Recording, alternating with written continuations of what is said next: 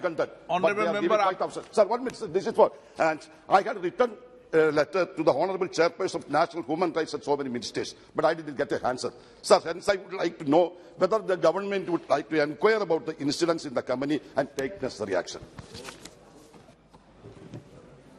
माननीय अध्यक्ष महोदय, जहां तक केरल प्रांत में फैक्ट्री अधिनियम के अंतर्गत दर्ज किए गए मुकदमों की संख्या है, 2019 में जो हमें सूचना स्थानीय अधिकारियों को पत्र देखने के बाद प्राप्त हुई है, 190 विषय 2019 में लंबित थे और उसके दौरान 2019 में 161 विषयों पर निर्णय लिया गया और 52 व्यक्तियों को दोषी पाया गया। ये फैक्ट्री जो एक्ट है उसके अधिनियम के अंतर्गत पाया गया।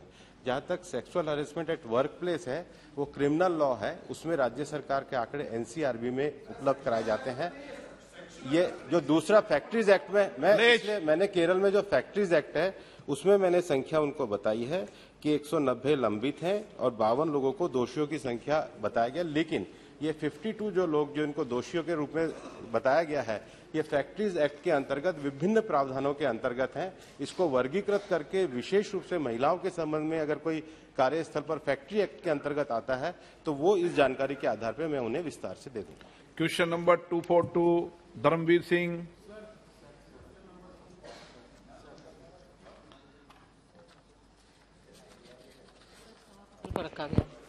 अन्य सदस्य। अध्यक्ष महोदय, मैं आपके माध्यम से मंत्री जी, क्योंकि नई शिक्षा नीति देश में लागू हो चुकी है और आज क्योंकि केंद्रीय विद्यालय हों या जवाहर विद्यालय, ये केवल एक बोर्ड के नीचे आती हैं। सारा देश एक है, एक जैसी शिक्षा चाहते हैं। तो मैं आपके माध्यम से मंत्री जी से पूछना चाहता हूं, क्योंकि हमारा एक डिस्ट्रिक्ट ऐसा है जो चरखी दादरी, वहां पर पंचायत ने जिला प्रशासन के माध्यम से 50 एकड़ जमीन भी दे दी। क्या मंत्री जी आश्वासन देंगे कि पॉलिसी के मुताबिक ही वो स्कूल भी हमारा ये साल नहीं तो अगले साल चालू हो जाए? अध्यक्ष जी, केंद्रीय विद्यालय और नवोदय विद्यालय से संबंधित माननीय सदस्य ने प्रश्न पूछा था, तो ये एक सतत प्रक्रिया है और जहां तक शायद नवोदय विद्यालय की बात कर रहे हैं चरखी दादरी में खोलने का, तो निश्चित रूप से वहां पे प्रक्रिया में है और वो बहुत ही जल्द खुल जाएगा। Shri N K. Premchandan ji. Thank you very much, sir. Sir, my question is relating to Kendriya Vidyalaya and Navodaya Vidyalaya in the light of Prime Minister's, there is a program, there is a prestigious program for the minorities. That is a Prime Minister's Jan Vikas Karyakram program is there. This program has been implemented as per the recommendations of Rajendra Sachar Committee report for the upliftment of the minorities in the country. My specific question to the Honourable Minister is whether in starting or commencing Kendriya Vidyalayas and Navodaya Vidyalayas, the blocks which are identified under Prime Minister's Vikas Karyakram Yojana will be given due priority so as to commence the schools in those blocks in which the Prime Minister's program is there. There's a specific recommendation is there in the Rajendra Sachar Committee report. As per the recommendations, this program has been implemented by the Honourable Prime Minister. Will it be given priority in order to commence these schools? Thank you very much, sir. अध्यक्ष जी, बहुत ही वरिष्ठ सदस्य हैं और हमें लगता है कि इस प्रश्न से ये संबंधित नहीं है, तो अलग से अगर इसमें करेंगे तो जरूर जवाब दे देंगे।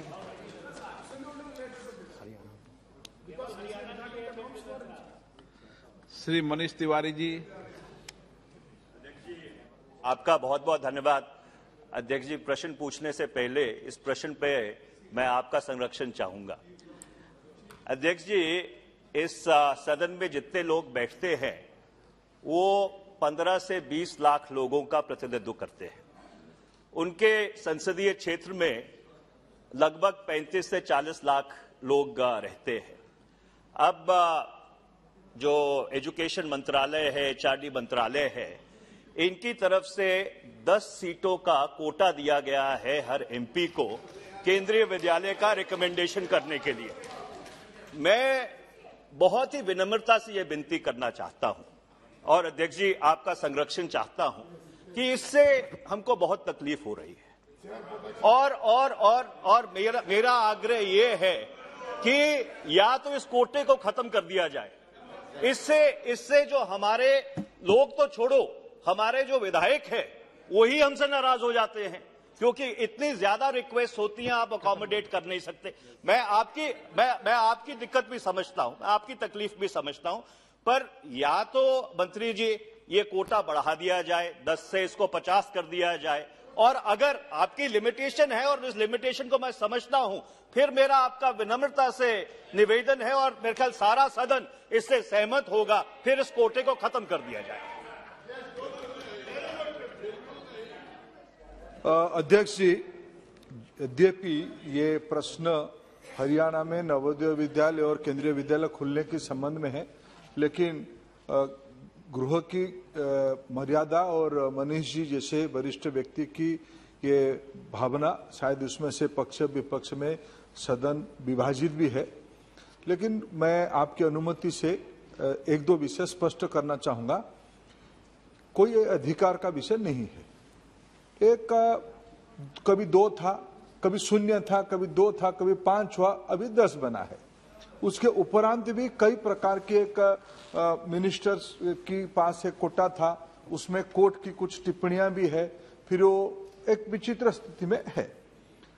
हमारी एक सहमति अगर बनती है कि हम प्रैक्टिकली स्कूल शिक्षा एक राज्यों की विषय है, लेकिन देश में प्रारंभ में केंद्रीय सेक्टर की कर्मचारियों की बच्चों के लिए ऑल इंडिया ट्रांसफर होती है, थोड़ा उनको सुविधा मिले पढ़ाई ट्रांसफर के साथ साथ, इसीलिए सेंट्रल स्कूल खुले।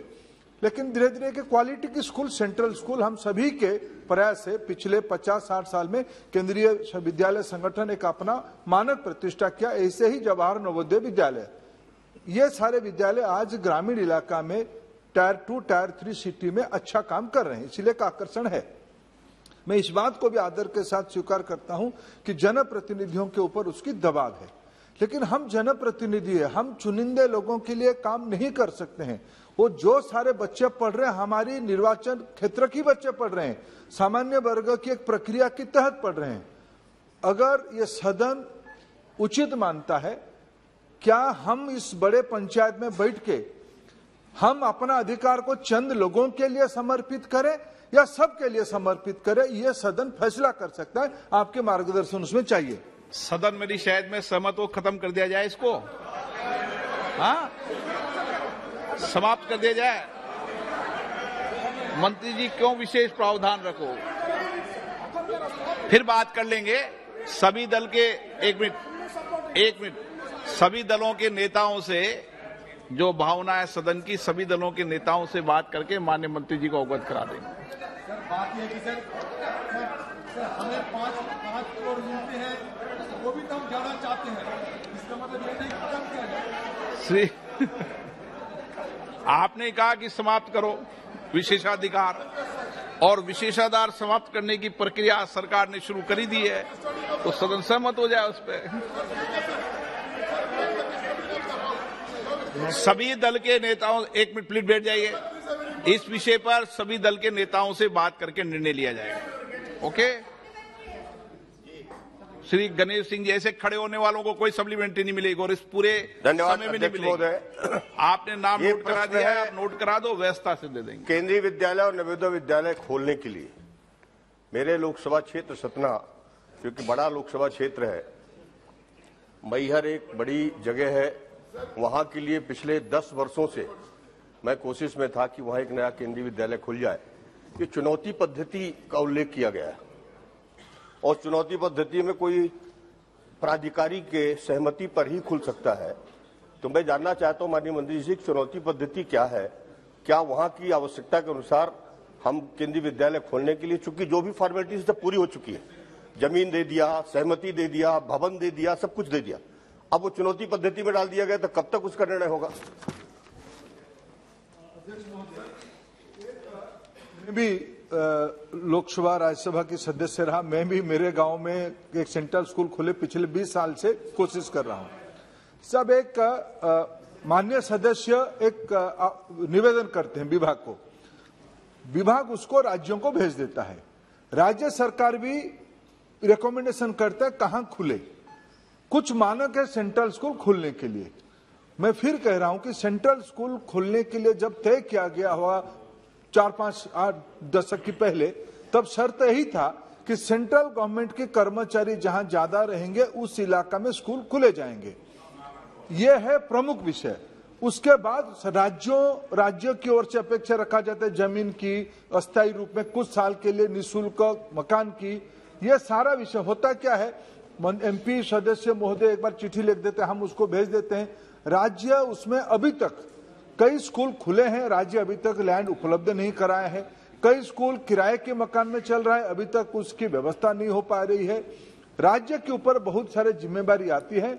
मैं अभी इसी कोशिश करेंगे, हम इसी सत्र के दौरान सारे माननीय लोकसभा सदस्य, राज्यसभा सदस्य को अवगत कराएंगे कि आपके इलाका में कौन सा चीज पेंडिंग है, लैंड को लेके, घर को लेके, उसको करिए। नया स्कूल की प्रपोजल आप देइए, हम राज्य सरकार को भेजेंगे। दोनों की सहमति होने से, मानक होने से इसको ही चैलेंजिंग रूट किया गया है। माने पिक एंड चूज नहीं करेंगे, एक लिस्ट के ऊपर कर रहे हैं। यह हमारी सरकार की पारदर्शी प्रक्रिया है। Mahua Moitra. Sir, thank you sir. Sir, I had my honourable colleague, Ms. Manish Tiwari, put forward his point of view.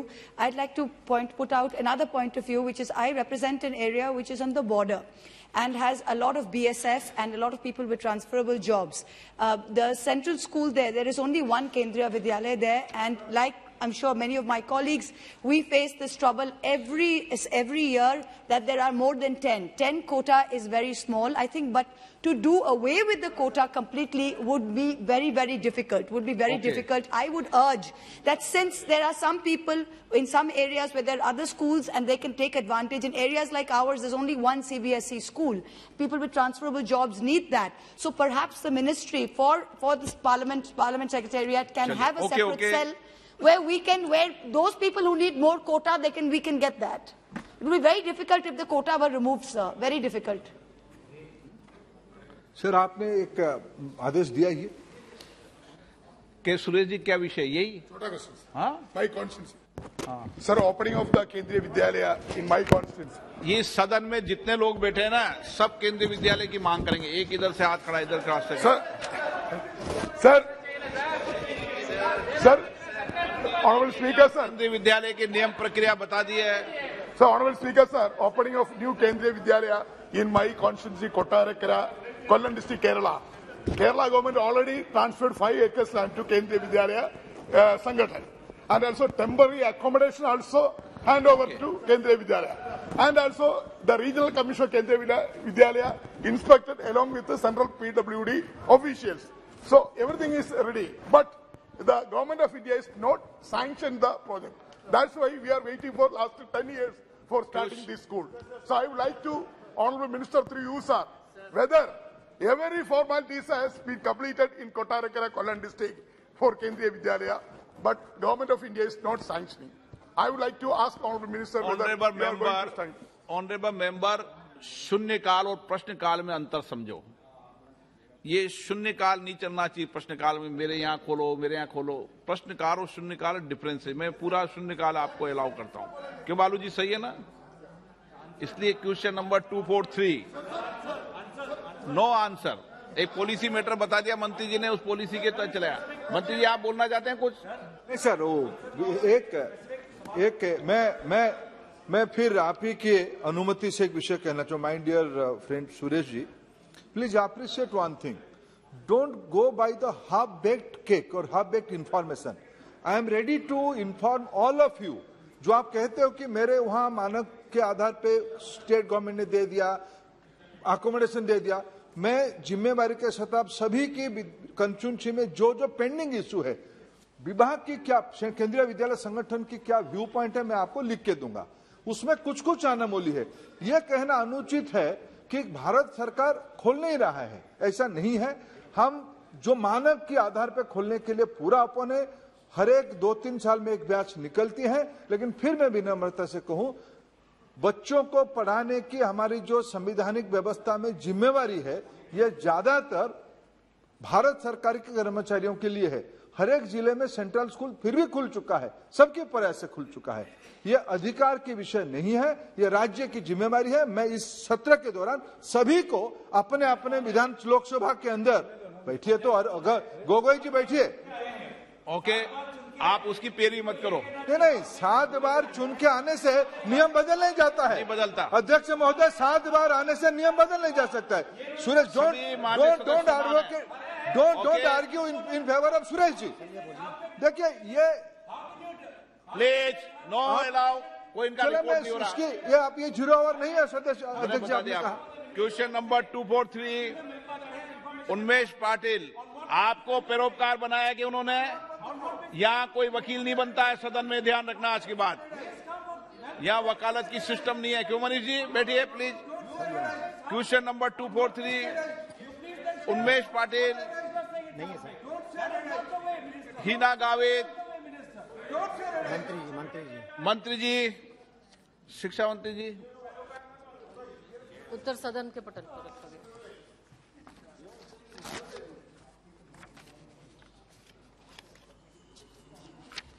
Shri TR. बालू जी। Sir, there is a Sarva Shiksha Abhiyan. Now the question pertains to Samikra Shiksha Abhiyan. They are going, the government is proposing to impart quality education from preschool to 12th standard for the next 5 years.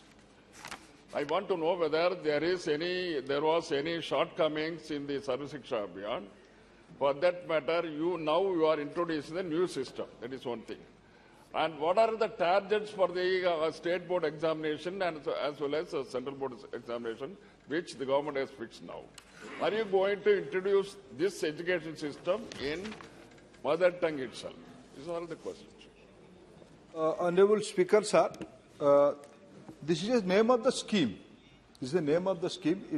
During Atalji's period, where Honorable Baluji was a part of government, I think he is remembering all these old scheme, Sarva Shiksha Abhiyan. Since last few years, the old scheme has been with some new modification and same as Samagra Shiksha Abhiyan. Essentially, this is a 60-40 centrally sponsored scheme. States are free to run their own course, own language, and in this national education policy, much emphasis is given to mother tongue. And in this Samagra Shiksha Abhiyan, one of the priority area is to create local language system, be it digital library, be it classroom, be it smart through local language. This is a very progressive scheme and all the states are cooperating on this issue. This is a very progressive step implemented by Modi government. Now, Sri Krishna. Thank you, sir. So, Andhra Pradesh state government is spending heavily on the education to the tune of almost 12% of the budget we are spending. And we have come up with various new schemes like Amavadi, wherein we are giving parents 15,000 rupees if they send a kid to the school, and also Nadu Nedi, where we are refurbishing the schools. But, sir, if you look at the data of Samagra Shiksha Abhiyan that you are talking about, in the last year, the percentage spent as proportion to the approved budget, not only Andhra Pradesh, but Maharashtra, Himachal Pradesh, Gujarat, Chhattisgarh, Kerala, Karnataka, Telangana and West Bengal, all these states have spent below 60%. Yes, it is a 60% is from the central government and 40% is from the state government. But still, these states could only drop below 60%. So what I request or what we want to ask you is there any consultation made with the states so that the scope of this scheme can be improved so that the states can draw much better and utilize these funds much better? Thank you. Speaker, sir, there is a very good question my friend has raised. Yes, there is a slow in taking the central share from the Delhi. But there is a basic difference, there is a basic reason. Because now we all are in the age of transparency. Minister of Finance has given a new pattern of disbursement to all the line ministry in Government of India, and all the line ministry are also persuading the respective state government come through more transparent manner. Government of India is going to release the fund when you will deposit from your state budget to the respective department your 40%. Immediately within few seconds, Government of India is going to release that money. Due to their own financial structure, different states, lot of states are taking the progressive stance. Lot of states have their own way of functioning. Government of India is constantly, especially Finance Ministry and all the Life Ministry, we all are persuading, and lot of states are also. This is a transitional phase. I hope by this end of March 31st, there will be substantial improvement in all these areas. This is a new pattern Government of India is emphasizing. This money belongs to the common man of this country. It has to be spent pie by pie in a more transparent manner. This is the effort of our government, and state government is cooperating. Gradually, it will improve. State has to adhere the financial discipline jointly agreed by Government of India and respective state governments. Question number 244, Srimati Aparijita Saringi. 244. माननीय मंत्री जी, उत्तर सदन पर रखा गया है. Honorable Speaker, sir, we are well aware of the fact that the differently abled children in our schools require very special care and protection. Sir, online teaching for these children can only be a stopgap arrangement because they need personal care. Sir, if we go by the established norms, 3% of the children population, the population that goes to schools, out of these 3% of the children's population, in fact, those who are differently abled should be integrated with the school system. The norms say that 3% of these children are supposed to be differently abled and they should be integrated with the schools. But unfortunately, in India, 0.5% to 0.6% of these children have been detected and brought into the school system. So I would like to request Honorable Minister Education to let us know whether there is a roadmap, there is a strategy, there is a plan of action of Government of India to move from 0.5, 0.6% to 3% of these differently able children and integrate them with the schools. माननीय मंत्री जी. अध्यक्ष जी, भारत सरकार के माध्यम से चूंकि शिक्षा समवर्ती सूची में है, लेकिन फिर भी अभी दिव्यांग छात्रों के लिए अभी जो समग्र शिक्षा अभियान की बात हम कर रहे हैं, तो आदरणीय प्रधानमंत्री जी के नेतृत्व में समग्र शिक्षा के माध्यम से कि सभी को बराबर की शिक्षा मिले, इस दृष्टिकोण से हम काम कर रहे हैं. और शिक्षा मंत्रालय के द्वारा लगातार राज्य क्षेत्र और नीतिगत पहलों, दिशा निर्देश, डेस्कटॉप, मोबाइल, टेलीविजन आदि के माध्यम से भी बच्चों की पढ़ाई, दिव्यांग बच्चों की पढ़ाई सुनिश्चित हो सके, इसके लिए हम लगातार प्रयास करते हैं. और सरकार के माध्यम से समय समय पर हम संघ राज्य क्षेत्रों को भी हम अपनी ओर से गाइडलाइन देते हैं कि किस तरह से वो बच्चों की पढ़ाई वो कर सके. और इसी के तहत आदरणीय प्रधानमंत्री जी ने जिस तरह अभी इस कोविड महामारी के समय में भी जो परेशानी हुई थी, पीएम विद्या के माध्यम से बच्चों की पढ़ाई जो कि लॉस न हो, लर्निंग लॉस न हो, उसके वजह से लगातार पढ़ाई ऑनलाइन डिजिटल माध्यम से चलाया जा रहा था. और इसी के तहत इस बार बजट में भी लगभग 200 डीटीएच चैनल की भी घोषणा आदरणीय प्रधानमंत्री जी ने की है, ताकि सभी बच्चों को समान और गुणवत्ता युक्त शिक्षा मिल सके. Supplementary. Sir, to address the issue of learning disabilities of these differently abled children, we need to have a large pool of special educators all across the country. Sir, the Rehabilitation Council of India actually raises this pool, gives recognition to institutes to actually train people to become special educators. But unfortunately, I was going by the statistics, the RCI has given recognition to very few number of institutes across the country. So, sir, in this regard, I would like to ask whether the Ministry of Education, in association with the RCI, can think of a strategy by which, huge number of institutes, those who are eligible, can be given the recognition so that more number of special educators can come. Honorable Minister. Speaker, sir, this is a very genuine concern shown by honourable member and all the section of the House. Let me put forth, this is a very sensitive issue. Our government, when Prime Minister Modi took charge, he redefined the entire issue. Now, he has brought in who all are disabled, who all are Divyang. In India, this is a very new issue. All these dysfunctions, malfunctions are there within our own family. But due to... Please, let me. I am not so expert like you, Taiji. मंत्री जी, please मंत्री जी, Please. आप Speaker sir, this is a very sensitive issue.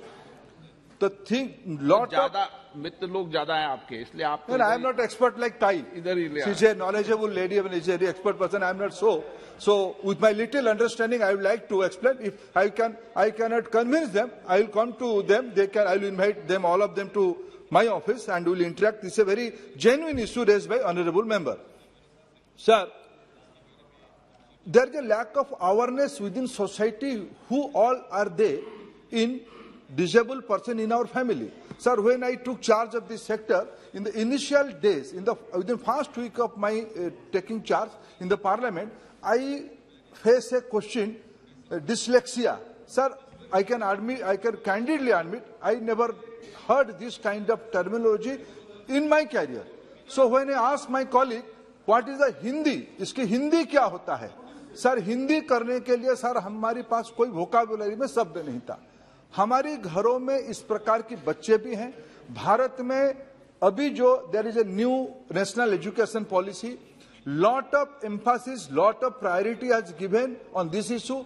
Addition to that, during this COVID period, हमने तो digital education, दिशा TV वगैरह लगाए, लेकिन how to educate the disabled students. There's a new challenge. We all are concerned. Experts are working on that. I would like to seek advice of this house how to create more trainer, more school, who all are dysfunctional. Let us know them. Collectively, we have to face this challenge. We have to educate all these segments. According to me, the population of this category of different kind of disabilities is around 10%. How to handle them? This is a challenge. We all have to work together. Iti Mohammad Bashir ji. Education of these differently abled students is really deplorable, sir. The first thing I would like to say is development of sign language. That is very much needed. Facility is very less. That is number one. Number two, application of educational technology for the upliftment of differently abled students. Sir, worldwide, a lot of technology updation is coming up for the development of the education of the differently abled students. My humble question to the Honourable Minister is, number one, whether you should take effective steps for developing the sign language in the country, and the second one, application of the education technology for this particular section. Would you take interest in that also? That's my question. Speaker, sir, both the advice are very pertinent. I am assuring honourable member in both the sector regarding sign language and implementing technology for education of the physically disabled students. Both we all are working on that. This is a good advice. We will take care of that. Shri S.S. Ahluwalia ji. अध्यक्ष महोदय, ये एक विषय ऐसा है कि जब आप किसी स्कूल का दौरा करें या गांव में जाएं तो हर एक दूसरे तीसरे घर में आपको ऐसे बच्चे मिल जाते हैं. और सरकार की जो नीति है children with special needs CWSN, इसके तहत बजट में प्रावधान भी रहता है, पर स्कूलों में जाकर पता लगता है कि कितने % बच्चे वहां पर हैं. जो हमारी पहली प्रश्नकर्ता ने सवाल किया, स्कूल में जाकर पता लगता है कि बच्चों की डिसेबिलिटी सर्टिफिकेट मिलता नहीं.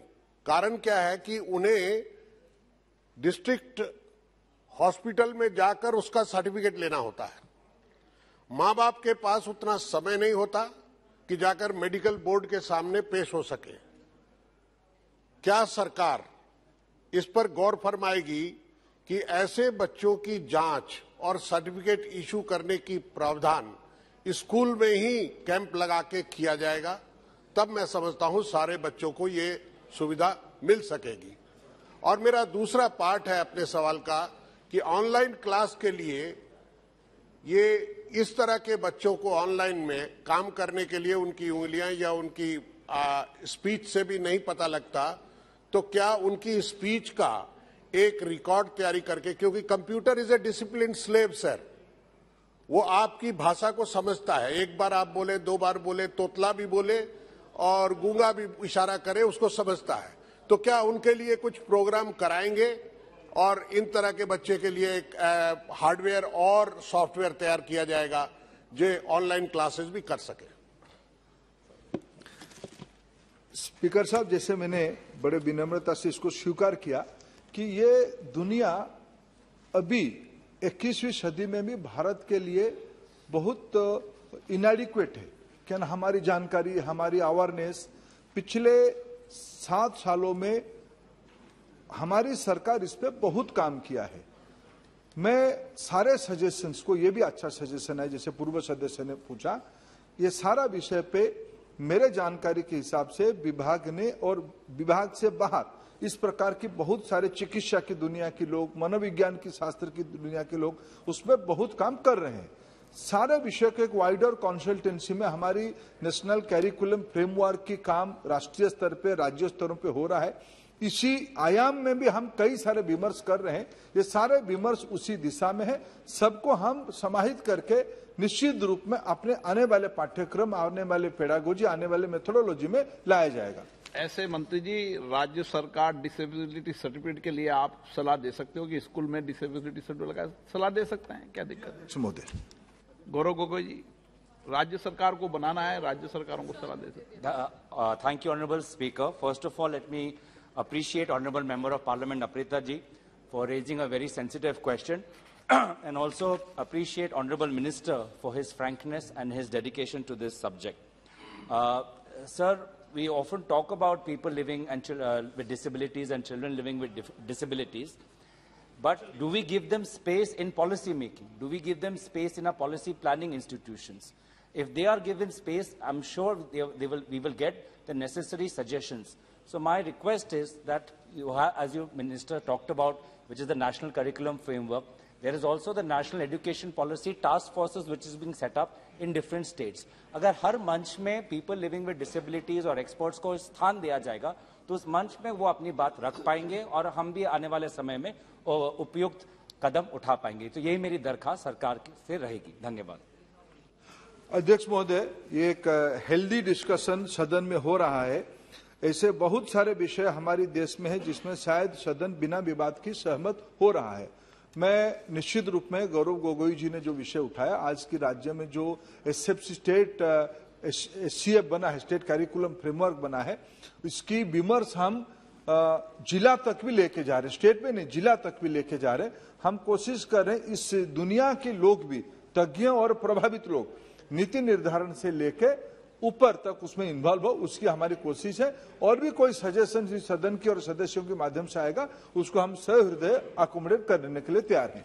क्वेश्चन नंबर 245 श्री नव कुमार सड़निया। सर, क्वेश्चन 245 माननीय मंत्री जी, उत्तर सभा पटल पर रख दी गई। Honourable member. Thank you sir, आपने मुझे पूछने का मौका दिया। पिछले 8 साल में पहली बार हमको ये मौका मिला। सर, मिनिस्टर का जो रिप्लाई है उसमें हमारा जो काउंसिल है 6 शेड्यूल का, बोडोलैंड टेरिटोरियल काउंसिल, डिमा हसाओ और कार्बी आंगलोंग में स्पेशल पैकेज के अंदर टोटल 102 प्रोजेक्ट में 1170 करोड़ का पैसा दिया है और इसमें 56 प्रोजेक्ट कंप्लीट हुआ है और 46 प्रोजेक्ट 576.57 करोड़ का ऑनगोइंग है, लेकिन इसमें डिटेल्स नहीं है। सर, मुझे इसलिए ये पूछना है, पिछले बहुत टाइम से कार्बी आंगलोंग और बीटीसी में हजारों करोड़ का घोटाला होने का केस भी चला है और पार्लियामेंट में भी आया है, क्योंकि वहां कोई मॉनिटरिंग नहीं होता है। 2016 से जब दिशा कमेटी बनाया, सिर्फ मुझे इसके लिए हटा के एक राज्यसभा का एमपी को दिशा का कमेटी बन गया, चेयरमैन बना दिया। लेकिन अभी उसका काम खत्म हो गया, अभी हम फिर दिशा का कमेटी में आ गया है चेयरमैन। तो इसलिए मेरा मांग है इसको दिशा के अंदर लाना चाहिए। और स्टेट लेवल में जो कमेटी होता है मॉनिटरिंग का, वो भी नहीं है। और हम 5th सीडल एरिया में भी घुमा है, इसलिए भी इस एरिया में भी हमको बहुत सारे लोगों ने कंप्लेन किया है जो ट्राइबल सप्लाइन का पैसा है वो इधर उधर दूसरा एरिया में डाइवर्ट होता है। तो स्पेशली हमारा मिनिस्टर से मुझे पहला है ये डिटेल्स डाटा हमको चाहिए, और दूसरा मॉनिटरिंग के बारे में आपको क्या सोच है उसको बताना है। Thank you sir. अध्यक्ष महोदय, माननीय सदस्य ने जो ऑटोनोमस काउंसिल है उसके संदर्भ में पूछा है। पूरे देश में दिशा के एक गाइडलाइन है जिसमें सभी मंत्रालयों के जितने भी कार्यक्रम हैं उन सारे कार्यक्रमों की समीक्षा की जाती है, और उसमें ट्राइबल अफेयर्स मिनिस्ट्री का भी कामकाज की समीक्षा दिशा स्तर पर कार्यान्वयन की दृष्टि से किया जाता है। और मैं निश्चित रूप से कहूँगा कि दिशा की बैठक में आप इसकी चर्चा कर सकते हैं, और इसमें अगर कहीं आपको किसी तरह की कठिनाई ऐसा लगता है तो हम यहाँ से उसके लिए गाइडलाइंस यदि आवश्यकता पड़ेगी तो अलग से देंगे। Honourable member. ठीक है, लेकिन मेरा जो 6 सीडल एरिया है उसमें थोड़ा सा दिक्कत है, क्योंकि उसमें डीसी मेंबर सेक्रेटरी होता है दिशा का, लेकिन डेवलपमेंट के पार्ट में उसमें कोई पार्ट नहीं है उसका, क्योंकि ये सारा ट्रांसफर सब्जेक्ट है काउंसिल का। पिछले हमारा जो बीजेपी गवर्नमेंट सरकार बना है उसमें एक डिसीजन लिया है उन लोगों ने, जो डीसी को कुछ कुछ एरिया में उसको पावर देगा, एसओपी निकलेगा उसे। लेकिन अभी तक 1 साल हो गया, एसओपी नहीं निकला है। डीएम भी हमको पूछते हैं सर हमको पता नहीं है अभी किस में हमको क्या करना है क्या बोलना है। तो हमारा मिनिस्टर से आग्रह है अगर एसओपी भी उसको ठीक तरह के बता देगा जो क्या करना है वो तो होगा। और आपसे हमारा गुजारिश है आप एक बार स्टेट गवर्नमेंट को भेजिए जो दिशा के अंदर ये टीएसपी का जो मैटर है उसको आना, उसमें 15 फाइनेंस का भी मैटर नहीं आता है क्योंकि ये पैसा काउंसिल में जाता है। और सर दूसरा हमारा क्वेश्चन है जो अभी प्रश्न नहीं था कि आपका सर एक है जो एकलव्य मॉडल रेसिडेंस स्कूल का मेरा सेक्टर एसटी का 4 डिस्ट्रिक्ट 5 डिस्ट्रिक्ट अभी 5 डिस्ट्रिक्ट बन गया है, तमुलपुर भी बन गया है। इसमें सिर्फ एक एकलव्य मॉडल स्कूल है और उसका भी हालत खराब है। मेरा रिक्वेस्ट है एक बार मिनिस्टर को उसमें एक बार जाके विजिट करना चाहिए और बाकी जितना डिस्ट्रिक्ट है उसमें और एक एकलव्य मॉडल स्कूल जल्दी जल्दी बनाना चाहिए। इसी नेक्स्ट फाइनेंशियल ईयर में इसे हम मिनिस्टर का जवाब चाहिए। Thank you sir. अध्यक्ष महोदय, माननीय सदस्य ने जो पूछा है और जिसके बारे में उन्हें थोड़ी शंका है, पूरे देश में सभी जिला के माध्यम से ही एजुकेशन होती है। व्यवस्था के दृष्टि से राज्य सरकार कुछ ऑटोनोमस काउंसिल या जिला स्तरीय जो हमारे निकाय है उसके माध्यम से। तो आपने ठीक ही कहा है, जिसको जानना चाहे मैं इस संदर्भ में रूरल डेवलपमेंट मिनिस्ट्री चूँकि हमारा इन सारे कार्यों के मामले में गाइडलाइंस जारी करता है, हम उसके साथ बात करके इसका समाधान करते हैं। दूसरा जो उन्होंने पूछा है एकलव्य मॉडल स्कूल के बारे में, उसकी जो मापदंड तय की गई है उस मापदंड के आधार पर स्वीकृति दी गई है। और तीसरा उन्होंने यह विषय जानना चाहा कि उन क्षेत्रों में जो विद्यालय है उसकी स्थिति अच्छी नहीं है और वहाँ जाना चाहिए। मैं माननीय सदस्य के साथ मिलकर के बातचीत कर लूँगा और ज़रूर जाऊँगा ताकि मैं वहाँ की वास्तविकता से रूबरू हो सकूँ और उसका कोई अगर आवश्यकता पड़ेगा उसका समाधान करें। श्री अर्जुन लाल मीणा। धन्यवाद अध्यक्ष महोदय। सबसे पहले तो मैं आपके माध्यम से माननीय मंत्री महोदय को बहुत बहुत धन्यवाद देता हूं कि उन्होंने जो क्वेश्चन का जो विस्तृत उत्तर दिया है। मैं भी शेड्यूल 5 जो राजस्थान, गुजरात, मध्य प्रदेश, महाराष्ट्र, छत्तीसगढ़ ये जो आदि राज्य हैं शेड्यूल 5 में, वहां से आता हूं और मेरा अपना संसदीय क्षेत्र उदयपुर है। उदयपुर के में इन्होंने इनके मंत्रालय के माध्यम से 2751 के तहत कितनी धनराशि दी और कितनी अभी तक खर्च हुई है पिछले 3 साल का मैं चाहता हूं कि वो उत्तर देवे और जो राशि दी है वो अभी तक खर्च हुई है नहीं हुई है। वैसे मैं धन्यवाद देना चाहता हूं कि इन्होंने मेरे अपने संसदीय क्षेत्र में 6 एकलव्य मॉडल रेजिडेंशियल विद्यालय खोले। इसके लिए मैं सरकार को और मोदी जी को और मंत्री जी को धन्यवाद जी धन्यवाद। अध्यक्ष महोदय, इस वैसे हमारे पास में राजस्थान में कितनी राशि उपलब्ध कराई गई है उसकी आंकड़े हैं, मैं उनको उपलब्ध करूँ। श्री अजय रंजन चौधरी जी।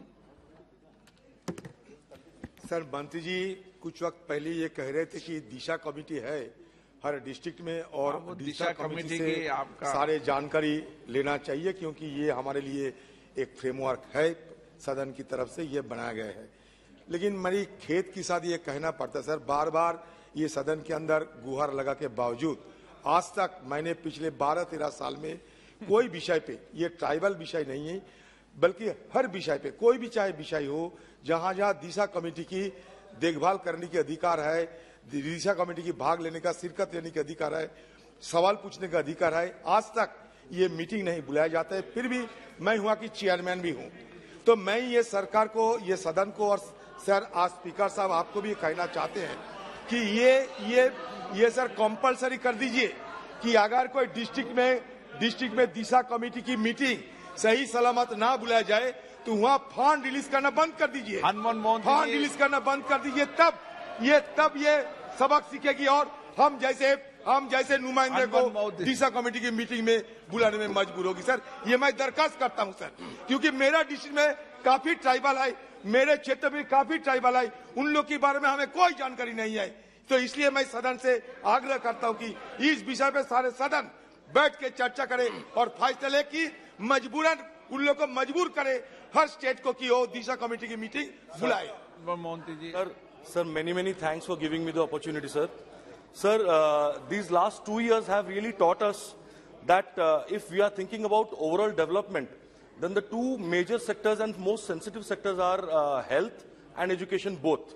And when we are talking about the tribal development, overall development, through you to the Honorable Minister of Tribal Affairs, I would like to, sir, ask, so that is he aware that there is a disease called sickle cell disease in tribals? It's a very critical disease, and it is genetic. It is a genetical disease which cannot be cured. Survival is very it's almost impossible, sir. और limited होते हैं जिनकी उम्र होती है sir, जो बच्चों को सिकल सेल होता है जेनेटिक वजह से, ट्राइबल बच्चों को, उनकी उम्र भी सीमित होती है, 20-25 साल तक वो जिंदा रहते हैं। But sir, this can be eradicated. There are experts, those who are coming up with many suggestions, जो इसको इरेडिकेट करने के लिए पूरी तरह से दावा कर रहे हैं। और मुझे जितना मालूम है कि केंद्र सरकार के पास में ये अपना एक मेमोरेंडम लेकर गए भी थे, मिले भी थे कुछ महीने पहले। So through you I want to ask sir, आपका प्रश्न क्या है? Sir, through you sir, I am just asking it sir. Sir, I am asking sir, has the government been approached with such kind of any proposal? If the government admits, then when and how to implement or execute this eradication? And if no, if the government has not yet been approached by anyone, by any organization, then will the government agree to look into this grave health issue in tribals and welcome such kind of experts for discussion and look into this matter very seriously immediately? Thank you, sir. अध्यक्ष महोदय, इस प्रश्न से संबंधित नहीं है, लेकिन माननीय सदस्य ने जो विषय उठाया है बहुत महत्वपूर्ण इस दृष्टि से है कि जनजातीय क्षेत्रों में और जनजातीय लोगों में इस तरह की समस्याएं अधिक हैं और इस विषय पर हमारा मंत्रालय बहुत संवेदनशीलता के साथ माननीय प्रधानमंत्री जी के नेतृत्व में, क्योंकि आप जानते हैं कि माननीय प्रधानमंत्री जी इस विषय पर कई बार कई देशों के भ्रमण के दौरान भी इसकी चर्चा की है और देश में भी किया है। अभी हम ICMR के साथ में स्वास्थ्य मंत्रालय के साथ मिल करके 2 पार्ट में काम कर रहे हैं। एक तो रिसर्च पार्ट है और दूसरा डेटाबेस बनाने का कि किन राज्यों में किस तरह के कितने और कितनी संख्या में है, उसको हम कैसे डेटा बनाएं और उसका एक काउंसलिंग सिस्टम कैसे डेवलप करें, क्योंकि अनुवांशिक जब हम कहते हैं तो उसमें जितना अधिक जागरूकता फैलेगी उतना ही अधिक उसका समाधान निकलेगा। वो एक पक्ष है। दूसरा पक्ष ये है कि जो इससे प्रभावित है उसके लिए जो ट्रीटमेंट है वो ट्रीटमेंट सरल तरीके से कैसे उपलब्ध हो। कुछ ट्रीटमेंट है जिसको स्थानीय स्तर पर नहीं दिया जा सकता है, उसके लिए भी व्यवस्थित किया जा रहा है। उसके सभी संस्थाओं के साथ हम लगातार जितने भी देश के ऐसे महत्वपूर्ण संस्थान हैं जो रिसर्च बेस्ड है, चाहे वो एम्स हो, गंगाराम हो या अन्य देश के अन्य हिस्सों में जो अच्छे अस्पताल है या जितने रीजनल लेवल में हमारे एम्स खुले, उन सारे लोगों के साथ बातचीत हो रही है और इस पर हम लगातार काम कर रहे हैं। अभी हमारा जो स्वास्थ्य मंत्रालय है उन्होंने इस संबंध में, क्योंकि आप जानते हैं कि जनजातीय क्षेत्रों के जनजातीय लोगों के विकास के लिए जो व्यवस्था है उस व्यवस्था में एक एससीए कंपोनेंट, एसटीसी कंपोनेंट होता है। उसके माध्यम से हम सभी मंत्रालयों के साथ मिलकर के काम करते हैं। तो स्वास्थ्य मंत्रालय के साथ क्लोजली हम कर रहे हैं और हमारे मंत्रालय में जो रिसोर्स गैप जहां पर आवश्यकता होती है उसको इस कार्य योजना के साथ मिला करके काम करते हैं। श्री जी Madhavi. Thank you very much, sir. Sir, estimates suggest that 77% of the tribal population has no access to the internet. Has the government conduct any survey to identify the extent of the internet access to the tribal population? What is being done to improve the situation, sir? Thank you. अध्यक्ष महोदय, अभी आपको सुनकर या सदन को सुनकर खुशी होगी कि एक स्पेशल प्रोग्राम प्रारंभ किया गया है आईटी मिनिस्ट्री की तरफ से और उसमें लगभग 6,500 करोड़ की व्यवस्था की गई है और 7,000 गांव में इंटरनेट व्यवस्था स्पेशल तरीके से ब्रॉडबैंड कनेक्शन 4G कैसे उपलब्ध कराया जाए वो सारे ट्राइबल विलेजेस हैं। Question number 246 Shri Rajveer Singh, Shri Bhola Singh. Question number 246 अध्यक्ष। माननीय मंत्री जी। Answers been placed before the House. जी धन्यवाद अध्यक्ष महोदय। माननीय अध्यक्ष महोदय, माननीय मंत्री जी के उत्तर से स्पष्ट हुआ है कि हमारी सरकार माननीय प्रधानमंत्री जी के नेतृत्व में हिमालय क्षेत्र की सांस्कृतिक विरासत के संरक्षण और विकास के लिए बहुत सारे कार्य कर रही है। मैं आपके माध्यम से माननीय मंत्री जी से जानना चाहूँगा कि सरकार ने हिमालय क्षेत्र की सांस्कृतिक विरासत के संरक्षण और विकास पर शोध करने के लिए अब तक किन किन केंद्रीय शोध संस्थाओं की स्थापना की है और क्या सरकार उनकी प्रकृति से संतुष्ट है? आदरणीय अध्यक्ष जी, जो स्कीम चलाई जाती है उसके अंदर जो संस्थाएं हैं उन संस्थाओं की स्थापना केंद्र सरकार नहीं करती है, बल्कि उसमें जो 6 राज्य हैं हिमालय के आसपास वाले, उसकी राज्य सरकारें प्रपोजल सिलेक्ट करके केंद्र के पास भेजती है। जो हमारी डिवीजन है वो उसका मुआयना करती है और उसके बाद सरकार उनको फंड्स देती है। और अभी जो है पिछले कुछ वर्षों में उनको बढ़ाया गया है, तो 23.86 करोड़ से अब जो पैसा उस पर खर्च किया जा रहा है वो पिछले साल के मुताबिक इस साल 37 करोड़ है और उसमें जो संस्थाएं हैं वो भी 117 से बढ़कर 203 हुई हैं। तो ये जो संस्थाएं हैं वो राज्य द्वारा, उसमें कुछ ट्रस्ट हैं, सोसाइटीज हैं और अन्य बॉडीज हैं, यूनिवर्सिटीज हैं जो राज्य भेजता है और सिर्फ कुछ एक प्रदेशों के अंदर, खासतौर पे अरुणाचल और सिक्किम के अंदर जो है 90:10 का रेशो रखा जाता है, बाकी जगह 75:25 का रेशो रहता है। दयाल चंद मेघवाल। धन्यवाद अध्यक्ष महोदय। अध्यक्ष जी, राजस्थान भी सांस्कृतिक विरासत में कम नहीं है। विश्व में कोई भी टूरिस्ट अगर इंडिया में आता है तो राजस्थान जाने का जरूर उसका मन होता है।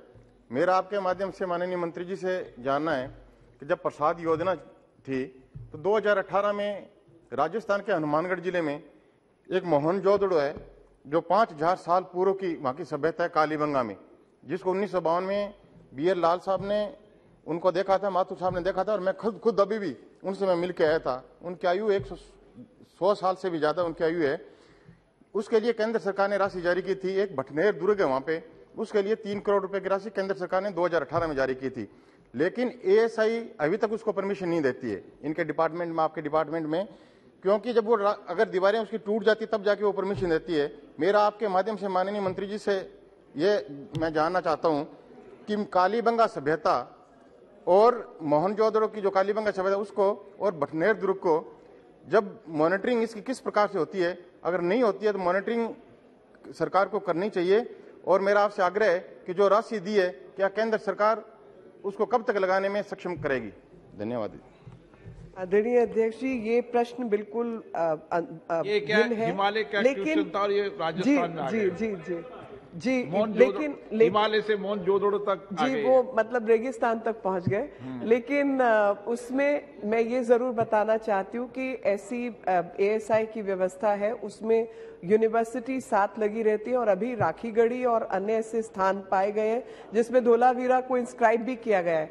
इनका जो प्रश्न है वो स्पेसिफिक कालीबंगा पर है। कालीबंगा से संबंधित जो भी उचित जानकारी होगी मैं माननीय सांसद तक पहुंचा दूंगी, और खास तौर पे इस प्रोजेक्ट को जिसको इन्होंने स्पेसिफिकली पूछा है उससे रिलेटेड सब डिटेल इन तक पहुंचा देंगे। क्वेश्चन नंबर 247 श्री कृपाल बालाजी तुमाने। क्वेश्चन नंबर 247 माननीय मंत्री जी महोदय उत्तर सभा पटल पर रखा जाए। धन्यवाद स्पीकर महोदय। मेरे संसदीय क्षेत्र रामटेक में काफ़ी लेबर होते हैं। माइनिंग में काम करने वाले लगभग 2 लाख लेबर है WCL और मॉइल में, और MIDC में भी काम करने वाले लगभग उतने ही लेबर होंगे। 2019 में 18 में घोषणा हुई थी और 19 में हमने भूमि पूजन किया था। उस समय संतोष गंगवार साहब जो उस समय के लेबर मंत्री जी थे और हमारे दूसरे केंद्रीय मंत्री नागपुर से आप जानते हैं वो भी थे। हमने भूमि पूजन का बहुत बड़ा सरकार की ओर से कार्यक्रम किया, लेकिन अध्यक्ष महोदय वो अस्पताल का काम अभी तक चालू नहीं हुआ है।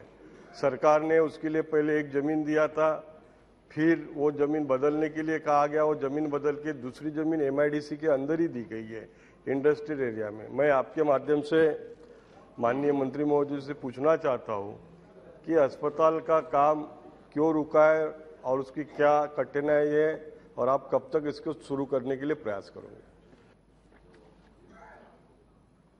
माननीय अध्यक्ष महोदय, ESIC के लगभग देश भर में 57 अस्पतालों में इस समय काम पेंडिंग है। उसके अलग अलग कारण हैं। कुछ कारण तो जमीन का पोजीशन नहीं मिल पाना है, कुछ कारण वहाँ पर अभी एजेंसी के द्वारा कार्य को जो नक्शे के साथ शुरू करना है वो शुरू नहीं हो पाना है। हमने ESIC की पिछली बैठक में इसके लिए एक डैशबोर्ड का गठन किया है और अब जितने भी अस्पताल हैं ये सारे ESIC के डैशबोर्ड पे आएंगे। जिनकी भी प्रक्रियाएं लंबित पड़ी हैं उनको हमने व्यक्तिगत रूप से ही पत्र भेजे जिन सांसदों ने मुझे दिया है, और इन सब सारी कार्यवाहियों को अब हम पूरी तरीके से एक पोर्टल के माध्यम से संचालित कर रहे हैं। सप्लीमेंट्री।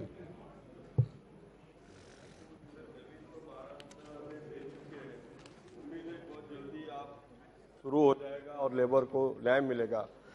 मैं आज की तारीख में वहाँ पर जो अभी एक ESIC का नागपुर शहर में जो अस्पताल चल रहा है उस अस्पताल की हालत बहुत ही खराब है, यानी वहाँ कोई व्यवस्था ही नहीं है। बेड तो 100 बेड का अस्पताल है, एक सादी सोनोग्राफी की मशीन नहीं है, एक्सरे का एक मशीन है, कोई ऐसी व्यवस्था नहीं है। मैं माननीय स्पीकर महोदय के द्वारा थ्रू जानना चाहता हूँ कि सर जब तक आप इस अस्पताल में जो उस अस्पताल में आप आगे सुविधा देने वाले हैं वो चालू होने तक क्या इस अस्पताल में सारी मशीनरियाँ आप देंगे। और दूसरा एक छोटा उसके साथ में मेरा सवाल है कि वहाँ पर थोड़े बहुत सारी गड़बड़ियाँ हैं, तो क्या आप उसकी, क्योंकि जो टेंडर होता है, टेंडर जिसको मिलता है उसको काम नहीं मिलता, कोई और ही काम करते रहता है, तो इस बारे में भी सरकार उसकी तरफ ध्यान देंगी। माननीय अध्यक्ष महोदय, माननीय सदस्य ने अगर कोई ये विषय संज्ञान में लाए तो निश्चित रूप से उनके द्वारा लाए गए पर्टिकुलर विषय को मैं पूरी तरीके से संज्ञान में लूंगा। पूरे देश भर में ESIC के 160 अस्पताल और 18 मेडिकल कॉलेज चलते हैं।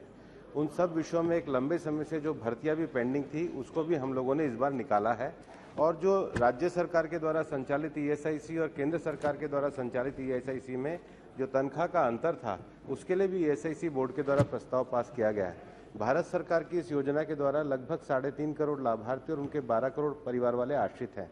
हमारा ये मानना है कि हमारे मंत्रालय को जो ईएसआईसी की सुविधा है लोगों की सेवा के लिए है। आप जो विषय एक पर्टिकुलर अस्पताल के लिए मेरे संज्ञान में लाए हैं, निश्चित रूप से मैं आपको अपने कार्यालय में बुला के उसको आपकी समस्या का समाधान करूंगा। Question number 248 Shri Ashok Kumar Yadav.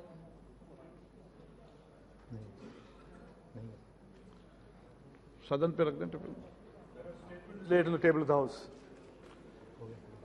Question number 249 Sunita Duggal. 249 रखा गया। श्री चंद्रशेखर साहू।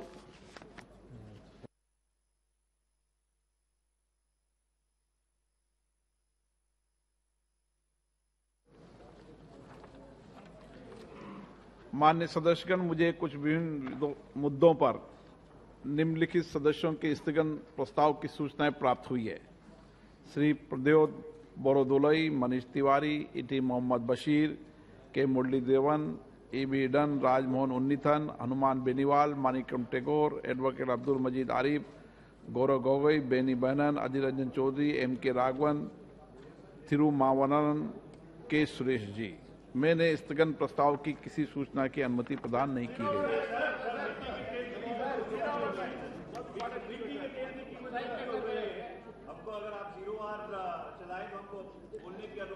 शून्यकाल आज इस चर्चा के बाद शून्यकाल चलाएंगे।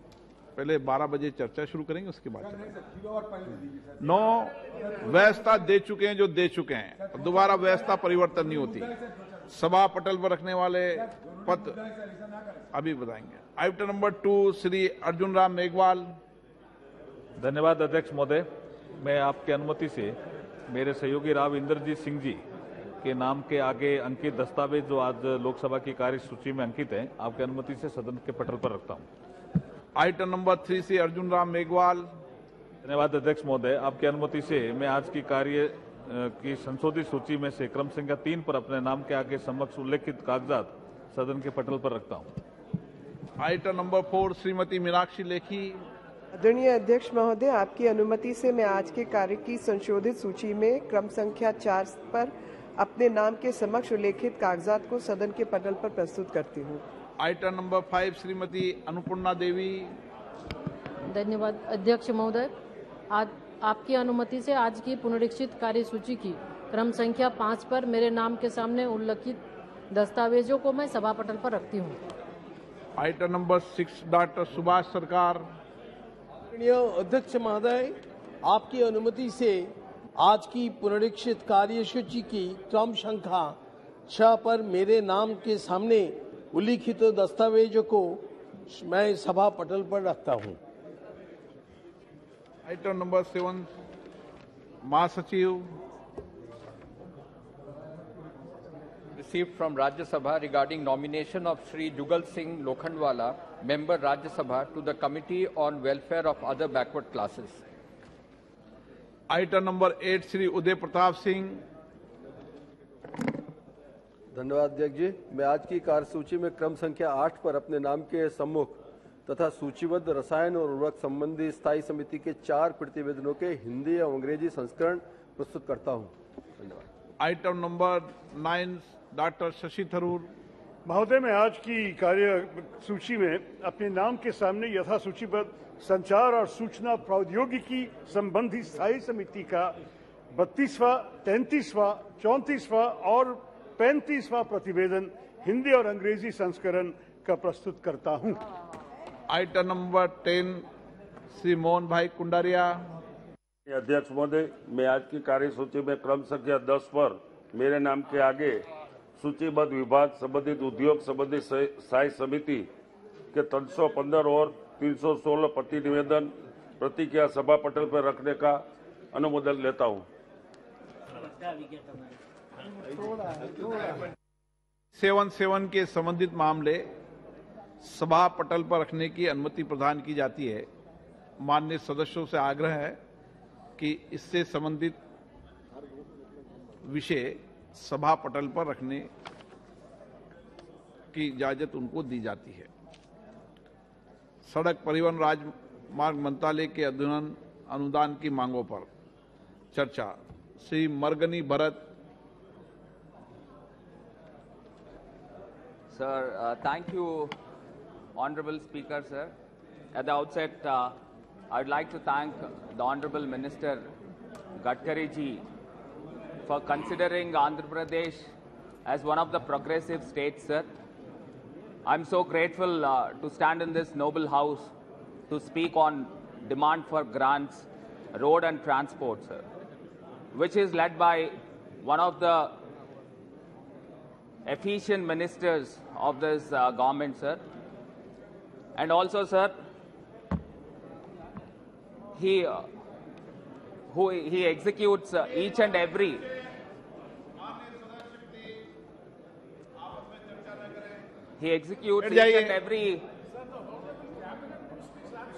राज्य मंत्री सर। अभी माननीय केंद्रीय मंत्री जी आ रहे हैं, राज्यसभा से भी आ रहे हैं। Sir, thank you, sir.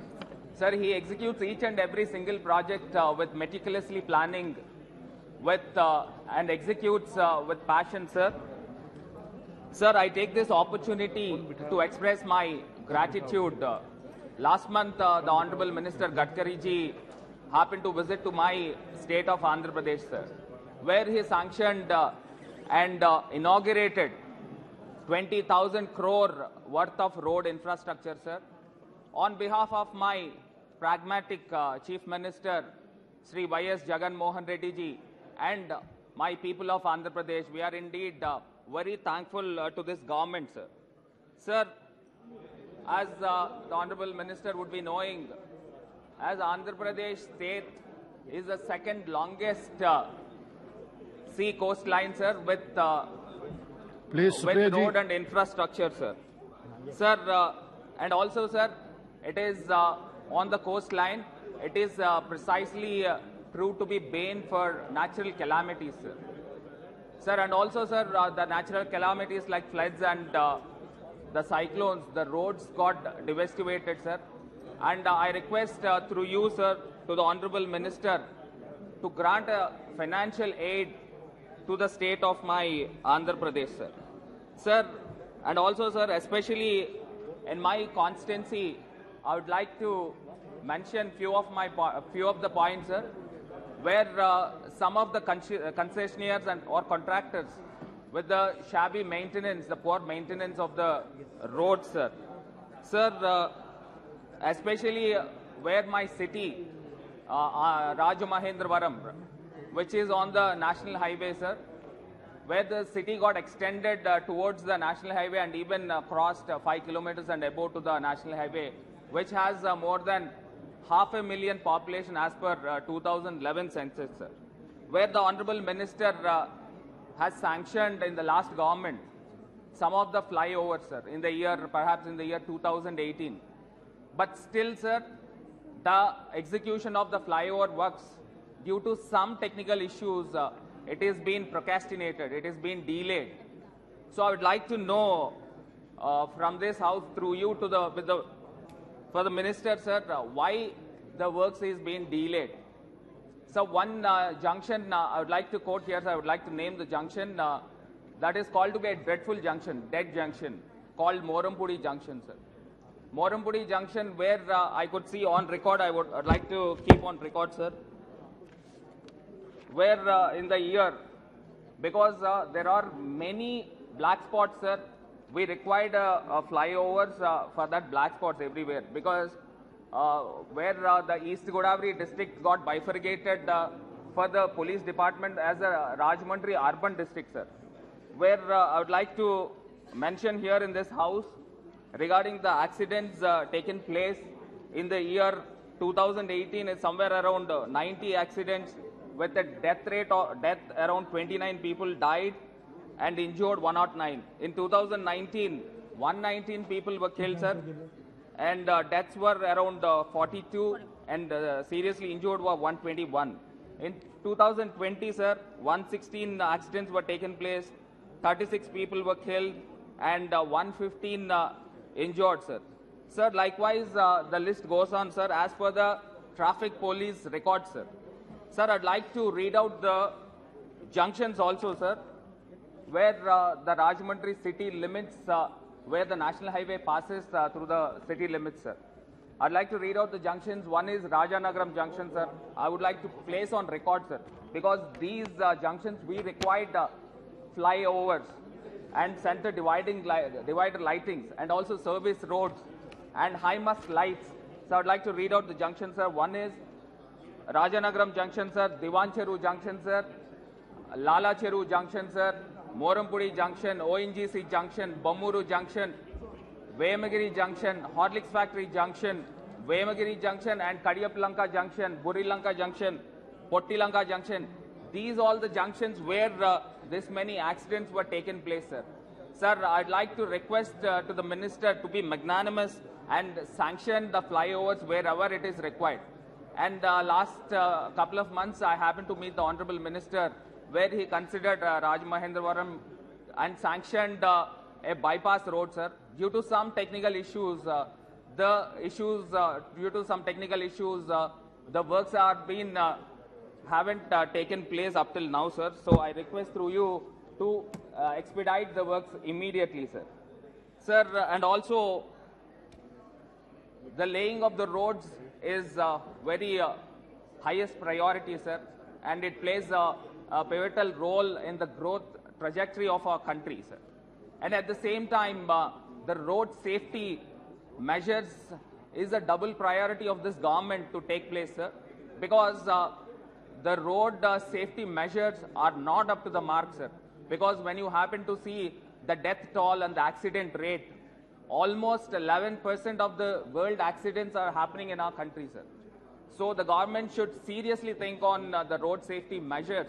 And at the same time, the government has to see the standards of the vehicles, whether the Vehicle Act, Motor Vehicle Act of 2019, where it was passed in this house, in the parliament, sir, whether it is being implementing properly or not, the government has to monitor continuously, sir. Sir, and also, sir, my main points, and at the same time, sir, the roads has increased apparently in this past 10 years from past decades, sir, and at the same time, the number of vehicles also has increased beyond the road, sir. Sir, also, sir, but when it comes to the violation of the rules, let me put on record for young India, sir. Sir, we are all educated, and many of us in a hurry going to our respective destinations, we violate, many of us violate the rules and the traffic rules, sir. Sir, the stringent laws has to be formulated by Government of India and the Ministry to curtail the accident rate, sir. As I have one suggestion, sir. As why can't the insurance premium may be linked with the traffic violations? Many traffic violations, the insurance premium will be very higher, and less traffic violations, the insurance premium shall be incentivized. Why can't the government plan in such a way, sir? And other hand, sir, on the other hand, there are some officers I don't want to take their names, but the below standard officers, where I told you, I mentioned right now in this house, sir, before, about the dreadful junctions and accidents, sir. Sir, who is responsible for the accidents, and who is responsible for the people who were killed brutally in the road accidents, sir?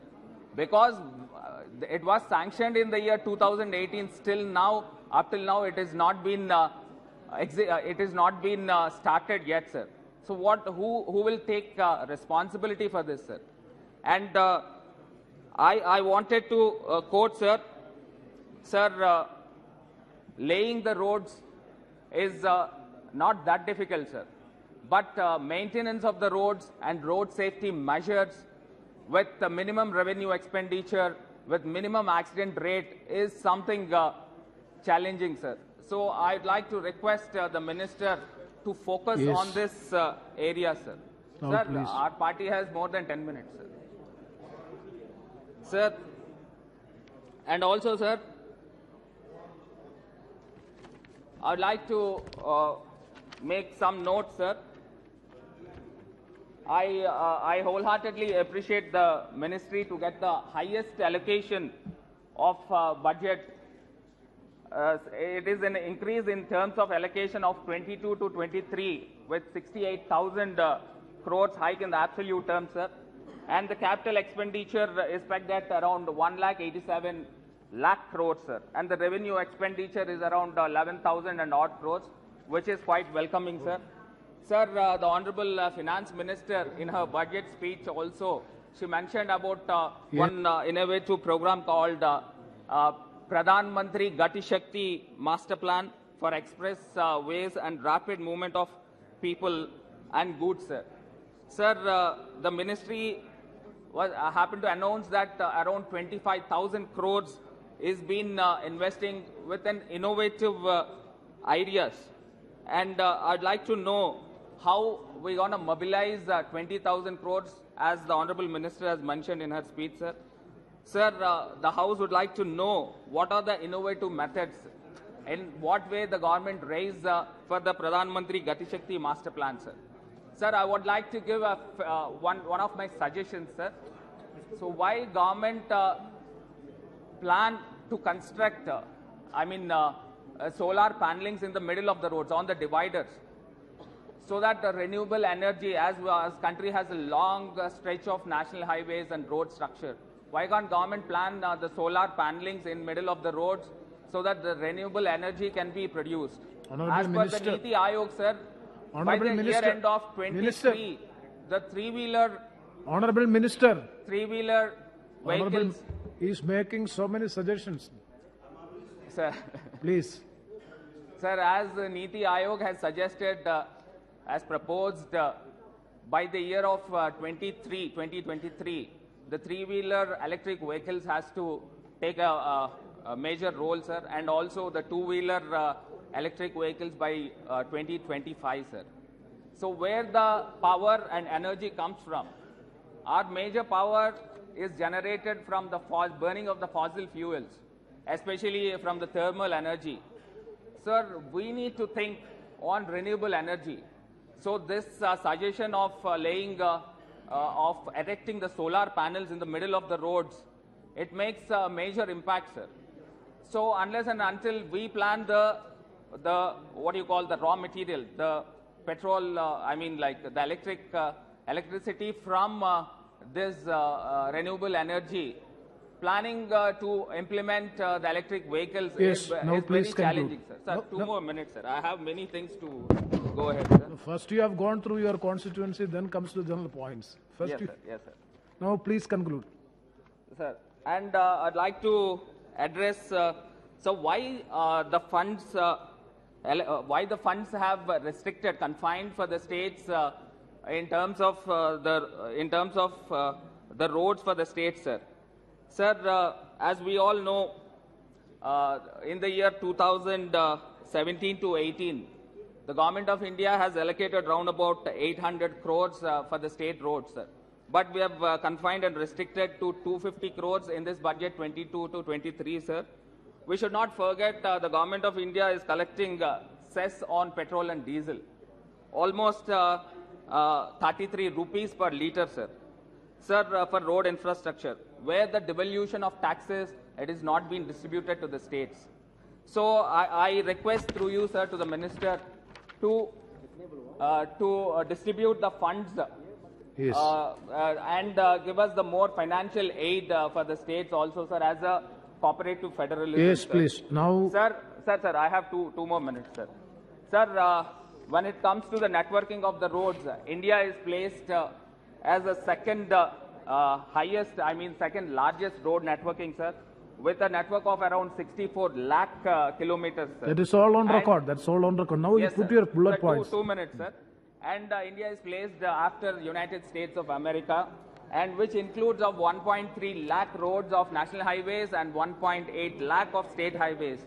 And under the dynamic leadership of the Prime Minister, we will certainly cross and will be there in the now, Sri S.T. Hassan. Sir, I have 2 minutes, sir. Kindly give us, sir. You have already taken more than 20 minutes. Please. Sir, sir, as we all know that, sir, the Nitin Gadkari is the best person to know about our road system than anyone in our country, sir. Sir, I would like to say about Hassan, the issues relating to my state, sir. I've already spoken about your constituency, state, general, everything. Please. Now, S.T. Hassan, please. Then now. NH 516E has declared as Green National Highway Corridor. It falls in my constituency. I wish to know the progress of R&R and steps taken to release the money for R&R, sir. And also, sir, the Schedule 13 of AB Reorganization Act mandates to construct a rapid road connectivity from Amravati to Hyderabad and important cities in Telangana, which is the roads to the important cities in Telangana, sir, which is a progress. What is the progress of this? Kindly may explain. And also 33 ROB and RUBs are going to be constructed under Setu Bharatam in Andhra Pradesh, sir. The details may be given, sir. Yes. Sir, the final 2 points, sir. Sir, the Bhogapuram to Bhogapuram 6-lane road, sir, which reduces the distance for Visakhapatnam port and even for Chhattisgarh and Odisha, sir.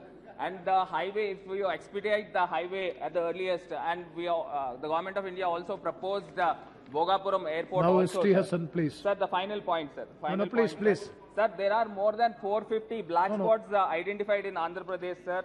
The S.T. Hassan. बहुत बहुत शुक्रिया sir. Yes, please. आपने मुझे. No, you are not obeying the directions of the. Greenfield Highway at Krishnapatnam Port, sir, with an estimated cost of 462 crores. And also from Nellore to Krishnapatnam Port with an estimated cost of 360 crores, sir.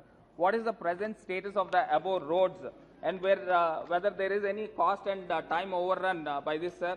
Sir, ADB has crossed has approved 3,500 crores loan to the Visakhapatnam and Chennai corridor, please, sir. Please. I would like to. बहुत बहुत शुक्रिया sir. आपने मुझे सड़क परिवहन और राज्य मार्ग पे बोलने का मौका दिया. सर, मैं कुछ महत्वपूर्ण समस्याओं को आपके माध्यम से मंत्री जी को, सरकार को बताना चाहता हूं. सर, बहुत इंपॉर्टेंट एक्सप्रेसवे हाईवे जो दिल्ली से लखनऊ जाता है, मंत्री जी, मेरे ख्याल से 25 साल हो गए इसे बनते हुए, आज तक ये कंप्लीट नहीं हुआ. और इतना इंपॉर्टेंट हाईवे है, आज भी 6-7 जगहों के ऊपर इसमें कार्य नहीं हो पा रहा. बड़ी बड़ी लाइनें लग जाती हैं. मेरठ तक तो एक्सप्रेसवे बन गया है, मेरठ के आगे बहुत समस्याएं हैं. और एक समस्या मंत्री जी खास तौर से कटरा के ऊपर है, जहां पर शाहजहांपुर से पहले ओवरब्रिज नहीं बन पाया है और वहां पे तकरीबन 1-1 घंटे 2-2 घंटे के जाम लगा करते हैं. मेरी आपसे रिक्वेस्ट है कि इसको प्रायोरिटी पे देखते हुए इस इम्पोर्टेंट हाईवे को जल्द से जल्द बनाने की कृपा करें. मेरा दूसरा हाईवे जिसको मैं आपको बताना चाहता हूं, मंत्री जी, एक रोड मेरे कॉन्स्टिट्यूएंसी में, एक बड़ापुर एक इलाका है, बड़ा कस्बा है, इसके बीच में से एक रोड जाती है और ये रोड आगे कोटद्वार से ये बद्रीनाथ और केदारनाथ धाम को जाती है. आपको ये जान के हैरत होगी कि ये बीच में जो रोड जा रही है, ये कुछ जगहों के ऊपर 9.5 फीट या 10 फीट की है केवल. अगर 2 गाड़ियां आमने सामने आ जाएं तो जाम लग जाते हैं. तो मेरी आपसे ये रिक्वेस्ट है कि इस बढ़ापुर बस्ती का बाईपास बनना बहुत आवश्यक है, ताकि सारे श्रद्धालु, ये रास्ता भी शॉर्ट है बद्रीनाथ और केदारनाथ धाम का, ताकि सारे श्रद्धालु बहुत जल्दी अपने डेस्टिनेशन पर पहुंचे और काम पूरा करें. मंत्री जी, एक हाईवे जाता है मुरादाबाद से काशीपुर होता हुआ और आगे गढ़वाल तक. इस हाईवे के ऊपर विश्व प्रसिद्ध एक उद्यान है, जिम कॉर्बेट नेशनल पार्क, जिसमें तमाम दुनिया से लोग पर्यटक आते हैं. मुरादाबाद से लेके काशीपुर तक रोड इतनी खराब हो गई है कि अगर उसमें आप 20 से या 30 किलोमीटर की रफ्तार से ज्यादा नहीं चल सकते। बाहर के पर्यटक क्या इंप्रेशन लेके जाएंगे? आपने ये सैंक्शन कर दिया है, 4 लेन करने की बात करी है। बीच में एक बहुत संकरा पुल पड़ता है जिसपे एक तरफ से ही ट्रैफिक पास होता है और वहां पर भी बहुत लंबे जाम लग जाते हैं। आपने पास किया है 4 लेन, लेकिन न जाने कुछ वजहों से वो आगे काम हो नहीं पा रहा है। मेरी आपसे रिक्वेस्ट है कि इसको प्रायोरिटी पे लेते हुए इस काम को करा दिया जाए ताकि जो फॉरेन पर्यटक आते हैं वो आसानी से कॉर्बेट नेशनल पार्क भी जा सके और आगे रानी खेत वगैरह भी वो जाकर घूम सके। बहुत इंपॉर्टेंट हाईवे है, अब बहुत बुरी हालात के अंदर है। मेरी ये 3 डिमांड्स हैं आपके लिए। मैं समझता हूं कि आप इसको प्रायोरिटी पे लेते हुए जल्द से जल्द समाधान करेंगे। बहुत बहुत शुक्रिया। बहुत धन्यवाद। Next Shri Sunil Tatkare. Sir, thank you very much for giving me an opportunity. 1 second. Those members who would like to lay the written speeches on the table of the House, the Honorable Speaker is allowed to lay the written speeches on the table of the House. Yes, Sri Sunil. There are a lot of expectations of the Konkan people for long since pending Mumbai-Goa highway, that is especially from Panvel to Palaspa to Goa, Panji. Especially the first part, Palaspa to Indapur, 8-10 years that the work is in progress. But unfortunately the bituminous part was there, and due to heavy rain like Kerala in Konkan also, this bituminous road get every year damaged. So I urge Honorable Gadkari ji for making this road concrete, and in the presence of Mr. Sharad Pawar ji. So I would like to urge for that. Last 12 years we are waiting for that, especially Konkani people from Raigad, Ratnagiri, Sindhudurga and going up to the Goa. They are traveling on that road. So especially that road should be taken on the priority.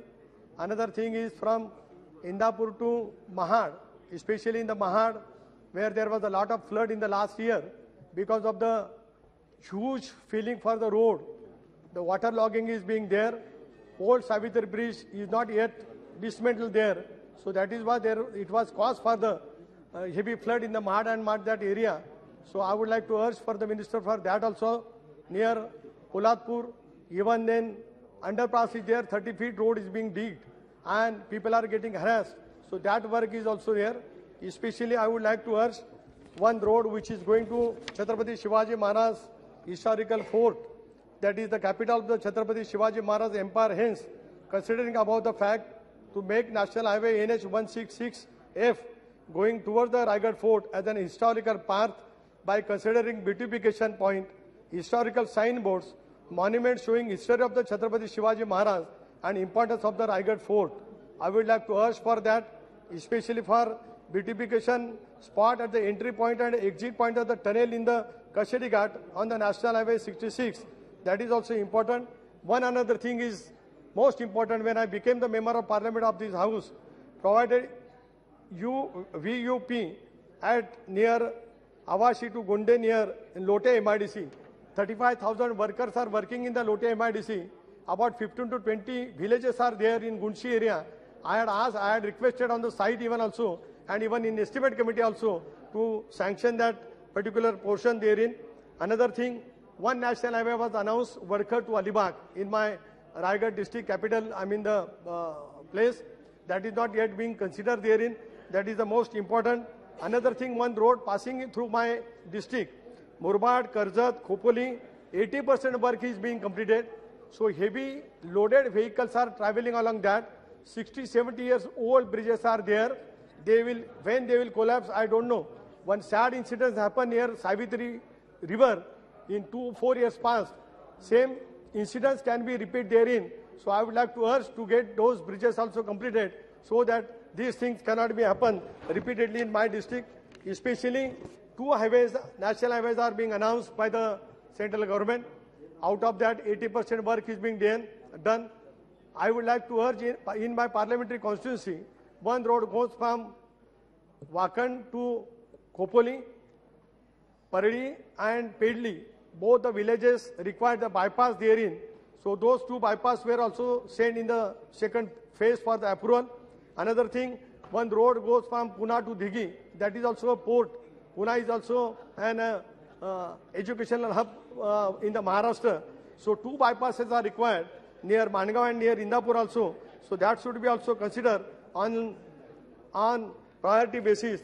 That is what I am requesting therein. Okay. Another thing, sir, I would like to request one thing, especially this Paraspa to Indapur. We are harassed. I am staying over that. And due to heavy rain, always people are, thousands of lakhs of people are going to the Konkan and especially to the Goa.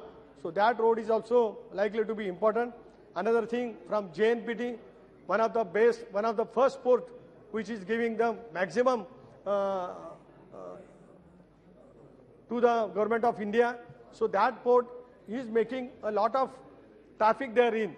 So that road also, especially from JNPT to Paraspa, that goes to Karjat and to the Murmad, that is also being required. So I would like to request Honorable Minister through the August House, Honorable Gadkarji is from the Maharashtra. I know him since last so many years. I worked with him as an MLA. When I was Minister of State in my cabinet, Gadkarji was also President of BJP in the national level. So many things we have done with each other. So I would like to urge, especially for this Konkan highway, for that. Thank you very much, sir. Thank you, Shri Chandrasekhar Prasad ji.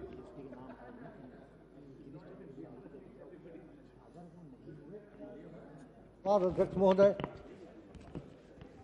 महोदय, केंद्रीय सड़क परिवहन और राजमार्ग मंत्रालय के तहत अनुदान की मांगों पर बहस इस चर्चा में भाग लेने का जो आपने अवसर दिया, उसके लिए मैं आपका आभारी हूं। अध्यक्ष महोदय, वित्त वर्ष 2022-23 के लिए राजमार्ग मंत्रालय पर लगभग 2 लाख करोड़ रुपए खर्च होने का अनुमान है। इस आवंटन में से 67% NHAI को दिया गया है। इसके बाद सड़कों और पुलों के लिए 64.573 करोड़ रुपए का आवंटन किया गया है। PM गति शक्ति मास्टर प्लान में NH नेटवर्क में 25,000 किलोमीटर तक विस्तार की परिकल्पना की गई है। वित्त पोषण किए नवीन तरीकों के माध्यम से अलग से 20,000 करोड़ रुपए जुटाए जाएंगे। इसका परिणाम निश्चित रूप से सुखद होगा। देश में NH निर्माण की गति 2020-21 में रिकॉर्ड 37 किलोमीटर प्रतिदिन छू गई है। यह सभी कदम स्वागत योग्य है। अध्यक्ष महोदय, हमारे आदरणीय गडकरी जी NH के क्षेत्र में काफ़ी अच्छा काम कर रहे हैं और अच्छा प्रयास भी कर रहे हैं। बिहार में नीतीश बाबू की सरकार ने भी सड़कों के क्षेत्र में सराहनीय काम किया है और बहुत सारे माने टोला तक को संपर्क सूत्र से जोड़ दिया गया है। बिहार के इस कार्य को और आगे बढ़ाने के लिए जरूरत है कि भारत सरकार और कुछ आर्थिक मदद करे। आदरणीय गडकरी जी ने से मैं एक मांग पुनः करता हूं, जहानाबाद से अरवल जाने वाली रोड पर अंडरपास NH 110 के ऊपर ओवर ब्रिज बनाने के लिए हम कई एक बार आग्रह किया है, लेकिन विभिन्न कारणों से उसको नकारा जा रहा है। हम फिर से आग्रह करते हैं कि जहानाबाद में जो 110 पर अंडरपास है उस पर फ्लाईओवर बनाया जाए। अध्यक्ष महोदय, PM पैकेज में अन्य योजनाओं के माध्यम से बिहार को काफ़ी अच्छी संख्या में NH के निर्माण और चौड़ीकरण की स्वीकृति मिली है। वहाँ NH के काफ़ी सारे काम चल रहे हैं। मेरे संसदीय क्षेत्र जहानाबाद में NH 83 एवं NH 110 पर काम चल रहा है। यह एक सराहनीय कार्य है और एक ग्रीनफील्ड एक्सप्रेसवे 119D बनने जा रहा है।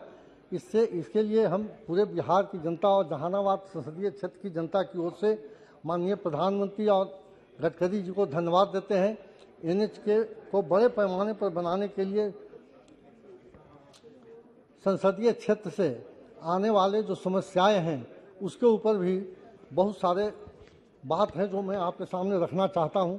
रोड एक्सीडेंट भारत की एक बड़ी त्रासदी बनकर उभरी है। भारत के 3% GDP सड़क दुर्घटनाओं में मारे गए लोगों की वजह से कम हो जाती है। आंकड़े बताते हैं कि प्रतिवर्ष करीब 1.5 लाख लोग सड़क दुर्घटनाओं में मारे जाते हैं। विश्व स्वास्थ्य संगठन के मुताबिक दुनिया में सड़क हादसों में होने वाली मौतों में 10% अकेले भारत की है। मरने वालों में युवाओं की संख्या ज़्यादा है, जो और भी गंभीर बात है। मरने वालों में 65% 18 से 35 वर्ष के लोग होते हैं। यह भी एक संवेदनशील बात है। महोदय, तमाम कदम उठाए जाने के बावजूद सड़क दुर्घटनाएं और उनसे होने वाली मौतों पर अंकुश नहीं लगाया जा सका है। बढ़ती आबादी और वाहनों की बढ़ती संख्या के अनुपात में आधारभूत ढांचा बनाने में कमी इसका एक बड़ा कारण है। महोदय, इसके साथ ही गलत तरीके से ओवरटेक करना, शराब पीकर गाड़ी चलाना, रेड लाइट जंप करना, गाड़ी चलाते समय मोबाइल का प्रयोग करना, हेलमेट और सीट बेल्ट का प्रयोग न करना जैसे कारणों से सड़क दुर्घटनाओं में बड़ी संख्या में लोगों की मौतें हो रही है। सड़कों में गड्ढे से भी बड़ी संख्या में सड़क दुर्घटनाएं और मौतें होती हैं। 2013 से 17 के बीच सड़कों पर बने गड्ढों के कारण हुई दुर्घटनाओं के चलते 14,926 लोगों की जान से हाथ धोना पड़ा है। महोदय, इसके अलावा कुछ और विषय है जिस पर केंद्र सरकार की ओर ध्यान आकृष्ट कराना चाहता हूँ। राजमार्गों के निर्माण बनाए रखना देश हित में एवं समाज हित में है। ऐसी शिकायतें मिलती है कि एनएच की कुछ परियोजनाओं में क्वालिटी कंट्रोल सुनिश्चित नहीं किया जाता है। जीरो टॉलरेंस अगेंस्ट करप्शन का पालन करते हुए राजमार्ग मंत्रालय को स्थानीय सांसदों को भी कहीं न कहीं से उसमें सहभागिता करानी चाहिए। राजमार्गों निर्माण की गुणवत्ता मेंटेनेंस करने में कहीं न कहीं पकड़ होनी चाहिए और सड़क के संबंधित अनेक परियोजनाओं को पूरी होने के बाद भी राज्य सरकारों को केंद्र सरकार से धन का इंतजार करना, यह भी एक बहुत संवेदनशील बात है। इस पर ध्यान देना होगा क्योंकि बिहार सहित देश के अन्य राज्य सरकारों के पास संसाधन सीमित है और अगर उन्हें समय पर फंड मिल जाता है तो ये परियोजनाएं जल्दी पूरी हो सकती है। इस पर ध्यान देने की आवश्यकता है। अंत में मैं केंद्रीय सड़क परिवहन और राजमार्ग मंत्रालय के तहत अनुदान की मांगों का समर्थन करते हुए अपनी बात समाप्त करता हूं और माननीय मंत्री और प्रधानमंत्री जी को धन्यवाद देता हूं। धन्यवाद। बहुत धन्यवाद। Shri M.K. Vishnu Kumar ji.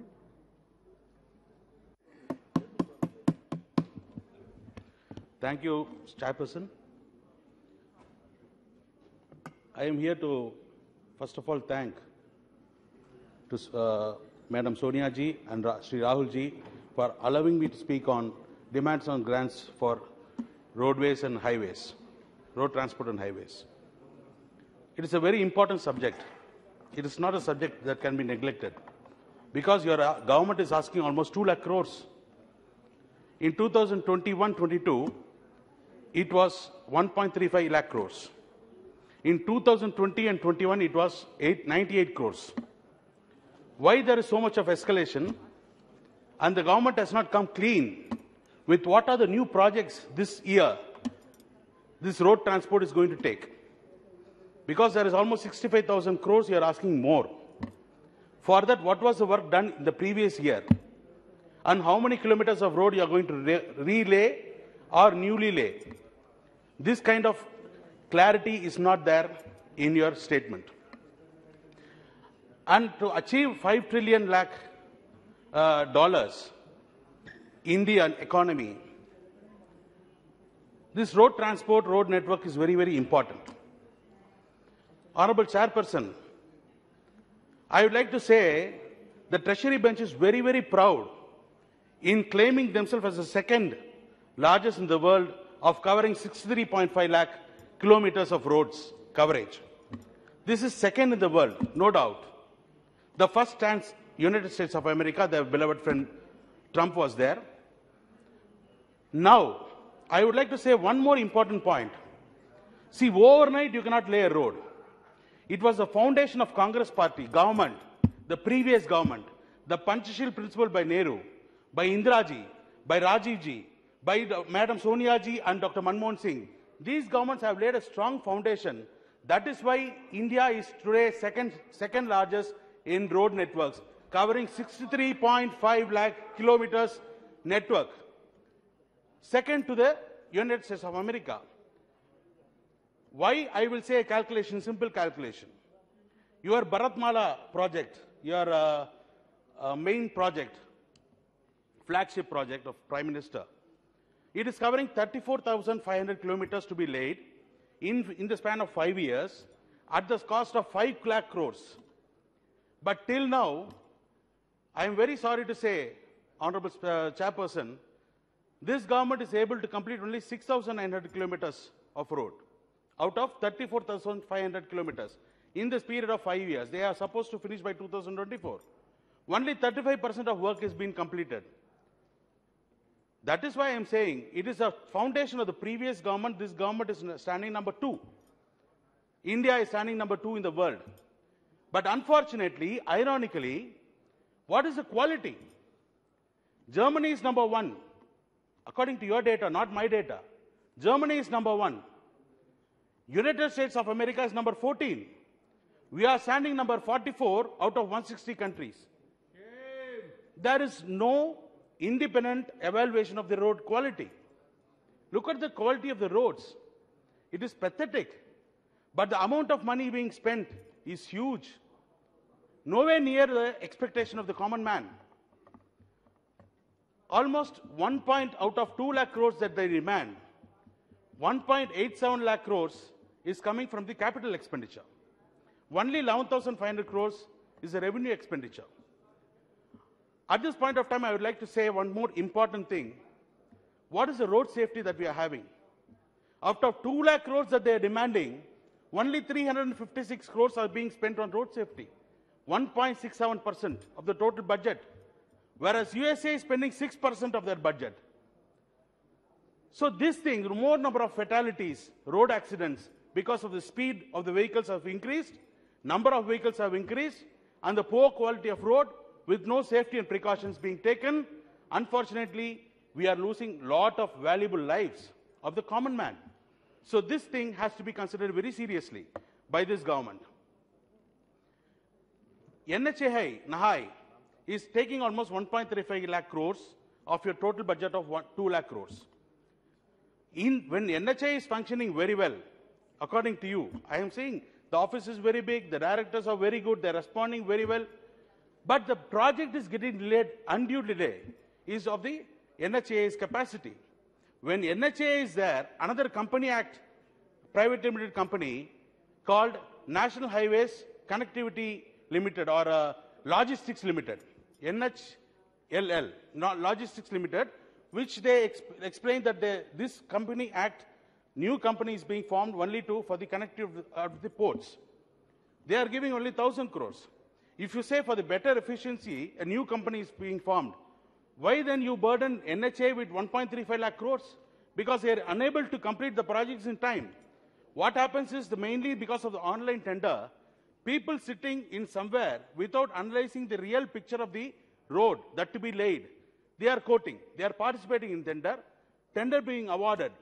But when they come to the field, then there are so many problems like forest clearance, environmental clearance, availability of raw material, water, local problem, all these things come. There is no quick exit policy from NHA.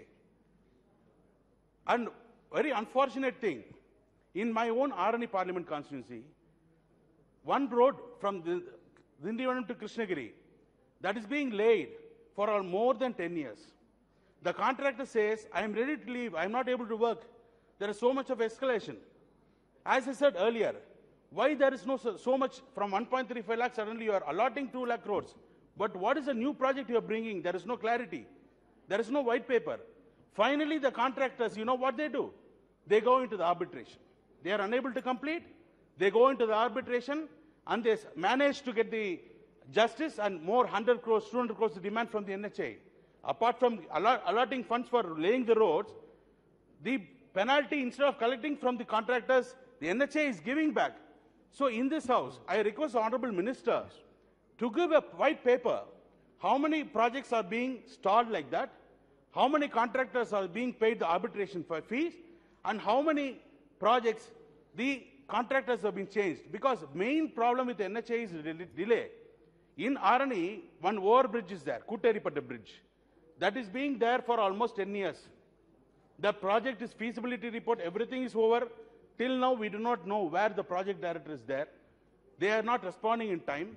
When we approach them also, they are saying here and there, they are giving some stories. Yes, unfortunately, till now, the overbridge is not completed. So many vital accidents are happening. Yes, so apart from the last important point, their main thing is PMGSY, Pradhan Mantri Gram Sadak Yojana. India lives in villages. Grama Sadak means village road. Village road, their minimum qualification, Honorable Minister sir, please, they are asking minimum 7.5 meters width. In our village roads, normally not less than 5.5 meters width. It's only 6 meters. So what is the difference? Where village road they will get 7.5, 7.5 meters feet width. No, 6 meters is so, sufficient. 6 meters. No, sir. In my constituency, there is almost 10 districts. There is zero proposal for a PMGSY. Zero proposal. You check it from Tamil Nadu website. No district, 10 districts, they are giving zero proposal for PMGSY because initially they were 5 kilometers from between ODR, MDR, the connecting link roads. It may be even 1 kilometer, the villages. So they say the PMGSY has plenty of funds. Yes, Vishnu, more now crores please. are there. How many other crores we can spend? No. Unfortunately, when the proposal is there, they are saying that it is referred to NABARD. They are saying it is being referred to the highways. Then these are the small issues. These are major issues. Village roads, PMGSY has to be really scrutinized because it's a dream project, and we are also being asked to suggest. Unfortunately, there is no inaction, zero action. Thank you. So no, last point, sir. Last point. In my Arni parliamentary constituency also, there is one road called Chennai-Kanyakumari Industrial Corridor, Express Corridor. Very unfortunate, very poor condition laying. So many trees are being uprooted. Minimum thing is if one tree is uprooted, it has to be replanted almost 5 times. Afforestation has to be there. Okay. Who is there to monitor? Very poor culverts are there. The thickness is very, very pathetic. Where is the system? Where is the quality? Where is the check system? Where is the quality checking mechanism? There is no answer at all. So all these things has to be corrected. Thank you. And finally, sir, one last demand, sir, from my constituency. Yes. For the entire state of Tamil Nadu. We are talking about roadways. You know, in olden days, almost 1,500 years back, a king called Rajaraja Cholan, he, with the help of road, Silk Road, there are several kings that ruled India, but only one king who ruled far away from India, even outside India, Asian countries. Yes. In Cambodia, we have Angkor Wat temple. In Tamil Nadu, the Tanjavur big temple is there. So such a very big king was there. So you also named his name in Bombay port for the port trust, the port. So in that king's statue in the parliament, if you install, the Tamil Nadu will be very grateful, sir. Thank you very much, sir. Thank you very much, Sri Tapir Gauji.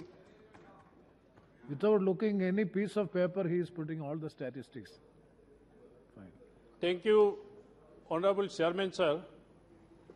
आज मैं यहाँ road transport and highway demand for grant को समर्थन करने के लिए यहाँ खड़ा हुआ हूँ। आज मुझे बहुत अच्छा लगा, नितिन गडकरी जी के जगह में आज जनरल रिटायर बीके सिंह साहब है, जिसको इस सड़क निर्माण के बारे में इनका एंटायर आर्मी लाइफ में इन्होंने जो महसूस किया है, आज वो इस पद पे है, तो मेरा भाषण से उसको असर पड़ना चाहिए देश का हित में। मैं आज ये कहना चाहता हूं, ऑनरेबल चेयरमैन सर, ये नितिन गडकरी साहब और मोदी जी के नेतृत्व में नितिन गडकरी साहब का नाम मैंने बदल दिया हूं, स्पाइडर मैन। मकरा जाल, हिंदुस्तान का हर कोने में स्पाइडर जैसे जाल बिछाता है, वैसे नितिन गडकरी साहब ने जाल बिछा के रखा है। सड़कों का जाल बिछा के रखा है। तो इस व्यक्ति को, इसका लीडरशिप में आज मैं एक चीज यहां कहना चाहूंगा, honourable chairman sir, if you remember, there was a planning commission before NITI Aayog. Planning commission में ही पूर्वोत्तर राज्यों के और हिमालय प्रदेशों का एक नीति था कि हम बॉर्डर के और सड़कें नहीं बनाना चाहिए। विष्णु कुमार, ये बीके सिंह साहब is fully aware of it. Yes, please. हमारा जम्मू कश्मीर में हो, उत्तराखंड में हो, लद्दाख में हो, हिमाचल में हो, सिक्किम में हो, अरुणाचल प्रदेश में हो, नीति आयोग में ही एक कानून था कि हम बॉर्डर के और सड़कें नहीं बनाना चाहिए। जैसे मोदी जी आने के बाद और नितिन गडकरी जी इस मिनिस्ट्री को संभालने का बाद, आज अरुणाचल प्रदेश में पूरा इंटरनेशनल मैकमोहन लाइन तक 2 लेन की सड़कें बन रहा है। आज बीके सिंह साहब के सामने मैं उदाहरण के तौर पे मैं बताना चाहता हूं, भगत सिंह कुशेहारी गवर्नर ऑफ महाराष्ट्र, नितिन गडकरी जब अध्यक्ष थे उस समय एक कमिटी बनाया था कि इंडो चाइना बॉर्डर डिस्प्यूट को विजिट करके आइए। जसीमत से मालारी से पैदल जाके हम लोअर रिमकिम में 2 डेज में पहुंचा था बीके सिंह साहब।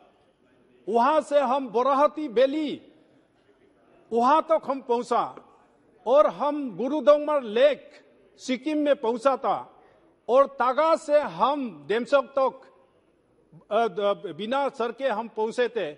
आज मोदी जी के नेतृत्व में और बीके सिंह साहब और हमारा स्पाइडर मैन नितिन गडकरी साहब का नेतृत्व में तागा से डेमसोक तक सड़कें बना दिया है और मलारी से आप अपर रिमकिम तक सड़कें पहुंच गए हैं और उत्तराखंड ये में कालाफानी वैली तक सड़कें पहुंचा है। मैं कालाफानी वैली तक भी पैदल जाके आया हूं, जिसको हम जानता था कि कालापानी मतलब अंडमान निकोबार आइलैंड, लेकिन यहां नेपाल और इंडिया तिब्बत बॉर्डर में एक वैली है जहां हमारा डिस्प्यूट था, उसमें एक जगह है कालापानी, वहां तक सड़कें पहुंचा है। तो इसलिए मैं नितिन गडकरी साहब को स्पाइडर मैन का नाम से मैं नाम दिया जाता हूं, ऑनरेबल चेयरमैन साहब।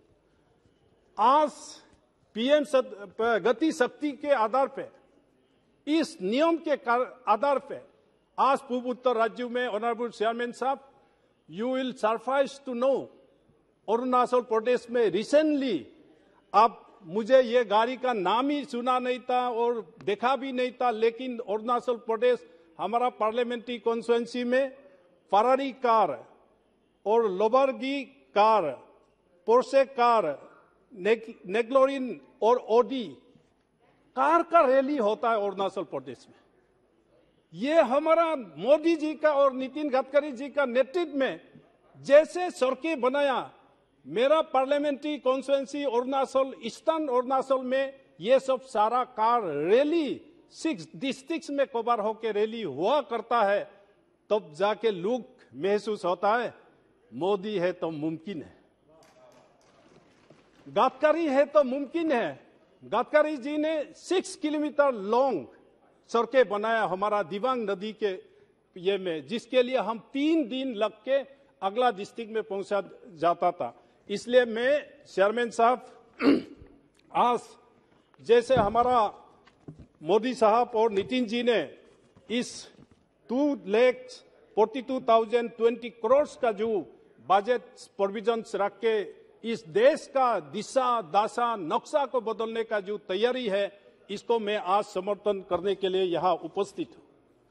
आज मैं बजट का बारे में और देश का बारे में गहराई में मैं जितना भी बोलूं उसके लिए समय नहीं हमको मिलेंगे, इसलिए मैं अपना अरुणाचल की ओर बीके सिंह साहब को लेके जाता हूं। अरुणाचल भी आपका कर्म भूमि है, इस कर्म भूमि को हम कैसे आगे ले जा सकता है। बीके सिंह साहब and honourable chairman sir, Arunachal have projected A frontier highway along the McMahon line.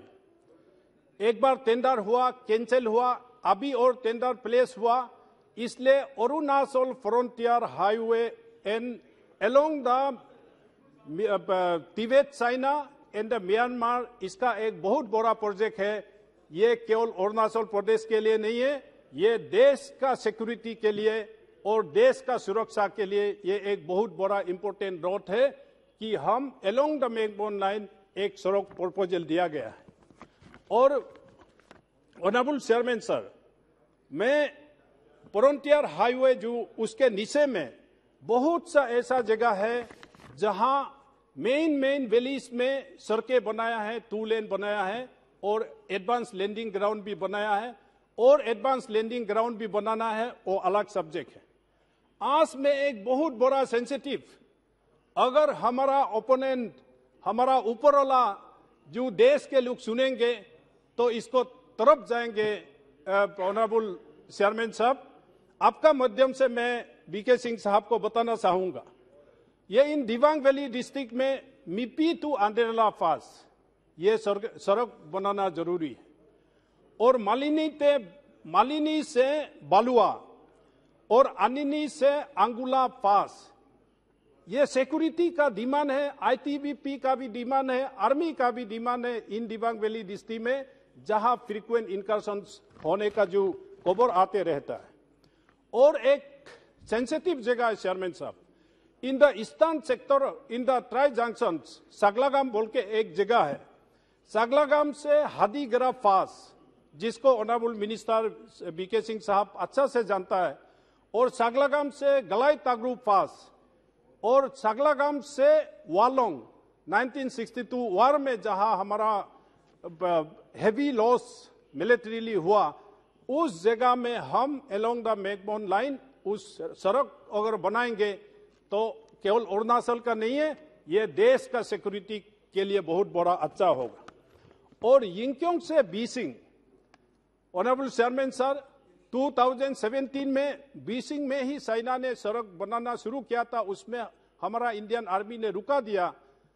Yingkiong से बीसिंग ये आर्मी का भी डिमांड है, आईटीबी का भी डिमांड है, और देश का भी ये डिमांड है कि इस सड़क को बनाना चाहिए। और एक सड़क है, honourable member please honourable chairman sir, still Pango to Jorging का ऑपोजिट जो है गिनचिंग एयरपोर्ट है, निंचिंग एयरपोर्ट, जहां जिंगपिंग ने लैंडिंग हुआ था। एक पहाड़ का इस तरफ में जोरगिंग है, 97 किलोमीटर। Indian army and ITBP are working for 10 days to reach that Jorging, a sensitive outpost where 7 Chinese citizens has reached up to that extent, and Indian army has arrested it. Yes, now समाप्त कीजिए please. Sir, मैं इतना दूर से आया हूं, अच्छा। एक दो मिनट सर। ये पांगो टू जोरगिंग एंड जोरगिंग ते मोनीगांव अलोंग द बॉर्डर टूरिस्ट मेसुका, ये बीके सिंह साहब ये इस चीज को भी ध्यान दीजिएगा। और Singa to Anini and Meging to Payum, Hawai to Vijaynagar, Koloriang to Taksing, and मैंने लास्ट टाइम भी एक रिक्वेस्ट किया था कि तवांग से बाया भूटान होके गुवाहाटी का सड़कें बनाना चाहिए था फॉर सिक्योरिटी रीजन, तो भूटान वाले नहीं मान रहे, तो इसका एक ऑल्टरनेटिव है Shergaon to Shergelemu, Mandala, Pudung, Nagajiji, Mukto and Tawang. The shortest way to reach Tawang for safety and security in future.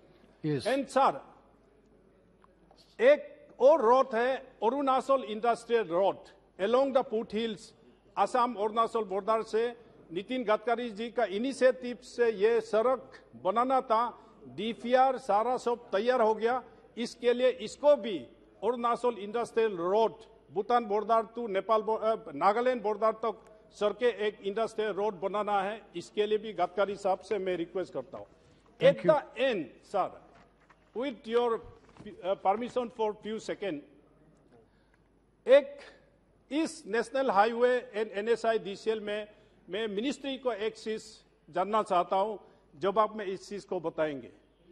जैसे टेंडर होता है नेशनल हाईवे में या एनएसआई डीसीएल में, as per the CBC guideline the lowest bidder should be offer to for the construction. Sir, इसमें क्या है, -27, -30, that means 100 रुपया का काम को 50 रुपीज से आप सड़कें कैसे बनाएंगे? There is a chance of compromise on the quality of the road. समाप्त कीजिए। Sir, in conclusion, साथ में forest clearance, CBC forest clearance that really delayed the project, especially in mountainous area. धन्यवाद। इसके लिए इस चीज को और ऑनरेबल मिनिस्टर देखे, so that smoothly construction work काम चले।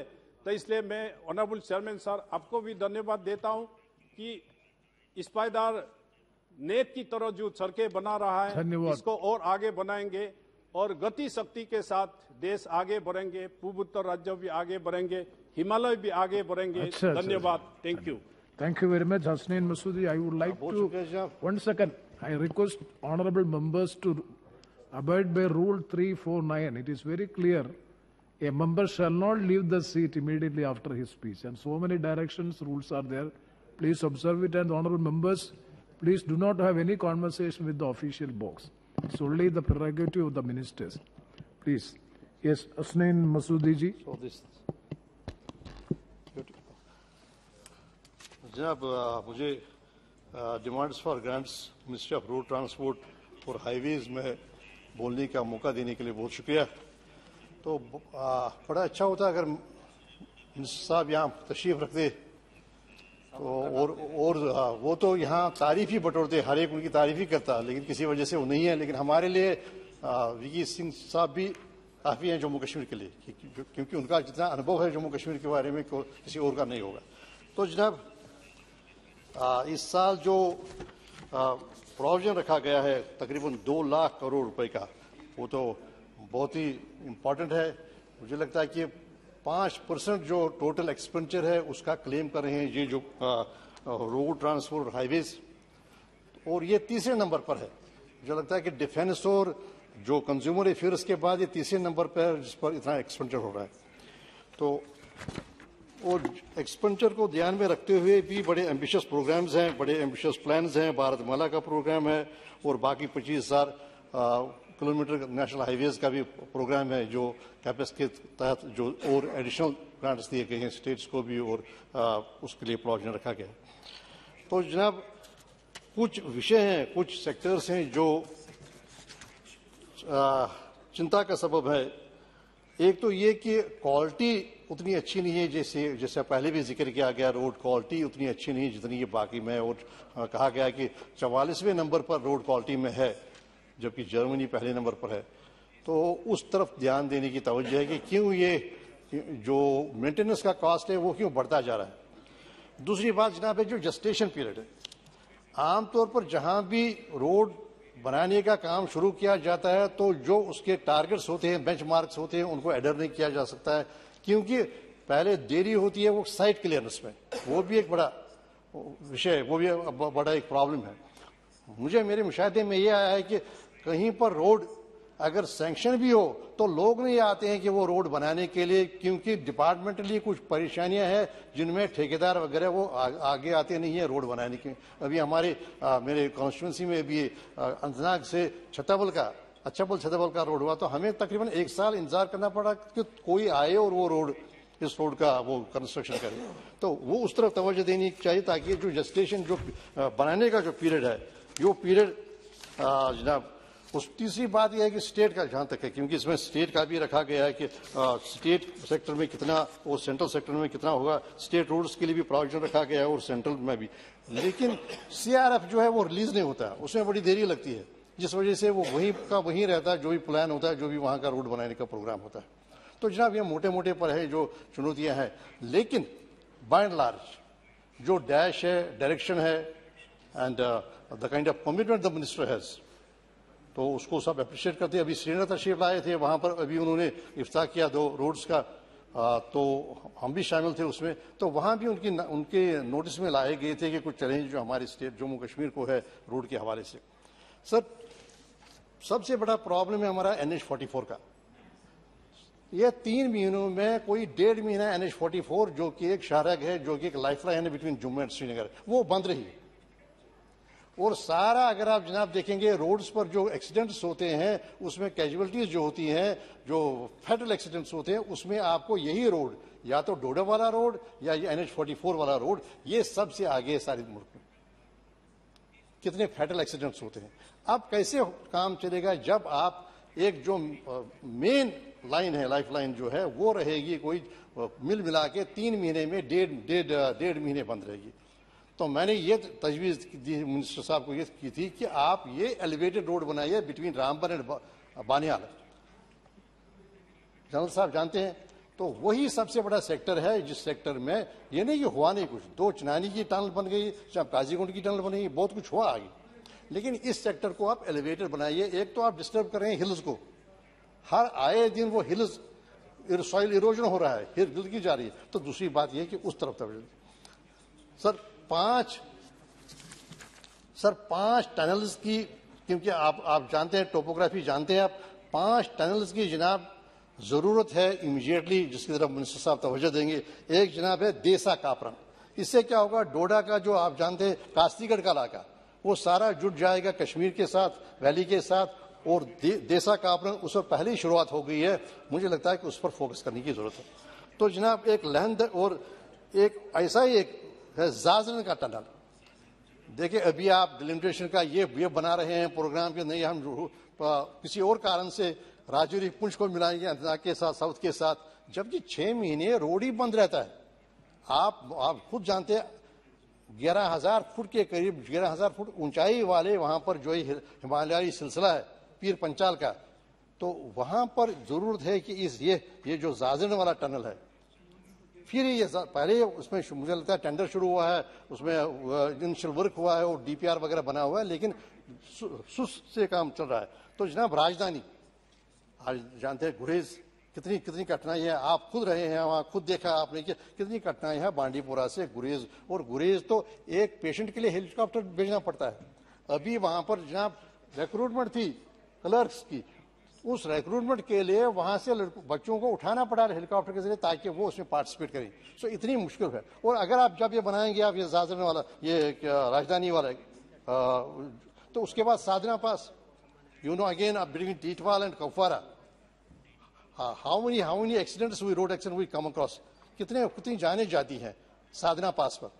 तो जनाब इस टनल पर तवज्जो देने की जरूरत है। और ये देसा कापरन तो वो बड़ा ही महत्व है, तो और टनल्स पर तो काम हो रहा है। तो इन एरियाज में जनाब, इन एरियाज में ताकि रोड कनेक्टिविटी जम्मू कश्मीर जैसे इलाके में और ज्यादा हो, सारा हिली है, सब जो लोअर हिमालयाज हैं, पीर पंचाल का सिलसिला है, ताकि और ज्यादा यातायात हो, ट्रांसपोर्ट बन जाए और ज्यादा बढ़ जाए। क्योंकि हमें एक बड़ी समस्या है कि रेल नहीं जाती है। तो जनाब आप जब NH-44 3 महीने के लिए, 2 महीने के लिए, 1.5 महीने के लिए बंद रहा, तो सारा फ्रूट जो है 6 करोड़ के करीब बॉक्सेस है, वही पड़ते हैं, माल वही सड़ता है, और फिर टैरिफ जो उसका लेने का है, फेयर जो है वो उसमें भी बढ़ोतरी होती है। yes. तो और मैंने 2-4 रोड्स के लिए बारे में बोलता हूँ, तो मिनिस्टर साहब यहाँ पर, तो उससे मुझे और ज्यादा मदद मिलेगी, ये समझेंगे मैं क्या कह रहा हूँ। तो एक है जनाब ये देसा कापरन वाली रोड, जिसका मैंने जिक्र किया, पहले टनल, और उसके बाद और फिर लहमदजन से बटनूर, ये जनाब पहलगाम से जाएगा त्राल इलाके में। इससे जो अमरनाथ यात्रा है और यातायात है वो ठीक हो जाएगा। ये बिल्कुल कोलर के साथ शुरू हो जाएगी, त्राल वैली में जाएगी, और फिर वहां से पश्तून ख्रिव वाला रोड, तो 25 किलोमीटर नजदीक आ जाएगा। तो जनाब लतपोरा से पंथाचक तक बाईपास NH-44 का, क्योंकि इसी पर आर्मी का आपका है, जो भी आर्मी इंस्टॉलेशन वही है, और जो इंडस्ट्रियल एक्टिविटी है वहीं पर है, जो भी इंडस्ट्रियल स्टेट है, सीमेंट फैक्ट्रीज हैं, माइनिंग हो रही है, वो इसी रोड पर हो रही है। तो इस जरूरत है कि इसको हम कन्वर्ट करें एक bypass, NH-44 bypass. Thank you sir. और संगम लासीपुरा, तो मिनिस्टर साहब मुझसे एग्री कर रहे हैं, वो तो दिलचस्पी से सुन रहे। संगम लासीपुरा, जनाब संगम से जो ट्रॉलर्स, बड़े ट्रॉलर्स जाते हैं, लासीपुरा इंडस्ट्रियल एरिया है, तो उसके लिए जरूरत है कि वो रोड उसका स्टेटस बढ़ाया जाए। और मुझे वादा किया मिनिस्टर साहब ने कि ये भारत माला के तहत इसके लिए फंड्स प्रोवाइड करेंगे ताकि निर्भर न हो स्टेट। बहुत बहुत धन्यवाद। लेकिन मसूदी जी प्लीज, बस जनाब, बहुत शुक्रिया जनाब। तो मुझे ये उम्मीद है कि ये सारा जो मैंने रिक्वेस्ट की, लेकिन इसी तरह जनाब 7,270 करोड़ रुपए आपने रोड सेफ्टी पर, मेरे ख्याल में बहुत कम है। ओके, सुशील कुमार सिंह जी, और किसी तरह से कनेक्ट कीजिए इसको, क्या नाम है, जो कैजुअलिटीज होती हैं, उनके जो डिपेंडेंट्स होते हैं, उनका कोई प्रोविजन रख लीजिए। बहुत शुक्रिया जी। सुशील कुमार सिंह जी। सभापति जी, आपको धन्यवाद करते हुए मैं सड़क मंत्रालय और राजमार्ग मंत्रालय के अनुदान मांगों पर हो रही चर्चा के समर्थन के लिए खड़ा हुआ हूं। महोदय, मैं आपके माध्यम से ये कहना चाहूँगा कि इस मंत्रालय के काम की जितनी चर्चा की जाए, इस मंत्रालय की जितनी प्रशंसा की जाए, वो कम होगा। माननीय प्रधानमंत्री आदरणीय नरेंद्र मोदी जी और माननीय मंत्री गडकरी जी और साथ साथ राज्य मंत्री जनरल वीके सिंह साहब, इनके नेतृत्व में इस मंत्रालय के माध्यम से देश के अंदर सड़क निर्माण के क्षेत्र में देश के इस कोने से लेकर उस कोने तक यानी हर क्षेत्र में जिस तरह से तेज गति से काम हुआ है उसकी प्रशंसा पूरा देश करता है, सारे लोग करते हैं। यहाँ तक कि विपक्ष के भी मेरे साथी इसकी आलोचना नहीं करते, इसकी शिकायत नहीं करते, लेकिन चूंकि काम हो रहा है इसलिए हमारे विपक्ष के भाई भी कोई नई मांग रखते हैं, कोई नया सुझाव देते हैं, ताकि जब देश में इतना काम हो रहा है सड़क के क्षेत्र में तो उनके इलाके में भी अच्छी सड़कें बन जाए।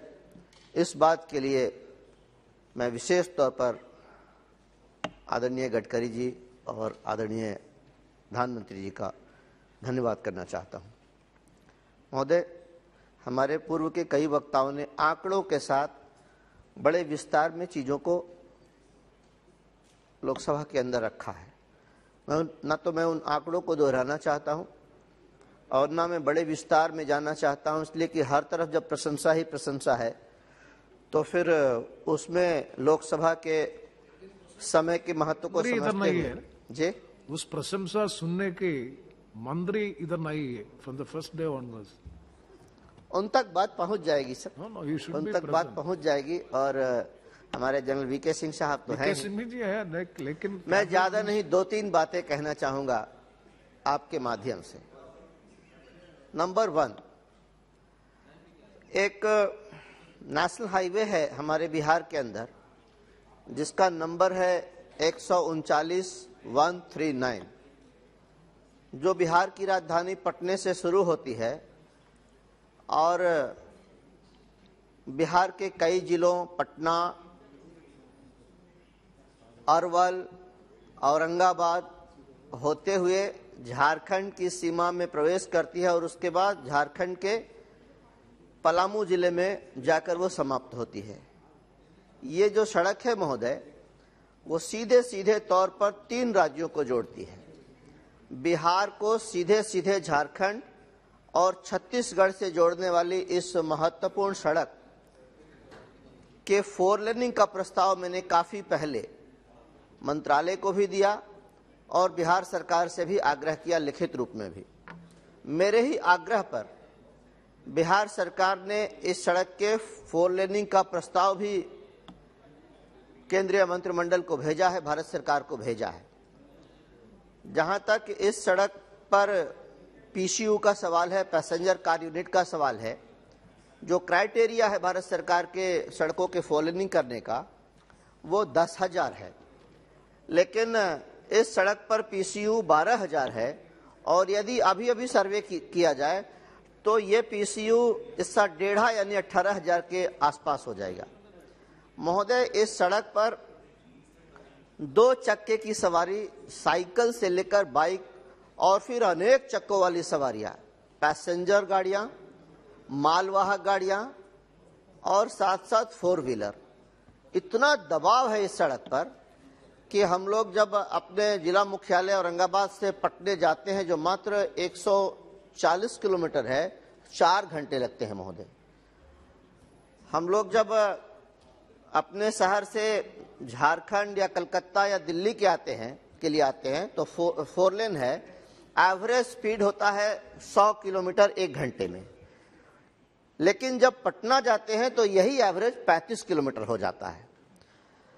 एक्सीडेंट भी बहुत बड़ी संख्या में हो रही है, चूंकि इतनी भीड़ है इस सड़क पर, इतना रश है कि दुर्घटना होना स्वाभाविक है। तो मेरा निवेदन यह होगा और मैं आशा करूंगा कि जब जवाब आए माननीय मंत्री जी का तो मुझे खुशी होगी इस बात की कि उस जवाब में ये घोषणा हो कि इस सड़क को 4 लेन किया जाएगा। चूंकि सारा क्राइटेरिया यह सड़क फुलफिल करता है, कोई इफ बट नहीं है, कोई कारण नहीं है कि यह सड़क 4 लेन ना हो। महोदय, इसके साथ साथ 2 और सुझाव हैं, कोई नई मांग नहीं है। दिल्ली से कोलकाता जो सड़क जाती है, नेशनल हाईवे 19 वाराणसी से धनबाद तक अब इस 6 लेनिंग का काम तेज गति से शुरू हुआ है, माननीय मंत्री जी की देखरेख में, उनकी समीक्षा के बाद। वरना कई वर्षों से ये काम बहुत विलंबित था, लटका हुआ था। अभी मुझे खुशी हो रही है ये बताते हुए कि इसमें तेज गति से काम शुरू हुआ है। लेकिन वर्तमान में सड़क थोड़ी खराब है। सासाराम टोल से लेकर डोभी एक जगह है जो दिल्ली से करीब करीब 1020वें किलोमीटर पर होगा। इस बीच में सड़क थोड़ी अच्छी नहीं है। ध्यान आकृष्ट कराते हुए कहना चाहूँगा कि इसकी स्थिति को बहाल किया जाए और इस मंत्रालय की माननीय प्रधानमंत्री जी, माननीय मंत्री जी की जो छवि है और इस मंत्रालय की जो छवि है उसके अनुरूप ये सड़क हो। क्योंकि गया से वाराणसी जाने में एक व्यक्ति को 4 जगह टोल देना पड़ता है। 4 जगह टोल देकर अगर उसको उसके मुताबिक उसके लायक सड़क ना मिले तो थोड़ा अच्छा नहीं लगता सुनने में। इसलिए मेरा निवेदन होगा, आग्रह होगा कि इसकी स्थिति को अच्छी की जाए।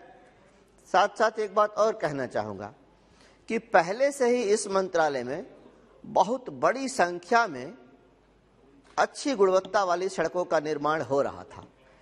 लेकिन इस बार की बजट में हमारे प्रधानमंत्री जी के निर्देश के तहत जिस प्रकार ज्यादा बजट इस मंत्रालय को दिया गया है तो लोगों की उम्मीद भी जग गई है। और हमारे क्षेत्र से नई गुजरने वाली एक नई सड़क का ऐलान हुआ है, उसकी घोषणा हुई है। वाराणसी से कोलकाता एक बिल्कुल नया ग्रीनफील्ड अलाइनमेंट के साथ इस सड़क का निर्माण करने की घोषणा मंत्रालय ने किया है, जिसपे 24,000 करोड़ रुपए खर्च होंगे। मैं इसके लिए भी बहुत बहुत धन्यवाद करता हूं और ये कहना चाहता हूं कि इसका भी निर्माण कार्य जल्दी से जल्दी शुरू किया जाए। बड़ी खुशी की लहर है हमारे इलाके में, साथ साथ झारखंड के इलाके में भी, बंगाल के लोगों में भी। और अंतिम बात कहते हुए पुनः एक बार ये निवेदन कि NH 139 पटना, अरवल, औरंगाबाद, हरिहरगंज से लेकर पड़वा मोड़ पलामू जिले में एक जगह है झारखंड में, इस सड़क को निश्चित रूप से 4 लेन करने की घोषणा सुनने के लिए मैं आशान्वित हूं। धन्यवाद। बहुत धन्यवाद। Shri P. वेलुस्वामी। Thank you, Chairperson sir. In India, majority road infrastructure is being used for transporting 60% of goods, 85% for passenger traffic, but in reality, 2% of the road network carry around 40% of total road traffic. As on March 2019, our country is having 1.3 lakhs kilometer of national highways and 1.8 lakhs kilometer of state highways. Sir, a portion of cess collected on petrol and diesel has been earmarked for the development of national highways and state highways, and the amount pending in the fund is non-lapsable.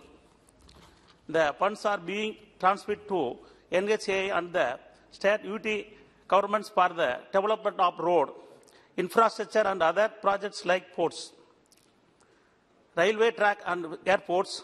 For 2022-23, the transfer from CRIF towards the ministry is estimated at rupees 1,59,616 crores. This is 61% more than revised transfer in 2021-22, rupees 99,239 crores. Sir, the Kodaikanal-Munnar Road, old SH18, was located in my Tindikal Parliament constituency at spread over the district of Tamil Nadu and Idukki district in Kerala. The road is situated on an elevation of 2,480 meters, 8,140 feet. It was one of the highest roads in India. South of Himalayas prior to its close in 1990. The old road is disparate condition, not usable for any kind of transport due to damages and overgrown vegetation in most of the areas. The project to be taken on CRF scheme. Sir, while the NHAI is developing 3,500 kilometers of national highways in Tamil Nadu. It has completed only 125 kilometers of project length. The ministry should take steps to speed up the work of remaining 2,214 kilometers of ongoing project on our footing. To speed up the 4-lane project under Pardhamala includes 7.3 kilometer elevated 4-lane bridge connecting the Pandian Hotel junction with Setikulam and widening the existing 30.4 kilometer 2 lanes into 4 lanes from Setikulam to Nattam on the NS 785. Sir, last point. There is a major junction in Trichy-Tindikal highway at Silapadi, kilometer 417.2, which was built by NHAI to provide an underpass for the benefit the local people at Silapadi crossing at Silapadi. Thank you, sir. Next, Shri Devji Patel ji. धन्यवाद सभापति महोदय। सभापति महोदय, मैं भारत सरकार द्वारा budget में पेश की गई सड़क परिवहन और राष्ट्रीय राजमार्ग मंत्रालय के अनुदान मांगों के समर्थन के लिए खड़ा हुआ हूं। मैं धन्यवाद देता हूं आदरणीय प्रधानमंत्री नरेंद्र मोदी जी, आदरणीय नितिन गडकरी जी और विराजमान श्री वीके सिंह साहब को। इन्होंने विगत 7 साल में सड़कों को परिवहन के लिए जिस विशेष रूप से जोर दिया और एक जाल पूरे भारत के अंदर बिछाया। सभापति जी, मैं याद करता हूं सम्मानीय भारत रत्न अटल बिहारी वाजपेयी जी को, जिन्होंने प्रधानमंत्री सड़क योजना शुरू की और हमारे गांवों को जोड़ा। मैं एक ग्रामीण पृष्ठभूमि से आता हूं। अध्यक्ष जी, उस टाइम पे काली सड़क हम देखते थे और मैं वैसे मेरा निवास अहमदाबाद है। अहमदाबाद से मैं सांचौर जब आता था तो एक बार हम ये सोचते थे बीच में होल्ड करें और उसके बाद में हम आगे प्रवास करें, लेकिन अटल जी ने उस समय भी जो गुजरात का नेशनल हाईवे बनाया और बाद में अभी गडकरी जी ने और आदरणीय मोदी जी ने जो पूरे देश में हाईवे के निर्माण का कार्य किया, वो एक भारत की जो परिकल्पना थी वो हमारे सामने पेश की। मेरे क्षेत्र के कई लोग प्रवासी है। अध्यक्ष जी, हमने जब यहां पे सामने में विपक्ष में बैठा था और कई बार मैं मांग करता था, जहां ना पहुंचे रेलगाड़ी वहां पहुंचे मारवाड़ी। हम लोग वहां पहुंच गए थे, लेकिन वापस आने के लिए हमारे पास में रेलगाड़ी नहीं थी। मैं धन्यवाद देता हूं मोदी जी की सरकार आई 2014 में, और 2014 में सरकार आने के बाद में नेशनल हाईवे जो बनना शुरू हुआ, अब रेलगाड़ी की हमारे वहां पे कम चर्चा करते हैं। बाई रोड वहां से निकलते हैं और सीधे हमारे क्षेत्र में आ जाते हैं। यहाँ पे अपना काम निपटा के वो वहां पे वापस अपने कर्म भूमि में पहुंच के वहां पे व्यापार और व्यवसाय करना उन्होंने शुरू कर दिया। इसके लिए भी मैं इनको धन्यवाद दूंगा। आंकड़ों में ज्यादा मैं नहीं जाऊंगा, लेकिन मैं ये जरूर धन्यवाद दूंगा कि पिछले साल के मुकाबले 68,000 करोड़ जो ज्यादा दिए उस पर थोड़ी सी नजर मेरे क्षेत्र की भी है। वो वीके सिंह साहब को जरूर मैं निवेदन करना चाहूंगा कि उसमें कुछ हिस्सा हमारा रख लें तो शायद हमारा और उद्धार हो जाएगा। उसमें चूरू को भी ले लीजिएगा।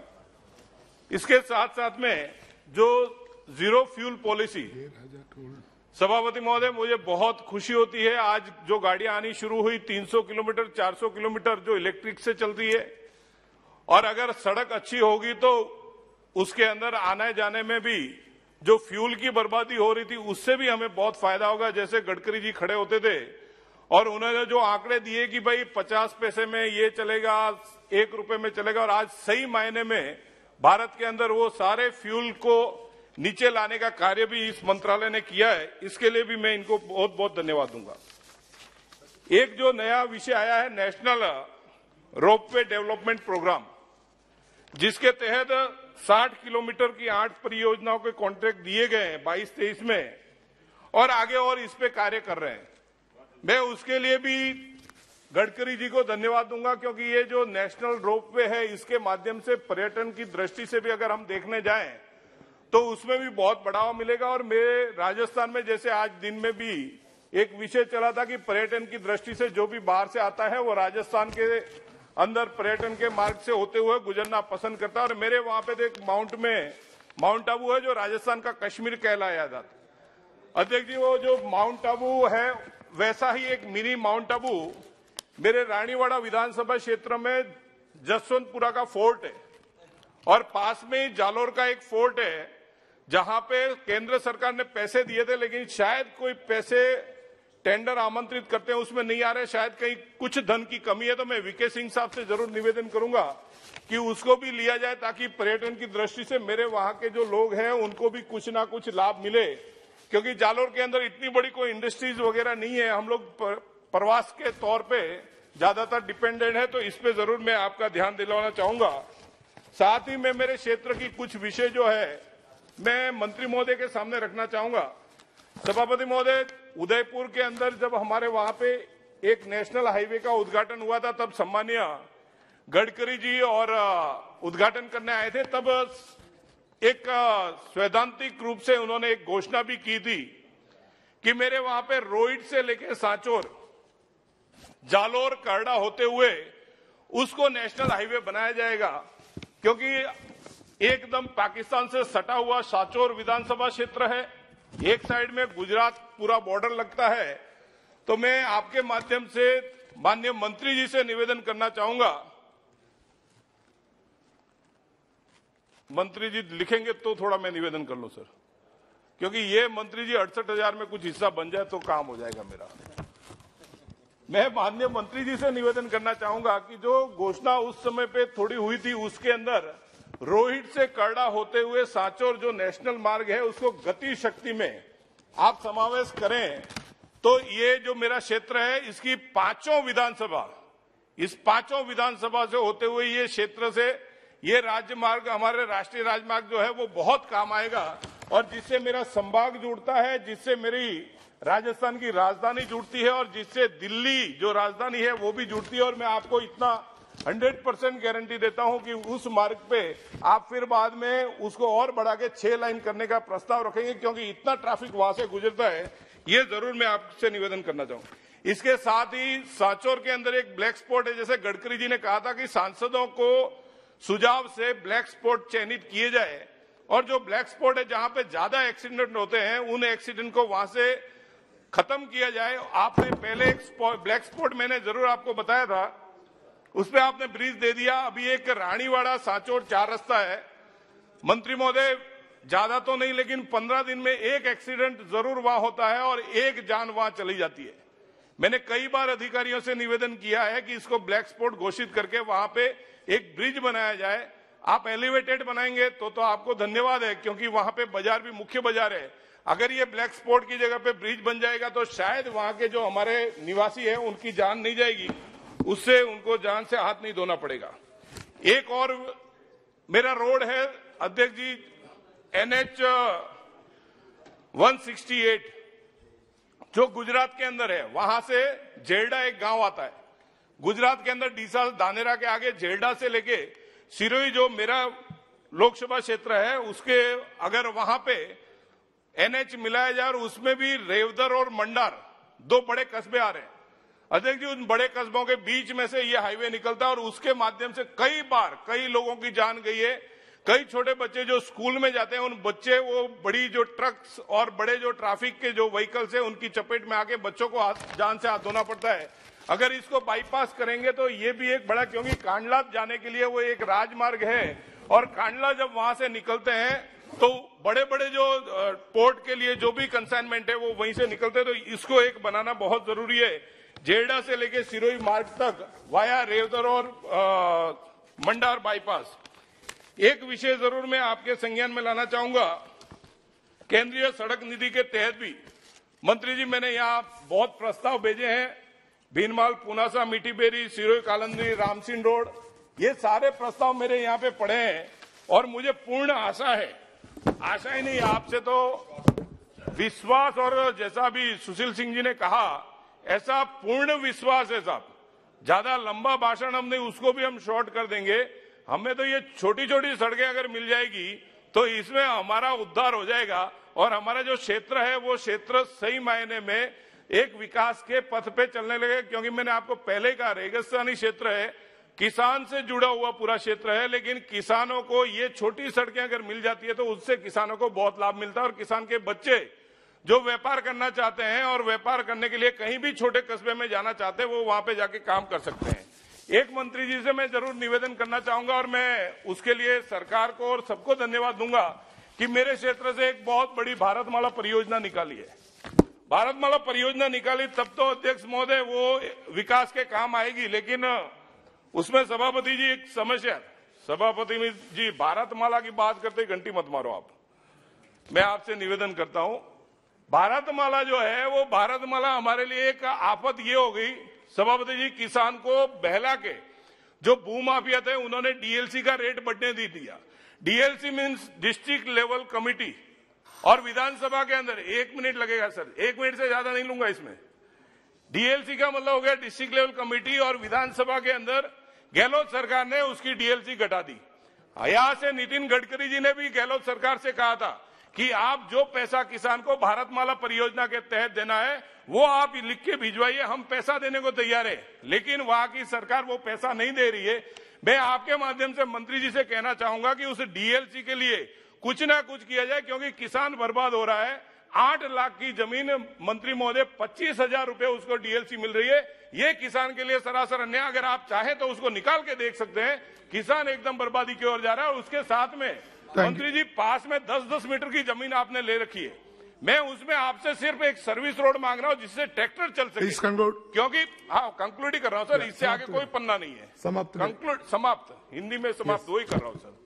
मैं आपसे यही निवेदन करूंगा मंत्री जी कि पास में 10 मीटर की जो आपकी लैंड पड़ी हुई है वो किसी काम की नहीं है। अगर उस लैंड में किसान का ट्रैक्टर लेके वो अपने खेत में जाएगा तो दूसरे किसान से झगड़ा नहीं होगा और वो किसान अपने जमीन की बुआई कर सकेगा, और अन्नदाता जो हमें अन्न देता है वो अन्नदाता भी सुखी हो जाएगा। ये जरूर मैं आपसे निवेदन करना चाहूंगा। इसी के साथ में आपने सभापति महोदय बोलने का मौका दिया, बहुत बहुत धन्यवाद। Thank you. Honourable member Shri Rabindranath. Sir, thank you for the opportunity, sir. Sir, let me first of all acknowledge the fact that we have an immensely future-savvy Minister of Road Transport who embraces innovative at the same time sustainable mode of infrastructure development aligned with the vision of our Honorable Prime Minister Sri Narendra Modi ji.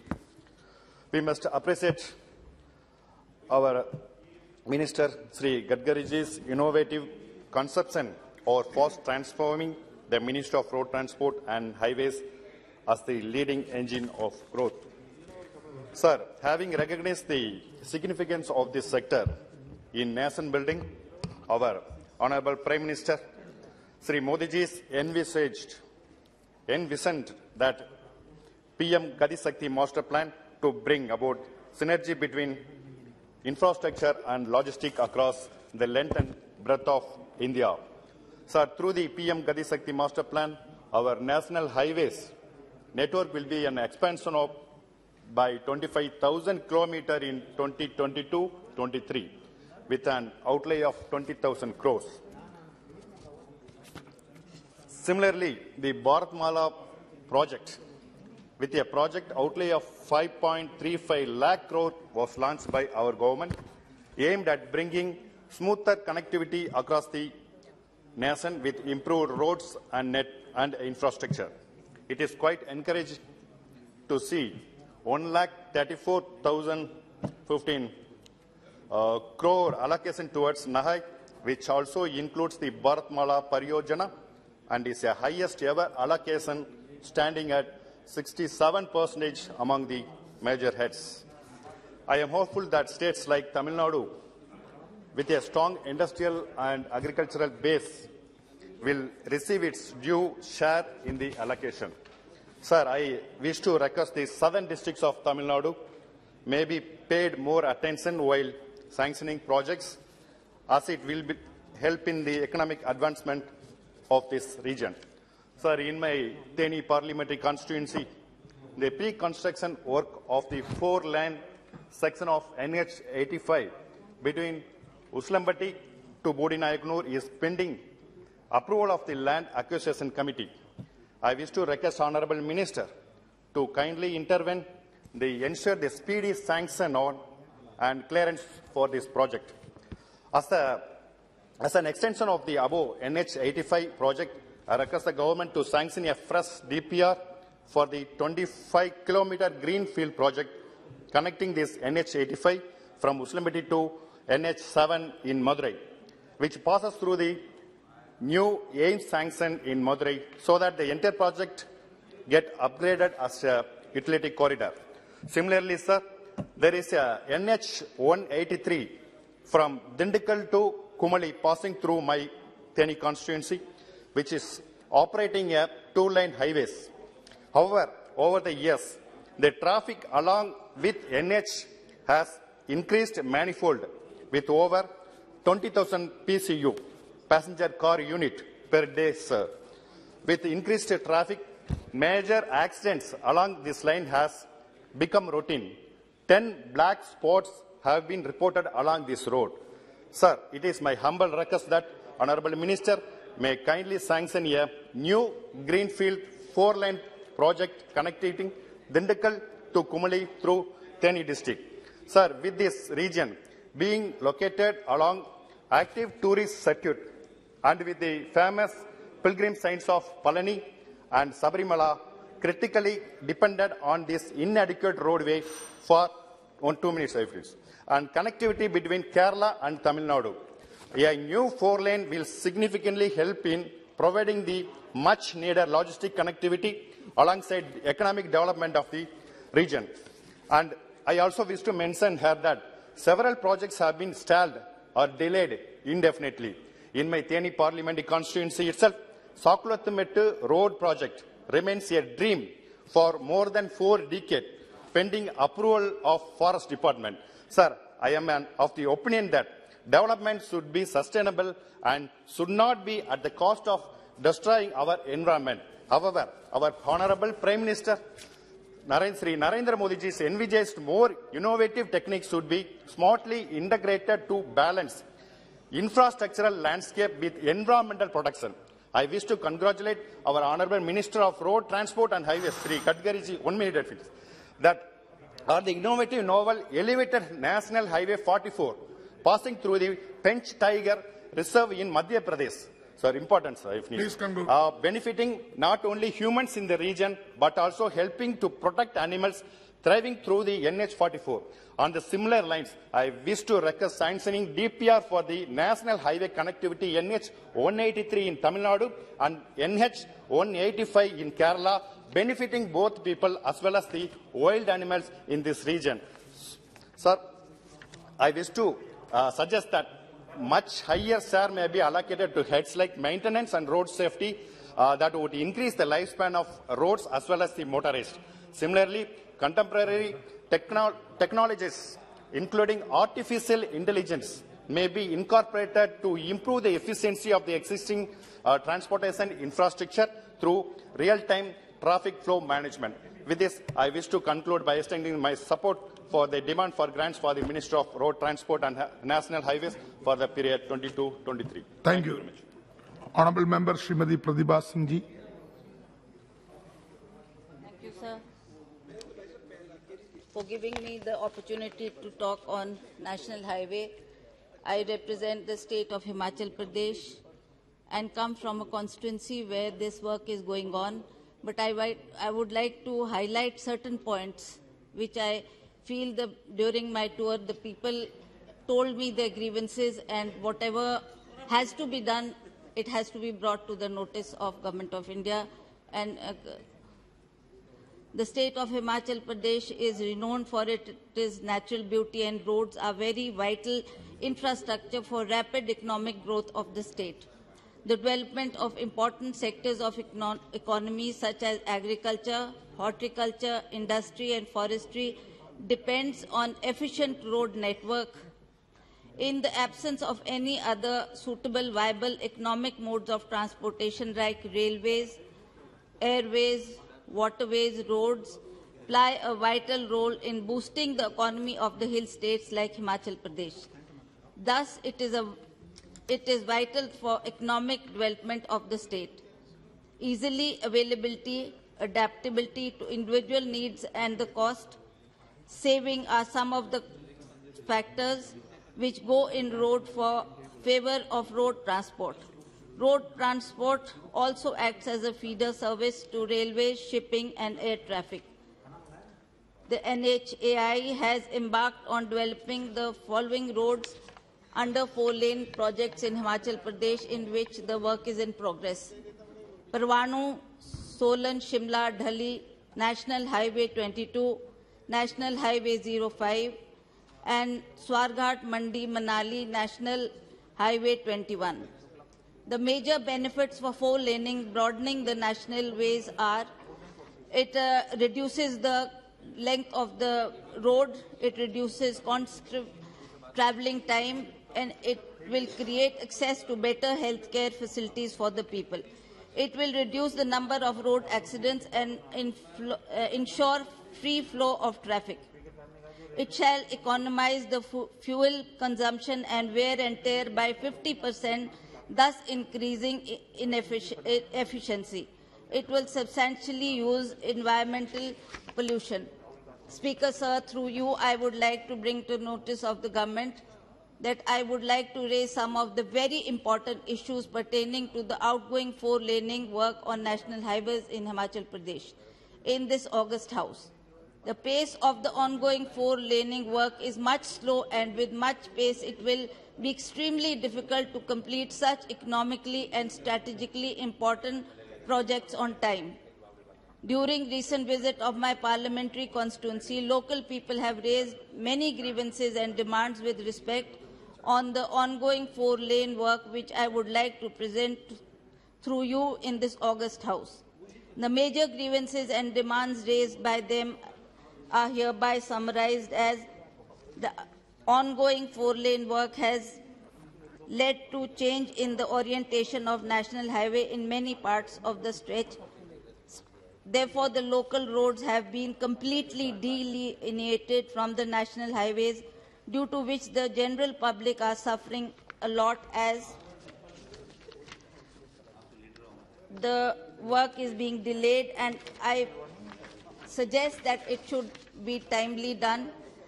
Their old age accessibility has been hampered. Besides massive soil erosion, in view of the vertical cutting of the hillsides, dumping of debris down the hill and felling of thousands of trees has caused irreparable damage. It has created unnecessary problem of water logging, blockades and traffic jams to general public. Therefore, it is requested through you, sir, that some concrete way out should be formulated by developing road services to connect the village local roads to newly 4-laned national highway, to provide hassle-free accessibility to local population and villages in public interest. Sir, about the compensation also, I would like to state in the House that the other major issues in the compensation provided in lieu of land acquisition to the affected parties. Road undoubtedly are the lifeline of the hills, but the 4-laning projects across the state has brought misery to thousands of people who were uprooted and lost their livelihood. Only the circle rate has been taken into consideration, and not only the market rate. Other factors like market value, commercial viability, productivity have not been taken into account while working out the compensation. Another important factor, sir, is tourism. I would like to state that the tourism industry is the backbone of Himachal Pradesh. The tourism sector of Himachal Pradesh contributes 7% of the state GDP. Domestic tourist inflow in the state reached 16.83 million in 2019, when foreign tourist arrival reached to 3,83,000. As of December 2019, there were 3,679 registered hotels in the state. A significant rise was noticed in the domestic as well as foreign tourist inflow during last few years, but there is a sharp decrease of 81% in the tourist arrival up to December 2020. Roads remain the main mode of transport in Himachal Pradesh. As you know, there is no air connectivity or rail line as such, so our people depend on the roads, so this should be given priority.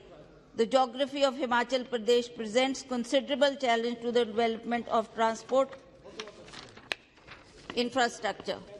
Nevertheless, the state has made significant progress in road connectivity in the last few decades, thanks to our Congress governments. But the frequent log jams, blockades due to cutting off extravagant excavation works due to four-laning work on national highways has impacted badly in the tourism industry. Reckless cutting of hills for four-lane project has become a bane of the tourism industry in Himachal Pradesh. Frequent landslides on national highways resulting in traffic blockage and even accidents were making tourists wary of visiting the state. Roads are full of potholes. There has been reports of the key Parwanu, Shimla, Kiritpur, Manali highways being hit by landslides, spelling doom to the tourism industry. Reports of landslides and disruption of traffic on key highways are logging the headlines in newspaper and electronic media. As a result, the tourists have been forced to cancel their bookings. The occupancy in hotels, which was about 60 to 70% before the four-lane work started, has come down to 10 to 20%. Stakeholders are not taken into confidence before planning and execution of the four-lane projects. Alternative routes are not carved out while existing routes are not maintained properly, discouraging the tourists from visiting the state. Hotel occupancy as a result went down badly, and the bad road condition and landslides had the worst impact on the adventure tourism in tribal areas and higher hills, as travelling were turned as a nightmare. Further, demolition of illegal constructions by administration also earned a bad name for the tourist industry. Fearing inconvenience, tourists were apprehensive of visiting Simla, Manali, Dharamshala and other parts of Himachal Pradesh. Economy and loss of livelihood. There has been substantial loss of livelihood considering the immense tourism potential in the state, especially Mandi, Kullu, Manali and Simla areas. The land along the roadside has highly commercial values for hotels, restaurants and eco-resorts, many of which has been wiped off to make the way for the project.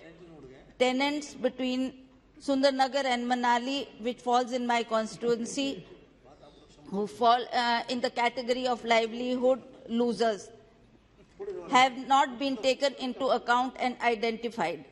Such people have not just been uprooted or displaced, but even have lost their livelihood. The muck and debris management and the environment hazards is also a very important issue, sir. I should bring it to the notice of this August House. There has been intense environmental violations in the outgoing four-laning project of national highways. The dumping of debris is being done in an unscientific manner, with the results that loose debris has made its way into water bodies. While constructing the roads, it is necessary that it cannot be at the cost of environment. The principle of substantial development cannot be avoided. At the end, I would like to draw your attention to some important issues in my parliamentary constituency, in specific pertaining to the national highways of Himachal Pradesh for consideration and urgent action by the Ministry of Road Transport and Highways. One point is, sir, that Bhuntar Bridge at Kullu is required to be constructed urgently to ensure all-weather connectivity to the international tourist destination Manali. The state government has already sent an estimate to the ministry for obtaining necessary sanction, which may please be expedited. Another bridge over Tirthan River at Daman at Sanj, Luri, Ani, Jalori, Banjar Out Road is required to be constructed urgently to ensure all weather connectivity and smooth flow of traffic, because this area comes and there is heavy snowfall in this area. So by making this tunnel, it will be a good connectivity to those areas.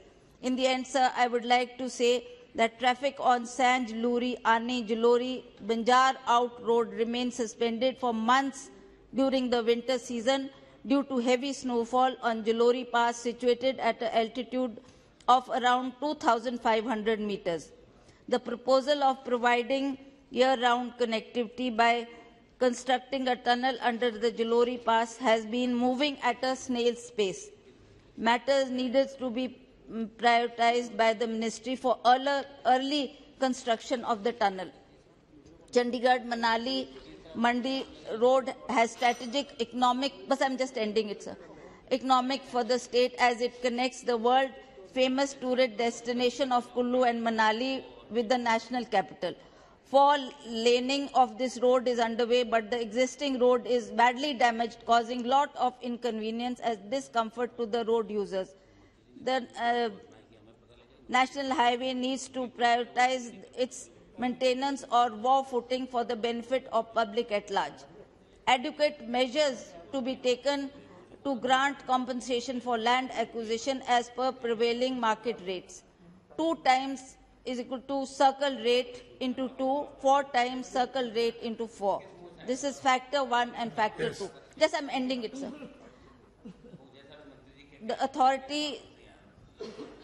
The government may be directed to increase the pace of work so that the project is completed well in time, within the time limit, and the directions may be given to for the proper maintenance and regular repairing of the roads to facilitate commuters.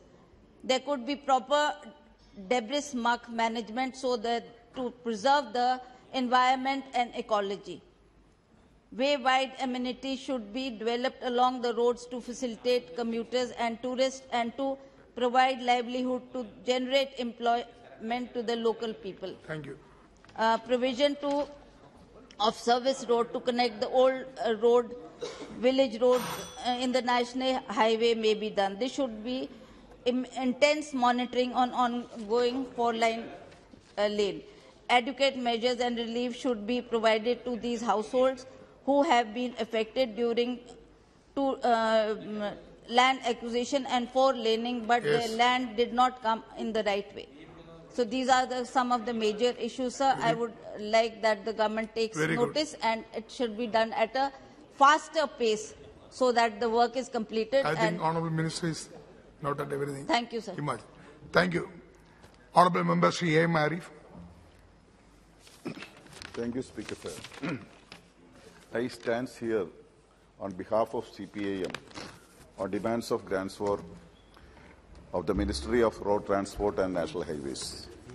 Sir, I take this opportunity to acknowledge the interest shown by the Honourable Minister Nitin Gadkari ji for the development of national highways in state of Kerala in a time-bound manner. Unfortunately, he is not present here. Sir, road transport is vital for the development of the country and has an important role in our economic growth and the employment generation. However, unfortunately, this government is adopting a policy of reducing its share drastically and excessively, relying on the private sector for the development of roads. In all projects are implemented in built on operate and transfer BOOT mode. Sir, by doing this, the entire burden is passed on to the travellers in the form of tolls to be paid for using these roads. And what is the end result of this, sir? Result is that priving the people for years and years, and there is no transparency in the amount collected as tolls. Sir, as per agreement made by the NHI with the private players, after the construction cost is recovered, the toll rates are to be reduced to 40%. But what is happening in the reality, sir? Every now and then the rates are hiked, and the whims and fancies of the companies and NHI and central government remaining mute spectators. Sir, I challenge the government to come up with a white paper on the toll collected so far as part of the facts before the people. Once the toll booth is constructed, and it will never shut, the collection of toll will continue to the end of the world.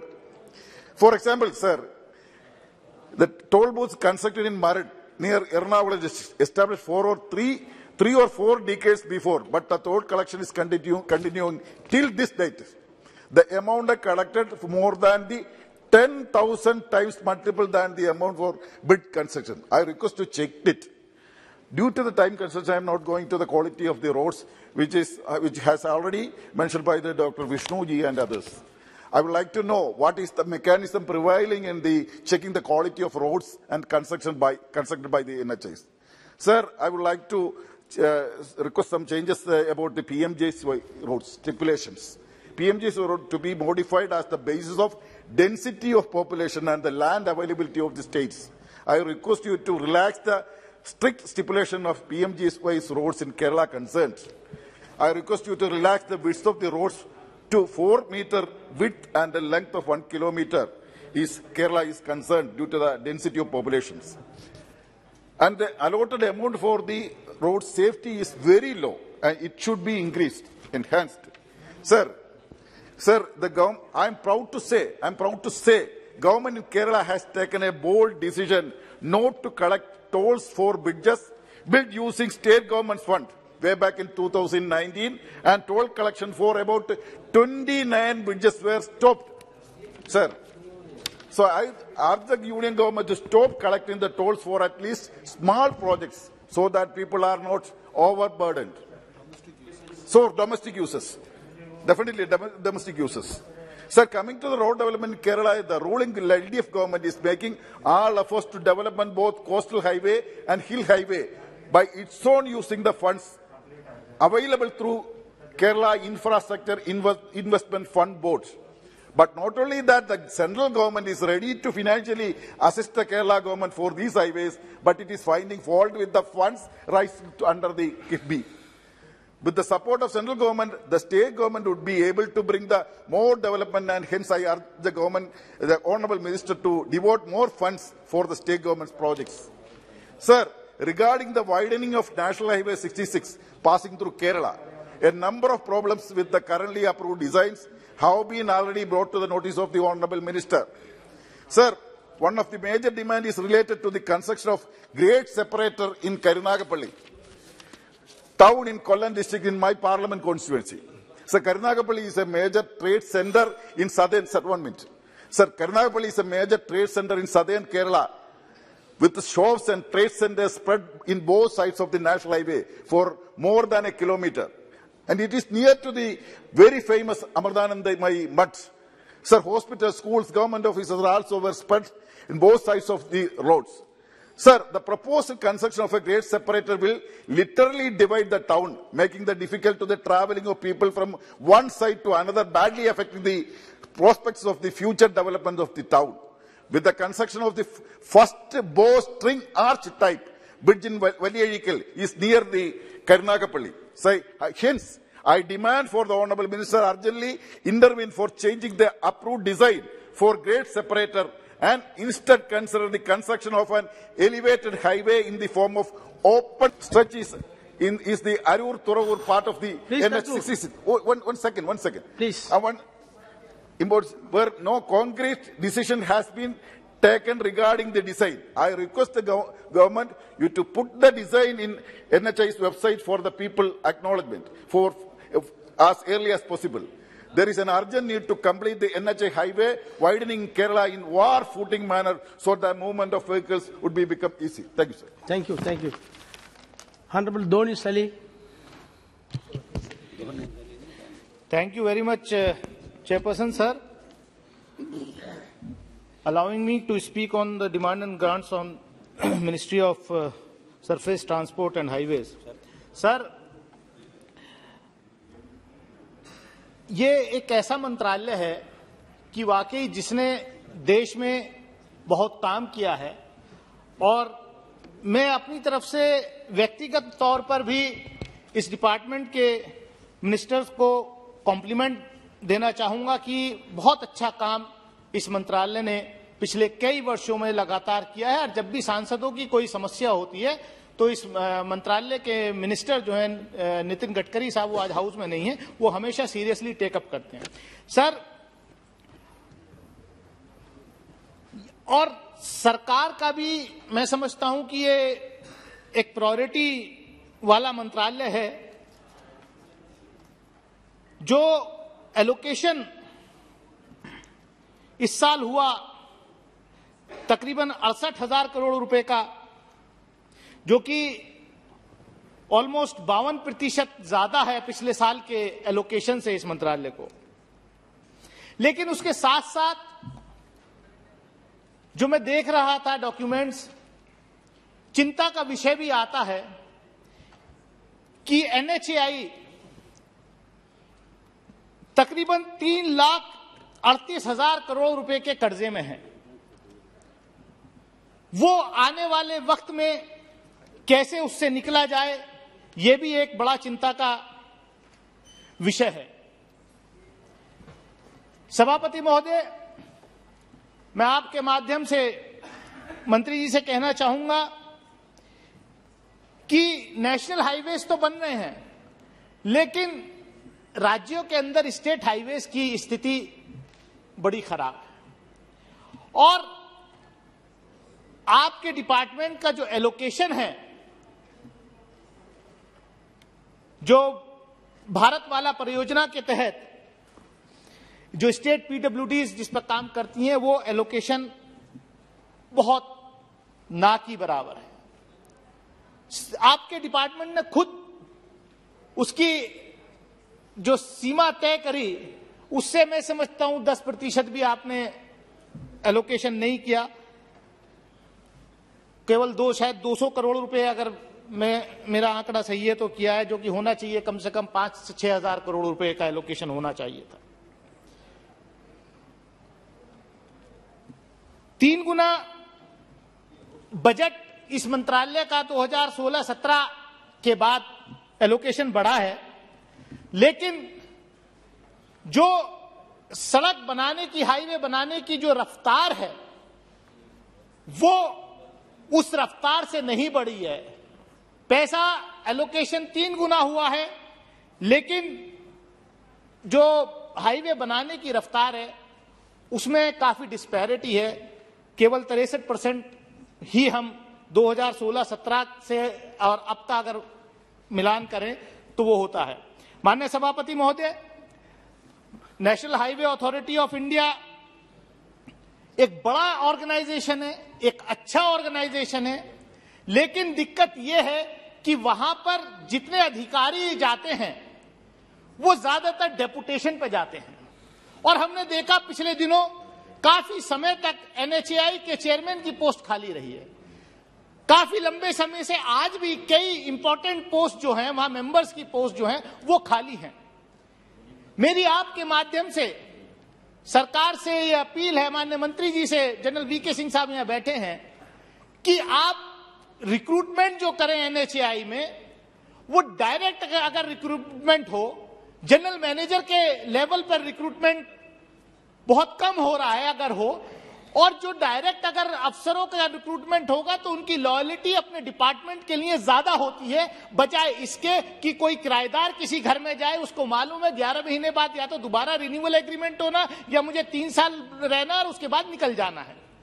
मैं तो sir देसी आदमी हूं, देसी भाषा का प्रयोग करता हूं, इसलिए अगर डायरेक्ट रिक्रूटमेंट होगा तो उसकी लॉयल्टी जाहिर सी बात है कि ज्यादा होगी। एक जो सभापति महोदय, एक जो संज्ञान में बात आई मेंटेनेंस की, सड़क बनाना आसान है, हाईवे बनाना आसान है, लेकिन उसका मेंटेनेंस और जिस जनता के लिए आप बना रहे हैं, खासतौर से उस इलाके की जनता जहां पर जो सर्विस रोड्स बनती हैं, उनकी स्थिति बहुत दयनीय, बहुत खराब है। और मुझे ताज्जुब हुआ रिपोर्ट देख करके, डॉक्यूमेंट्स देख करके, कि जो मेंटेनेंस का एलोकेशन था उसका 18, 19 और 19-20 में उसका सिर्फ 60% प्रयोग हुआ है, उपयोग हुआ। मतलब आप हजारों करोड़ रुपए बड़ा हाईवे बनाना है तो आप इस्तेमाल करेंगे, बड़ा काम लेने के लिए बड़े कंपनीज आ जाएंगी, लेकिन छोटा मोटा काम करने के लिए, मेंटेनेंस के लिए आपके पास या तो लोग आ नहीं रहे काम करने के लिए या आप करना नहीं चाहते। सभापति महोदय, जैसा कि मैंने पहले कहा कि जैसे इस साल का टारगेट आपका 12,000 किलोमीटर का था हाईवेज बनाने का, लेकिन इस महीने की 10 तारीख तक वो आंकड़ा सिर्फ 8,278 किलोमीटर है। तो आप कहीं ना कहीं फंड्स आपको मिल रहे हैं, लेकिन कहीं ना कहीं कुछ गड़बड़ी बीच में है। और मैं समझता हूं वो एक ये भी है कि पिछले दिनों NHAI में जो इंपॉर्टेंट पोस्ट थी वो खाली रही थी, जबकि पिछले वर्ष का अच्छा आंकड़ा था। मैं ज्यादा कुछ ना कहते हुए सभापति महोदय, मैं अपनी क्षेत्र की कुछ समस्याओं से अवगत कराना चाहता हूं। मेरठ गढ़ बाईपास बन रहा है, नेशनल हाईवे 709A। सर, मैं 2 मिनट लूंगा अपनी बात खत्म करने में। वहां पर हम क्या देखते हैं कि मैंने पहले भी कहा कि हम योजनाएं बनाते हैं, लेकिन योजनाओं में DPR बनाते वक्त अगर जनप्रतिनिधियों से सुझाव मांगे जाएं तो शायद बहुत आसानी से लंबी योजनाएं इंप्लीमेंट होंगी। लेकिन हम क्या होता है कि जब हाईवे बन जाता है या बनने लगता है तब MP MLA को पता चलता है। अब मेरे यहां मैं गया था पिछले हफ्ते इसी हाईवे पे, ये जो नया बाईपास बनना है सर, ये 3 राज्यों को जोड़ता है और मेरी कॉन्स्टिट्यूएंसी के 30 गांव इससे प्रभावित हैं। मथुरा से हस्तिनापुर जाने वाले तीर्थयात्री सब इस रास्ते को लेते हैं जो कुचेसर चौपला से होकर के जो है शाहपुर और किठौड़ मार्ग को जोड़ता है। लेकिन आबादी के बिल्कुल मिला हुआ ये नया बाईपास बन रहा है। मैं गया विजिट पे, मैं चाहूंगा मंत्री जी आप भी जाइए। मतलब आबादी है और आबादी से लगा हुआ बिल्कुल हाईवे आप बना रहे, जबकि जंगल खाली पड़ा है। उसको जब DPR बनना था थोड़ा और आगे लिया जा सकता था। मेरी आपके माध्यम से डिमांड है, जो वहां के लोगों की डिमांड है कि इस हाईवे ये जो रास्ता है कुचेसर चौपला से श्यामपुर किठौड़ मार्ग, जो कि 30-35 गांवों से जुड़ा हुआ, वहां पर उतरने और चढ़ने के लिए जो है कट नहीं दिया है। मैं आपको पत्र भी सौंपूंगा, वहां पर कट मिलना चाहिए, वरना लोग फिर किठौड़ में कस्बे में निकल के जाएंगे, उनको कोई फायदा इससे नहीं होगा। जमीन उन गांव के लोगों की जा रही है, लेकिन फायदा उनको नहीं होगा, खाली दूर से आने वाले लोग ऊपर से चले जाएंगे। मैं प्लीज बस 1 मिनट में अपनी बात खत्म करूंगा। एक मैटर और है, जैसे हम लोग highway second please sir 1 minute में हाईवे बनाते हैं, अच्छी बात है, लेकिन क्या है कि हमारे जो फास्टैग्स हैं, मैं कल भी गया, कल मैं अपनी कॉन्स्टिट्यूंसी गया और आया हूं, पता नहीं क्या है। माननीय मंत्री जी ने पिछले साल 18 मार्च को मेरे एक सवाल के जवाब में यहां ऐलान किया था कि अगले साल 1 साल के अंदर सारे टोल प्लाजा खत्म कर दिए जाएंगे, बल्कि जनता ने सोचा शायद फ्री होने वाला है, लेकिन यह था कि GPS गाड़ियों में लगाएंगे और कहीं कोई टोल प्लाजा नहीं होंगे। लेकिन फास्टैग काम नहीं करते। आप जो टोल के जो चलाते हैं उनको आप कहिए कि वो मशीन जो है ऐसी लेटेस्ट लाएं कि कम से कम फ्री एक्सेस हो। और गजरौला के अंदर एक जो हाईवे बन रहा है, ये यहां पर कुछ लोग डिमांड कर रहे हैं। खैर, मतलब एक ये और देखिए कि कई बार क्या होता है, प्रेशर में आके जनप्रतिनिधियों के इसी जगह कट दे देते हैं जहां पर एक्सीडेंट होने के बहुत चांसेस होते हैं। ऐसे किसी दबाव में नहीं आना चाहिए, क्योंकि जो ब्लैक स्पॉट्स हैं उन पर किसी भी कीमत पर कट किसी एक की भी जान जाती है तो हम लोग उसके लिए जिम्मेदार हो सकते हैं। Please mister Yadav continue. माननीय सभापति महोदय, आज सड़क परिवहन और राज्य मंत्रालय के वित्तीय वर्ष 2022-23 के केंद्रीय बजट अनुमान मांगों के समर्थन में अपनी बात रखने के लिए खड़ा हूं और इस पर आपने मुझे अवसर दिया, उसके लिए विशेष तौर पर आभार व्यक्त करता हूं। महोदय, मैं माननीय प्रधानमंत्री जी, माननीय नितिन गडकरी जी, माननीय जनरल BK सिंह के प्रति बहुत आभार व्यक्त करता हूं, जो निश्चित तौर पे कम समय में बहुत बड़ा काम किया है और देश की एक नया स्वरूप और नया तस्वीर बनाने का काम किया है अपने कामों के माध्यम से। मैं इतिहास के पन्नों में ले जाना चाहता हूं आपके माध्यम से सदन का। महोदय, वर्ष 1950-51 में भारत में 19,800 किलोमीटर राष्ट्रीय मार्ग थे और वर्ष 2020-2014 में बढ़ करके 92,000 किलोमीटर हुआ और महोदय 2021 में ये बढ़ करके 1,41,000 किलोमीटर अधिक हो गया। महोदय, सरकार की प्रतिबद्धता देखिए और काम करने की क्षमता देखिए। माननीय प्रधानमंत्री मोदी जी का और नितिन गडकरी साहब, बीके सिंह का विजन देखने का काम कीजिए। यानी महोदय 63 साल में 73,000 किलोमीटर राजमार्ग का निर्माण हुआ, वहीं माननीय मोदी जी की सरकार में 8 सालों में 50,000 किलोमीटर का निर्माण हुआ और मैं समझता हूं कि एक अपने आप में इतिहास बनाने का काम किया है। महोदय, यूपीए के 10 साल के सरकार, माननीय कांग्रेस पार्टी के बहुत माननीय सदस्य बता रहे थे। महोदय, मैं कुछ आंकड़ा देना चाहता हूं। यूपीए के 10 साल के शासनकाल में 1,54,000 किलोमीटर 1,54,000 करोड़ की राशि से कुल 50,000 किलोमीटर एनएच का निर्माण हुआ। वहीं हमारी एनडीए की सरकार में 2022-23 में यानी केवल एक साल में 25,000 किलोमीटर एनएच का निर्माण हुआ, जिस पर 1,99,000 करोड़ बजटीय प्रावधान रखने का काम किया जा रहा है। ये बजटीय पिछले साल के मुकाबले 52% अधिक है। महोदय, एक विजन देखिए सरकार की और प्रतिबद्धता देखिए।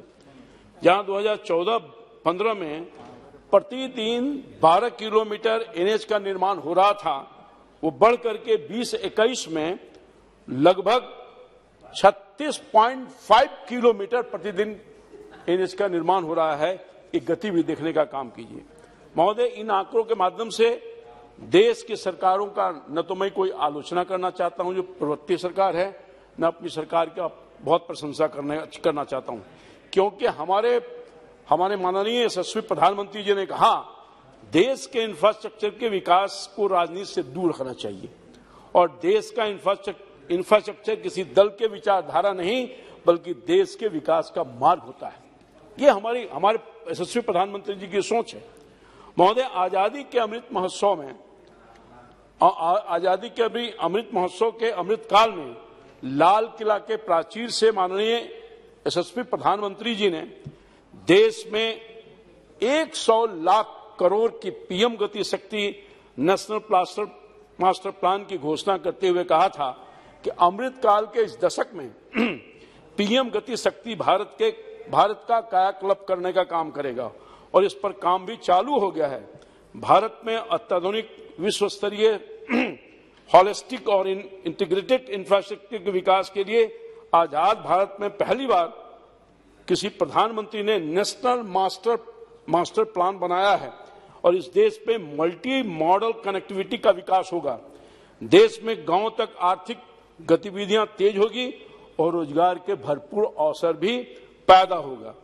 पीएम गति शक्ति को बढ़ावा देने के लिए 7 कारक को चुना है। सड़क मार्ग, रेल मार्ग, हवाई मार्ग, विमानपत्तन, माल परिवहन, जल मार्ग और लॉजिस्टिक संरचना का निर्माण करने का निर्णय लिया है। महोदय, रिजर्व बैंक ऑफ इंडिया और अन्य संस्थानों ने एस्टिमेटेड किया है कि भारत सरकार इंफ्रास्ट्रक्चर के निर्माण पर अगर 1 रुपया खर्च करती है तो इसका मल्टीप्लायर इम्पैक्ट यह होता है कि देश के जीडीपी में 2.5 से 3.5 रुपए की वृद्धि होती है। यानी इंफ्रास्ट्रक्चर में इन्वेस्टमेंट से लॉजिस्टिक कॉस्ट घटेगा। भारत में लॉजिस्टिक कॉस्ट 13 से 14% अभी है महोदय, इसको 8% तक लाने का सरकार प्रयास कर रही है। इससे वैश्विक बाजार में भारत का माल सस्ता होगा और निर्यात बढ़ेगा। भारत की अर्थव्यवस्था को आत्मनिर्भर और $5 ट्रिलियन की अर्थव्यवस्था बनाने में पीएम गति शक्ति का महत्वपूर्ण रोल निभाने का काम करेगा। आदरणीय माननीय प्रधानमंत्री जी ने महोदय आदरणीय प्रधानमंत्री जी ने जिस तरह से समाज के भलाई के लिए सामाजिक न्याय जरूरी है, उसी अवधारणा के तहत उसी तरह से देश के को संतुलित के लिए विकास जरूरी है। महोदय, पीएम गति शक्ति के last mile connectivity to last person development and lands to port to land के लिए विश्व स्तरीय और आधुनिक मल्टी मॉडल कनेक्टिविटी इंफ्रास्ट्रक्चर का विकास होगा।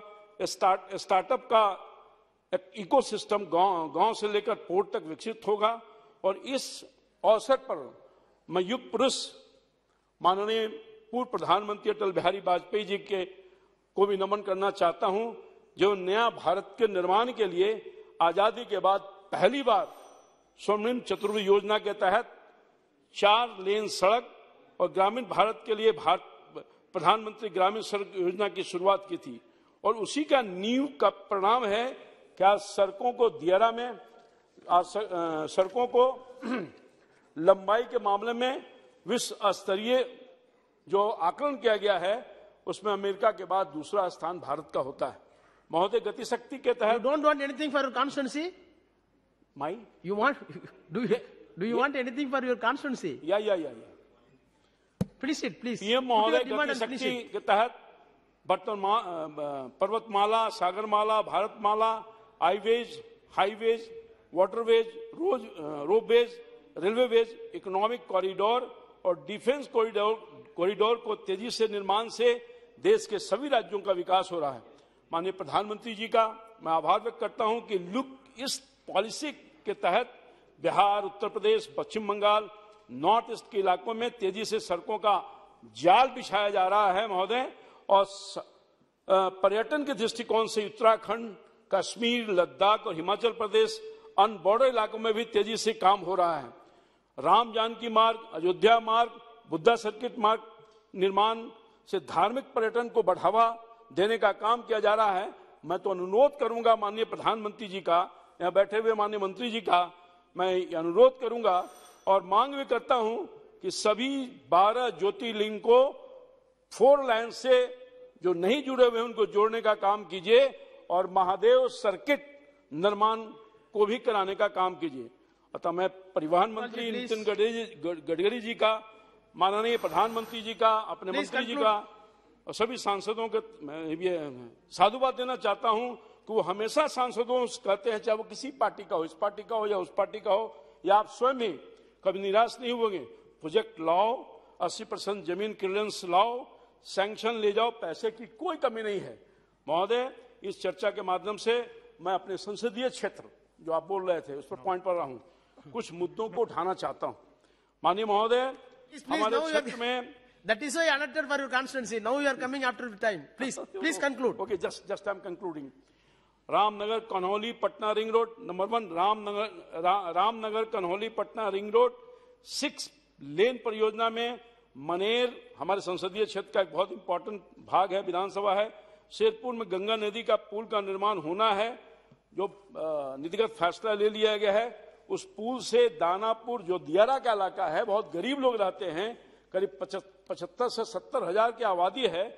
दियारा में दोनों तरफ रैम्प देने का अनुरोध माननीय मंत्री जी को मैंने आग्रह किया है। मैं पुनः आग्रह करता हूं कि उस पर आगे की कार्रवाई किया जाए। नंबर 2, राष्ट्रीय मार्ग 30 के अनीसाबाद से 0 माइल के बीच रामकृष्णा नगर, खेमनीचक और जगनपुरा में फ्लाईओवर का निर्माण कार्य कराने की कृपा की जाए, जिसकी स्वीकृति संभवतः आपने दे भी दिया है, मगर अभी तक काम नहीं हो पा रहा है। मेरा अनुरोध होगा कि उस काम पर भी ध्यान दिया जाए। 2-3 पॉइंट है सर, मैं अपने 1 मिनट में बात समाप्त करूंगा। Finish it with in a minute. राष्ट्रीय राजमार्ग 30 से अनीसाबाद 0 माइल के बीच दोनों तरफ सर्विस लेन का निर्माण कराया जाए। राष्ट्रीय मार्ग 139 औरंगाबाद से पटना को 4 लेन में परिवर्तन किया जाए, जैसा कि माननीय पूर्व सदस्य सुशील सिंह जी ने भी कहा। रामनगर कन्हौली से 6 लेन राष्ट्रीय मार्ग में बेलदारी चक के पास कंसारी गांव के पास अंडरपास का निर्माण करवाया जाए, जो बहुत ही आवश्यक है। पटना बक्सर राष्ट्रीय राजमार्ग के लद अलाइनमेंट नथुपुर भूसौला को NS39 का पार्ट बनाकर 4 लेन सड़क का निर्माण, ताकि अनीसाबाद एम्स जो हॉस्पिटल है फुलवारी तक बाईपास सड़क का निर्माण हो सके, जिससे अनीसाबाद से फुलवारी एम्स तक लगने वाला जो महाजाम है उससे मुक्ति मिल सके। पटना डोभी NS30 से हनुमान 30 के पास लास्ट पॉइंट से बस लास्ट NS30 के मसौड़ी पुनपुन सेक्शन का निर्माण कार्य जल्दी कराया जाए, जो काम प्रोग्रेस में है उसको थोड़ा जल्दी कराया जाए। और अंत में पटना गया डोभी NS83 के नौदौल में सर्विस लेन का निर्माण करवाया जाए। ये मेरे संसदीय क्षेत्र से जुड़ा हुआ मामला था, जिसका आपके माध्यम से सरकार का ध्यान आकृष्ट करवा रहा हूं। अंत में पुनः मैं इस बजट का समर्थन करते हुए, अनुदान मांग का समर्थन करते हुए और आपको विशेष धन्यवाद देते हुए अपनी बात समाप्त करता हूं। बहुत धन्यवाद सर। महोदय, थैंक यू। आपने मुझे सड़क परिवहन और राजमार्ग मंत्रालय की अनुदान मांगों पर चर्चा में भाग लेने का अवसर दिया, इसके लिए आपका बहुत बहुत धन्यवाद। सभापति महोदय, आज पूरा देश देख रहा है और कोई भी देश विश्व के अंदर वो विकसित विकासशील देश वही कहलाता है जहां सड़कों का जाल बिछा हो। आजादी के 70 साल बाद अभी भी कई गांव, कई इलाके ऐसे हैं जो सड़कों से नहीं जुड़े। प्रधानमंत्री ग्राम सड़क योजना भी आई, आपका केंद्र का पैसा भी अलग अलग योजनाओं में स्टेट के अंदर जाता है, लेकिन दुख इस बात का है कि लंबी चौड़ी बात करने के बाद भी आज भी आजाद भारत, जिसको आजादी की 75वीं वर्षगांठ हम मनाने को जा रहे हैं, आज भी कई ढाणियां, कई गांव ऐसे हैं जो सड़कों से दूर है। हम रेगिस्तान के, इस मारवाड़ के उस इलाके से आते हैं जहां सड़क को बहुत अलग तरीके से देखा जाए। सभापति, आज भी कई ढाणियां, कई गांव ऐसे हैं जहां अगर कोई व्यक्ति बीमार हो जाए तो उनको ले जाने के लिए कोई साधनों की व्यवस्था नहीं होती और लोग रास्ते में ही दम तोड़ देते हैं। ये मेरी दिल्ली की सरकार से भी मांग रहेगी कि ये देश विकसित देश जब तक नहीं कहलाएगा, जब तक प्रत्येक गांव ढाणी देश की सड़कों से नहीं जुड़ेगी। एक हमारी एक बड़ी योजना है, वैसे सड़क मंत्रालय का मामला नहीं, प्रधानमंत्री ग्राम सड़क योजना की है कि गांवों को तो आपने जोड़ दिया लेकिन ढाणियां अभी बाकी है। लेकिन चूंकि सड़क पे बात चल रही तो मैं ये भी मांग करूंगा कि उस योजना को भी जोड़ के देश की प्रत्येक ढाणी जहां आबादी 50 से 100 हो उनको भी सड़क से जोड़ें। स्टेट को आप पैसा दें, कई स्टेट पैसा देने की स्थिति में, दिल्ली उनकी मदद करें। सभापति महोदय, अब की बार विगत वर्ष की तुलना में 68,000 करोड़ का बजट अधिक मिला, तो हम उम्मीद करेंगे कि मंत्री जी राजस्थान का विशेष ध्यान रखेंगे। मंत्री महोदय नितिन गडकरी जी और जनरल वीके सिंह साहब जो यहाँ विराजे हैं, नितिन गडकरी जी ने भी जो कोरोना काल के अंदर कई सड़कों का लोकार्पण किया देश के अंदर, वीसी के माध्यम से हम लोग उपस्थित हुए और उस समय कई घोषणाएं भी करी थी। दुर्भाग्य इस बात का है कि उनकी घोषणाओं को 2-2 साल हो गए सभापति महोदय, लेकिन वो धरातल पर नहीं आई।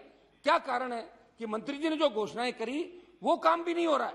वो घोषणाएं उन्होंने वीसी के माध्यम से दिल्ली से करी थी, हम लोग उसमें जुड़े थे, कुछ हमने डिमांड रखी थी, लेकिन दुर्भाग्य इस बात का कि दिल्ली के मंत्री की घोषणा का धरातल पे नहीं आना इस ओर इंगित करता है कि कहीं मंत्री जी की कम तो नहीं चल रही देश के अंदर। आज मंत्री जी यहाँ पे नहीं, लोकसभा के अंदर हर कोई कह रहा है कि भाई मंत्री जी यहाँ क्यों नहीं है। हम एक मिनट साहब, ये सुन रहे, बड़े वाले नहीं सुन रहे ना, वो भी सुन रहे हैं अपने चेंबर, तो यहाँ आना चाहिए ना, फिर मजा तो यहाँ आता जब यहाँ होता है। हम तो चाहते हैं सभापति महोदय, और चूंकि मंत्री जी ने, सबने मंत्री जी की तारीफ करी, तो हो सकता है सरकार को तकलीफ हो जाए, मंत्री जी की तारीफ क्यों हो रही इतनी ज्यादा। अब सरकार तो सरकार के हिसाब से सोचती है, इसलिए हो सकता है कि जो घोषणाएं उन्होंने करी पूरी। मैं चाहूंगा कि मंत्री जी ने जो घोषणाएं लोकार्पण के समय और सांसदों को, चाहे वो विपक्ष के थे, पक्ष के थे, सब सांसद, उनका बड़ा मन है, ये सही बात है। जो भी उनके पास जाता है वो उसका काम करने का प्रयास करते हैं, पॉजिटिव है। लेकिन खाली बातों से क्या होगा, हमें काम चाहिए। चुनाव आ जाएंगे, बातों से वोट थोड़ी मिलेंगे, वहां काम करना पड़ेगा, तो उससे उद्घाटन से, बातों से काम नहीं होता। मैं यही कहना चाह रहा हूँ, काम कर दो। सभापति महोदय, मैं मंत्री जी से निवेदन करना चाहूंगा, जब राज्य मंत्री जी यहाँ बैठे हैं वो मेरी बात भावना वहां तक पहुंचाएंगे। सभापति, विकास के आधारभूत ढांचा मजबूत करने के नाम पर सबसे अधिक जोर सड़कों के विकास पर दिया जाता है। सरकार तो अपने विकास की उपलब्धियों, सड़कें बनने की उपलब्धियां गिनाते नहीं थक रही, लेकिन इन सड़कों पर सुरक्षा उपायों को लेकर वैसी गंभीरता नहीं दिखाई देती जैसी दिखाई जानी चाहिए। यही वजह कि राजमार्गों पर सबसे अधिक जानलेवा दुर्घटनाएं होती देखी जाती है। हाल ही में एक जो साल था, करीब 3 महीने लॉकडाउन के होने के बाद भी केवल 2020 में ही सड़क हादसों में 47,984 लोगों ने अपनी जान गंवाई। समझ महोदय, फरवरी 2022 में उत्तराखंड और राजस्थान के अंदर 5 बड़े हादसे हुए। इसका ये प्रमाण है कि पहाड़ों की सड़कें वैसे भी मैदानी इलाकों की अपेक्षा ज्यादा खतरनाक दुर्घटना संभावित मानी जाती है, मगर प्राय देखा जाता है कि उन पर किनारों की तरफ दुर्घटना के वक्त सुरक्षा के लिए लोहे की बाड़ वगैरह लगाने की जरूरत नहीं समझी जाती, जिसकी वजह से जरा संतुलन खोते ही गाड़ियां गहरी खाई के अंदर गिर जाती है। सभापति महोदय, राजमार्गों का निर्माण, उन पर गति सीमा आबाद रखी गई, मगर सड़कों के किनारे अक्सर खुले छोड़ दिए गए, जिसके चलते न सिर्फ उन पर आवारा पशु अचानक आ पहुंचते हैं, इनकी वजह से तेज रफ्तार की गाड़ियां संतुलन को दुर्घटना हो जाती है, बल्कि बरसात वगैरह की वजह से अगर किसी गाड़ी का पहिया चूक से भी मिट्टी पर पहुंच जाए तो फिसल कर दुर्घटनाग्रस्त हो जाती है। फिर भी कई राजमार्गों का विकास इस तरह हुआ है कि कई कई कस्बे गांव वगैरह के बीच से होकर जब गुजरते तो लगता ही नहीं कि वो राजमार्ग के सामान्य सड़कों की तरह लगता है। अक्सर जोखिम भरा काम है। लंबे समय से मांग की जा रही है कि राजमार्गों का विकास करते समय उन पर सुरक्षा व्यवस्था भी पुख्ता होनी चाहिए ताकि उन पर होने वाली दुर्घटनाओं को रोका जा सके, मगर अफसोस है कि अभी तक इस दिशा में गंभीरता ध्यान नहीं दिया। सभापति महोदय, क्वालिटी कंट्रोल की भी बात करूंगा। क्वालिटी कंट्रोल बना रखा है, चाहे स्टेट के अंदर हो, देश के अंदर हो। हम जब मांग करते हैं तो जांच के लिए भी आप इंजीनियर भेजते हो, क्योंकि इंजीनियर की जांच करेगा। तो आज तक हमने कोई ठेकेदारों को, इंजीनियरों को जेल जाते नहीं देखा। करोड़ों अरबों रुपए लगा के जो सड़क बनाई जाती है, 5 साल की उसकी गारंटी भी होती है, लेकिन 1 साल बाद ही वो सड़क, चाहे सीआरएफ से बनी, चाहे आपका स्टेट हाईवे हो, चाहे नेशनल हाईवे हो, उनमें गड्ढे पड़ जाते हैं। और कई जगह तो ऐसी हालात होती है कि 3 दिन बाद ही डामर उखड़ जाता है और क्वालिटी कंट्रोल की टीम बन जाती है तो कागजों के अंदर सारा रफा दफा मामला हो जाता है। तो मैं चाहूंगा कि क्वालिटी कंट्रोल की जो जांच हो, क्वालिटी की जो जांच हो, वो मजबूत तरीके से, और अगर बदमाशी कोई करे, घोटाला घपला करे, कोई इंजीनियर दोषी हो, ठेकेदार दोषी, उसको सजा मिले, ये मैं मांग करना चाहूंगा। टोल की बात करूंगा। सब मुझे टोल टैक्स, अखबारों की माने तो एक्सप्रेस वे और नेशनल हाईवे पर अप्रैल से टोल टैक्स की दरों में 10% की वृद्धि की जा सकती है, ऐसा कह रहे हो सकता है। आए दिन हम ये भी पढ़ते हैं कि सरकार ने diesel, petrol, excise duty, road cess बढ़ाया। आप रोड, ये सब सुनकर लगता है कि शायद ही कोई देश होगा जिसमें केवल सड़क पर चलने के लिए यात्री को 3 लेयर का टैक्स देना पड़े। ये हिंदुस्तान वर्ल्ड में पहला देश है जहां 3 तरह का टैक्स आम जनता को देना पड़ता है। रोड सेस, रोड टैक्स और टोल टैक्स। अगर लंबी दूरी की बात करें तो ऐसी बहुत ही कम ऐसी सड़कें जिनमें टोल टैक्स वाली सड़कें ना हो। सरकार की तरफ से प्रति litre diesel, petrol, road cess लिया जाता है, जिससे सड़क, ब्रिज, अंडरपास, सड़क से जुड़े बाकी इंफ्रास्ट्रक्चर बनाया जाता है। सरकार इसे पेट्रोल और डीजल का इस्तेमाल करने वाले वसूलती है। भारत में एक उपभोक्ता हर लीटर डीजल, पेट्रोल खरीदने में 10 रुपए रोड सेस देता है। इतना सेस देने के बाद भी उपभोक्ता को हर राजमार्ग पर फिर से टोल देना पड़ता है। इतना टोल देने के उपरांत भी कोई एक यात्री गड्ढे और जाम की समस्या निजात नहीं पा सकता। सौद राजमार्गों का एक्सप्रेस जैसी चौड़ी सड़कों का मकसद भी वाहनों की सरल आवाजाही सुनिश्चित करना था, लेकिन निजी कंपनियों को सड़कों पर वाहनों से टोल टैक्स वसूलने की जिस तरह की खुली छूट दी है, उस पर कई बार तो भारत के नियंत्रक माले का परीक्षक सीएजी ने भी सवाल उठाए। कई मामलों में खुद सरकार ने राजमार्गों का विकास करने वाली निजी कंपनियों को टोल वसूलने के निर्देश ज्यादा समय दे दिया।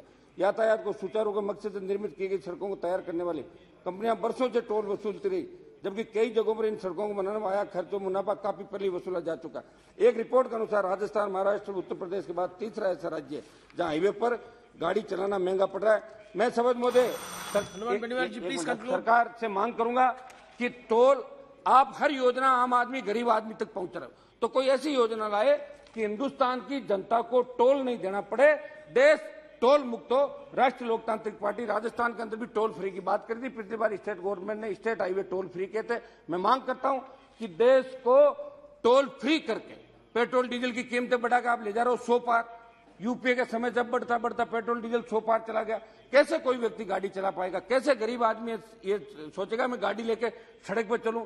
अगर चारों महानगरों के अंदर एक ट्रक वाला ट्रक लेके जाता है सभापति महोदय, तो उसको 25,000 रुपए का टोल देके वापस वो अपने घर आता, पूरे देश का जब चक्कर लगाता। तो ये दुर्भाग्य की बात है। सभापति महोदय, 1 आध मिनट में मेरी बात समाप्त कर, तो कुछ मेरे सुझाव भी है। मैं मांग करना चाहूंगा कि टोल मुक्त देश हो। 2018 में राष्ट्रीय राजमार्ग 1,40,843, 2019 में 1,37,191, 20 में 1,16,496 सड़क दुर्घटना हुई। मंत्री जी इसको लेकर चिंतित है, परंतु राष्ट्रीय राजमार्ग सड़क दुर्घटना रोकना बहुत बड़ा चैलेंज का काम है। लेकिन मेरा आग्रह कि ब्लैक स्पॉट जो चिन्हित कर लेंगे उन्हें जो चिन्हित जाए उसे सुधारने के सख्त करना जाए। मैं जानना चाहूंगा कि राजस्थान से गुजर रहे जयपुर, किशनगढ़, गुरुग्राम, जयपुर, रिंगत, जयपुर महुआ तथा जयपुर, टोंक, देवली आदि राजस्थान में स्थित टोल से उक्त राजमार्गों के निर्माण से लागत से अधिक टोल। बस लास्ट 1 मिनट में मेरे सुझाव देता हूँ साहब, प्लीज मार्ग को टोल मुक्त करेंगे, ये हमारी राष्ट्रीय लोकतांत्रिक पार्टी का मुद्दा भी है। सभापति महोदय, मैं सारे ये 1 मिनट के अंदर में एक भारतमाला की बात करूंगा। भारतमाला परियोजना निश्चित रूप से एक अच्छी परियोजना लेके आए थे। एक मिनट साहब सुनो, आज प्लीज कंक्लूड। आप तो सुनो, 4 minute. A good speaker must finish within a stipulated time with all points. Bharatmala के बाद I think that you are a good speaker. और उसके बाद समाप्त। एक मिनट साहब, भारतमाला परियोजना के अंदर मेरा निवेदन रहेगा कि मंत्री जी से मिले, जनरल साहब से भी मिले। मतलब राजस्थान के अंदर हमारे जालोर से आने वाले माननीय सांसद भी कह रहे थे कि पंजाब, हरियाणा और दूसरे राज्यों के अंदर जो भारतमाला में जमीन एक्वायर की, उनको मुआवजा ज्यादा मिला और हमें मुआवजा कम मिला। इसलिए भारतमाला परियोजना के अंदर किसानों की जो जमीन अधिकृत की है, उनको ज्यादा मुआवजा स्टेट गवर्नमेंट से बात करके दिया जाए। अब मेरे सुझाव, 1-2 सुझाव मैं देता हूँ साहब। एक सेकंड, ये लीजिए आप। श्रीमती नवनीत राणा, एक मिनट साहब, एक मिनट सुझाव मेरे, एक मिनट प्रमुख जो मेरी मांगे। नवनीत राणा प्लीज। अध्यक्ष महोदय, सुझाव Rana ji. Nothing will go on record except Rana. Your problem is not at all you are finishing, na? Always you are. No, this is not fair. I allotted 3 times. In spite of that, you are not able to finish your speech. आधा minute. Okay, 1 minute. हाँ मैंने प्रमुख CRIF के माध्यम से मेरे नागौर जिले तो अधिक राशि का आवंटन किया जाए। सड़कों की दृष्टि से अभी काफी पिछड़ा हुआ क्षेत्र है। मोदी जी, नागौर में अजमेर नागौर राष्ट्रीय राजमार्ग मध्याह्न, आप 1 मिनट देख लेना। कुतेरा नगर पालिका क्षेत्र के बाहर बने बाईपास पर खजवाना ग्राम के चौराहे पर बहुत दुर्घटनाएं होती है, इसलिए यहाँ पर फ्लाईओवर बनाया जाए। साथ ही नागौर से जोधपुर जाने वाले राष्ट्रीय राजमार्ग नागौर जिले की भाखरो तथा खींवसर के पदम से चौराहे पर जहाँ दर्जनों दुर्घटनाएं हो गई, दर्जनों लोगों ने अपनी जान गंवा दी। इन दोनों स्थानों पर भी जल्द से जल्द फ्लाईओवर बनाया जाए। नागौर से जोधपुर, बीकानेर, अजमेर तक जाने वाली राष्ट्रीय राजमार्ग पर ब्लॉक स्पॉट को चिन्हित जल्द से जल्द करके ग्रामीण सड़कों को जोड़ने वाले स्थानों पर इलेक्ट्रिक इंडिकेशन लगाया जाए। सभापति महोदय, मेरी मांग है कि दिसंबर 2020 में मंत्री जी ने राजस्थान से जुड़ी परियोजनाओं को लोकार्पण के, अब 1 मिनट होने दो, लोकार्पण के दौरान नागौर शहर में बीकानेर रेलवे क्रॉसिंग से बीकानेर राष्ट्रीय राजमार्ग गोगलाव की तरफ 6.2 किलोमीटर 4 लेन सड़क में डिवाइडर, रोड लाइट आदि के लिए 18 करोड़ से अधिक का कार्य स्वीकृत किया। उसकी वित्तीय स्वीकृति जल्द से जल्द जारी की जाए। एक minute. No, nothing will go on record except राजा साहब, आप आज ऐसे कैसे हो रहे हो? बिल्कुल। You start, please. You start. अध्यक्ष महोदय। Mrs. Rana, please you start. अध्यक्ष महोदय, आपका बहुत बहुत धन्यवाद। बहनी वाले भैया, सर आपका हो गया सर। Please you हाँ sir, sir, this is so difficult to speak in between like this. Thank you, sir. Thank you so much, Adhyaksh Mahoday. Demand for roads, transport and highways, उसके लिए यहाँ पर सभी अपने अपने क्षेत्र के हाईवे के परेशानी और इसके लिए लेके आ रहे हैं। कुछ वक्ता हमारे कॉलीग अभी पीछे कुछ बोल रहे थे, उत्तर प्रदेश से BSP को बिलोंग करते हैं। ये एक ऐसा डिपार्टमेंट है, हमारे मंत्री महोदय यहाँ पर बैठे हैं, जहां पर कोई भी issue related road, highways, national को लेके आप जाइए। मंत्री महोदय गडकरी साहब, हमारे VK सिंह सर, हमारे मंत्री, ये आपको पॉजिटिव रिस्पांस देके आपकी बात सुनते हैं। नेशनल में है तो किस तरीके से इसे करना है, स्टेट से नेशनल करना है तो किस योजना से इसको काम करके लाना है। ये एक ही डिपार्टमेंट है जहां पे बहुत ज्यादा पॉजिटिविटी से काम किया जाता है।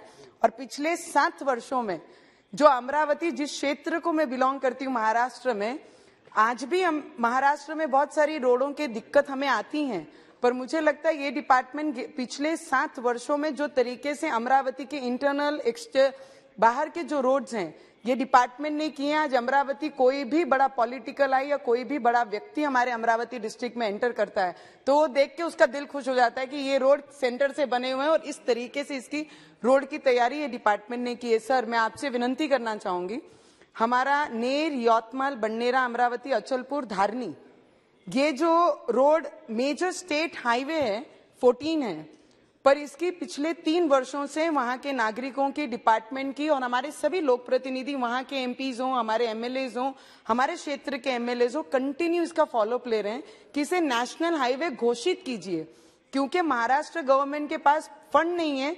इस रोड पे सुबह से लेकर शाम तक कितने एक्सीडेंट्स होते हैं, क्योंकि इसे 4 लाइन करना बहुत आवश्यक है। और मेरे ट्राइबल क्षेत्र को भी ये जोड़ने का काम करता है, अमरावती के शहर को जोड़ने का काम करता है। और अचलपुर जो क्षेत्र आता है, वहां पर अगर आपने ध्यान देके इंफॉर्मेशन ली तो पूरे रोड पूरा खराब है। तो मैं आपसे विनंती करूंगी कि इसे नेशनल हाईवे घोषित करके इसका काम जल्द से जल्द शुरू किया जाए, जिससे हमारे क्षेत्र के और हमारे क्षेत्र को लग के जो यवतमाल डिस्ट्रिक्ट है, उस डिस्ट्रिक्ट को भी इसका फायदा पहुंचे। सर पिछली बार जब नेशनल हाईवे के लोकार्पण के लिए हमारे गडकरी साहब हमारे डिस्ट्रिक्ट में आए थे तो उन्हें हमें आग्रह किया था, उनको हमारे क्षेत्र के लोगों ने और एज ए लोक प्रतिनिधि हमने, कि नागपुर अमरावती ऐसे एक मेट्रो ऑन रोड चलाई जाए जिससे हमारी जो बस की जो ट्रांसपोर्ट है उसमें ज्यादा लोग ना ट्रैवल करते हुए इजी हो और 1.5-2 घंटे में 1 से 1.25 घंटे में वो अमरावती और अमरावती से चांदूर बाजार अमरावती हो। सर ने स्टेट से अनाउंस किया है तो मैं आपको रिक्वेस्ट करूंगी मंत्री महोदय जी कि उसका भी काम जल्द से जल्द, उसका प्रपोजल महाराष्ट्र से बुला के उसका भी काम इम्प्लीमेंटेशन किया तो वहां के हमारे ग्रामीण क्षेत्र को, तालुकों को जोड़ने का ये काम है। मेरे मेलघाट में घटांग जो रोड है, जो एरिया पड़ता है भांडुम, रास्ता मध्य प्रदेश को लग के है और मध्य प्रदेश में सर सबसे बड़ी बात, अभी 4 दिन हम हमारे क्षेत्र में, आदिवासी क्षेत्र में थे और 4 दिन वहां पे थी। जब बॉर्डर क्रॉस करते हैं हम एमपी से महाराष्ट्र को और महाराष्ट्र से एमपी को, तो ये कोई अननोन व्यक्ति भी पहचान जाएगा कि अभी हम महाराष्ट्र में और अभी हम मध्य प्रदेश में, क्योंकि हमारे महाराष्ट्र के रोड में खड्डे हैं कि खड्डों में रोड है यही पता नहीं लगता हमारे वो बॉर्डर पे। और मध्य प्रदेश में जैसे आएंगे तो वो फ्लाइट जैसी स्मूथली गाड़ी चढ़ती है, गांव के अंदर भी और गांव के बाहर भी। तो मैं आपसे विनंती करूंगी सर, कि वो मेरा ट्राइबल क्षेत्र है और ट्राइबल क्षेत्र में जो रोड्स की बहुत बड़ी आवश्यकता है, अगर एक आधी इमरजेंसी कोई आ जाती है गांव से, तो गांव से प्लेन रोड तक जाने के लिए, एरिया जाने के लिए, मुझे लगता है बहुत बार जो प्रेग्नेंट लेडीज हैं उनकी मृत्यु वो दौरान ही हो जाती, क्योंकि इतने रोड खराब हैं कि उसकी मरम्मत भी कर नहीं पाती है। तो मैं आपसे विनंती करूंगी ऐसे रोडों को ध्यान देके उस पे काम हमें करना बहुत जरूरी है। और बंडेरा रोड का फ्लाईओवर है सर, हमारे विधानसभा क्षेत्र आता है अमरावती में, अमरावती डिस्ट्रिक्ट में, वहां के फ्लाईओवर के इस बाजू भी 4 लाइन बना है और उस बाजू भी 4 लाइन बना है, पर फ्लाईओवर 2 वेज है, 2 लाइन है, और जिसके लिए हमने पिछले 3 सालों से कंटिन्यू उसका फॉलोअप ले रहे हैं अपने डिपार्टमेंट से। और उसके लिए हमारे डिपार्टमेंट ने भी, जो महाराष्ट्र डिपार्टमेंट ने 75 करोड़ का प्रपोजल हमने यहाँ पर सेंड किया है। अगर उसका काम करेंगे 4 वे से 2 वे में आने के लिए, एक्सीडेंट के जो क्लैशेस होने के चांसेस इतने ज्यादा बढ़े हुए हैं और डेवलपमेंट हम कर रहे हैं, तो बीच का पार्ट अगर डेवलपमेंट से बाजू रखते हैं तो मुझे लगता है वो problematic. Sir it is very genuine demands what I'm asking Minister sir, just last 2-3 minutes more। तो उसका भी काम अगर आप कराएंगे। अमरावती में एक ओवरब्रिज का काम शुरू है सर, चित्रा चौक से हमारी लालखड़ी वो सब एरिया का भाग है, उसका काम इतना धीमी गति से शुरू है, बहुत अच्छा प्रोजेक्ट है और इतनी ट्रैफिक वाला एरिया है, पूरा बाजार भरता है, बहुत पुराना बाजार है। अगर उसका काम थोड़ा स्पीडी कर दिया जाए तो वहां के लोगों को इस काम का लाभ लेने में बहुत ज्यादा सुविधाएं होंगी। सर एक प्रपोजल हमने दिया था, दस्तूर नगर, लालखेड़ी और भानखेड़ा और चांदूर रेलवे, जो नागपुर रोड को, नागपुर को शहर को जोड़ने का काम करता है, उसके ऊपर भी अगर थोड़ा सा हमने ध्यान दिया सर तो हम बहुत सारी चीजें कर पाएंगे। और ट्राइबल एरिया पे थोड़ा सा ज्यादा ध्यान देने की बहुत ज्यादा आवश्यकता है सर। और मैंने बहुत सारे स्पीकर्स को भी बोलते हुए सुना। Yes sir, I agree to all your this thing orders from the chair sir.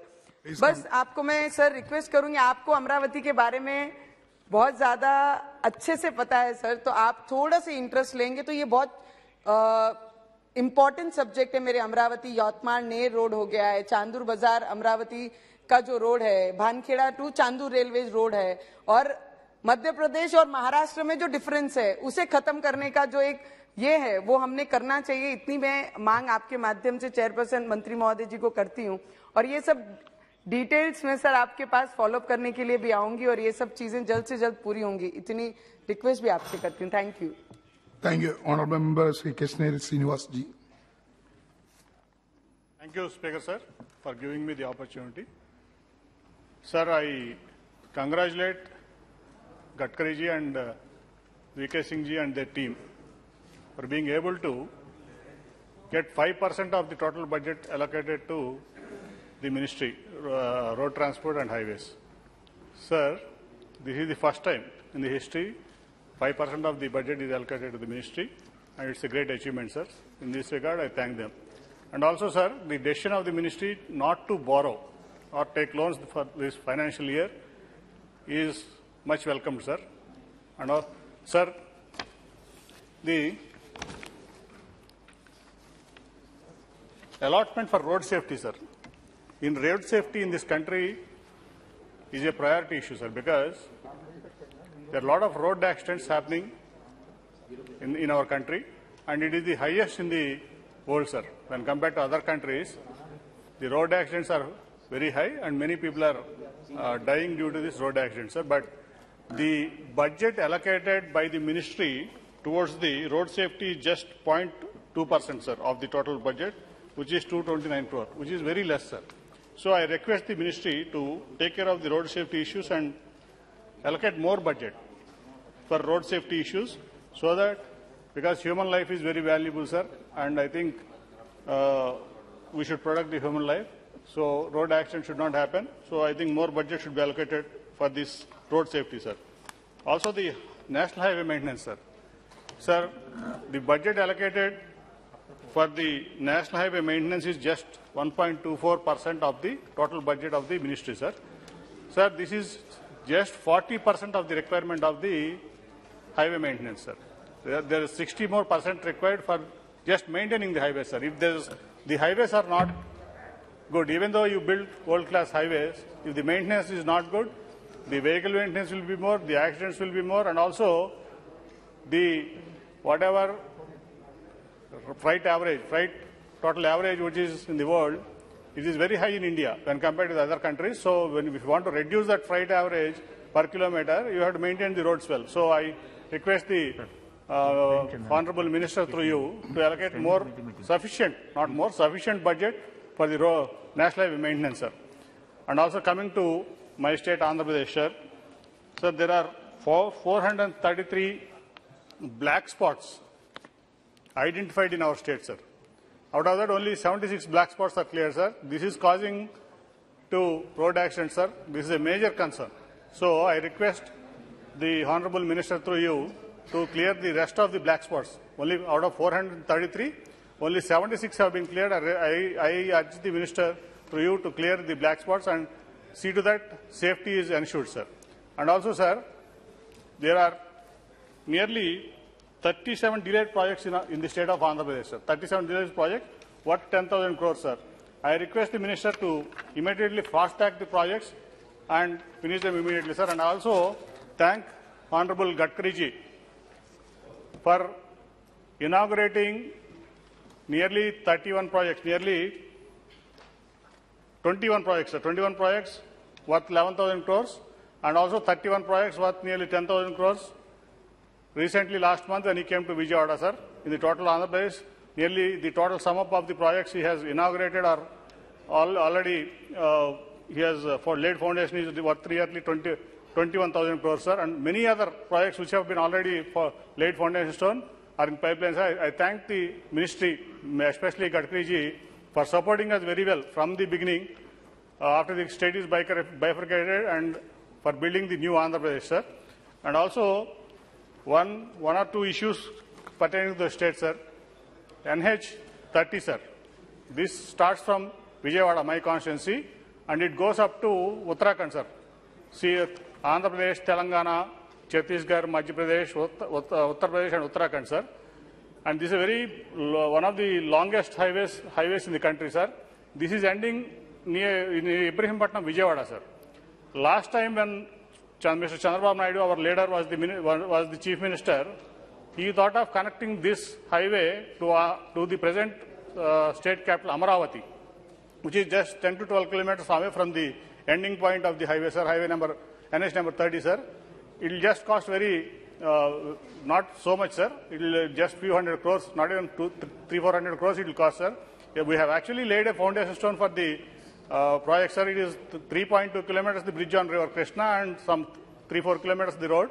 It will connect the state capital to the NH, sir. So we request the minister to accept our proposal and sanction the proposal, sir. NH30 from Ibrahimpatnam to our state capital Amaravati should be expanded, sir. And also one more thing, sir. The Vijayawada-Hyderabad highway is one of the highway number 65, sir. NH number new 65, old NH9, sir. This is one of the busiest highways in this country, sir. So It is only 4 lanes, sir. So we request the minister to immediately expand it to 6 lane with service roads, sir.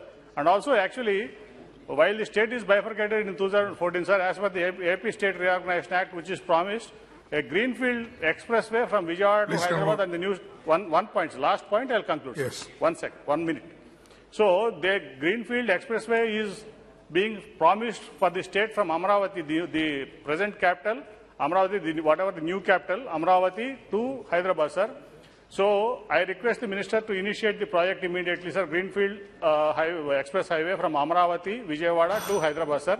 The last point, sir, only my suggestion to the ministry. Actually, the promoting the electric vehicles, EV vehicles in this country is much welcomed and much appreciated, sir.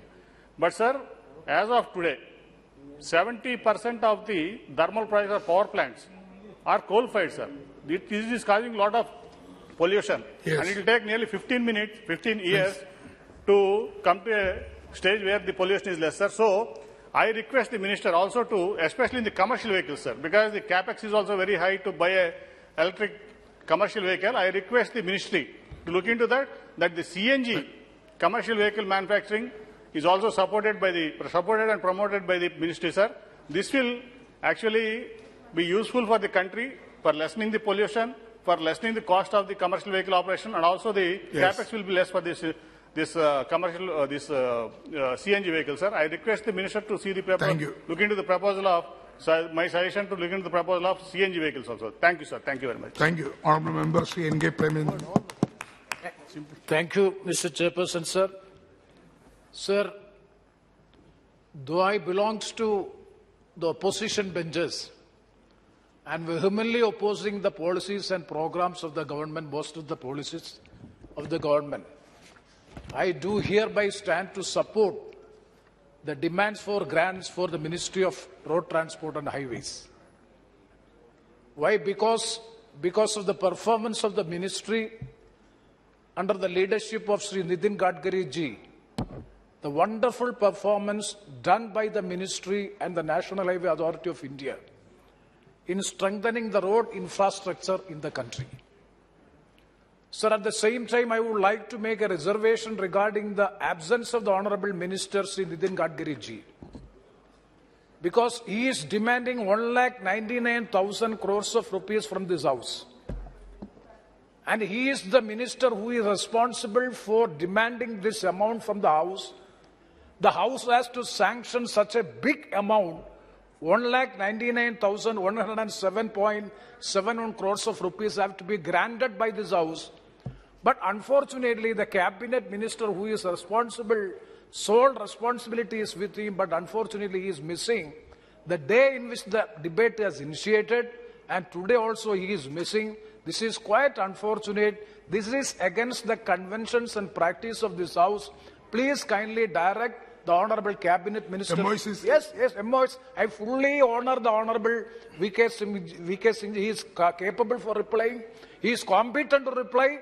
But the Cabinet Ministry is the minister who is representing the Cabinet and making the demand, and he is coming to the House demanding such a huge amount from this House. Definitely. No, we could not insist. No. Then we will also speak from the online. Premendranji, we could not insist to the minister. Pardon? We could not insist. But this is, I am telling that this is the parliamentary ethics. This is the collective responsibility of the Cabinet. This has to be done. This was the previous convention of this House. Yes, I am not saying that throughout the time the minister should be there. We fully congratulate the Honorable Minister for his wonderful performance. We will see the Cabinet Minister or MOS available here. MOS is competent to make the demands, but my point is regarding the parliamentary ethics and the collective responsibility of the Cabinet. The Cabinet Minister has to come, make the demand. Let him go. But unfortunately, his absence in the House is quite unfortunate. That I want to make mention. And government side replies from government side. Yes, day before yesterday also I pointed out this matter to the Honorable Speaker. V.K. Singh ji, he is fully here. He is attending the entire debate. I fully congratulate him also. Yes. This is a question of the propriety and ethic and the conventions and the precedents of this House. Okay. I want to make a point. So, Sir, thank you. So don't take this time out of... No, please. No. This is I just making. Otherwise, I could. Don't very well lose make his a point time. of- Yeah, sir.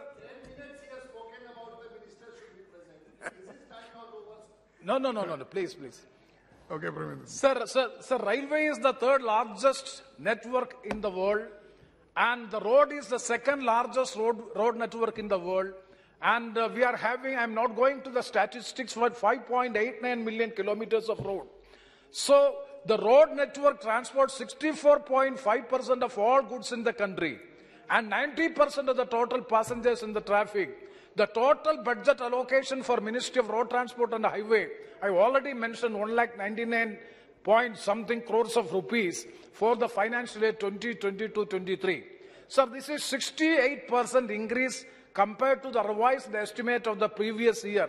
This is absolutely appreciable thing, and I fully congratulate the government for having such an increase in the road infrastructure.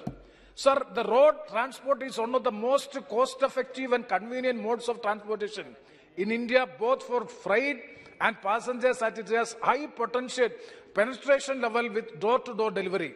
Importance of road infrastructure is widely recognized as a potent means of socio-economic integration, and it's vital for the economic development of the country.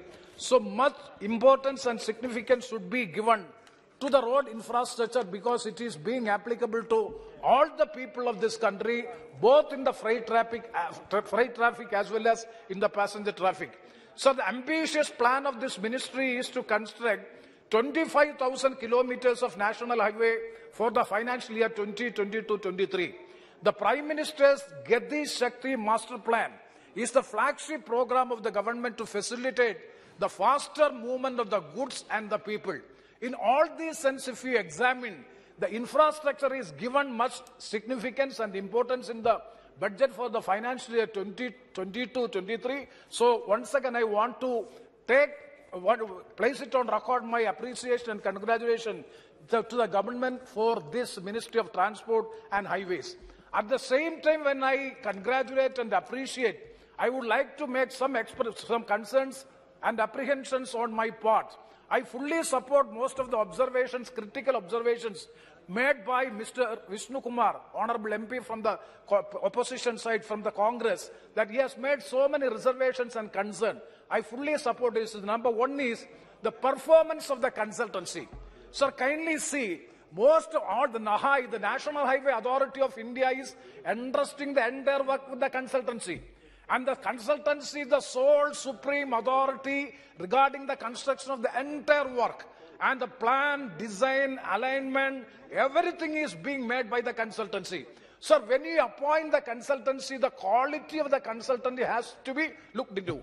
And also, I would like to urge upon the government to draw the attention of the Honorable Minister. These consultancies are not consulting with the members of Parliament. We are not being taken into confidence. At least the consultancy has to take into the confidence of the people's representative before finalizing the alignment plan and all these things, at least the people's representative have to be taken into to be consulted. But unfortunately, the consultancies are under the impression that they are above all these things. Whatever the decisions of the consultancy, that will be approved. That is not the good thing, because we are mingling with the people, we are living with the people, we know the difficulties on the ground level regarding the alignment, evacuation and all these things. We are well aware, we are living with the people, but unfortunately, most of these consultancies is not transparent in making the plan, alignment and structure and all these things. So kindly give a direction to the consultancies to have consultation with the people representatives before finalizing the alignment and plan and all these things. I can very well cite an example also. See, now in National Highway 66 in my constituency and in the state of Kerala, now you are constructing this the 4-lane traffic, but what you are doing, retaining earthen wall is being constructed in the junctions. For example, in my constituency, Paripalli, Chatanur, Kottayam, and even in Karunagapalli, my learned friend's constituency, you are constructing big walls like China walls and having a small underpassage. The entire urban area is being lost. That means, suppose if it is elevated highway on pillars, then the urban area or the town area will be protected. The consultancy have nothing. When we have discussed with the people, when the officials, they are saying that it is 10 times greater estimate than that of the retaining earthen walls. So if that be the case, the state should also share the expenses. So this concern has to be addressed. That is number one. And the consultancy should not be the supreme authority. They should also consult with the people's representative before finalizing it. And the second one is regarding the maintenance and repair. So the national highway, the advance contract has to be given. My suggestion is annual maintenance contract has to be given so as to maintain the national highways in a proper way. An annual maintenance contract has to be provided. That is the second concern or suggestion which I would like to make. And the third one is regarding the quality of the work. See, regarding the quality of the work, we know that the Prime Minister's Gramin Sadak Yojana, 3-tier or 3-level inspection or super surveillance is there. Similarly, in the case of the national highway roads also, the quality of the work has to be relooked, it should be reviewed, and some accountability has to be made regarding the national highways. Immediately after the repair and maintenance, within 3 months, the road is being dilapidated. We have so many examples, experience as far as the national highway is concerned. So such a mechanism, a new mechanism has to be evolved so as to have the good quality in maintaining the roads. And the third point is regarding the delay in the completion of projects by NHAI. Sir, what is the structure of the NHAI? The National Highway Authority of India, very minimal people is there. There is no manpower in the National Highway Authority of India. Everything is being outsourced. They are having no responsibility. Everything is outsourced. They have no manpower. There are no expertise people in the National Highway Authority of India. Lack of manpower is one of the major problems which National Highway Authority of India is facing. That is why the Comptroller and Auditor General of India has made a very stringent critical observation regarding the procedural inefficiencies of the National Highway Authority of India. Procedural inefficiencies of National Highway Authority of India has been noted by the Comptroller and Auditor General of India. Sir, that has to be looked into. I'm talking about general points. That has to be looked into. That is the another concern which I would like to express when I congratulate you. And regarding the cost overrun also, because the high estimate. Sir, what is the estimate of 1 kilometer road? It is higher. The maximum estimate is being provided. If you are providing such an estimate, even the rural roads can also be constructed in the best way. See, kindly have a review or relook into the estimate which we are providing and the cost of the road which is being constructed. That has to be compared and that has to be examined. The quantum of work and the estimate which is being provided is disproportionate. That is another concern which I would like to make. And these are the concerns and apprehensions, and along with the last point regarding the vehicular safety also. That also, in that aspect also, Ministry is doing good job. Sir, we want to have a strong, stringent policy committed to improve the automobile safety ecosystem. Sir, every year 150,000 people are dying due to accidents of 5 lakh accidents every year. 150,000 people die. How many tsunami? And it is losing 3.1% of the GDP is being lost. So to address the vehicular safety, you are proposing to implement a new program, Bharat New Car Assessment Program. It is a welcoming step on the part of the government in providing star safety rating system. And for which my suggestion is, rule has to be framed, stringent rules has to be framed, so as to have the star safety rating system of the cars and all the automobiles. Not only for the cars, for all the automobiles, this rating system has to be safety, rating system has to be provided for all the vehicles. That is the last suggestion. And regarding my constituency, sir, your constituency is also connected with my constituency. And regarding road, sir, NH 744. Bharat Mala project. I'm thankful to the government for having a new road from Aryangav, Tenmala, Nelamel, Chadayamangalam to Paripalli, the border end of my constituency, and another National Highway 183 passing on the chairpersons also road. We both are connected. And 183A, I suggest to the Honorable Minister to have 183A which is connecting 193 from Chavara Titanium Junction to Bharanikav, so that that road can be connected to the National Highway 66, and the NH 66 work is progressing. And I am thankful to the government for having widening the existing National Highway Kollam bypass from 2-lane to 6-lane traffic, for which also the government has done a wonderful job in expediting the work. For all these things, we, the members of parliament, are thankful to the government for having a better road infrastructure in the country. With these words, this is the first time in my parliamentary experience that I am from opposition side, I am supporting the demands for grants for the national highway and road transport. Thank you very much, sir. Thank you. Honorable Member Sri Imtiaz Salil ji. अध्यक्ष महोदय, 2022-23 के लिए सड़क परिवहन और राजमार्ग मंत्रालय के अनुदानों की मांगों के ऊपर चर्चा करने के लिए आपने मुझे अनुमति दी। मैं आपका बहुत बहुत धन्यवाद अदा करता हूं। अध्यक्ष महोदय, राजनीति अपनी जगह के ऊपर है, मतभेद अपनी जगह पे, लेकिन अगर भारतीय जनता पार्टी का कोई कट्टर विरोधक भी है तो वो भी इस बात को कबूल करेगा कि आज इस देश के अंदर अगर अच्छी सड़कें देखने को मिल रही है, बड़े फ्लाईओवर्स देखने को मिल रहे, एक्सप्रेसवे और सुपर एक्सप्रेसवे देखने को मिल रहे हैं, तो इसका सेहरा अगर किसी के सर पर जाता है तो नितिन गडकरी जी के सर पर जाता है। यकीनन आज इस मंत्रालय के अंदर जो काम किया जा रहा है वो वाकई में बहुत ही काबिल तारीफ बात है। मैं जितना दिल खोलकर नितिन गडकरी जी की तारीफ कर रहा हूं, उतना ही दिल से ये उम्मीद कर रहा हूं कि वो मेरे चुनावी क्षेत्र औरंगाबाद, जो महाराष्ट्र के अंदर आता है, वहां पर हम कोई चांद सितारे नहीं मांग रहे, बल्कि हमारे शहर का जो सबसे बड़ी एक लाइफलाइन है, जो सबसे क्राउडेड एरिया है, जो रोड है जालना रोड, उसके ऊपर हम एक फ्लाईओवर मांग रहे हैं। और हम उम्मीद करते हैं कि वो एक फुल फ्लाईओवर की मांग जो हमने गडकरी साहब के साथ कई बार चर्चा भी किए हैं, उसको वो सैंक्शन करेंगे, ये उम्मीद करते हैं। लेकिन अगर एक नितिन गडकरी साहब अगर चुस्त है और उनके डिपार्टमेंट के कुछ अधिकारी अगर सुस्त है, तो जनरल साहब उसका असर कैसा होता है? अध्यक्ष महोदय, मैं आपको एक उदाहरण के तौर के ऊपर बताना चाहता हूं।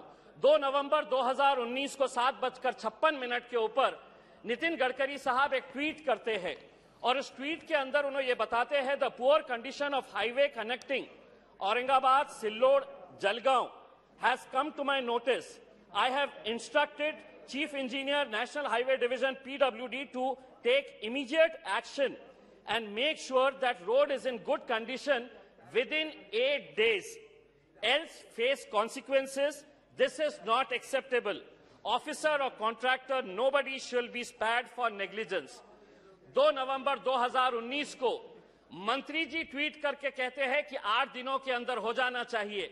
2019 गया, 2020 गया, 2021 गया, 2022 आ गया। अध्यक्ष महोदय, ये सड़क आज तक नहीं बनी है। औरंगाबाद से अजंता जाने वाली सड़क जो वर्ल्ड हेरिटेज मॉन्यूमेंट की तरफ जाती है, ये सड़क नितिन गडकरी जी साहब का ट्वीट आने के बावजूद भी अगर ये 4-4 साल तक अगर नहीं बनी है, तो भारत परियोजना के अंदर, भारत आपका जो ये स्कीम है, भारत माला परियोजना, खुद नितिन गडकरी साहब ने योजना मैगजीन के अंदर एक आर्टिकल लिखा, बूस्टिंग इंफ्रास्ट्रक्चर, और उसके अंदर उन्होंने ये बताया है कि नेशनल हाईवेज को हमने हर रोज 37 किलोमीटर हम बना रहे हैं। एक साल के अंदर 13,500 किलोमीटर का हम लक्ष्य रख रहे। औरंगाबाद से अजंता की ये जो रोड है, ये महज 150 किलोमीटर है। अगर आप एक तरफ कह रहे हैं कि हम हर रोज 37 किलोमीटर बना रहे हैं, और अगर ये रोड पिछले 5 साल से अगर नहीं बनी है, तो कौन है इसके लिए दोषी, ये भी सोचना बहुत जरूरी है। हम एक तरफ अच्छी सड़कें बना रहे हैं, हम इसके लिए उनका मंत्रालय का बहुत बहुत धन्यवाद देते हैं, लेकिन इसका दुष्परिणाम कैसा हो रहा है कि सड़कें अच्छी जब बन रही है तो मौतें भी ज्यादा हो रही है, लोग मर भी रहे हैं ज्यादा। उसकी वजह यह है कि एक्सीडेंट्स का प्रमाण भी हर साल बढ़ता जा रहा है। मैं अकेले से महाराष्ट्र की अगर बात करूं तो पिछले साल 30,000 एक्सीडेंट्स महाराष्ट्र के अंदर हुए, और national Maharashtra highway safety petrol ने यह बताया कि 13,500 लोग महज महाराष्ट्र के अंदर अपनी जान गंवा चुके हैं ओवर स्पीडिंग की वजह से। सड़कें अच्छी बन रही है तो हम ओवर स्पीडिंग कर रहे हैं। दूसरा यह है, जनरल साहब, मैं आपसे हाथ जोड़कर यह विनती करूंगा कि 2017 के अंदर सुप्रीम कोर्ट ने एक ऑर्डर पास किया था कि जो हमारे स्टेट और नेशनल हाईवेज है, उसके अतराफ 500 मीटर की दूरी के अंदर किसी भी होटल, किसी भी रेस्टोरेंट या किसी भी शराब की दुकान के अंदर आप शराब का कारोबार नहीं कर सकते। यह सुप्रीम कोर्ट का जजमेंट था। इसका असर यह हुआ कि तमाम सारे राज्य जो है, जो इनको एक्साइज ड्यूटी के जरिए पैसा मिलता है, यह सुप्रीम कोर्ट में गए कि नहीं, आपका यह फैसला गलत है, इसको रिव्यू किया जाए करके। आज ड्रंकन ड्राइविंग की वजह से कितने सारे लोगों की जान जा रही है। मैं शराब पी रहा हूं, मैं गाड़ी चला रहा हूं, अपनी जान तो जोखिम में डाल रहा हूं, लेकिन सामने वाले कितने लोगों की जान में जोखिम में डाल रहा हूं। यह भी सोचने की जरूरत है। इसीलिए ड्रंकन ड्राइविंग के ताल्लुक से भी आप ही की मिनिस्ट्री आंकड़े रिलीज करती है। पिछले साल के आंकड़े में बहुत ढूंढा, मुझे नहीं मिले। हम आपसे अनुरोध करेंगे, आप ये बताएं कि ओवर स्पीडिंग की वजह से और ड्रंकन ड्राइविंग की वजह से कितने सारे लोगों की जान गई है करके उसमें। दूसरा यह है, अध्यक्ष महोदय, मैं पार्टी की तरफ से, दूसरा यह है कि प्रधानमंत्री ग्राम सड़क योजना के बारे में अभी अभी हमारे सम्मानीय सदस्य प्रेमचंद्र जी ने कहा है कि हम नेशनल हाईवे, सुपर एक्सप्रेसवेज के ऊपर तो बहुत ध्यान देते हैं, लेकिन प्रधानमंत्री ग्राम सड़क योजना जो गांव के अंदर जाती है, वहां पर आप हिंदुस्तान के किसी भी गांव के अंदर चले जाइए। मैं अपने चुनावी क्षेत्र औरंगाबाद के बारे में बात करता हूं। एक जंग लगा हुआ बोर्ड मिलेगा वहां पर कि यह सड़क प्रधानमंत्री ग्राम सड़क योजना के जरिए बनाई गई है। क्या वजह है कि उसकी इतनी बुरी हालत रहती है? उसकी वजह आप भी अच्छी तरह से जानते हैं। वजह यही है कि ठेकेदार को अधिकारी का डर नहीं, और अधिकारी को इसलिए किसी का डर नहीं कि अधिकारी अपने नेताओं को खुश करके टोल देकर अपना काम चला रहा है।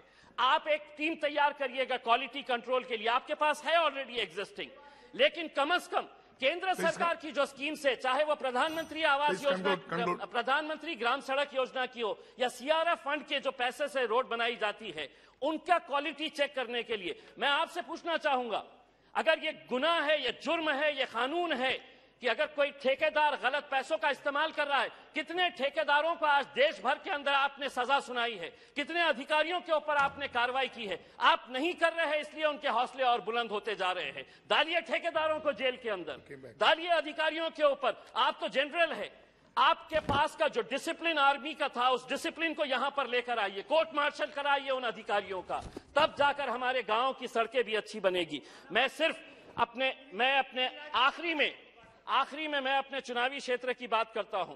डॉक्टर भगवत करार साहब मेरे औरंगाबाद से ताल्लुक रखते हैं। हमने जालना रोड के लिए एक फ्लाईओवर मांगा, मंत्री जी चुनकर आए, उन्होंने कहा कि नहीं, मैं 10 साल के बाद आपको एक मेट्रो दूंगा। नहीं चाहिए हमें आज के दिन सिर्फ जालना रोड के लिए एक फ्लाईओवर चाहिए। औरंगाबाद से पुणे का एक सुपर एक्सप्रेसवे बना दीजिएगा। शिरडी को सारे देश भर से और दुनिया भर से श्रद्धालु आते हैं। औरंगाबाद से शिरडी में 100 किलोमीटर का रास्ता है, उसे अगर सुपर एक्सप्रेसवे के अंदर अगर आप बना देते हैं तो जो श्रद्धालु शिरडी आएगा वो हमारे औरंगाबाद में अजंता एलोरा देखने के लिए आएगा। तो हम पिछले 2 साल से ये मांग कर रहे हैं कि औरंगाबाद और शिरडी को एक सुपर एक्सप्रेसवे के अंदर बनाया जाए, औरंगाबाद और पुणे को सुपर एक्सप्रेसवे के अंदर। और एक अहम जो कन्नड़ का घाट है, वहां का एक अतरम घाट का एक मुद्दा है, वो कई सालों से ये पेंडिंग है। मैं आपसे मंत्री जी अनुरोध करूंगा कि कन्नड़ के अतरम घाट जो है, जो नेशनल हाईवे को जोड़ता है, उस घाट के ताल्लुक से सरकार कुछ न कुछ फैसला करे, ये उम्मीद करती है। बहुत बहुत धन्यवाद। Thank you. ऑनरेबल मेंबर नवाज़ மாண்புமிகு தலைவர் அவர்களே, சாலை போக்குவரத்து மற்றும் நெடுஞ்சாலைத்துறை மானிய கோரிக்கை மீதான விவாதத்திலே பங்கேற்பதற்கு வாய்ப்பளித்தமைக்கு நன்றி தெரிவித்துக் கொள்கின்றேன். நாட்டினுடைய வளர்ச்சிக்கும் மாநிலங்களுடைய வளர்ச்சிக்கும் ஒவ்வொரு பகுதியினுடைய வளர்ச்சிக்கும் சாலை போக்குவரத்து மேம்பாடும் நெடுஞ்சாலை திட்டங்களும் அவசியமானது. சமீப காலமாக சாலை போக்குவரத்து அதிகமான முக்கியத்துவம் வாய்ந்ததாக இருக்கின்றது. மற்ற போக்குவரத்தை விட சாலை போக்குவரத்து சாமானிய மக்கள் அதிகம் பயன்படுத்தக்கூடியதாக இருக்கின்றது. இதனை கருத்தில் கொண்டுதான் எங்களுடைய மாண்புமிகு தமிழ்நாடு முதலமைச்சர் மு.க. ஸ்டாலின் அவர்கள் தமிழ்நாட்டில் மக்களுடைய வாழ்வாதாரங்கள் பாதிக்காத அளவிற்கு திட்டமிட வேண்டும் என கேட்டுக்கொள்கின்றேன். என்னுடைய ராமநாதபுரம் பாராளுமன்ற தொகுதிக்குட்பட்ட பாம்பன் பகுதியில் 4 வழிச்சாலை திட்டத்தின் மூலமாக குடியிருப்பு பகுதிகள் பாதிக்கப்படுவதாக அந்த பகுதியினுடைய மக்கள் போராடி கொண்டிருக்கின்றார்கள். இவ்வாறு மக்களுடைய குடியிருப்பு பகுதிகள் பாதிக்கப்படும் வகையிலும் வாழ்வாதாரங்கள் பாதிக்கப்படக்கூடிய வகையிலும் உள்ள திட்டங்களை ஆரம்ப நிலையிலே மாற்று திட்டமிடலை செய்ய வேண்டும் என கேட்டுக்கொள்கின்றேன். நெடுஞ்சாலைகள் மூலம் வாழ்வாதாரங்கள் பாதிக்கப்படும் போது மக்களுக்கு மாற்று வாழ்வாதாரங்களை ஏற்படுத்தி தருவதற்கு அரசே முன்வர வேண்டும். அவர்களுக்கு முழுமையான இழப்பீட்டுத் தொகையை அரசு வழங்க வேண்டும் என கேட்டுக்கொள்கின்றேன். நிதிநிலை அறிக்கையில் சாலை போக்குவரத்து மற்றும் நெடுஞ்சாலைத்துறைக்கு கடந்த நிதியாண்டில் 1,36,000 கோடி ஒதுக்கப்பட்டிருந்தது. இந்த நிதியாண்டில் 2 லட்சம் கோடியாக உயர்த்தப்பட்டிருப்பதை வரவேற்கின்றேன். கிட்டத்தட்ட 65,000 கோடி நிதி உயர்த்தப்பட்டிருக்கின்றது. ஆனால் இதில் எத்தனை புதிய திட்டங்களை அரசு செய்யப் போகிறது, எத்தனை திட்டங்களை புதுப்பிக்கப் போகிறது என்பதை பற்றி தெளிவான விளக்கமில்லை. முந்தைய ஆண்டுகளில் எத்தனை நெடுஞ்சாலை திட்டங்களை அரசு ஒதுக்கிய நிதியிலிருந்து செய்து முடித்திருக்கிறது என்பது குறித்த விளக்கமும் குறிப்பிடப்படவில்லை. எனக்கு இந்த அரசு பாரத் மாலா திட்டத்தின் கீழ் 5 ஆண்டுகள் 34,500 கிலோமீட்டர் சாலைகள் அமைப்பதற்கு கிட்டத்தட்ட 5 லட்சம் கோடியை ஒதுக்கியிருந்தார்கள். ஆனால் இன்று வரை 6,900 கிலோமீட்டர் வரை பணி முடிக்கப்பட்டிருக்கின்றது. 35% பணிகள் மட்டுமே நிறைவு செய்யப்பட்டிருக்கின்றது. ஏன் இத்தகைய காலதாமதம்? தமிழகத்தில் 28 தேசிய நெடுஞ்சாலையில் பணிகள் தாமதம் ஏற்பட்டுள்ளது.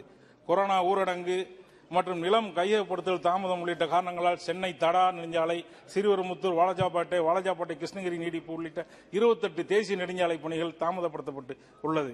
ஒன்றிய அரசு இந்த திட்டங்களுக்கு முழுமையான நிதிகளை ஒதுக்கி தாமதம் இல்லாமல் நிவர்த்தி செய்ய நடவடிக்கை எடுக்க வேண்டும் என்று கேட்டுக்கொள்கின்றேன். தமிழகத்தில் பல முக்கிய நெடுஞ்சாலை திட்டங்கள் ஒன்றிய அரசு தாமதப்படுத்தி வருகின்றது. ஒன்றிய அரசு மாநில அரசுடன் கலந்து ஆலோசித்து நடைமுறை சிக்கல்களை எல்லாம் தீர்த்துக் கொண்டு தாமதம் இல்லாமல் திட்டமிடப்பட்ட நெடுஞ்சாலை திட்டங்களை எல்லாம் துரிதப்படுத்த வேண்டும் என்று கேட்டுக்கொள்கின்றேன். எங்களுடைய மாநில முதலமைச்சர் மாண்புமிகு மு.க. ஸ்டாலின் அவர்கள் வளர்ச்சி திட்டங்களுக்கு முன்னுரிமை கொடுக்கக்கூடிய ஆற்றல் மிக்க செயல்திறன் மிக்க முதல்வர். வளர்ச்சி சார்ந்த திட்டங்களுக்கு என்றுமே உறுதுணையாக இருக்கக்கூடிய முதல்வர். எனவே ஒன்றிய அரசு மாநில அரசோடு கைகோர்த்து தாமதப்படுத்தப்பட்ட தேசிய நெடுஞ்சாலை திட்டங்களை தொடர வேண்டும் என கேட்டுக்கொள்கின்றேன். தமிழ்நாட்டுக்கு கூடுதலாக நிதியை ஒதுக்கி திட்டங்களை விரைவுபடுத்த வேண்டும் என்றும் கேட்டுக்கொள்கின்றேன். சாலை பாதுகாப்பை உறுதி செய்வதில் சாலை தரத்தை மேம்படுத்துவதில் இந்த அரசு மிகுந்த கவனம் செலுத்த வேண்டும் என்று கேட்டுக்கொள்கின்றேன். லட்சக்கணக்கான மக்கள் சாலை விபத்துக்களை தங்களுடைய வாழ்வை தொலைத்துக் கொண்டிருப்பதை இந்த அரசு அவசியத்துடன் கவனத்தில் கொள்ள வேண்டும் என்று கேட்டுக்கொள்கின்றேன். 2 லட்சம் கோடி நிதியிலே வெறும் 386 கோடி மட்டுமே சாலை பாதுகாப்பிற்கு ஒதுக்கியிருக்கிறீர்கள். வெறும் 1.67% மட்டுமே சாலை பாதுகாப்பிற்கு ஒதுக்கப்பட்டிருக்கின்றது. ஒருபுறம் கடந்த நிதியாண்டை விட இந்த நிதியாண்டில் கூடுதலாக சாலை போக்குவரத்திற்கு 66 கோடி நிதி ஒதுக்கப்பட்டிருக்கு. ஆனால் சாலை பாதுகாப்பிற்கு வெறும் 386 கோடி மட்டுமே நிதி இந்த அரசு ஒதுக்கீடு செய்திருக்கின்றது. சாலையினுடைய தரம் உலக நாடுகளுடைய பட்டியலிலே ஒப்பிடும்போது 160 நாடுகளிலே நம்முடைய நாடு 44வது இடத்திலே இருப்பதை வருத்தத்தோடு பதிவு செய்வதற்கு கடமைப்பட்டிருக்கின்றேன். அதிகமான நிதி ஒதுக்கீடு செய்யப்பட்டும் தரமான சாலைகள் அமைக்க முடியவில்லை என்பதை இந்த அரசு ஒப்புக்கொள்கிறதா? விலை மதிப்பில்லாத மக்களின் உயிர்களை பாதுகாக்கும் நோக்கத்திலே சாலைகள் அமைப்பதிலும் சாலை விபத்துகளை தடுப்பதும் வகையிலும் சாலை பாதுகாப்பை உறுதி செய்வதிலும் அரசு கூடுதல் கவனத்துடன் மிகுந்த எச்சரிக்கையுடன் செயல்பட வேண்டும் என்று வலியுறுத்தி கேட்டுக்கொள்கின்றேன். என்னுடைய ராமநாதபுரம் நாடாளுமன்ற தொகுதிங்கிறது நம் நாட்டிலுடைய மிக முக்கியமான பகுதியிலே ஒன்றாகும். லட்சக்கணக்கான பக்தர்கள் ராமேஸ்வரம் உள்ளிட்ட நகர்களுக்கு புனித யாத்திரை வருகின்றார்கள். ஆனால் அப்படிப்பட்ட நகரத்திலே அடிப்படை வசதிகள் மேம்படுத்தப்படாததால் பெரிய தொழில் வாய்ப்புகள் இல்லாமல் பொருளாதார வளர்ச்சி இல்லாமல் பின்தங்கிய மாவட்டமாகவே எங்களுடைய மாவட்டம் இருக்கின்றது. எனவே தொழில் வாய்ப்புகளை பெருக்கக்கூடிய வண்ணம், வருத்தத்தை வளர்க்கக்கூடிய வண்ணம் தேசிய நெடுஞ்சாலைகளை ராமநாதபுரம் மாவட்டத்தின் வழியாக ஏற்படுத்த கூடுதல் முக்கியத்துவம் தர வேண்டும் என்று கேட்டுக்கொள்கிறேன். காரைக்குடி ராமநாதபுரம் நீடிப்பு நெடுஞ்சாலை திட்டத்தினுடைய நிலை என்ன என்பதை கேட்க விரும்புகின்றேன். அதனை விரைவாக செயல்படுத்த நடவடிக்கை எடுக்க வேண்டும் என்று கேட்டுக்கொள்கின்றேன். மதுரை ராமேஸ்வரம் 4 வழிச்சாலை திட்டம் பரமக்குடியுடன் நிறைவேற்றி மீதமுள்ள ராமேஸ்வரம் வரை 2 வழிச்சாலையாகவே உள்ளது. எனவே அதனை முறையாக திட்டமிட்டு ராமேஸ்வரம் வரை 4 வழிச்சாலையாக தரம் உயர்த்த நடவடிக்கை எடுக்க வேண்டும் என கேட்டுக்கொள்கின்றேன். அதுபோன்று கிருஷ்ணகிரி, அதுபோன்று தனுஷ்கோடி, ராமேஸ்வரம், மதுரை, கிருஷ்ணகிரி வழியாக டெல்லி, வாரணாசி வரையிலான தேசிய நெடுஞ்சாலை திட்டத்தை ஏற்படுத்தி தர வேண்டும் என்று கேட்டுக்கொள்கின்றேன். முக்கியத்துவம் வாய்ந்த இந்த திட்டம் பக்தர்களும் வணிகர்களும் அதிகம் பயன்படுத்தக்கூடிய ஒரு முக்கியமான சாலை. எனவே என்னுடைய தொகுதியினுடைய வளர்ச்சியை கருத்தில் கொண்டு இந்த திட்டத்தை ஏற்படுத்தி தருமாறு கேட்டுக்கொள்கின்றேன். அதுபோன்று தமிழகத்திலே நிலுவையில் இருக்கக்கூடிய அனைத்து தேசிய நெடுஞ்சாலை திட்டங்களையும் மாநில அரசோடு ஆலோசித்து விரைந்து செயல்படுத்துமாறு கேட்டுக்கொள்கின்றேன். ராமநாதபுரம் மாவட்டத்தில் நகரத்திலும் தேசிய நெடுஞ்சாலைக்கான உரிய கட்டமைப்புகளை இன்னும் ஏற்படுத்தவில்லை. அதனை மேம்படுத்தி தேசிய நெடுஞ்சாலைக்கான உள்கட்டமைப்பு வசதிகளை ஏற்படுத்தி தர வேண்டும் என கேட்டுக்கொள்கின்றேன். மேலும் தேசிய நெடுஞ்சாலையில் பல ஒளிவிளக்குகள் பொருத்தப்படாமல் இரவு நேரங்கள் பயணிகளுக்கு சிரமத்தை ஏற்படுத்துகிறது. மேலும் பல்வேறு விபத்துகளும் ஏற்படுத்துவதற்கு வாய்ப்பாக இருக்கின்றது. எனவே ஒளிவிளக்குகள் பொருத்தப்படாத தேசிய நெடுஞ்சாலையில் ஒளிவிளக்குகள் பொருத்த விரைந்து நடவடிக்கை எடுக்க வேண்டும் என கேட்டுக்கொள்கின்றேன். மதுரை, ராமேஸ்வரம், தூத்துக்குடி, நாகப்பட்டினம் தேசிய நெடுஞ்சாலை பெரும்பான்மையான வழித்தடம் ராமநாதபுரம் மாவட்டம் வழியாக செல்கிறது. எனவே ராமநாதபுரம் மாவட்டத்திலே தேசிய நெடுஞ்சாலைக்கான திட்ட இயக்குநர் அலுவலகத்தை ஏற்படுத்த வேண்டும். தற்போது சிவகங்கை மாவட்டம் காரைக்குடியிலே இருக்கின்றது. தூத்துக்குடி, நாகப்பட்டினம் நெடுஞ்சாலை பராமரிப்பு பணிகளை உடனடியாக துவங்க நடவடிக்கை எடுக்க வேண்டும். சிஆர்எஃப் நிதியை ராமநாதபுரம் மாவட்டத்திற்கு கூடுதலாக ஒதுக்கீடு செய்ய உரிய நடவடிக்கை எடுக்க வேண்டும். அரியநேந்தல் முதல் ராமேஸ்வரம் 4 வழிச்சாலை 2 வழிச்சாலைகள் மட்டும் உள்ளது. ஆனால் அதிலும் 2 வழிச்சாலைகளுக்கு சுங்க வரி வசூலிக்கப்படுகின்றது. 4 வழிச்சாலை இல்லாமல் 2 வழிச்சாலை மட்டும் இருக்கும் இடத்தில் சுங்க வரி வசூலிக்கப்படுவதால் மக்கள் மிகுந்த சிரமத்திற்கு உள்ளாகப்படுகின்றார்கள். எனவே அந்த சாலையில் வசூலிக்கப்படக்கூடிய சுங்க வரி வசூலிப்பதை அரசு பரிசீலிக்க வேண்டும் என்று கேட்டுக்கொள்கிறேன். சாலைகளை தரமாக வைத்துக் கொள்வது, புதிய சாலைகளை ஏற்படுத்துவது, சாலைகளை பராமரிப்பதெல்லாம் அரசினுடைய கடமை. இதை மக்களிடம் சுங்க வரி பற்றியே செய்ய வேண்டியது என்பதெல்லாம் ஏற்புடையதில்லை. எனவே குறைந்தபட்சம் 2 வழிச்சாலையில் உள்ள சுங்கவரி வசூல் நிலையங்களை மூடுவதற்கு அரசு முன்வர வேண்டும். சுங்கவரி சாலைகளில் விரைவாக நகர்வதற்காக ஃபாஸ்டாக் முறை கட்டாயப்படுத்தப்படுகின்றது. ஃபாஸ்டாக் இல்லாத வாகனங்களுக்கு இரட்டிப்பு கட்டணம் வசூல் செய்யப்படுகின்றது. ஒரு சில சுங்கச்சாவடிகளில் தொழில்நுட்ப கோளாறு ஏற்படும் போது மக்கள் இரட்டிப்பு கட்டணம் செலுத்தும் நிலைக்கு தள்ளப்படுகின்றார்கள். எனவே மக்களின் சிரமத்தை கருத்தில் கொண்டு இதனை மாற்றி சாதாரண கட்டணமாக ஏற்படுத்த அரசு நடவடிக்கை எடுக்க வேண்டும். தேசிய நெடுஞ்சாலையில் மேம்பாலங்கள் சீரமைப்பு மற்றும் சாலைகள் சீரமைப்பு பணிகள் மேற்கொள்ளப்படும் போது கடும் வாகன நெரிசலை சந்திக்க வேண்டியிருக்கின்றது. எனவே சீரமைப்பு பணிகள் மேற்கொள்ளப்படுவதற்கு முன்பே திட்டமிட்டு வாகன நெரிசலை தடுக்குமாறு மாற்று வழியை ஏற்பாடு செய்த பின் சீரமைப்பு பணிகளை தொடர வேண்டும் என்று கேட்டுக்கொள்கிறேன். நன்றி. राजू बिस्ट। आपका बहुत बहुत धन्यवाद सर, इस महत्वपूर्ण विषय पे आपने मुझे बोलने का समय दिया। और हमारे जैसे क्षेत्र विशेष करके दार्जिलिंग, कालिंगपुंग, सिलीगुड़ी के लिए और भी महत्व का विषय बन जाता है, क्योंकि हमारे क्षेत्र को पिछले 65 साल से ठगा गया है। हमारे कांग्रेस के साथी, यूपीए के साथी भी हमारे बीच में हैं। पता नहीं कारण क्या रहे होंगे, लेकिन यूपीए के समय में पॉलिसी कुछ ऐसी थी कि जो भी बॉर्डर रीजन है उसकी जो है डेवलपमेंट नहीं करनी, वही अपने आप एक राष्ट्रीय पॉलिसी उन्होंने बना रखी थी। पता नहीं उनके सलाहकार कौन थे। तो मैं आपसे ये भी निवेदन करता हूं सर कि इस दार्जिलिंग क्षेत्र जो 4 इंटरनेशनल बॉर्डर से लगा हुआ क्षेत्र है, चाइना, भूटान, बांग्लादेश और नेपाल से लगता हुआ ये एरिया है, थोड़ा समय आप हमको जरूर अधिक दें। सबसे पहले तो मैं आदरणीय प्रधानमंत्री मोदी जी और नितिन गडकरी जी का बहुत आभार व्यक्त करता हूं कि आप लोगों के मार्गदर्शन में और लीडरशिप में पिछले 7 सालों से नॉर्थ ईस्ट जैसे क्षेत्र या बॉर्डर के जितने भी रीजन है, हिमालय रीजन में बहुत तेजी से विकास हो रहा है। और वो सब आंकड़े भी हमारे समक्ष उपस्थित है जो उसको सत्य करती है। और हमारे मंत्री नितिन गडकरी जी हमेशा एक बात बोलते हैं, बहुत हम सबको प्रेरणा मिलती है। लोग कहते हैं कि अगर हमारा देश विकसित होगा तभी हमारी सड़कें अच्छी बनेंगे, लेकिन वो हमेशा एक बात कहते हैं कि अगर हम अच्छी सड़क बना सकते हैं तो देश अपने आप जरूर विकास करेगा। सर, जैसा कुछ सांसदों ने कहा कि अमेरिका के बाद दूसरा सबसे बड़ा विश्व का सड़क नेटवर्क भारत का है और 65% के आसपास जो है गुड्स का ट्रांसपोर्टेशन हम सड़क के माध्यम से करते हैं और आज भी 90% से ज्यादा पैसेंजर जो है ट्रैफिक सड़क के माध्यम से ही होती है। 2013-14 तक जहां रोज 12 किलोमीटर की सड़क बनती थी, आज 37 किलोमीटर तक हम पहुंच गए हैं और पिछले 7 सालों में 300% से ज्यादा की वृद्धि इसमें हुई है।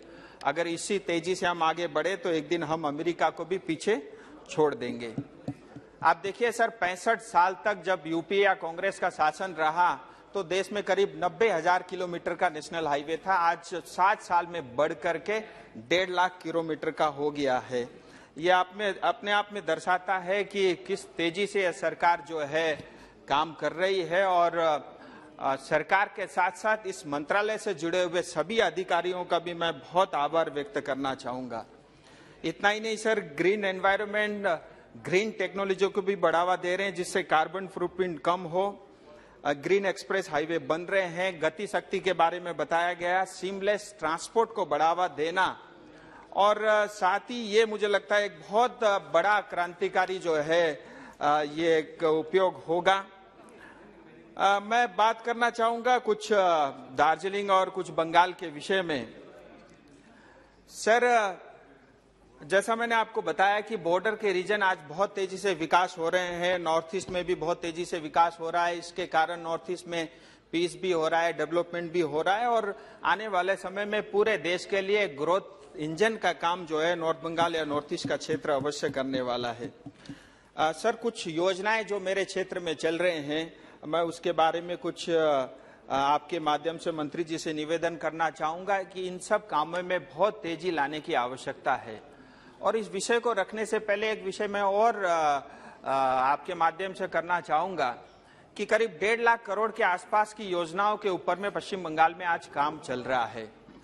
और हमने ये देखा सर, इसको महसूस भी किया कि पश्चिम बंगाल में जब तक 10% से ज्यादा कमीशन अगर कॉन्ट्रैक्टर नहीं देता तो कोई भी काम होता नहीं है। मुझे लगता है 1.5 लाख करोड़ में अगर मंत्रालय ठीक से जो है देखरेख करे तो 15,000 करोड़ से ज्यादा हिंदुस्तान का पैसा हम बचा सकते हैं। सर, हमारे क्षेत्र में 717A जो कालिंगपुंग से होते हुए सिक्किम गैंगटोक तक जाता है, करीब 2400 करोड़ की योजना पे काम चल रही है और ये काम ठीक ठाक तरीके से चल रहा है, लेकिन मेरा ऐसा मानना है कि इसमें और तेजी लाया जा सकता है। दूसरा सर, एशियन हाईवे घोषपुर से लेकर के बागडोगरा 4 लेन की सड़क बन रही है, 2022 तक कंप्लीट होनी है, समय बहुत थोड़ा है, इसको थोड़ा और फास्ट करना पड़ेगा। NH34 रायगंज से दालखोला 4 लेन करीब 1000 करोड़ की ये योजना है। इसी तरह सर, सिलीगुड़ी के अंदर में सिलीगुड़ी शहर हिमालय के गोद में बसा हुआ मुझे लगता है भारत का सबसे सुंदर शहर है, लेकिन आज वो पूरा शहर बैठ चुका है ट्रैफिक की समस्या की वजह से और छोटी छोटी सड़कों की वजह से। और हम पश्चिम बंगाल से हम उसकी अपेक्षा भी नहीं रख सकते, क्योंकि ऑलरेडी जो है लक्ष्मी हमसे रूठी हुई है और ममता दीदी के कारण जो है आज 6 लाख करोड़ के कर्ज के ऊपर में पश्चिम बंगाल बैठा हुआ है। सर, एक योजना आपने जो है इसकी स्वीकृति दी है, मैं इसके लिए पहले तो बधाई देता हूं मंत्रालय को। बालासन ब्रिज से लेकर के सेवक आर्मी कैंटोनमेंट एरिया तक सारे 12 किलोमीटर का जो है 4 लेन या कहीं कहीं 6 लेन जो है एलिवेटेड रोड बनना है। करीब इसके लिए 990 करोड़ रुपए की स्वीकृति जो इसी बजट में हुई है। मैं चाहता हूं सर ये काम जल्द से जल्द हो और इसके कारण सिलीगुड़ी का करीब 80% जो ट्रैफिक की समस्या है वो हमारी अच्छी हो जाएगी। इसी तरह सर, आज देखिए दार्जिलिंग जाने के लिए सिलीगुड़ी से जो रोड जाता है, सारे रोड जाकर के आधे रोड यानी करशंग में मिल जाते हैं, उसके बाद एक ही रोड होता है और ये अंग्रेज के समय से वही रोड बना हुआ है। हमने एक मांग की थी कि दार्जिलिंग तक पहुंचने के लिए सिलीगुड़ी से अल्टरनेटिव एक हाईवे बने, उसका जो है अभी DPR स्टेज पे है। मैं चाहूंगा कि उसका भी काम जल्द से जल्द हो। सर, इसी तरह से जो है NH10 जो कालिंगपुंग और सिक्किम को जोड़ता है और ये रोड आप इसी रोड को उपयोग करते हुए चाइना बॉर्डर तक भी आप जाते हैं, लेकिन NH10 की इतनी खस्ता अवस्था है आज, क्योंकि एक तरफ जो है तिस्ता नदी बहती है और नदी के कारण सड़क जो है विलुप्त होती जा रही है और मंत्रालय ने करीब 1175 करोड़ रुपए के खर्च से जो है 52 किलोमीटर की एक सड़क बनाने की योजना भी रखी है। मैं चाहूंगा इस पे भी बहुत तेजी लाने की आवश्यकता है। सर, इसी NH10 में आगे चल के जब एक कोरोनेशन ब्रिज आता है और मंत्री जी हमारे बीच में बैठे हुए, उनको ये अच्छे से जानकारी है, ये अंग्रेज का बना हुआ कोरोनेशन ब्रिज 100 साल हो गया सर, और कभी भी जो है ये किसी बड़ी घटना को अंजाम दे सकता है और बहुत ही खस्ता अवस्था में ये कोरोनेशन ब्रिज है और मंत्रालय ने इसकी भी स्वीकृति दी है। मैं चाहूंगा कि ये करीब 1100 करोड़ के बजट से जो बनने वाला पुल है करीब 6.5 किलोमीटर का, ये भी जल्द से जल्द हो।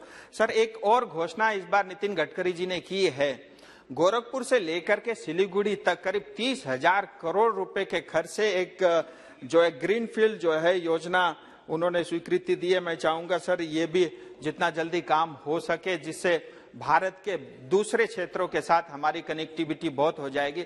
हमको ये भी ध्यान रखना पड़ेगा, ये चिकन नेक एरिया है, लेकिन सर डेवलपमेंट नहीं होने के कारण वो चिकन नेक आज बोटल नेक बन गया है और उस बोटल नेक के कारण जब तक आप सिलीगुड़ी या दार्जिलिंग का विकास नहीं कर सकते तब तक आप नॉर्थ ईस्ट में विकास करने की कल्पना मुझे लगता है वो अधूरी रहेगी। इसके साथ ही रेलवे ओवर ब्रिज और अंडर ब्रिज के करीब 8,000 करोड़ के काम है, वो भी मैं चाहूंगा जल्द से जल्द हो। सर, 2 बातें आपके माध्यम से मैं मंत्री जी से रखना चाहूंगा। सर, जैसा मैंने कहा, सिलीगुड़ी शहर आबादी बहुत तेजी से बढ़ रही है और मैंने मंत्री जी से एक निवेदन किया था कि सिलीगुड़ी के चारों तरफ एक रिंग रोड बने जिस तर्ज पे दिल्ली में बना हुआ है, तो इसकी फिजिबिलिटी जो है वर्कआउट हो रहे। मैं चाहता हूं कि ये काम हमारे क्षेत्र के लिए जल्द से जल्द हो। और सर अंत में एक विषय और है, पर्वतमाला योजना, क्योंकि मैं पहाड़ी क्षेत्र से आता हूं और हम सब जानते हैं बहुत कन्वेंशनल ट्रांसपोर्ट के माध्यम से पहाड़ के बहुत सारे क्षेत्रों तक नहीं पहुंचा जा सकता। और इस योजना के अंतर्गत 3 स्थान पे दार्जिलिंग में सिंहबाड़ी से लेके सिंगला और बतासे से लेकर के रॉक गार्डन और तुंगसुंग से लेके पंदन तक मेरी इच्छा है कि हमारे दार्जिलिंग के लिए ये 3 रोपवे बने। और इसके कारण जो हमारे लोकल लोग हैं, सर मैंने पहले ही कहा था बड़ा सेंसिटिव एरिया, सर बस 2 मिनट, मेरी ये इच्छा है सर कि ये अगर ये 3 रोपवे बनते हैं जो 3 से 4 किलोमीटर के डिस्टेंस वाले होंगे, इसके कारण सर टूरिज्म भी बढ़ेगा और लोकल हमारे वहाँ के लोग हैं उनको भी उसका बहुत फायदा होगा। और इतना सारा विषय रखने के लिए सर मुझे आपने समय दिया, मैं आपका बहुत आभारी हूँ। मैं मंत्री जी से अंत में यही निवेदन करता हूँ सर कि खास करके पश्चिम बंगाल को लेकर के केंद्र सरकार से हमारी बहुत अपेक्षा है, क्योंकि हमारी सरकार जैसे हमारे अधिरदाबी यहाँ बैठे हुए हैं सर, कभी भी आज तक 3 साल होने के हैं कोई दिशा कमेटी की कोई मीटिंग नहीं हुई और कोई भी योजना जो पश्चिम बंगाल में केंद्र सरकार के पैसे से होती है उसकी जानकारी सांसदों को नहीं होती। मैं ये भी चाहूंगा कि सर आपके माध्यम से जो है स्पीकर सर ने ये अनाउंसमेंट किया था, उनकी ये योजना थी कि हमारे यहाँ हर महीने दिशा कमेटी। आपने समय दिया, बहुत बहुत धन्यवाद। Please carry on Brahmanand Reddy ji. Thank you, sir. At the outset, I would like to thank you, the Union Minister, Sri Nitin Gadkari Garu, for recognizing Andhra Pradesh as a positive state committed to the development of public works for the betterment of its people. In the Honorable Minister's recent visit to our state, 51 projects were inaugurated, including Western Bypass Flyover, second at Ben Circle. The much-awaited Eastern Bypass, which will reduce the vehicular burden and decrease road accidents between Guntur and Krishna districts, were also sanctioned. 6 greenfield express highways have been sanctioned for our state to be completed over next 5 years, and central support be pledged for the development and growth of our roads and infrastructure, with the promised outlay of 3 lakh crores between now and 2024. We are acknowledging and appreciating these steps. There are some points I would like to bring to your notice. Road safety. In 2018, WHO report 11% of accident-related deaths in the world occur in India. Despite this fund sanction for the road safety in 22-23 are less than 0.2% of the ministry's total budget. For comparison, countries like USA spend up to 6% of the highway budget on road safety. Pending works. Narsipatnam, Sambavaram Junction Road and Narsipatnam and Thuni Road. Since 2021, state representatives have been requesting that the Narsipatnam, Sambavaram Junction Road and Narsipatnam Thuni Road to be declared as a national way. These 2 roads are already connected to the national ways such as Kolkata, Chennai and Raipur, Visakhapatnam, and state highways such as Voddadi, Paderu and Anakapalli, Chodavaram Road. Development of the aforementioned road into NHS would ease traffic and further the development of state by connecting integral national and state highways. Multimodal logistic. The Andhra Pradesh government has urged the centre to establish the multimodal logistic park at Komparthi in Kurnool district of Andhra Pradesh. The ministry has not mentioned this in demand for grants 21-22. Pending CFS license for the multimodal logistic park at Visakhapatnam. Additionally, in the issuance of CFS license for the multimodal logistics hub at Visakhapatnam remains unfulfilled till date. Despite the park being sanctioned in 2014, the non-issuance of the license in hampering the full realization of the park's economic potential. I request that the Ministry coordinate with the Ministry of Ports, Ship and Waterways to expedite the same. Conclusion. Our dreams of realization of certain creation of public works and job along with its will only work if we do not falter at the stage of implementation. With regards to this, I would like to add the vacancies in NHAI must be filled at the earliest to ensure maximum efficiency. The government has initiated some ambitious plans, but have no doubt they will be realized.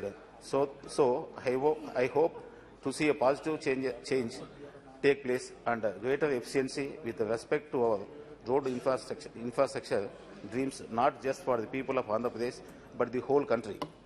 Thank you, sir. Thank you. Shri Alok Kumar Suman.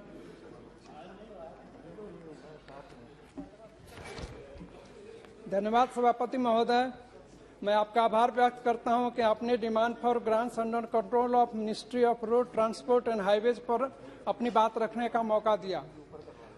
महोदय, सड़क परिवहन और राजमार्ग मंत्रालय की मांग संख्या 86 के अनुसार वर्ष 2021-22 में संशोधित आवंटन 1,31,149.07 करोड़ रुपए था, जिसे बढ़ाकर बजट 2022-23 में 1,99,107.71 करोड़ किया गया है, जो 52% के लगभग है। इसके लिए मैं माननीय मंत्री जी को धन्यवाद देता हूं एवं आभार व्यक्त करता हूं। महोदय, सड़क परिवहन एवं राजमार्ग मंत्रालय ने वित्त वर्ष 2022-23 में सक्रिय राजमार्गों पर 2,42,020 करोड़ रुपए खर्च करने का लक्ष्य रखा है, जिसमें बजटीय परिव्यय के माध्यम से 1,87,020 करोड़ रुपए, IEBR से 1 लाख रुपए, INVIT से माध्यम से 10,000 करोड़ रुपए, SPV के माध्यम से 15,000 करोड़ रुपए और निजी निवेश के माध्यम से 30,000 करोड़ रुपए शामिल है। वर्ष 2022-23 के लिए मंत्रालय ने 12,000 किलोमीटर का कार्य अवार्डेड कर चुका है और 12,000 किलोमीटर निर्माण का NH का बनाने का लक्ष्य है, जिससे हमारे देश की प्रगति और विकास को बल मिलेगा। महोदय, भारतमाला परियोजना के पहले चरण में कुल 20,632 किलोमीटर लंबाई के निर्माण का कार्य सौंप दिया गया है और दिसंबर 2022 तक 7,375 किलोमीटर सड़क का निर्माण कार्य पूरा हो जाएगा। भारतमाला परियोजना के पहले चरण का निर्माण वर्ष 2027 तक पूरा कर लेना है। महोदय, हमारे बिहार में हमारे माननीय दूरदर्शी मुख्यमंत्री श्री नीतीश कुमार जी, जिसमें बिहार में पहले सड़क के नाम पर केवल गड्ढे थे, उसको डबल इंजन की सरकार में उन्होंने गली गली गांव-गांव तक सड़क पहुंचा दी। लेकिन मैं आपके माध्यम से मैंने यहाँ माननीय मंत्री जी से उनका ध्यान अपने संसदीय क्षेत्र गोपालगंज के सारण बांध की ओर आकृष्ट करना चाहता हूँ, जो सोनपुर से शुरू होकर यूपी के बॉर्डर सिसमा तक जाती है और दोनों राज्यों के विभिन्न जिले के कृषि बिजनेस सेंटर को जोड़ती है। इसका लगभग आधे से ज्यादा हिस्सा जो सारण छपरा संसदीय क्षेत्र में पड़ता है, माननीय मंत्री जी के द्वारा स्वीकृति के साथ आवंटन भी दे दी गई है। अतः माननीय मंत्री जी से प्रार्थना करता हूं कि बाकी बचे सारण बांध जो डुमरिया घाट से सिसमा यूपी बॉर्डर तक है, उसको राष्ट्रीय राजमार्ग में शामिल कर हाईवे का काम शुरू कराया जाए। इससे कई जिले के लोगों को राजधानी पटना से जुड़ने का सीधा मार्ग मिल जाएगा और कृषि एवं अन्य व्यापार एवं रोजगार का भी सृजन होगा। महोदय, NH-27 जो ईस्ट वेस्ट कॉरिडोर का पार्ट है, गोपालगंज शहर में एलिवेटेड रोड 10 वर्षों से ज्यादा समय से लंबित था। वो अब आपके आशीर्वाद से बनने की प्रक्रिया शुरू है, लेकिन धीमी गति से बन रही है। इसका निर्माण समय से पूरा करने के लिए आप अपने स्तर से आदेश निर्गत करने की कृपा करेंगे। साथ साथ NH-27 के गंडक नदी पर वर्षों से लंबित पुल का निर्माण कार्य भी जल्द शुरू करने का आदेश निर्गत करेंगे। महोदय, NH-27 जो गोल्डन क्वाड्रिलेटरल का ईस्ट वेस्ट कॉरिडोर है में गोपालगंज जिले के क्षेत्र में अधूरे डिवाइडर, अधूरे प्लांटेशन, अधूरे बैरिकेटिंग एवं जगह जगह गड्ढे हैं जो दुर्घटना के कारण बनते हैं। प्रोजेक्ट डायरेक्टर का भी पद 1 वर्ष से खाली है, जिस पर मंत्री जी की विशेष आशीर्वाद की जरूरत है, क्योंकि बिहार पर आपकी विशेष कृपा रहती है। अंत में मैं इस डिमांड फॉर ग्रांट पर अपनी बात रखते हुए माननीय मंत्री जी से पुनः निवेदन करता हूं कि NH-19 जो नियर बक्कर घाट भाया मकेर तरैया राजापट्टी बैकुंठपुर डुमरिया घाट तक राष्ट्रीय राजमार्ग का काम शुरू है, जिसे डुमरिया घाट से विस्तारित कर सिसमा यूपी बॉर्डर तक हो जाता है, तो NH-19, NH-27 और NH-28 भी इससे जुड़ जाएंगे। इससे न केवल बिहार की लगभग 2 करोड़ की आबादी एवं साथ साथ यूपी के सीमांत कृषि आधारित गांव एवं जिले जुड़ जाएंगे और राजधानी पटना की दूरी भी कई जिलों से 3 से 5 घंटे कम हो जाएगी तथा 350 गांवों का विकास के साथ साथ आर्थिक एवं सामाजिक पिछड़ापन भी दूर होगा, रोजगार का सृजन होगा।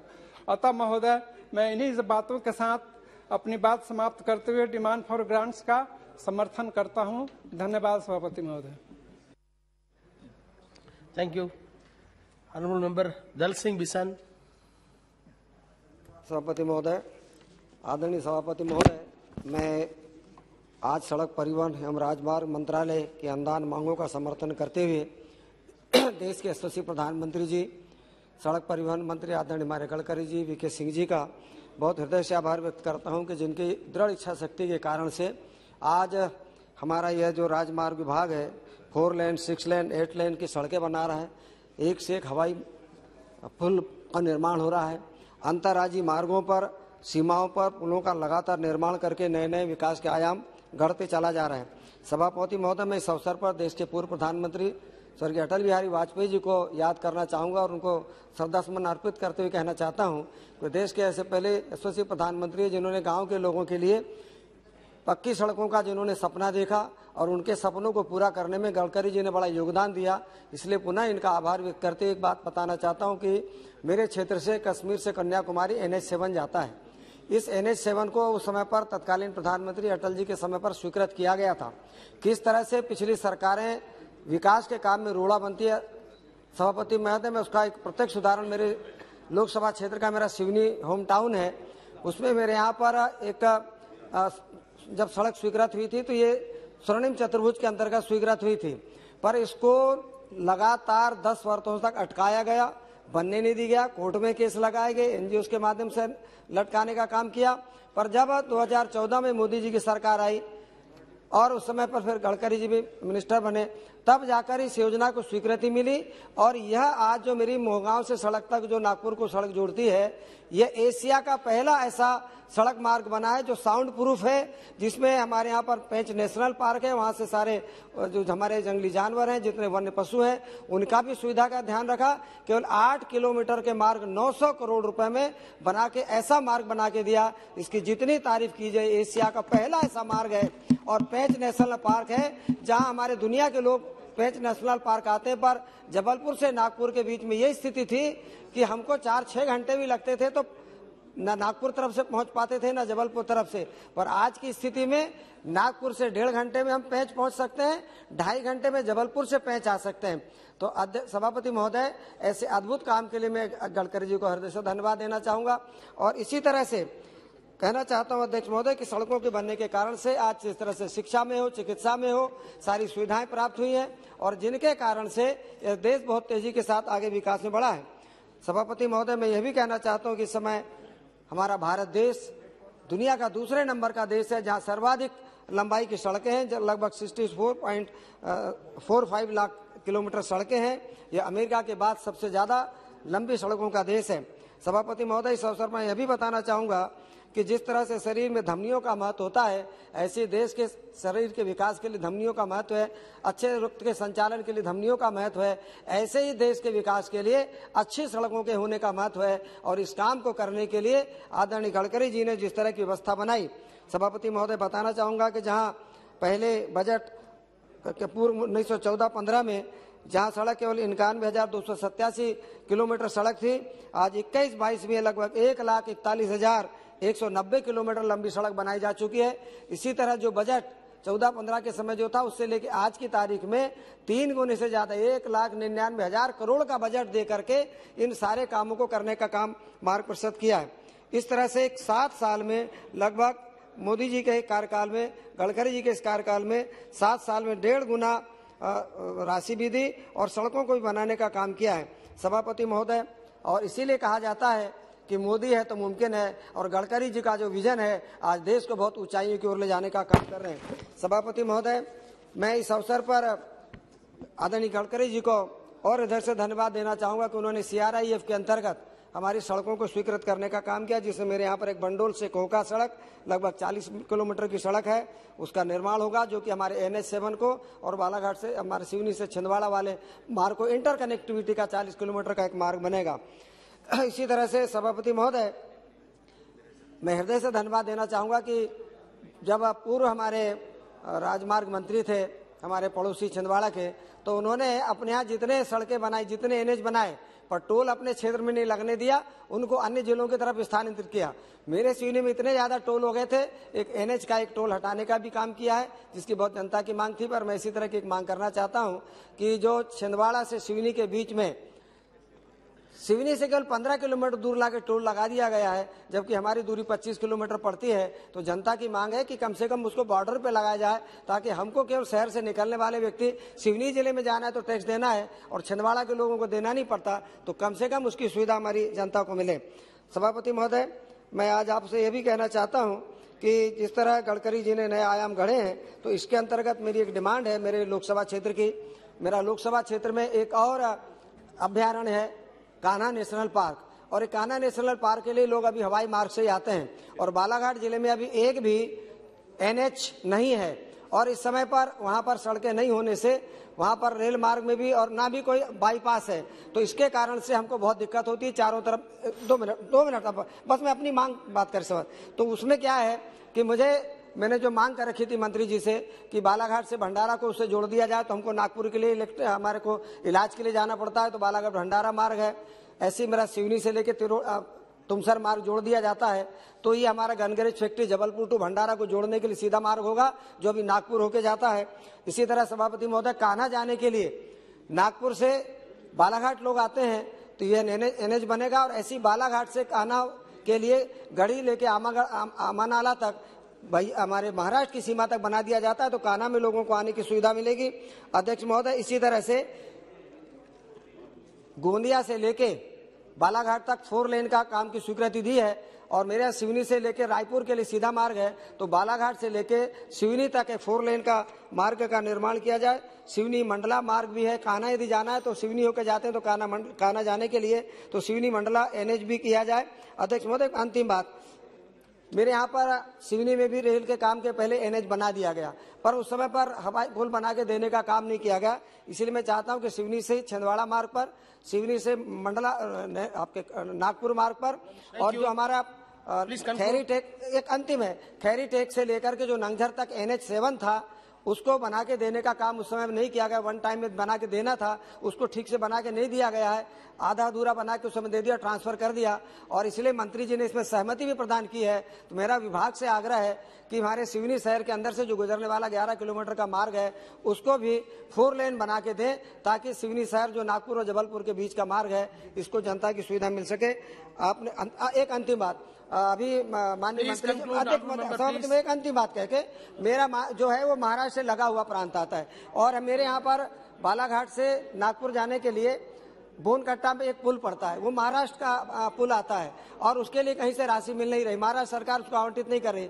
मैंने माननीय मंत्री जी से मांग रखी थी, उन्होंने अपनी सहमति भी दी है, तो बोनकट्टा पर अंतर्राज्यीय एक पुल बना के देने का कष्ट करेंगे, तो जनता को बहुत सुविधा मिलेगी। अभी हमारी केवल 2 व्हीलर गाड़ियां, 4 व्हीलर गाड़ियां निकल रही, बड़े वाहन जा नहीं रहे, इससे हमें इलाज कराने जाना हो, हमारे यहाँ के लोगों को व्यापार के लिए जाना हो, तो मैं केवल इतना कहते हुए आपने मुझे समय दिया, मैं पुनः अनुदान मांगों का समर्थन करते अपनी बात समाप्त करता हूँ। जय हिंद, जय भारत। மாண்புமிகு தலைவர் அவர்களுக்கு எனது வணக்கத்தை தெரிவித்துக் கொள்கிறேன். The road transportation infrastructure is crucial for economic development and social integration of this country. Road transport has emerged as the dominant segment in India. Transportation is a sector. Road transport also acts as a feeder of service and railway, shipping and air traffic in our country. the National Highways acts very important role of the road network in the country. Minister of Roads, Transport and Highway, the primarily responsible for the development of the national highway, work of which are sanctioned under the different schemes such as a Bharatmala Priyojana. Sir, particularly in Tamil Nadu, therefore, 25 NH projects pending in the sector. In Bharatmala,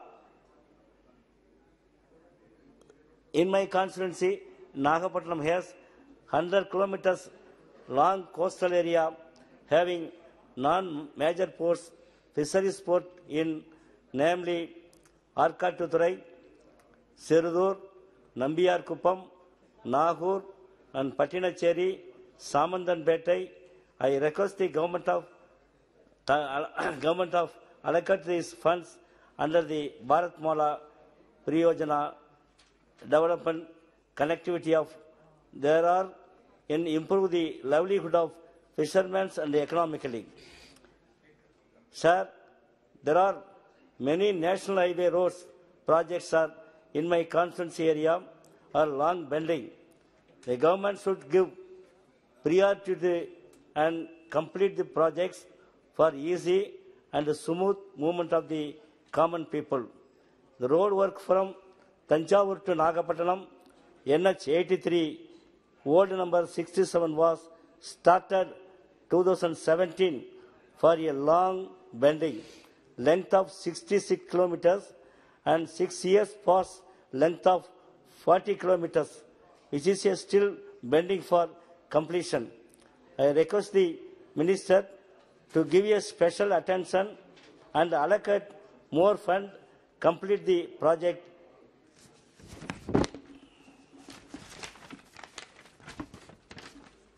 The NH 45A, Nagapattinam to Viluppuram sector for a length of 155 kilometers in slow progress.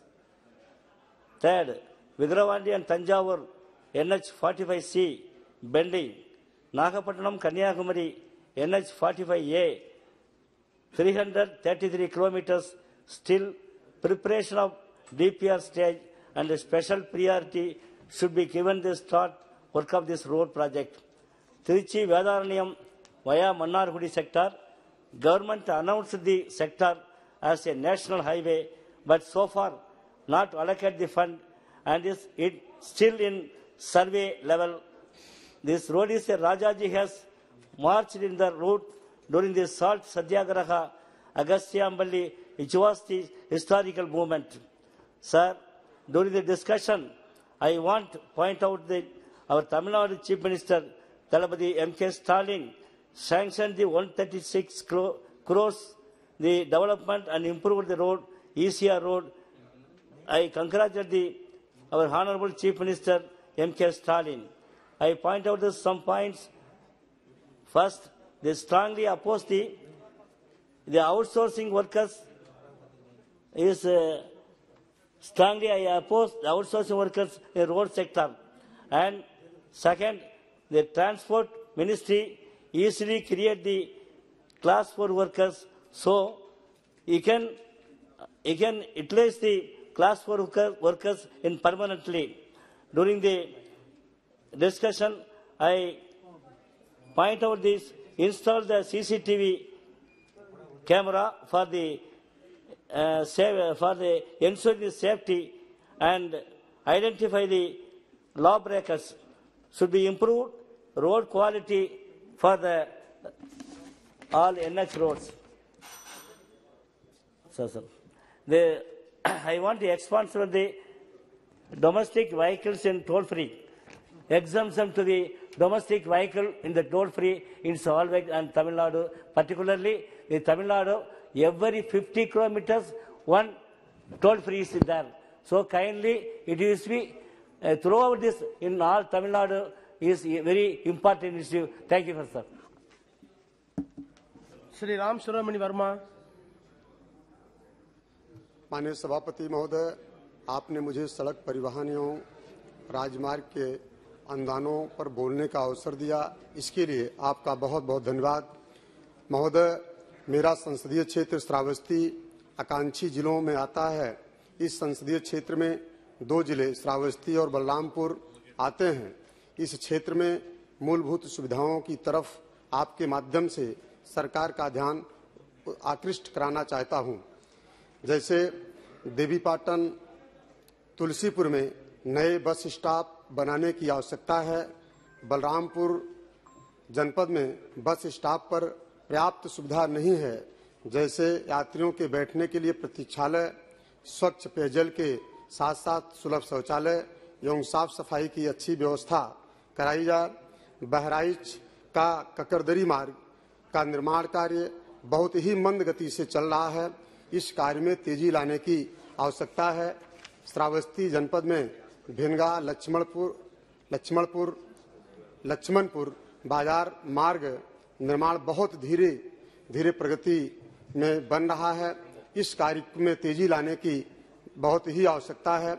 जनपद बलरामपुर में हरिहरगंज बाजार से ललिया शिवपुरा बरदौलिया बनकटवा मार्ग का चौड़ीकरण व सुदृढ़ीकरण कराने की आवश्यकता है। जनपद बलरामपुर में उतरौला बलरामपुर मार्ग से महेशवारी तिराहा से बाबागंज संपर्क मार्ग का चौड़ीकरण होना अति आवश्यक है। जनपद बलरामपुर में चंदनपुर पचपेड़वा उतरौला मार्ग का चौड़ीकरण कराने की बहुत ही आवश्यकता है। जनपद बलरामपुर में बालपुर तिलकपुर संपर्क मार्ग का चौड़ीकरण होना अति आवश्यक है, जो बलरामपुर जनपद में श्रावस्ती जनपद को जोड़ने का कार्य करता है। जनपद श्रावस्ती में भिनगा, इकौना, गिलौला, जमनहा, श्रावस्ती, सिरसिया में बस स्टॉप पर यात्रियों के लिए प्रतीक्षालय, कक्ष एवं पेयजल शौचालय की भी व्यवस्था कराई जाए। साथ साथ श्रावस्ती जनपद में हवाई अड्डे का निर्माण हुआ था और आज भी उसका संचालन नहीं हो पा रहा है और वो बौद्ध स्थल भी है। तो मैं चाहूँगा कि उसका भी संचालन जल्द से जल्द शुरू किया जाए। मैं माननीय मंत्री जी से चाहूँगा कि इन बिंदुओं पर गंभीरता से विचार करने की सख्त जरूरत है, क्योंकि ये मेरा लोकसभा क्षेत्र अनुसूचित जात, अनुसूचित जनजाति, ओबीसी, माइनॉरिटी एवं सामान्य वर्ग यानी बहुसंख्यक आबादी वाला क्षेत्र है। यह क्षेत्र नेपाल की सीमा से सटा हुआ क्षेत्र है, तराई क्षेत्र है एवं हमेशा बाढ़ प्रभावित क्षेत्र है एवं नेपाली पहाड़ी नालों से सटा हुआ भी है। इस पर विशेष पैकेज देकर के क्षेत्र को आगे बढ़ाने की आवश्यकता है एवं साथ ही साथ पूरे देश एवं प्रदेश में भी सड़क परिवहन एवं राजमार्ग पर विशेष रूप से ध्यान देने की जरूरत है। धन्यवाद। Thank you. श्री संदोक चौधरी। धन्यवाद सभापति जी, आपने मुझे demands for grants under transport and highway department पर बोलने का मौका दिया। सभापति जी, जो फ्लाईओवर्स बनते हैं ये लोगों की सुविधा के लिए बनते हैं, लेकिन अगर इनकी डिजाइनिंग प्रॉपर ना हो तो कई दफा ये सुविधा का कारण बन जाते हैं। इन्हीं में से जो जलंधर नेशनल हाईवे जब लुधियाना से जलंधर एंटर करते हैं, जलंधर डिस्ट्रिक्ट, तो जो फर्स्ट फ्लाईओवर है, पहला फ्लाईओवर है, वो फ्लोर फ्लाईओवर है, जो कि फ्लोर का जो टाउन है, सिटी है, उसके ऊपर से गुजरता है। लेकिन मैं समझता हूं कि जब इसकी डिजाइनिंग की गई तो ये नहीं देखा गया कि फ्लोर में एंट्री पॉइंट कहां से रखना है, एग्जिट पॉइंट कहां से रखना है। तो ये एक बड़ी असुविधा का कारण बन गया है और ना ही तो इसको प्रॉपर एंट्री है फ्लोर शहर में, ना ही प्रॉपर एग्जिट है। जो फ्लोर शहर का बस स्टैंड है उसका भी कोई प्रॉपर एंट्री और एग्जिट नहीं है, वो बिल्कुल डिसफंक्शन हो गया है, वो फंक्ट हो गया है। तो जो बस स्टैंड है वो फ्लाईओवर के ऊपर लोग खड़े होकर बसें पकड़ते हैं, वहां उतरते हैं। तो मैं आपसे ये अनुरोध करना चाहता हूं कि ये एक बहुत बड़ी असुविधा है कि इस फ्लाईओवर की रीडिजाइनिंग की जाए और ये जो फ्लोर शहर की कठिनाइयां इनको दूर किया जाए। फ्लोर का कारोबार खत्म हो गया है, फ्लोर के जो दुकानदार हैं वो उनकी बिक्री नहीं हो रही, वो घर बैठे हैं, सो एक बहुत सुविधा का कारण है।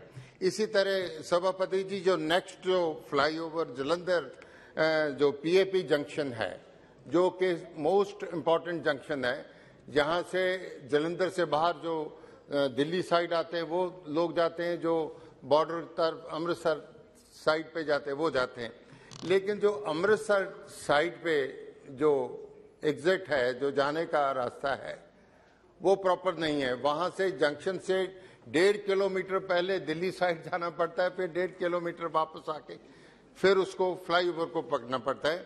हमने रेलवे डिपार्टमेंट को भी रिक्वेस्ट की है कि जो आरओबी है पीएपी जंक्शन के ऊपर, उसको एक्सपेंड किया जाए, उसको एक्सटेंड किया जाए। तो मेरा ये आपसे अनुरोध है कि ये रेलवे से कोऑर्डिनेट करके वो जो आरओबी है उसको जल्दी से जल्दी उसको प्रॉपर किया जाए। इसी तरह सर, जो इसके आगे चिगिट्टी एंड सूर्या एनक्लेव जंक्शन है, वहाँ जो 6 लेन जो रोड है वो एब्रप्टली 4 लेन में मर्ज हो जाती है, जिसके कारण बहुत एक्सीडेंट होते हैं। तो मेरा ये भी अनुरोध है कि इसको भी रीडिजाइन किया जाए। और इसी तरह दूसरा मेरा पॉइंट ये है कि जो एनएच पर जो स्टॉर्म वाटर ड्रेन्स है, जो साइड्स पे ड्रेन्स है, ये जहाँ बंद है, जहाँ ये लोअर क्वालिटी है, इसका कोई डिस्चार्ज पानी का कहीं हो नहीं रहा, सड़कें टूट रही हैं। मेरे इसी एनएच पे जो आगे पठानकोट का जो रोड आता है, ट्रांसपोर्ट नगर आता है, वहाँ जो ड्रेनेज सिस्टम है बिल्कुल खत्म हो चुका है, और जब बारिश होती है तो सारे शहर में पानी हो जाता है। इसी तरह होशियारपुर रोड पे एक शेखा गांव का फ्लाईओवर है, उसकी भी साइड जो ड्रेनेज सिस्टम है वो बंद हो चुका है।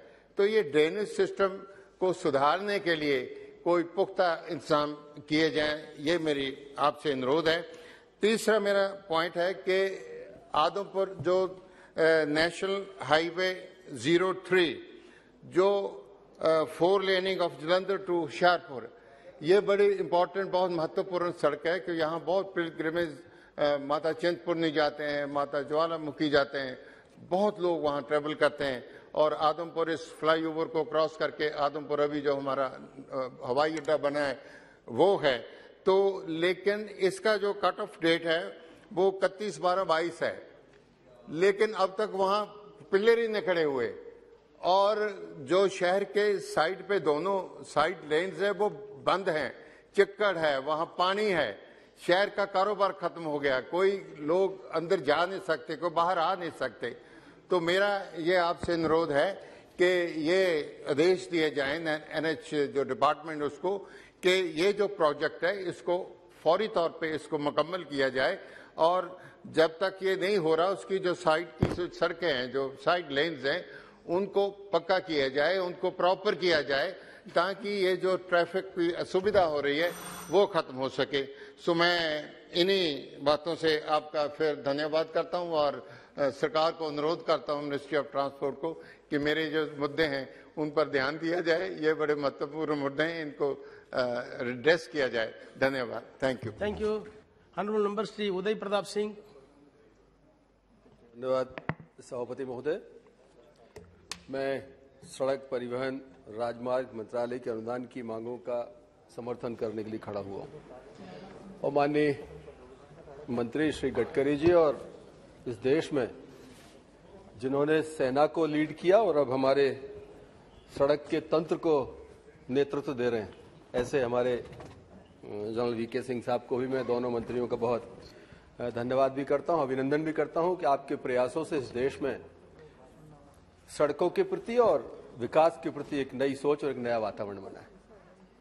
सभापति महोदय, हमारे मंत्रालय को जो बजट में प्रावधान किया गया, मुझे लगता है कि वो और ज्यादा आवश्यकता थी सड़क परिवहन मंत्रालय को। जो बजट मिला है उसमें अगर इसको और बढ़ोतरी की जाती तो मुझे लगता है कि देश में शायद काम करने के लिए मंत्रालय को और आसानी होती। मैं आपके माध्यम से वित्त मंत्रालय से भी आग्रह करूंगा कि सड़क हमारा एक ऐसा सेक्टर है जो देश में बाजार और प्रगति का एक द्योतक है, तो इसके ऊपर जितना फोकस किया जाएगा देश उतनी प्रगति करेगा, उतना आगे बढ़ेगा।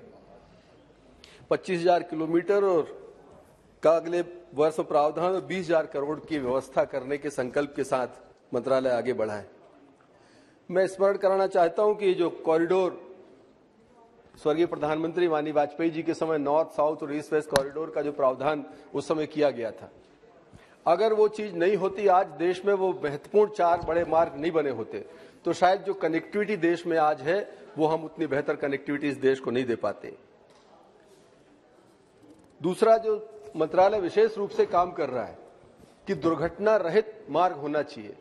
जो एक्सीडेंटल प्रोन एरियाज थे उनको ठीक करके दुर्घटनाएं कम हो, इसको केंद्रित करके जो डिपार्टमेंट काम कर रहा है, मुझे लगता है कि उसको प्रशंसा मिलनी चाहिए। उसकी हम आपके माध्यम से सदन में भी बहुत प्रशंसा करते हैं, उसके प्रति मंत्रालय का धन्यवाद ज्ञापित करते हैं। माननीय सभापति महोदय, सड़क प्रगति तो लेकर आती है, साथ ही विकास और बाजार भी पैदा करती है। मेरा संसदीय क्षेत्र इस बात का सबसे बड़ा उदाहरण है। नॉर्थ साउथ कॉरिडोर मेरे संसदीय क्षेत्र से होकर तक गुजरता है। उसके पहले की परिस्थितियां, आज की परिस्थितियां, जमीन और आसमान का अंतर है। इसलिए मैं आपके माध्यम से माननीय मंत्री जी यहाँ पर बैठे हैं, इनसे आग्रह करना चाहता हूं कि सड़कों के ऊपर जितना हो सके हम देश में सांसदों को उनके एक अनुकूल परिस्थितियां उनको मिलनी चाहिए। सीआरएफ से पहले सांसद के आग्रह पर सीआरएफ में हम लोगों को फंड मिलता था, लेकिन आजकल उसमें प्रावधान में कोई परिवर्तन किया गया है, तो सीआरएफ में हमारी अनुशंसाएं शायद उतनी शामिल नहीं की जाती जितनी पहले की जाती थी। मेरा आपके माध्यम से अनुरोध है कि सीआरएफ का जो फंड है, सेंट्रल रोड फंड जो है, क्योंकि सांसदों के पास सीधे कोई फंड देने की कहीं कोई व्यवस्था नहीं होती, कम से कम इसमें साझेदार सांसद को सीधे तौर पर रखा जाए, मंत्रालय से मेरा आग्रह है। दूसरा एक बड़ा विसंगति इस देश में है, टोल नाके लगे हुए हैं। टोल देने में दिक्कत नहीं है, लेकिन टोल के कारण जो एक हर्डल फ्री जो एक मूवमेंट गाड़ियों का रहता है उसको कहीं ना कहीं रोक लगती है, और टोल के कारण कई बार विसंगतियां पैदा होती हैं। खासकर मेरा आग्रह है कि जहां पर टोल स्थापित होता है उससे 10 किलोमीटर का जो स्थान है, उस 10 किलोमीटर में लोग दैनिक आवागमन करने वाले किसान हैं, बाजार जाने वाले लोग हैं, स्कूल पढ़ने वाले बच्चों की गाड़ियां हैं, ऐसे अनेक चीज होती हैं जिनको कि अनावश्यक बहुत पैसा भी लगता है और व्यवधान भी पैदा होता है। मेरी बात से शायद पूरा सदन भी सहमत होगा कि अगर टोल के नजदीक 10 किलोमीटर रहने वाले लोग अपना प्रमाणित रूप से कोई वहां टोल पर अपनी बताते हैं कि हम 10 किलोमीटर की सीमा में रहते हैं, तो उनको टोल फ्री उनको 10 किलोमीटर परिधि के लोगों को या महीने में 5 बार 7 बार उनसे टोल लिया जाए। इस तरह का कोई एक सिस्टम, एक मैकेनिज्म डेवलप होना चाहिए। मैं आपको अभी का उदाहरण बताता हूं। हमारा जबलपुर भोपाल नया जो हाईवे तैयार हुआ है, वहां बरेली के पास, उदयपुरा के पास अन्य कई जगह हैं जहां रोज लोग निकलते हैं और दिन में अनेक बार उनको टोल देना पड़ता है। मंथली पास के बाद भी उसकी एक मैक्सिमम कैपिंग है, तो इसमें कोई ना कोई संशोधन मंत्रालय करेगा, ऐसा मेरा आग्रह है। दूसरा मेरा एक अनुरोध है कि पुराना जो north south corridor, east west corridor है, उसका जो डीपीआर तैयार किया गया था उसमें बहुत ज्यादा मुझे लगता है जल्दबाजी में तैयार किया गया था। कई जगह ऐसी जहां बहुत दुर्घटनाएं आज भी हो रही हैं, तो उस पर काम करने की जरूरत है। और नॉर्थ साउथ कॉरिडोर के ऊपर खास करके सागर, नरसिंहपुर और जो लखनऊ नागपुर की तरफ जाता है, अनेक पॉइंट ऐसे हैं जहां लगातार दुर्घटनाएं हो रही हैं, उनको चिन्हित कराकर उनको ठीक करने की जरूरत है। मंत्रालय इस पर काम करेगा, मेरी आपके माध्यम से विनती है। मैं आपके माध्यम से मेरे संसदीय क्षेत्र में एक महत्वपूर्ण मार्ग है, जबलपुर, नरसिंहपुर, गाडरवारा, पिपरिया, होशंगाबाद, हरदा, खंडवा और सीधा जलगांव जाता है। हम अनेक एक्सप्रेस वे इस देश में बना रहे हैं, सरकार नई कई एक्सप्रेस वे का प्रावधान भी कर रही है।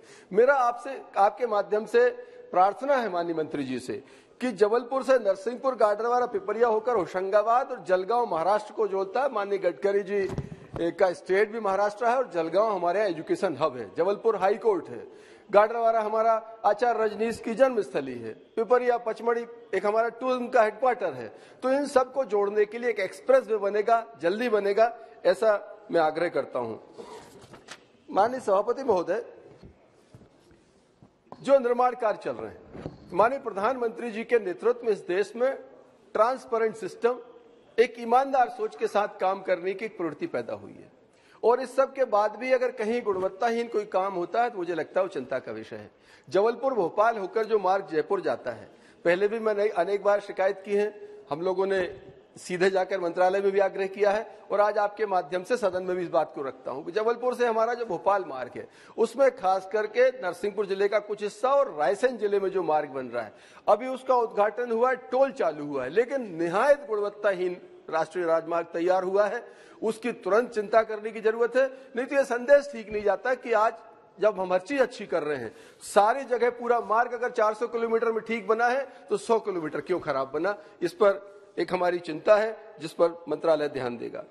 दूसरा मेरा अनुरोध है कि जो हाईवेज हमारे तैयार हुए हैं, बाईपास हमने तैयार किए हैं, अंदर के जो मार्ग छूट गए हैं, जैसे इसी भोपाल जबलपुर हाईवे के ऊपर चाहे देवरी बाईपास हो, उदयपुरा का बाईपास हो, खरगोन का बाईपास हो, बरेली का बाईपास हो, बाड़ी का बाईपास हो, इनके अंदर के मार्ग नहीं बनाए। उनकी नरक जैसी स्थिति हो रही है, वहां पर धूल उड़ रही है, लोग रोज व्यापारी परेशान होते हैं, हम लोग जाते हैं। चूंकि राष्ट्रीय राजमार्ग सीधा भारत सरकार से जुड़ा विषय है, हम लोगों से लोग आग्रह करते हैं इनको जल्दी इनका मेंटेनेंस होना चाहिए, निर्माण होना चाहिए। आपके माध्यम से प्रार्थना है, इस पर भी शीघ्र निर्णय सरकार करेगी। आखिरी बिंदु में आपके सभापति महोदय, आपके माध्यम से माननीय मंत्री जी से कहना चाहता हूं, जो नॉर्थ साउथ कॉरिडोर है उसमें नरसिंहपुर जिले का हिस्सा और जबलपुर जयपुर एक्सप्रेस हाईवे का जो हिस्सा क्रॉसिंग जो है वो समतल भूमि में है, एशिया की श्रेष्ठ भूमि है, उसमें ये दोनों हाईवे क्रॉस करते हैं। वहां समतल होने के कारण पानी की निकासी नहीं है, तो पानी भर जाता है, महीनों तक पानी भरा रहता है किसान को अपनी बुआई आदि के समय। और खासकर उस राजमार्ग चौराहे पर नरसिंहपुर जिले में जहां पर की आबादी हजारों की संख्या में लोग इस एनएच के कारण वहां बस गए हैं, उनकी पानी की निकासी नहीं हो पा रही। मंत्रालय एक कोई बड़ा प्रोजेक्ट वहां पर इस ड्रेनेज सिस्टम के लिए बनाकर लोगों को मदद करने का काम करेगा, यह भी मैं आपके माध्यम से अनुरोध करता हूं। और पुनः हमारा सड़क और परिवहन मंत्रालय के जो अनुदान मांगे हैं उसके समर्थन करते हुए आपने मुझे समय दिया, आपका हृदय से आभार व्यक्त करता हूं। धन्यवाद। बहुत बहुत धन्यवाद। Shri C Thomas ji.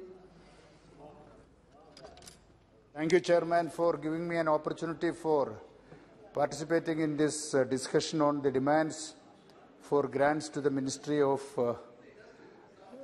Transport and Highways. Sir, this is a very important ministry. As we all know, the road infrastructure is very important for the growth of any country, economic as well as social development of any country.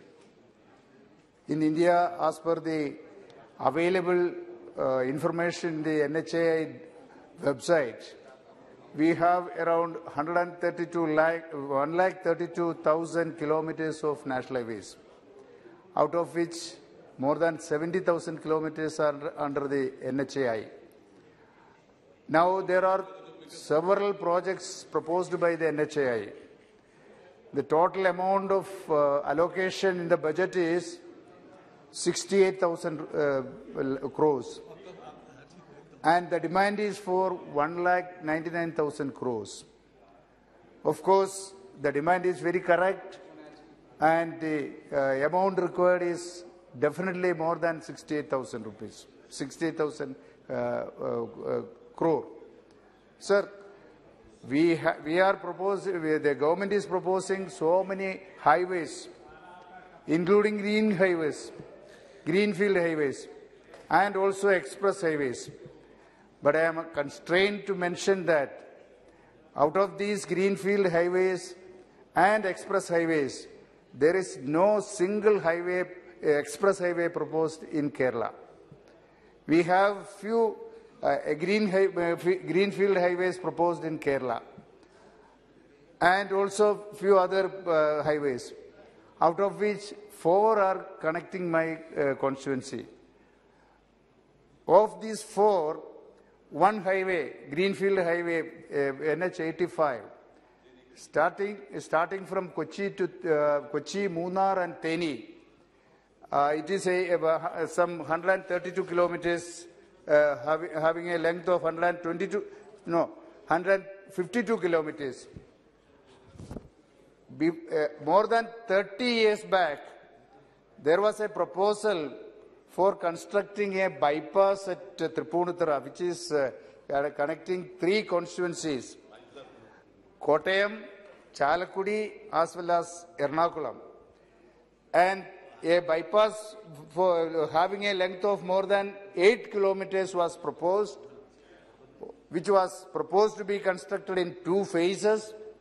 First phase was 4 kilometers long, for which 16 hectares of land was proposed to be acquired. 4 hectares were acquired more than 30 years back. The balance land was frozen. Earlier, our honourable member Sri N.K. Premachandran was mentioning, when the consultants are preparing the project for the construction of highways, they are not consulting the members of parliament, the representatives of that area. That has happened here in this case also. The consultants have prepared an alignment, a new alignment, for which they have proposed a bypass from Angamali to Kochi, which is avoiding this Tripunithura bypass. Again, this NH85 Greenfield highways, that also is avoiding the Tripunithura bypass. And more than 219 families are suffering now. They could not do anything for the last 30 years for any construction in the land, for any other purpose. They were not allowed to use this. My humble request to the Honourable Minister, we have already represented to the NHAI that at least a standalone project. I understand that as per the NHAI rules, there can be a standalone project which can be a spur connectivity to Tripunithura from this NH85, that is Kochi Theni bypass, Kochi Munnar Theni bypass. That will save the life of 219 families. Sir, I would request you, I have already represented it, we all have represented it. I would request you to take up this matter and give directions to the NHA authorities that while they construct the NH85, that is Greenfield Highway from Kochi, Munnar to Theni, they should construct a spur connectivity for the Tripunithura town that is connected to the Greenfield Highway. Sir, there is another proposal for a construction of a new Greenfield Highway parallel to the MC Road. MC Road is the first state highway in Kerala from Trivandrum to Angamali.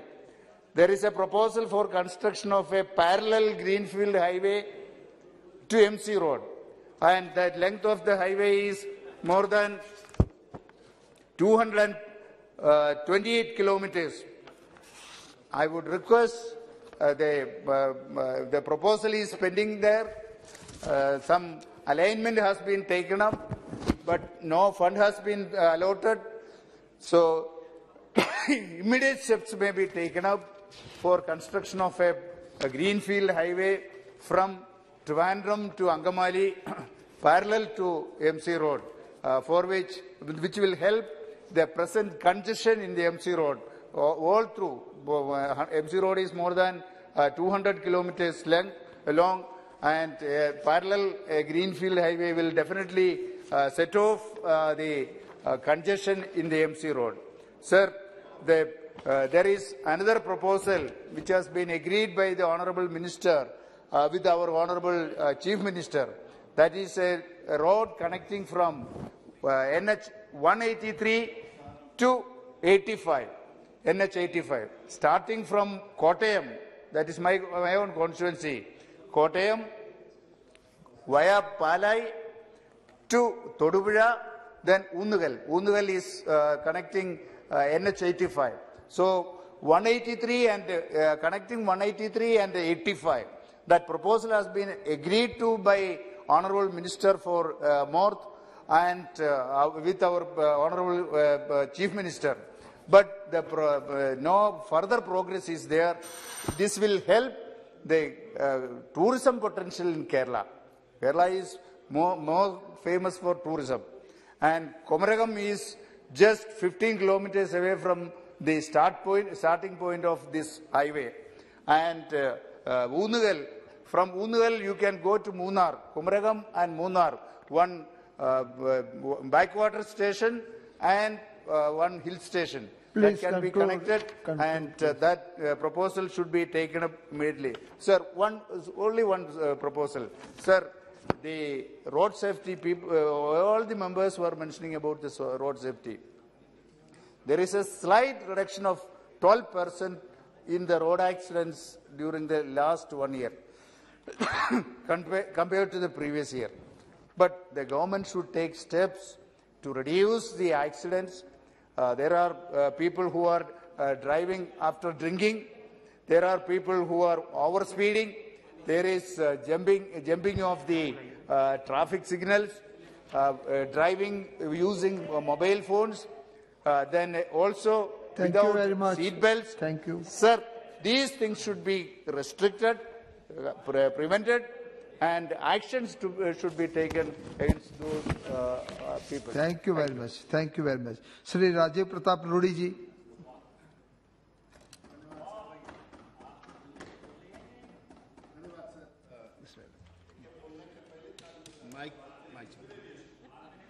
धन्यवाद sir.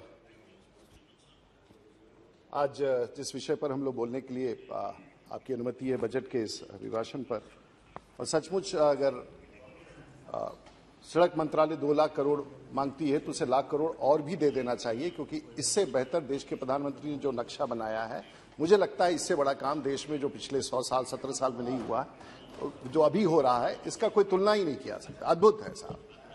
और इसलिए मैं कहूंगा कि अगर मैं उत्तर बिहार में हूं, और अगर किसी को भी उत्तर बिहार में जाना होगा तो गंगा पार करके जाना होगा। और पीछे मुझे थोड़ा जलन सा हुआ। जलन इस बात का हुआ कि मैंने उत्तर प्रदेश में देखा चुनाव के पहले, जगदम्बिका पाल साहब बैठे हैं, बाकी लोग, एक फाइटर एयरक्राफ्ट हवाई जहाज वहां उतर गया आगरा हाईवे पर, तो मुझे थोड़ा जलन सा हुआ। और मैंने जाकर के माननीय गडकरी जी को कहा और प्रधानमंत्री जी को कहा, और मैं बताना चाहूंगा कि बिहार में भी बाकरपुर सोनपुर से डुमरिया घाट तक एक ऐसा ही एक्सेस कंट्रोल हाईवे बनने जा रहा है, जिसमें गति की जो सीमा होगी वो 120 किलोमीटर प्रति घंटा होगा। और जो हम लोग 4 घंटे और 5 घंटे में, डॉक्टर साहब यहाँ बैठे हैं गोपालगंज के, अब वो मात्र 1 घंटे 10 मिनट में कर पाएंगे। उस पर फाइटर जहाज भी उतरेगा। तो देश के प्रधानमंत्री ने सारण की जनता को और बिहार की जनता को ऐसा सड़क भी दे दिया। गंगा पार करने में बड़ी कठिनाई होती थी, और पैकेज वैकेज की बात करते रहते हैं लोग, विशेष स्टेटस की बात करते रहते हैं, मुझे नहीं पता है, लेकिन मैं इतना जानता हूं कि देश की सरकार नीति बनाती है, और नीति के साथ जो विकास आता है वो पैकेज वैकेज से कहीं बहुत ज्यादा है। विशेष दर्जा क्या होगा? अगर नीति अगर आपकी सही होगी, सोच सही होगा, योजना सही होगा, तो लाखों करोड़ रुपया राज्य में चले जाएंगे। ऐसी सरकार तो हमने देखी नहीं थी, कम से कम हम लोग 25 साल से पार्लियामेंट में हैं, और इस प्रकार से देश बिहार को आगे बढ़ा रहे हैं। लेकिन बिहार को अपने तो आप सोचना पड़ेगा गिरिराज जी कि कैसे हम लोग को करना है, क्योंकि उफान हो जाता है जब ऐसी बातें होती हैं। 6 लेन गंगा, हम लोग कह रहे थे 2 लेन का गंगा सेतु, तो देश की सरकार ने, प्रधानमंत्री ने कहा 2 लेन क्या होता है भाई? जब गंगा पार ही करना है और रूडी जी के क्षेत्र से जाना है, हाजीपुर से जाना है, तो उसको 6 लेन बनाइए। और आज जेपी सेतु के पैरेलल 6 लेन बन रहा है। छपरा शहर में हमको बड़ी कठिनाई हो रही थी, 2 लेन था, देश की सरकार से मांग किया, वो आज 6 लेन होने वाला है। और इस बीच में वैशाली जाने की बात पता नहीं कब से होता था कि वैशाली के लिए पटना से सीधे रास्ता, तो सीधे सोनपुर से निकल करके दरियारा होकर के गंडक पार करके वैशाली, और वैशाली साहेबगंज होकर नेपाल, ये भी योजना स्वीकृत है। शेरपुर दिगवारा साहब, मैंने माननीय बिहार के मुख्यमंत्री का आभार व्यक्त करना चाहूंगा। भाषण में नया गांव में मैंने उनसे कहा कि एक पुल चाहिए, उन्होंने कहा रूडी जी ले लीजिए। वहां से जब सहमति प्राप्त हुई और दिगवारा शेरपुर के बीच में 5000 करोड़ रुपए की लागत से नए पुल का निर्माण हो रहा है, जो पूरे उत्तर बिहार के लिए एक नया 6 लेन 4 लेन न जाने क्या क्या हमारे राज्य में हो रहा है। नहीं, नीतीश कुमार जी ने सहमति दी, उन्होंने मांग की, और केंद्र की सरकार बना रही है। अभी हम केंद्र की सरकार की बात कर रहे हैं। गाजीपुर से नहीं, अच्छा बता दें, एनडीए की सरकार बना रही। नहीं, मेरा सर ये माइनस किया जाए, 2 मिनट फिर गड़बड़ किया निशिकांत जी, और तो कुछ नहीं, बीच में डिस्टर्बेंस होने। उसके बाद उत्तर प्रदेश, हमको लखनऊ जाना हो, हमको टाइम क्यों लगेगा भाई? क्योंकि बीच में गाजीपुर से छपरा माझीपुरा रोड में वो 2 लेन था और हाईवे नहीं था, उसकी भी स्वीकृति होगी खट से। और आज अगर छपरा से हमको लखनऊ जाना हो तो जैसे इस काम को पूरा होगा 2.5 से 3 घंटा में हम छपरा से लखनऊ पहुंच सकते हैं। तो कमाल का चीज है। लोग कहते हैं विशेष दर्जा, विशेष दर्जा। अरे भाई, नीति बनाओ, योजना बनाओ, सोच बनाओ और आगे निकल जाओ। फिर उसके बाद आगे रिविलगंज बाईपास, उस शहर में रिविलगंज छोटा सा एक नगर पंचायत है, बड़ी दिक्कत होती है। आग्रह किया, रिविलगंज बाईपास पूरा सड़कों का जाल है। उतना ही नहीं, दिगवारा से जो नया पुल बनेगा भारतमाला फेज 2 में, फेज 1 में तो नहीं हो रहा है, लेकिन फेज 2 में राम जानकी पथ तक जाने का मार्ग, तो सड़कों का जाल उत्तर बिहार में। और आज की तारीख में मैं बड़े गर्व के साथ कह सकता हूं कि सारण जिला, क्योंकि हमारा द्वार है, वहीं से आपको उत्तर बिहार में जाना है, तो उत्तर बिहार के लिए और सारण जिला में आज 18,000 करोड़ का काम देश की सरकार और देश के प्रधानमंत्री कर रहे हैं। तो कौन कहता है पैकेज की बात? वो तो सब योजनाओं से ही नीति बनाइए और आगे निकल जाइए जैसे बाकी राज्य करते हैं। तो रोना किस बात का है? हम तो आगे बढ़ ही रहे हैं, लेकिन बढ़ाने का राज्य सरकार का संकल्प का भी दृष्टि अलग होना चाहिए। लेकिन भेल्दी सड़क हो, ये हो, अब ये अच्छी बातें हैं। इसके अलावा एक्सेस कंट्रोल, अब मैं नीतिगत पर जाऊंगा। ये तो क्षेत्र का था और राज्य का, मैं नीतिगत फैसला। अध्यक्ष जी, देश की सरकार, ये राज्य की सरकार सड़क बनाती है, हम सड़क बनाते हैं, किसी तरह से राइट ऑफ वे लेते हैं, सड़क बनाते हैं और एक्सेस कंट्रोल के लिए बैरियर लगा देते हैं। क्या देखते हैं उसके किनारे? कोई शोरूम खोल रहा है, कोई रियल एस्टेट कंपनी वाला जमीन खरीद रहा है, कोई वहां से रास्ता निकाल रहा है। देश की सरकार सड़क इसलिए नहीं बनाती है कि उसके बगल में दुकान मकान बना करके लोग अपना व्यवसाय करें। और एक नीति होनी चाहिए, जहां जहां नेशनल हाईवे डिक्लेयर होता है, जहां जहां नेशनल हाईवे चाहे NHAI का हो, रेंज का हो, साथ ही साथ सर्विस लेन के लिए राज्य सरकार को उसके पैरेलल कम से कम 30 से 50 मीटर राइट ऑफ वे का घोषणा कर देना चाहिए, चाहे उसका एक्विजिशन जब भी हो। लेकिन उसके बगल में कोई काम नहीं होगा जब तक वो खेती करता रहेगा, खेती करता रहे। लेकिन जिस दिन देश की सरकार को जरूरत होगी, वो सड़क पर इसकी योजना पॉलिसी के स्तर पर वीके सिंह साहब जिस दिन ले आइएगा, तो अमेरिका और जर्मनी और यूरोप की जो बात करते हैं वो हम लोग भारत, कहीं ये नीतिगत फैसला में अभाव है। आपको खरीदने के लिए नहीं करा, भारतमाला में सब पैसा दे रहे हैं, लेकिन राज्य भारतमाला की योजना वही स्वीकृत कीजिए जहां राज्य सरकार सहमति दे दे कि अगर मेरा राइट ऑफ वे 35 मीटर है, 40 मीटर है, तो 25 मीटर हमारे जिम्मे रहेगा। जब हमारे पास पैसा आएगा हम सर्विस लेन बना देंगे। कम से कम लाखों करोड़ रुपया जो खर्च हो रहा है उसका नुकसान तो नहीं हो। तो एक नीतिगत फैसला की जरूरत है। और राज्य सरकारें भी जो PWD रोड बना रही है उसके बगल में भी नीतिगत फैसला होगा। सड़कें दुकान बनाने के लिए नहीं है, सड़कों पर यात्रा करना है और सुरक्षित रूप से यात्रा करना है। एक विषय, एक तो महोदय सभी सांसद ने कुछ कहा और हमने पता लगाया कि आज देश में 1,000 करोड़ सिर्फ DPR consultant, those who make projects, the DPRs, they have the investment in just making DPRs in this country is about 1,000 crores. क्या मतलब है साहब?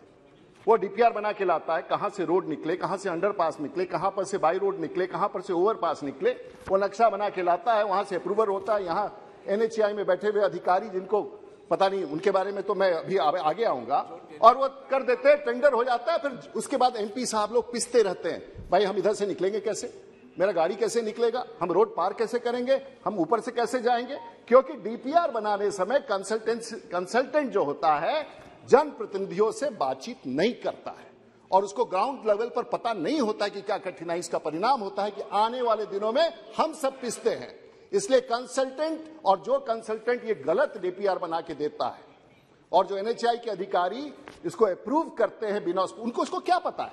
30 साल से 25 साल से हम लोग देहात में घूम रहे हैं, हम लोग को पता है कि सड़क कहां से निकलता है, कहां से गली जाता है। वो तो नक्शा बना दिया, खींच दिया, टेंडर कर दिया, कॉन्ट्रैक्टर से लग गया, जमीन एक्वायर कर दिया, उसको क्या पता है? ये कंसल्टेंट्स है। योजना बनाने में साल भर लग जाए, प्रॉब्लम नहीं है, लेकिन योजना ऐसी बने जिसके कार्यान्वयन 6 महीना में हो जाए। प्रॉब्लम क्या होता है? योजना बनाने में कमी रह जाती है और कार्यान्वयन में समय लगता है। इसका मूल कारण यह है, इस पर भी नीतिगत फैसला होना चाहिए। अब मैं सर मैं 2 विषयों पर आऊंगा। भारत की सरकार और ये अधिकारी कुछ हैं, मैं ये नहीं कहता हूं, माननीय मंत्री जी की नीयत एकदम साफ है और मैं आपको 2 बता रहा हूं, उल्लेख करना चाहता हूं। ये 2020 का एक नोटिफिकेशन है और आप सब लोग यहां बात कर रहे हैं CRIF and CRF, and this is the notification which guides everyone's work in this country when it's related to CRIF and CRF. और इसके आधार पर एक एई, एक जेई, एक आरओ, एक पीडी वो वहां से प्रस्ताव बना के भेजता है। वो इस अंग्रेजी को समझता है कि नहीं समझता है, और यहां पर बैठे हुए मुख्यालय में लोग उसको रिजेक्ट करते हैं और रिजेक्ट करके माननीय मंत्री जी को बुरा दिखाने के लिए, सरकार को बुरा दिखाने के लिए निर्णय कराते हैं। और जो भी लोग हैं इस सर्कुलर को मंगा लीजिए, और सिंह साहब सर्कुलर मंगा लीजिए। सीआरएफ में रोड क्या क्या बनना चाहिए, और ये लिखा हुआ है, देखिए सर कैसे होता है। और ये नीतिगत इसलिए है कि पूरा देश के लिए, मेरे लिए नहीं है सर, मेरा तो कोई विषय ही नहीं है। Types of work to be included in CRF, उसमें construction of rehabilitation, engineering aspect, एक उसमें 4 में से एक है construction of bypasses, parallel service roads along national state highways बनाना है। अगर आपको सीआरएफ में बाईपास बनाना है और अगर पैरेलल सर्विस रोड बनाना है तो इसका प्रावधान कर दिया। अब अगले पन्ने में चलिए, उसमें देता है कि वहीं पर बनेगा। The second sentence reads in this very notification, and everyone must bring out a copy of that notification. How someone has twisted it, because किसी के पास इतना वक्त कहां होगा कि ये डिटेल्स को देखे। However, land acquisition shall be allowed for development of NH states and contribution of state land cost. और उसमें कहा है कि जब तक आपके पास जमीन नहीं अनइंकम्बर्ड होगा तब तक हम ये अनुमति नहीं देंगे।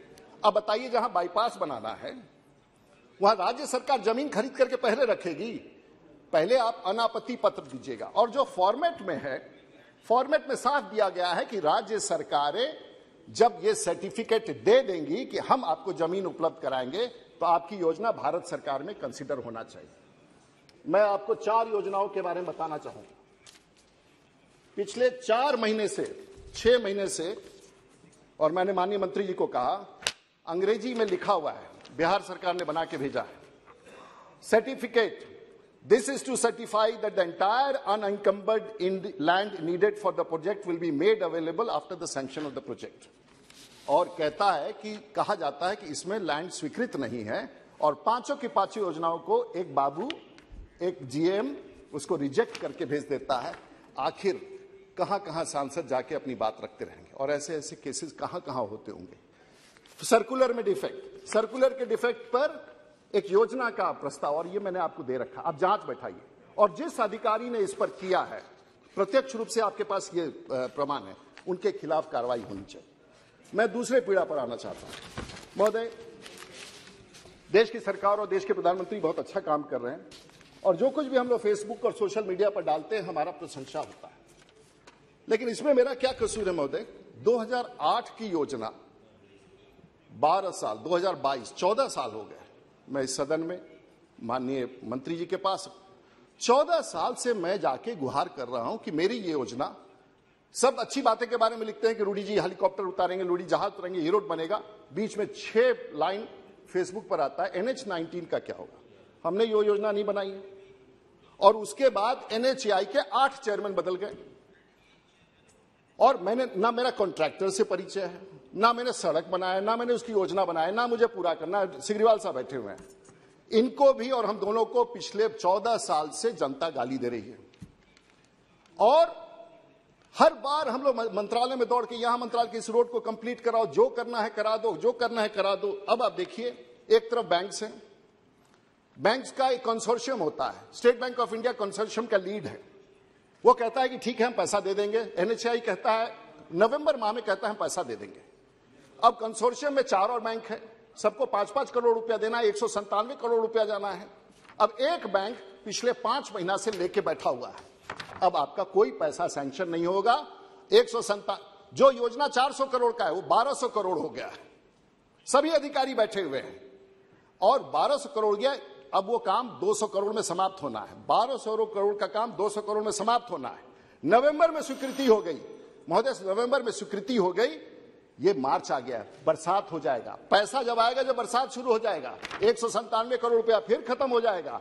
फिर उसके बाद प्रस्ताव बनना शुरू होगा कि हमको फिर 300 करोड़ रुपया चाहिए। आखिर बताइए, एक सांसद का, एक जनप्रतिनिधि का, एक व्यक्ति का क्या कसूर है इसमें? और वो अधिकारी, अभी आज ही 2 घंटा पहले एक सर्कुलर आया, और उसमें उसको ईसी होता है, 2 घंटा पहले का सर्कुलर है, कि उसमें जो आपके पास घाटा सौदा है उसको पूरा कीजिए। नवंबर का स्वीकृति आ जाके उसको उलट दिया इन लोगों ने। अगर हमारे जैसे लोग ना लगे रहें तो पता ही नहीं चलेगा। सड़क सर 17-16 साल से सड़क बन रहा है। सबसे ज्यादा अगर छपरा की जनता नाराज है हमसे तो इस बात को लेकर, इसमें मेरा क्या कसूर है सर? मैं तो हमेशा यह उठाता हूं। कहने का मतलब ये कुछ अधिकारी ऐसे हैं। और इसीलिए मुझे एक और है, माननीय मंत्री जी भी बहुत अच्छा काम, देश के प्रधानमंत्री आउटस्टैंडिंग, पूरी दुनिया कह रही है पुरानी योजनाएं लेगेसी को हमको ठीक करना। और मंत्री जी का भी एक बिल्डिंग बन रहा था उनका NHAI का बिल्डिंग, तो वो भी मेरी वेदना में कहे कि पहले ये पिछले 11 साल में जो मेरा बिल्डिंग बना उन सबका फोटो लगाओ इस पूरे बिल्डिंग में कि कौन कौन GM था जो इसको देख रहा है। हमको भी सर सांसद को सिर्फ 2 करोड़ क्या देंगे, हमको सर थोड़ा सा जमीन और पैसा दीजिए। मैं भी इस योजना के लिए जो NH-19 का है वो तमाम लोग जो NHAI के चेयरमैन रहे हैं और तमाम लोग जो GM रहे हैं और तमाम लोग का एक एग्जीबिशन और म्यूजियम लगाना चाहता हूं ताकि देश याद रखे कि NH, जैसे मंत्री जी ने अपने यहां लगवाने के बाद कहा है, मैं भी अपने यहाँ एक म्यूजियम बनाना चाहता हूं कि 17 साल तक इस सड़क के निर्माण और अभी के अधिकारी भी उसमें शामिल होंगे, सबका फोटो हमको भी लगवाना। थैंक यू वेरी मच महोदय, मेरा आपसे दो ही पीड़ा था। बहुत बहुत धन्यवाद। अनुरोध है महोदय, ये सब विषयों पर माननीय मंत्री जी गडकरी जी की जानकारी में नीतिगत रूप से मैंने 2 बातें कही हैं और जो देश की सरकार के ऊपर जो अनावश्यक ऐसे लोग जो है उसको लांछन लगा देते हैं, बहुत बहुत धन्यवाद, काम को खराब कर देते हैं, उन पर भी कार्रवाई करेंगे ऐसा मेरा विश्वास है। महोदय, माननीय प्रधानमंत्री जी को, माननीय नितिन गडकरी जी को और देश की सरकार को, गिरिराज जी को, सब लोगों को, राजकुमार सिंह साहब को, VK सिंह साहब को, आप सब बहुत अच्छा काम कर रहे हैं, आप सबको, निशिकांत जी को, ऑल सब बहुत बहुत धन्यवाद। Thank you. Shri Behanan ji. Thank you, Chairman. Sir, last week this House discussed the demand on railways, the country's most extensive public transport system. Sir, many of our esteemed members opined the impact of privatization on railways by the India government. Today, the discussion is about another significant public transport system such as national highways. Tomorrow we are going to discuss shipping and civil aviation and the basic requirement for it. Sir, this government is implementing privatization policies here as well. The big ports, airports and air service, including Air India, has been privatized. Thus, most suspiciously, the Modi government has transformed into a dealer of privatization of our country's primary assets. Sir, thus, my humble request to the Honourable Minister, Shri Nitin Gadkari ji, is to kindly look into it and take steps to save our roads, which are the nerves of our public transport. I have faith and confidence in you because I appreciate your efficiency. I am also delighted to congratulate you for embarking a sizable sum in the budget for more extensive projects of this government, such as Gati Shakti. In India, we are heavily dependent on road transport, both for freight and passenger traffic. As per the latest data, over 71% of freights and about 85% passenger traffic is depending on road transport. This shows the importance of increasing road transport infrastructure. This over-dependence of road transport, both the passenger and freight sectors, makes it absolutely necessary to maintain our highways and roads in good condition and in amenities. I admit that NHAI is now carrying out of the widening work of NH66 as 4 lines in Kerala, a considerable portion of which is passing through in my constituency. I express my sincere thanks to Honourable Minister on behalf of that initiative taken by him this work. Now, as the Government of India has privatized the air traffic sector and privatization in railways also progressive, the only major traffic system now remaining with the government is road transport. Hence, I request the government should seriously consider to prepare and implement detailed projects to meet the demand for a period of at least 30 years in the road transport sector on a mission mode and implement it within a time frame of 5 years. I may suggest that the above projects should be give priority to upgrade the quality of existing highways so that the international level with all modern facilities and also capable of addressing the growing needs of minimum 3 decades. The projects are now the National Highway Development Project, which is connecting the the northeast and the northeast to Kolkata to Chennai, Mumbai, Delhi, and similar east-west corridor connecting Silchar to Saurashtra. The main object of the highways is reduce the distance and time between the major cities. Another project is Bardhamala project, which is for the freight traffic and the bypass and other things. Another project is the Sedu Bharadam. That is mainly for bridges and these flyovers. Sir, in my constituency in Chalakudi, there was a flyover, the underpass. The work is already started 10 years before. And this work is in a slow as a snail. For the last 10 years, we can't complete even a underpass there. On behalf with the National Highway Authority and the local government, we had several conferences, and last conference we entrusted the district collector to monitor the work. Sir, yesterday I was in Chalakudi. I said only 4 persons are working to complete this. So I humbly request the government, take action, otherwise you terminate the contractor, or please do expedite the work as early as possible. Otherwise, it is the main bottleneck of the traffic block of the National Highway at Chalakudi. A major portion of our roads are suitable to meet our growing demands from the country. Though the number of vehicles are increasing every year, our investments in roads is far below the required sum. In my state, Kerala, the number of vehicles is fast growing. It was doubled from 60 lakhs in 2011 to 120 lakhs in 2021. The number reached 121 lakhs in 290 by 8 years and by 10 years. The number reached into 148 lakhs. As a result of this control, sir, 1 minute, sir, I just started that. So, as the result, the controlled vehicle growth in efficient roads with the poor condition, the number of motor accidents is rising. Sir, at present, the increasing number in road accidents and its casualties is a major concern. India ranks first in number of road crash deaths across the 199 countries and account for almost 11% of crash-related deaths in the world. So, to tide up this situation, urgent action plan is needed. Imparting awareness to drivers and public essential. Similarly, steps should be taken, include road rules in school and college syllabus. I still remember some lessons that I have learned during my school life and college life. There was a lesson by the A.G. Gardner on the rule of the road. Dazzle headlights. So we are still I realized the above lesson during my student, and I still follow the guidelines learned from the school, college when I was driving. Sir, the government may also consider developing alternative transportation methods by using waterways and sea routes for avoiding sufficient connectivity with the existing road. Sir, another thing that my beloved friend, Mr. Thomas Charikaran pointed out, sir, there is a bypass issue in my constituency.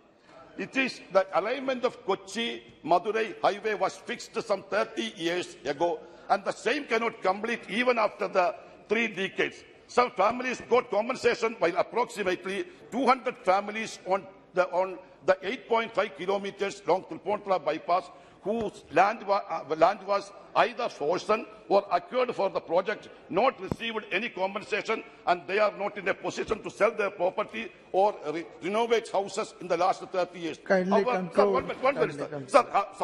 However, after a long period, a new project, Kochi-Theni Greenfield Bypass, was announced, and the Tripunithura bypass was included in the alignment initially. Now the above families are run in the trouble once again that the stretch does not figure in the final alignment of the Kochi-Theni Greenfield Highway. The reason announced is that NHIA is forward another project, namely Kundannur-Angamali Greenfield 6-line bypass, when the new bypass between Angamali and Greenfield 6-line bypass, when the bypass between Angamali and the Kundannur has been announced, the alignment of Kochi-Theni Greenfield bypass changed, and all acquired land in Tiruvankulam area is presently not with the alignment. Since the owners of the land acquired for Tripunithura bypass are waiting since the last 30 years for getting compensation for the acquired land, and are facing countless issues. Please conclude. So I request that, because hence, considering the above mentioned points, your esteemed office may take urgent step to revise the finalize the alignment of Kochi-Theni Greenfield bypass by incorporating all the acquired portion of the land of Tripunithura bypass, including the portion from Mattakudi Bridge to Puttanguris, and thereby starting a bypass from Tiruvankulam area as earlier. Thank you very much. Thank you. Sri Guman Singh Damor ji.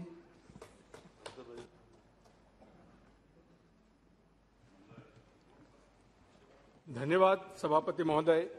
मैं सड़क परिवहन और राजमार्ग की रुपये 1,99,108 लाख की 108 लाख करोड़ की मांगों के समर्थन में खड़ा हुआ हूं। महोदय, मैं आपको बताना चाहता हूं कि हमारे देश में कुल कितनी सड़कें हैं। हमारे देश की सड़कों की लंबाई है 58,90,000 किलोमीटर। अगर हम इस पृथ्वी की ओर चारों ओर घुमाएं तो करीब करीब 147 चक्कर हम पृथ्वी के लगा सकते हैं, और अगर पृथ्वी से चंद्रमा को अगर हम जोड़ें तो ऐसी 15 सड़कें हम बना सकते हैं। इतनी हमारी देश की सड़कों की लंबाई है, और इसका अगर श्रेय जाता है तो हमारे देश के यशस्वी प्रधानमंत्री परम आदरणीय मोदी जी को, और हमारे सड़क परिवहन और राष्ट्रीय राजमार्ग के मंत्रालय के हमारे सम्माननीय मंत्री जी गडकरी जी, हमारे सिंह साहब और सभी मंत्रालय के अधिकारी और हमारे इंजीनियरों को जाता है। इसका जो सड़कें हमारी है उसका जो सबसे मुख्य कारण है कि हमारे जो तकनीकी मापदंड है वो उच्च स्तर के तकनीकी मापदंड है। पहले अगर आप देखेंगे कि 2014 के पहले जो हमारी सड़कों के मापदंड थे वो इंटरनेशनल स्टैंडर्ड की तुलना में कमजोर थे। उसके कारण हमारी सड़कों में वो मजबूती नहीं आ पाती थी जो अभी है।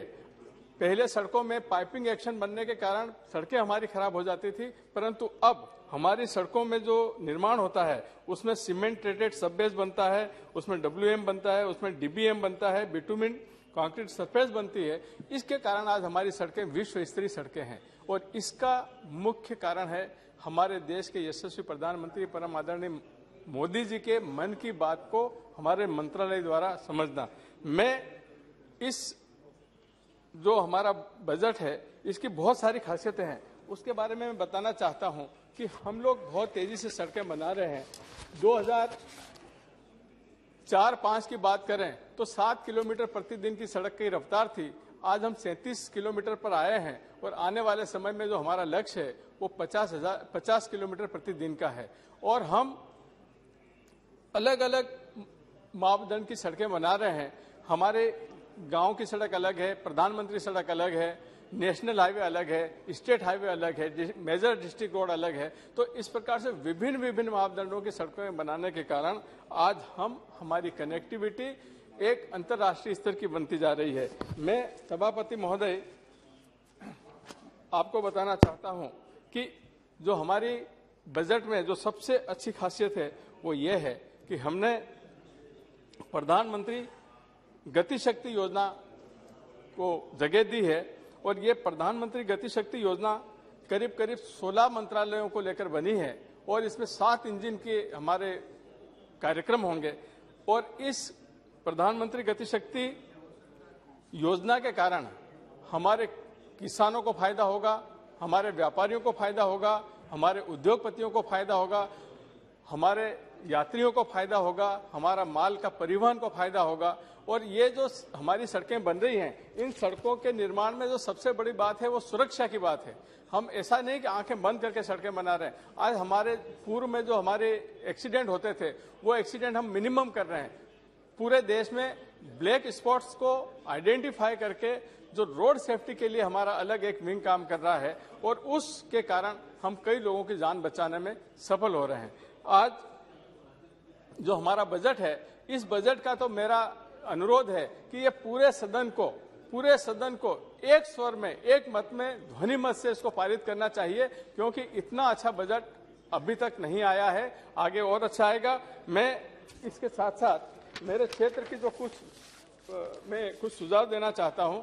मेरा सुझाव ये है कि हमारे जितने जिला मुख्यालय हैं, हमको जिला मुख्यालयों को 4 लेन से अनिवार्य रूप से जोड़ना चाहिए। हमारे जो ब्लॉक हेडक्वार्टर हैं, तहसील हेडक्वार्टर हैं, उनको 4 लेन से जोड़ना चाहिए। अभी जो प्रधानमंत्री सड़क हमारी बन रही हैं वो 15 टन 20 टन की कैपेसिटी से बनती हैं, परंतु अब जो ट्रैफिक उसके ऊपर चल रहा है तो उसको डिजाइन में परिवर्तन करके उसको 80 टन तक लाना चाहिए। इसके साथ साथ मेरी कुछ मांगे हैं, उस मांगों के संबंध में मैं आपको निवेदन करना चाहता हूं कि हमारे दिल्ली मुंबई जो ग्रीन एक्सप्रेस वे निकल रहा है, 8 लेन एक्सप्रेस वे, इस 8 लेन एक्सप्रेस वे जो हमारा मेरे लोकसभा क्षेत्र के रतलाम के पास से गुजर रहा है, तो मेरा आपके माध्यम से अनुरोध है मंत्रालय से कि मल्टी मॉडल लॉजिस्टिक पार्क की स्थापना रतलाम में की जाए। हमारा रतलाम से झाबुआ और अलीराजपुर को 4 लेन से जोड़ने के लिए भारतमाला 2 में आपने रतलाम से झाबुआ को सम्मिलित किया है, परंतु झाबुआ से अलीराजपुर को सम्मिलित नहीं कर पाया, वो टोल रोड होने के कारण। तो इसमें भी कोई माध्यम निकालकर इसको जोड़ दिया जाए।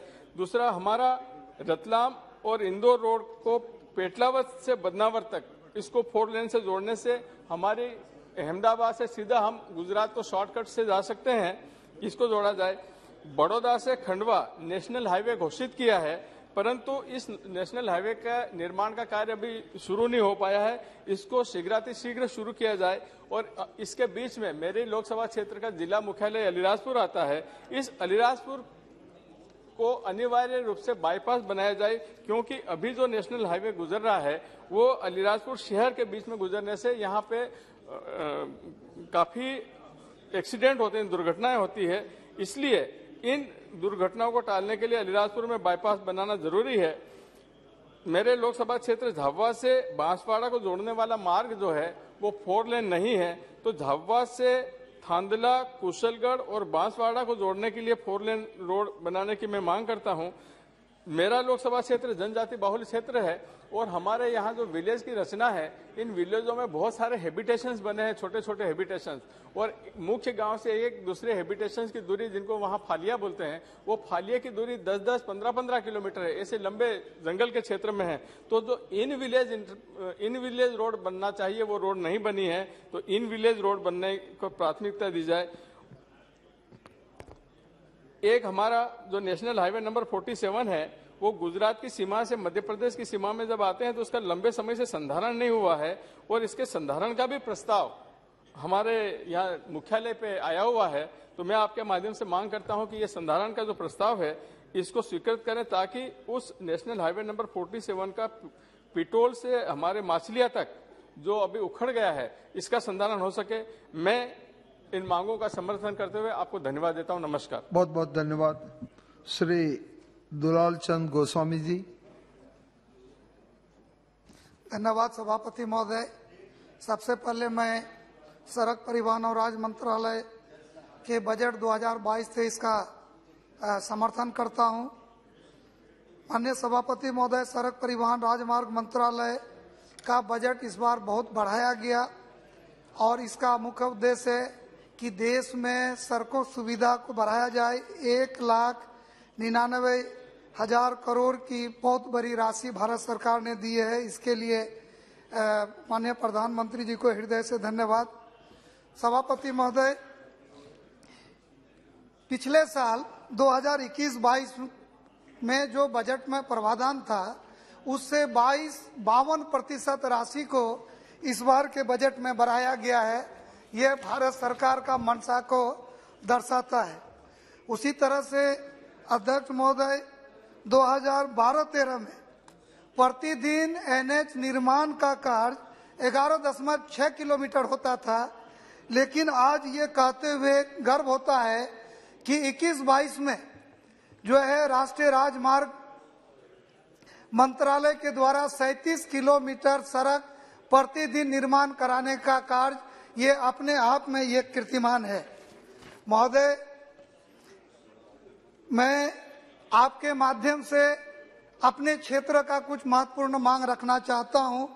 ये बहुत ही महत्वपूर्ण मांग है जिससे बिहार का विकास में भी मदद मिलेगा और खास करके हम लोग जिस क्षेत्र में जिस जिला में रह रहे हैं उनका भी विकास होगा।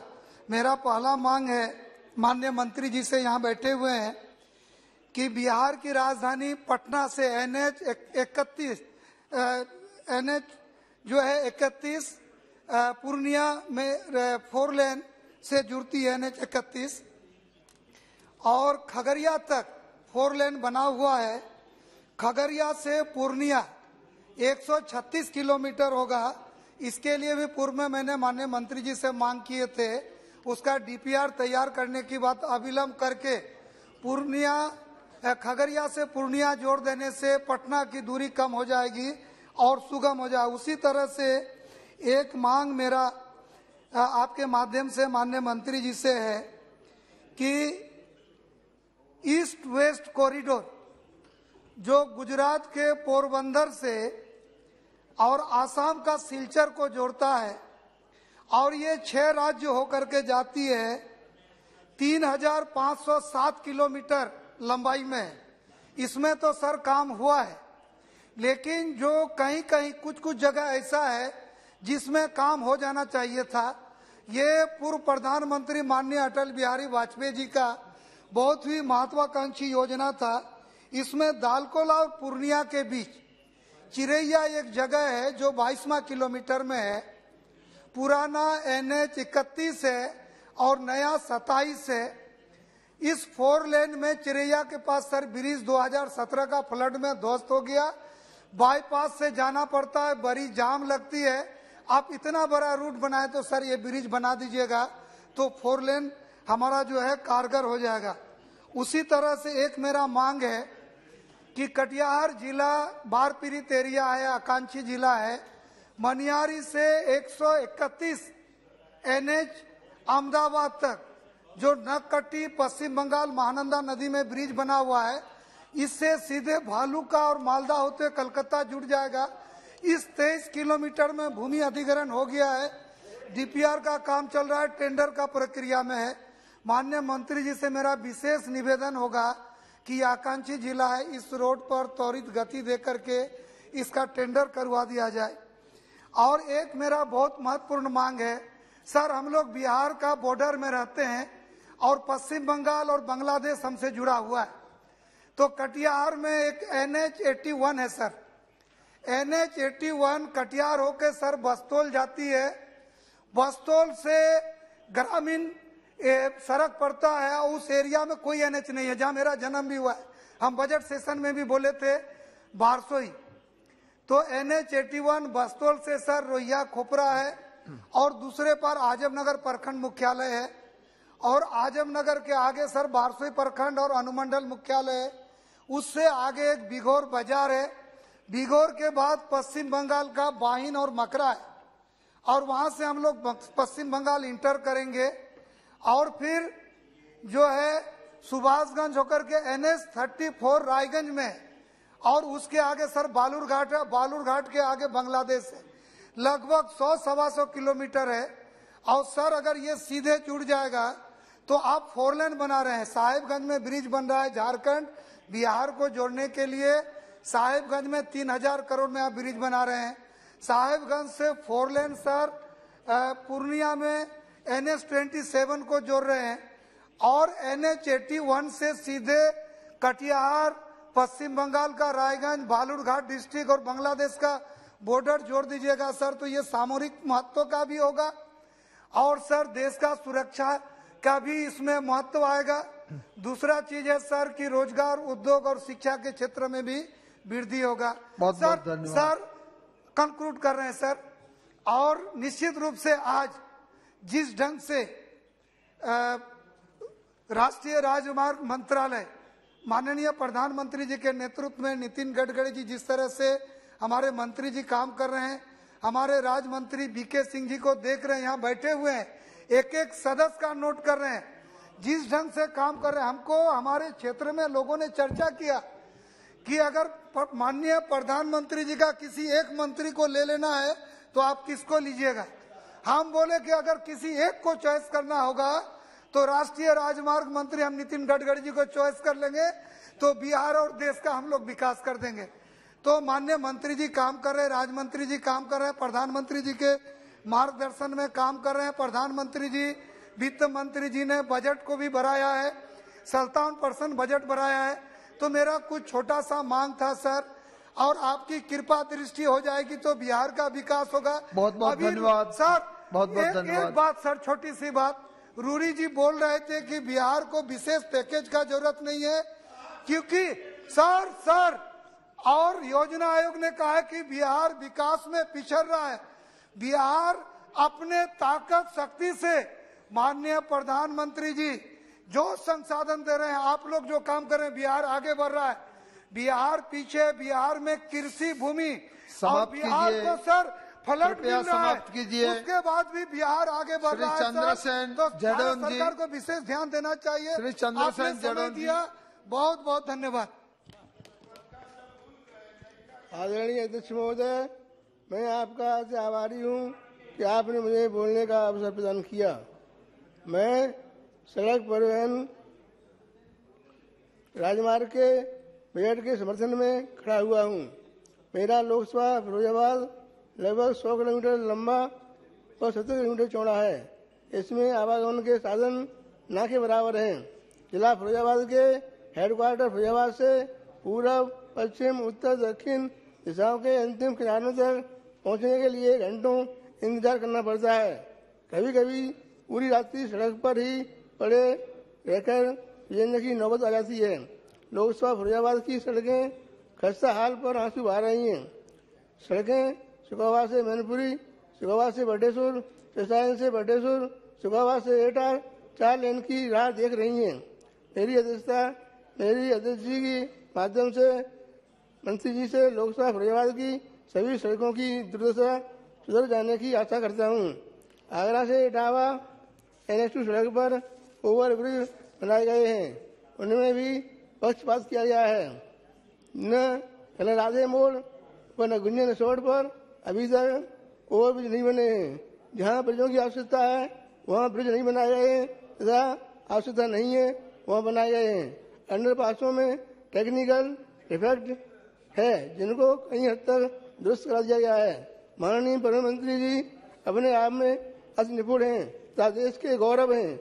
उनके द्वारा पूरे देश में सड़कों का जाल बिछा दिया गया है तथा बड़ी शीघ्रता से कार्य संपन्न कराया जा रहा है। मेरी लोकसभा में अवैध रूप से 2 टोल बनाए गए हैं, जिन पर अवैध रूप से टोल वसूली हो रही है। सड़कें प्रकाश व्यवस्था से लैस हैं, जिससे हाईवे पर चोरी, डकैती तथा अन्य जघन्य अपराधों अपराध नहीं हो रहे हैं। ये आशा ही नहीं, पूर्ण विश्वास है कि अध्यक्ष जी के माध्यम से सड़क परिवहन मंत्री जी अपनी तीव्र गति को धीमी नहीं करेंगे तथा परिवहन की समस्त आवश्यकताओं को यथाशीघ्र पूरी करते रहेंगे। धन्यवाद। बहुत बहुत धन्यवाद। श्री जसबीर सिंह गिल जी।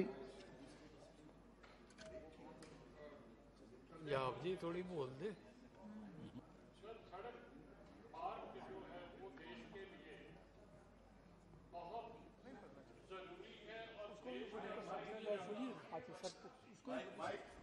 देश का सबसे ज्यादा जो गुड्स है या पैसेंजर है, ये इस रोड से, सड़क से ही, जो सड़क मार्ग से चलते हैं। सर, मेरे अपनी कॉन्स्टिट्यूएंसी में कटड़ा, दिल्ली, अमृतसर, होशियारपुर और ब्यास से डेरा बाबा नानक बटाला होके ये 3 हाईवे बनाए जा रहे हैं। सर, इसमें एक सबसे बड़ी प्रॉब्लम जो आ रही है वो है कॉम्पेंसेशन की। सर, एक मैं आपके माध्यम से मंत्री जी के ध्यान में लाना चाहता हूं कि ये जो कॉम्पेंसेशन है, ये इसमें यूनिफॉर्मिटी नहीं है, एकाग्रता नहीं है। एक गांव है, उसके एक सिर शोर पे जो कंपेंसेशन है 20 लाख है और दूसरी तरफ 50 लाख है। सर, इसको दूर करना चाहिए। अब उसके बाद क्या होता है, किसान को जाना पड़ता है सर आर्बिट्रेशन में, और आर्बिट्रेशन में फिर आगे उसकी किसान की लूट शुरू होती है। मेरा ये विनम्र निवेदन है, बेनती है मंत्री जी से कि कृपा करके ये लोगों को जो कंपेंसेशन है वो उचित दिया जाए। सर, जब भी सड़क बनती है उसके सबसे बड़ा नुकसान जो पर्यावरण का, एनवायरमेंट का होता है, पर्यावरण का। सर, कितने दरख्तों की कटाई होती है। कृपा करके उनको कंपेंसेट किया जाए, इस फॉरेस्ट कवर को कहीं ना कहीं बढ़ाया जाए, क्योंकि फॉरेस्ट डिपार्टमेंट को इसके पैसे जरूर मिलते हैं, मगर मैंने ये कभी नहीं देखा कि उन पैसे से फॉरेस्ट डिपार्टमेंट ने कोई जमीन एक्वायर की है ताकि उसका जो है, जो दरख्तों की कटाई हुई है, जो जंगल उजाड़ा गया है, उसको दोबारा आबाद किया गया हो। सर एक जितने भी हमारे जब हाईवे बन जाता है उस पर टोल बूथ लगते हैं सर, टोल बूथ लगते हैं। गवर्नमेंट की पॉलिसी के मुताबिक एक 50 चक्कर का, जैसे हम 25 कह सकते हैं एक महीने में, उसका एक पास बनता है जिसमें 33% जो रेगुलर कंज्यूमर रहते हैं उनको उससे छूट मिलती है। मगर मैं ये आपके माध्यम से मंत्री जी को कहना चाहता हूं कि एक मंत्री जी कृपा कीजिए कि इसको 60 किया जाए। एक महीने में 60 दिन होते, जो बसेस, जो ट्रक्स, जो टैक्सी जो रेगुलर अप्लाई करती है उसको इसका कोई बेनिफिट नहीं मिल रहा है। इसको कम से कम 60 जो है रिटर्न ट्रिप्स का जो है पास बनाया जाए सर। सर इसमें एक और बहुत बड़ी जो बात है that is lack of proper planning. मैंने देखा है कि अभी नई हमारी सड़क Jalandhar to Amritsar national highway number 1 थी जो उसको बनाया गया है। हमारे वहां 2 कस्बे रहते हैं, एक रैया और एक जंडियाला गुरु। सर उनके जो अर्थ फिलिंग करके वो हाईवे बना दिया गया शहर के बीच में। शहर को 2 टुकड़ों में बांट दिया गया, कोई इधर का उधर नहीं देख सकता, उधर का इधर नहीं। बहुत प्रोटेस्ट हुए। मैं धन्यवाद हूं उस गवर्नमेंट का जिन्होंने हमारी बात मानी और उसको दोबारा 2 साल बाद तोड़ के पिलर बना के उसे बनाना पड़ा, जिससे खर्चा भी डबल हुआ। अगर इसको पहले ही प्लानिंग अच्छी की जाए तो ये पैसे हमारे जो बच सकते हैं सर जैसे तो छोटी छोटी लिंक्स हैं जो 2 हाईवे को जोड़ती हैं। हमारे 2 बहुत बड़े जम्मू से लेके अमृतसर, अमृतसर से बठिंडा होके जो जयपुर को एक नया हाईवे बना है, और उसके अलावा जो दूसरा हाईवे है वो है पठानकोट से होके जो जलंधर आता है। सर उनके बीच में अगर लैंड गवर्नमेंट के पास ऑलरेडी है, पंजाब गवर्नमेंट के पास, उन्होंने प्रपोजल भी भेजी है। अगर उस रोड से लेके कानूवान से लेके उसे रैया नागो के होते हुए सेरों से जोड़ दिया जाए तो हमारे टोटल जो शहर हैं वो डीकंजेस्ट हो जाएंगे और डिस्टेंस भी कम हो जाएगा, ईंधन की भी जो फायदा होगा सर हमें। सर ड्यूरिंग यूपीए गवर्नमेंट उनकी एक प्रोजेक्ट थी कि जितनी ये जो मेन हाईवे हैं इनको डीकंजेस्ट करने के लिए एक ऑल्टरनेट रूट्स बना दिए गए थे, जिसमें सर अटारी से शुरू होकर दिल्ली तक आता था, मगर ये चबाल, तरनताਰਨ, हरी के जीरा होके आगे दिल्ली से जुड़ता था। सर वो एक अच्छा प्रोजेक्ट था जिसमें एक लोगों को ऑल्टरनेट रूट मिल जाता था, जिसपे कोई टोल वो नहीं दे सकता, वो उस पर चले जाते थे सर उनको थोड़ा स्ट्रेंथन और वाइडन करने की जरूरत है, ये मेरी अपील है सर जो बॉर्डर के डिस्ट्रिक्ट्स हैं sir, they are very white.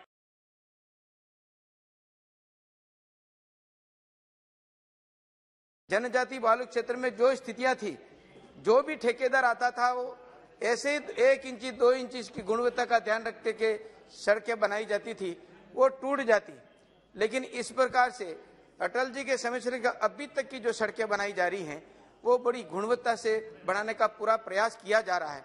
और इस समय में हमारे क्षेत्र के अंदर 927 से राष्ट्रीय राजमार्ग स्वरूपगंज से रतलाम वाया डूंगरपुर, बांसवाड़ा, खेरवाड़ा स्वीकृत किया गया है और इससे बहुत अधिक इस क्षेत्र के लाभ मिलने वाला है। और हमारा यानी कि वजवाड़ा से गढ़ी प्रतापपुर और सागवाड़ा तक का यह रोड प्रगति पर है और आगे सागवाड़ा से खेरवाड़ा डूंगरपुर तक का यह रोड स्वीकृत है, उसको गति प्रदान की जा रही है। परंतु दुख का विषय यह है कि हमारे उस क्षेत्र में जिस प्रकार से यह जो अधिकारियों के जैसा रूडी साहब बता रहे थे कि सर्वे करने के लिए बताई, तो पूरा डामरीकरण का सर्वे करके बता दिया और बीच में का उबड़ खाबड़ है, पानी कहाँ ज्यादा रहता है, भारी वाहन कहाँ आते हैं, ये सड़क टूटेंगी कहाँ पर, इस क्षेत्र का ध्यान में न रखा गया। हमारे क्षेत्र में जिस प्रकार से यानी हमारा गढ़ी से आशापुरा मोड़ तक, ये प्रतापपुर के अंदर जिस प्रकार से दोनों तरफ दुकानें, व्यापारी हैं और पानी वहां बहुत रहता है, माही की कैनाल के कारण से पानी सड़क पर जाता है, सड़कें टूटती हैं। हमारा वजवाड़ा में ये सीमेंट फैक्ट्री है और उसके अलावा भी हमारा तलवाड़ा के अंदर मार्बल भारी वाहन आते जाते हैं, जिसके कारण से यह सड़क बहुत टूट जाती है। मांग की हमने, मैं धन्यवाद ज्ञापित करना चाहता हूँ गडकरी साहब का कि हम जब भी कहीं उन्होंने ना नहीं कहा और यह 4.5 किलोमीटर सीसी सड़क के लिए भी उन्होंने अधिकारियों को निर्देश दे दिए, लेकिन अभी तक उसकी स्वीकृति और उस कार्य को प्रारंभ करने में बड़ी तकलीफ हो रही है, जिसके कारण से दोनों तरफ यानी सड़कों का काम डामरीकरण हो रहा है, लेकिन बीच का 4.5 किलोमीटर जो है वो अभी इसीलिए कि सीसी सड़क होने वाला है, ठेकेदार बड़ा परेशान हो रहा है। हम क्या कर सकते हैं, और स्वीकृति जैसे ही अधिकारियों को निर्देश दिए, लेकिन अभी इसमें विलंब हो रहा है। मेरी प्रार्थना है कि इसमें बहुत ही जल्द सीसी सड़क को स्वीकृत किया जाए 4.5 किलोमीटर, ताकि वहां के ग्रामीण जन इसका ठीक ढंग से लाभ ले सकेंगे और परेशानी से दूर होंगे। मैं निवेदन करना चाहता हूं कि अभी कई सारे सुझाव आए, जिसमें हमारा जो 2-3 जो इस प्रकार से सड़कें 36 सड़कें हमारे सीआरएफ के अंदर स्वीकृत हुई, और उसके अंदर मेरे क्षेत्र डूंगरपुर बांसवाड़ा में, और पहली बार इस प्रकार की सड़कें गुणवत्ता से बनाने का काम निर्देश हुए इसके अनुसार निर्मित की जा रही है। परंतु मुझे एक तकलीफ इस बात की है कि जो ठेकेदार जिस प्रकार से ठेका लेते हैं वो सबलेट कर देते हैं, और सबलेट में और कम रेट में यानी 30 से 35% बिलो रेट डाल करके वो सड़कें की जा रही हैं, जिसके कारण से यह बहुत परेशानी होती है और सड़कों का काम ठीक ढंग से नहीं हो पाता और वह बीच में रुक भी जाती हैं। जैसा हमारा किस समय मांडी से दम्बोला बिलुड़ा का रोड जो है अभी झगड़े में पड़ गया, क्योंकि वो सब लेट किया गया, उसने काम किया नहीं किया, अधिकारियों ने पेमेंट कर दिया और उस सड़क को करे कौन, इस झगड़े के कारण से बड़ी दिक्कतें होती हैं। इसलिए इस प्रकार की स्थिति में ये जो सड़कें हैं उसके लिए कम रेट में न डाला जाए, ठीक ढंग से इनको पाबंद किया जाए ठेकेदारों को, जिसके कारण से सड़कें ठीक ढंग से हो सके। सभापति महोदय, मैं ये भी निवेदन करना चाहता हूँ कि हमारा राष्ट्रीय मार्ग 927 के बीच में कुपड़ा में एक ओवरब्रिज किया गया है, उसका गुणवत्ता से नहीं किया, कितनी बार दुरुस्त किया, कई मीडिया के लोगों ने बहुत उछाला, दिशा की मीटिंग में हमने इनको कई बार कहा, लेकिन वो ठीक ढंग से अभी नहीं बना है। हमको शंका है कि इस प्रकार की जहां जहां ब्रिज बन रहे हैं वहां पर इस बात को निश्चित रूप से ध्यान रखा जाए और प्रारंभ में ही सड़कों के इस पुलियों को ठीक ढंग से देख करके बनाया जाए। मैं निवेदन ये करना चाहता हूं कि हमारा माही पुल आता है बीच में, इस 927 के बीच में माही पुल 60 से 70 वर्ष हो गए और उसमें उसकी चौड़ाई कम है और हाईवे की चौड़ाई अधिक है और वहां पर पुलिया की रेलिंग है वो टूटी हुई है और दोनों तरफ से लोग डरते हैं। अब इसके साथ में खड़े कई लोगों की वहां मृत्यु हो गई क्योंकि उसके सेल्फी लेने गए लोग बाग, कोई क्या उसके दीवार रेलिंग से पास में खड़े हुए और उसके कारण से कहीं 2-3 मौतें भी हो गई और अभी भी डर बना हुआ है। मेरी मांग है कि जब इतना हाईवे बन रहा है तो उसके अंतर्गत ये पुलिया का निर्माण जो नया कर दिया जाए, जिसके कारण से की चौड़ाई भी बढ़ेगी और ये जो खतरा बना हुआ है उसके भी हमको कृपया समाप्त कीजिए, कृपया समाप्त कीजिए। दूसरी बात ये निवेदन करना चाहता हूँ कि अभी कुछ माननीय सांसदों ने पूर्व में कहा है कि टोल टैक्स जहाँ लगता है वहां पर 5 से 10 किलोमीटर के रेंज में व्यापारियों को कई बार आना जाना पड़ता है, तो अब कोई न कोई राहत का रास्ता निकलना चाहिए, जिसके कारण से बड़ी परेशानी होती है। इसलिए मैं आपसे निवेदन करना चाहता हूँ इस ओर भी निश्चित रूप से ध्यान दिया जाए। दूसरी कमी ये नजर आती है, मेरा सुझाव है कि सड़क के दोनों तरफ हमारा उधर विलायती बबूल हो रहे हैं और विलायती बबूल इतनी झाड़ियां बड़ी बड़ी हो जाती हैं जिसके कारण से वो रास्ता पानी जाने में रुकता है और नालियां ठीक ढंग से निर्माण नहीं, उनसे भी परेशानी होती है और इसके लिए भी उसमें नियमित रूप से हर साल उसका ध्यान दिया जाए ठेकेदार के द्वारा, तो ये सड़कें नहीं टूटेंगी। बहुत बहुत धन्यवाद। मैं बहुत धन्यवाद देना चाहता हूँ कि आपने मुझे बोलने का अवसर दिया। धन्यवाद। जय हिंद, जय Bharat. Shri DN Kuriakose ji. Thank you, sir. Sir, our Central Road Infrastructure Fund criteria, we are following 30% for fuel consumption and 70% from geographical specifications. Sir, according to this criteria, our state Kerala, we are receiving only small, mere amount. That means, as a small state Kerala, our geographical specification may be lesser than any other state. Sir, it should be revised. According to the road density of 545 km per 100 square kilometers, that is the road density of Kerala. According to this criteria, it should be revised. Otherwise, we are getting only small amount as CRIF.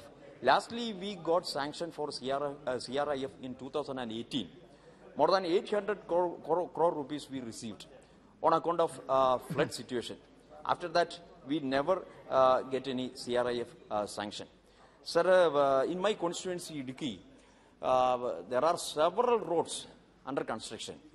3 consecutive years of floods, our roads became very damaged, and I demand further allocation for CRIF and under as the revised criteria. And one more request about that. MP's proposal should get some priority, sir. Honorable Minister Nidhi Gadkari ji so many times mentioned this matter, or he attended this matter in this August House, and he assured to August House there should have some mechanism. In his reply, we are expecting about that. And my bitter experience, these days, Kerala state government prepared one list for submitting here. In that list, my district, my parliament constituency is completely excluded. I don't know what is the reason. It may be political or some other reasons. Anyway, it's a discrimination about my district, my parliament constituency. That's why I am requesting to Honorable Minister through you, sir, MP's proposal should get some priority.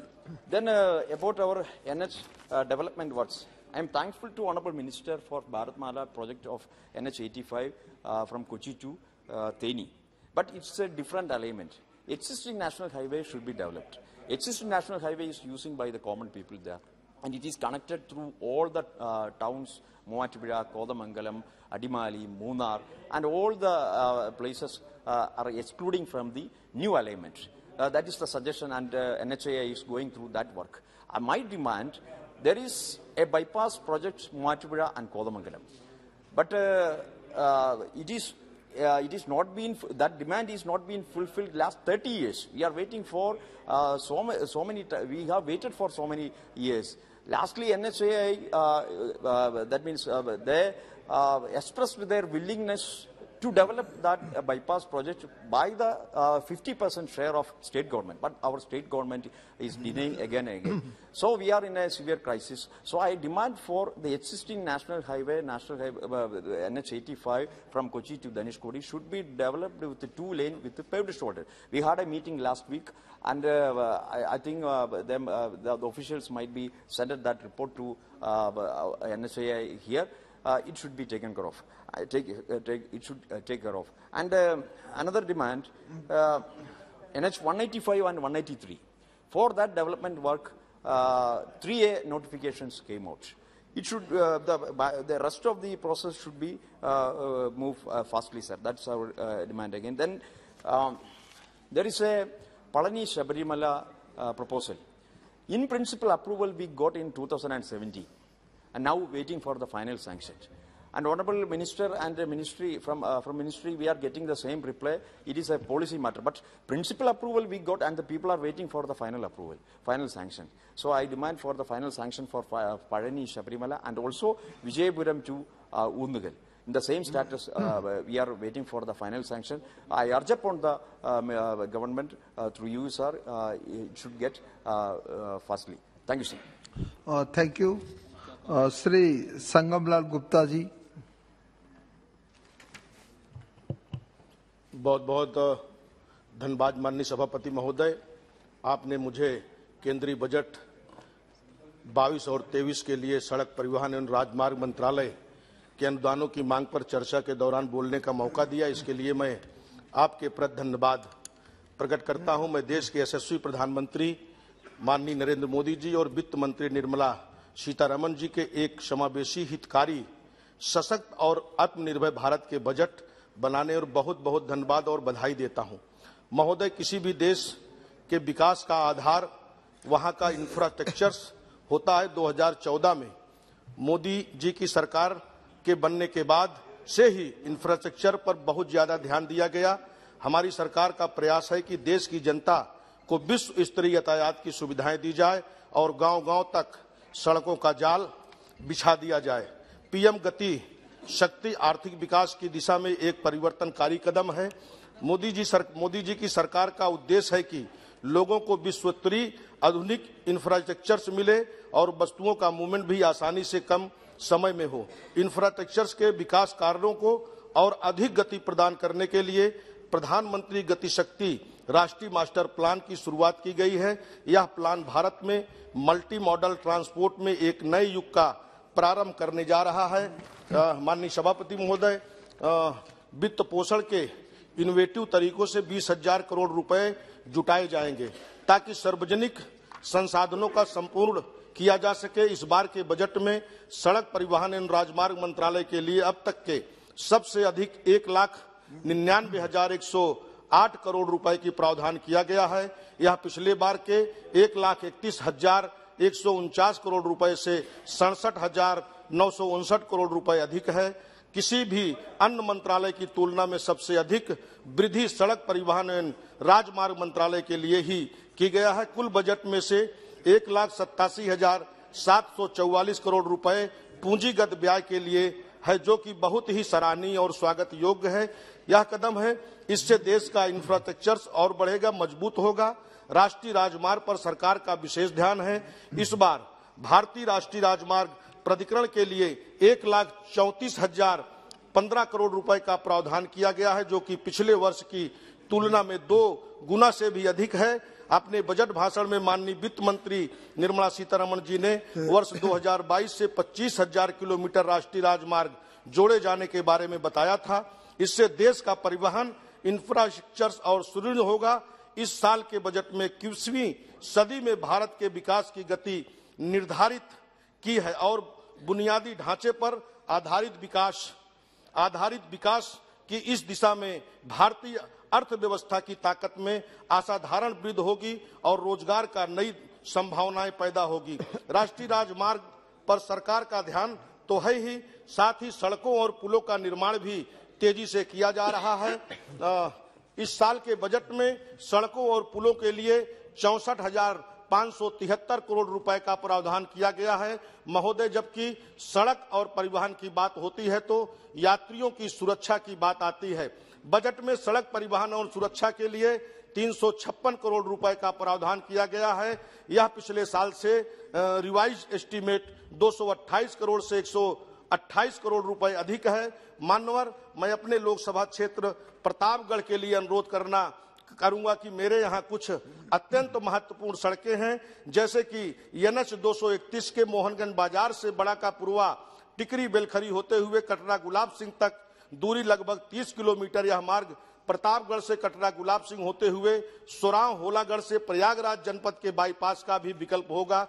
मानवर, भट्टी चौराहा से जगदीशपुर नेवादा गौराडांड से Brijraj Singh degree college होते हुए रामनगर भोजपुर पूरे माधव पहाड़पुर मोड़ तक पूरी लगभग 20 किलोमीटर है। MDR 164 के दुर्गागंज बाजार से पृथ्वीगंज बाजार होते हुए हुमायूंपुर घाट से वाया दिलीपपुर बाजार से प्रतापगढ़ पट्टी राजमार्ग पिपरी मोड़ तक दूरी लगभग 20 किलोमीटर है। मानवर, NH 330 के कोहड़ौर बाजार से माधोपुर चौराहा थाना कंधई होते हुए रखाहा बाजार तक, जिसकी दूरी 20 किलोमीटर है। मानवर, NH 231 से फतनपुर बाजार बीरापुर उड़ैयाडीह मार्ग पर MDR 164 के लिंक मार्ग के रूप में दूरी लगभग 20 किलोमीटर। फतनपुर बीरापुर मार्ग के गीतानगर बाजार के कैलीडीह जगतपुर 50 बेड अस्पताल बहरामपुर NH 231 को क्रॉस करते हुए करकापुरे सराय खरगराय से खागापुर चौराहा पर MDR गाजी के बाग से मुबारकपुर मार्ग तक, जिसकी दूरी 25 किलोमीटर है। शीतलागंज वाया उड़ैयाडीह पृथ्वीगंज ढिसनी से बंधवा बाजार तक मार्ग, जिसकी दूरी 23 किलोमीटर है। मानवर, लक्ष्मीपुर चौहरजन दिलीपपुर वाया पृथ्वीगंज रोड से लगभग दूरी 18 किलोमीटर। भिकनापुर से दरियापुर, गोकुला दुर्गागंज बाजार होते हुए लखनऊ वाराणसी मार्ग तक की दूरी 16 किलोमीटर है मानवर। रतनमई से पिपरी खालसा, मकूनपुर चौराहा होते हुए लौली पुख्ता खाम अमेठी बॉर्डर तक सड़क की श्रेणी एमडीआर दूरी लगभग 25 kilometre.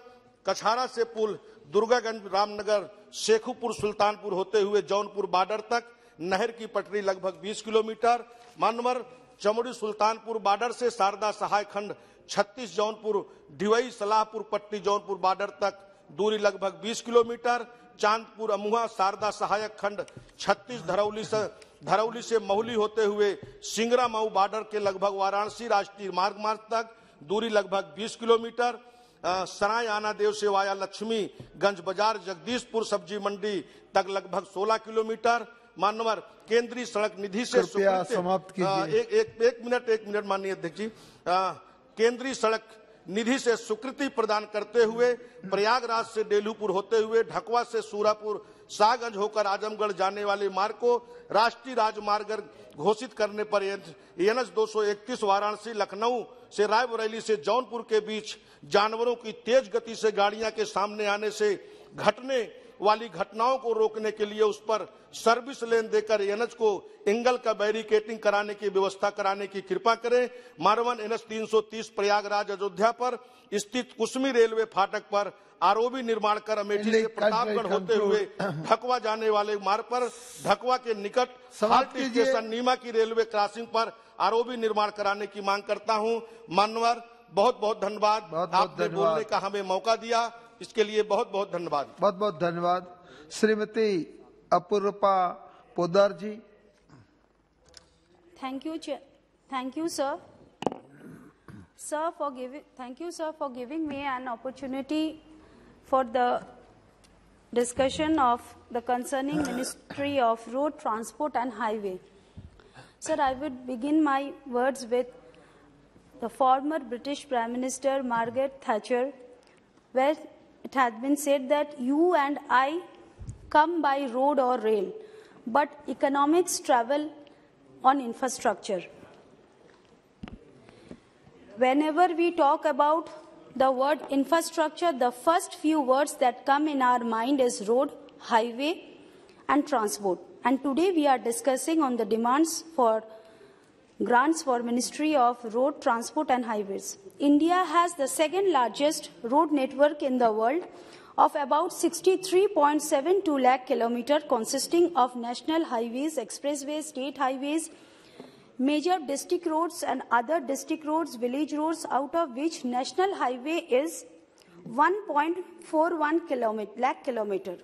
The total expenditure of the Ministry of Road Transport and Highway for 2022-23 is estimated about 1,99,108 crore, which is nearly about 68,000 crore more than the revised expenditure of 2021-22. The allocation have increased and some major announcements have also been made, which is a good initiative, but I have certain questions and suggestions which I would want to know from the ministry. The government has sanctioned the expressway between Varanasi to Kolkata under Bharatmala project phase 2, and it will pass through Khanakul assembly in Hooghly district, which falls under my parliamentary constituency Arambagh. I request the ministers to ensure that this work is completed in time-bound manner and allocation of fund should be given so that there is no issue regarding for the completion of this project. Because Khanakul is a flood-prone area, and if this happens, many bridges will also be built up, which will be a very good communication from Khanakul to Kolkata also. A large number of national highways across the country have dangerous potholes and need to be maintained in a better state. I would request the minister to allocate some part of the maintenance budget to thoroughly monitor the vast network of national highways across the country to be able to carry out the repair works of potholes within time, which will enable to prevent any possible accident due to poor state of NHS. There is a there is a need for a research fund, not only regarding road construction, techniques and material use, but also to study and develop better mechanism to monitor the quality of road across the vast NH networks in the country. The major challenges while traveling on highways is the absence of proper signs, directions for the necessary amenities like toilets for women, police station, trauma care center in the hospital, which I would again suggest the minister, if any mandatory clause for the contractors, that while constructing highway, there should be a proper sign of direction containing information about the nearby police station, hospital, or trauma care, so that if any unhappy incident occurs, so that they can get in touch with the local administration. Out of total the very important point, sir, out of the total manpower working in NHA include both regular officials and those of the deputation, as on 30 August 2021 is just 1,189 out of the total sanctioned strength 1,882. The Standing Committee on Transport has mentioned that given huge financial allocation made on NHA each year to ensure a sufficient manpower is in the place, so that to make an optional utilization of the available fund, I request the ministry to have a comprehensive review of the existing recruitment rules of NHA may be finalized at the earliest, and sincere effort may be made to ensure that all the vacancies presently lying unfilled in NHA are filled up at the earliest. There is a huge role to play by the good connectivity in economic growth of the country. The ministry should request the RBI to grant a priority sector tag to the road infrastructure sector in order to encourage financial institutions and banks to lend high amount of supplement the maintenance and growth of NHA network in the country. And last point which I would make, the ministry should reach out the private sector with the proposal to invest CSR fund into road safety initiatives such as training of drivers, road safety awareness, developing infrastructure for quick reaching out to the road accident victims, which will save many lives across the country. With these few suggestions, I conclude. Thank you, sir. Thank you very much. Shri Devendra Singh Bhole ji.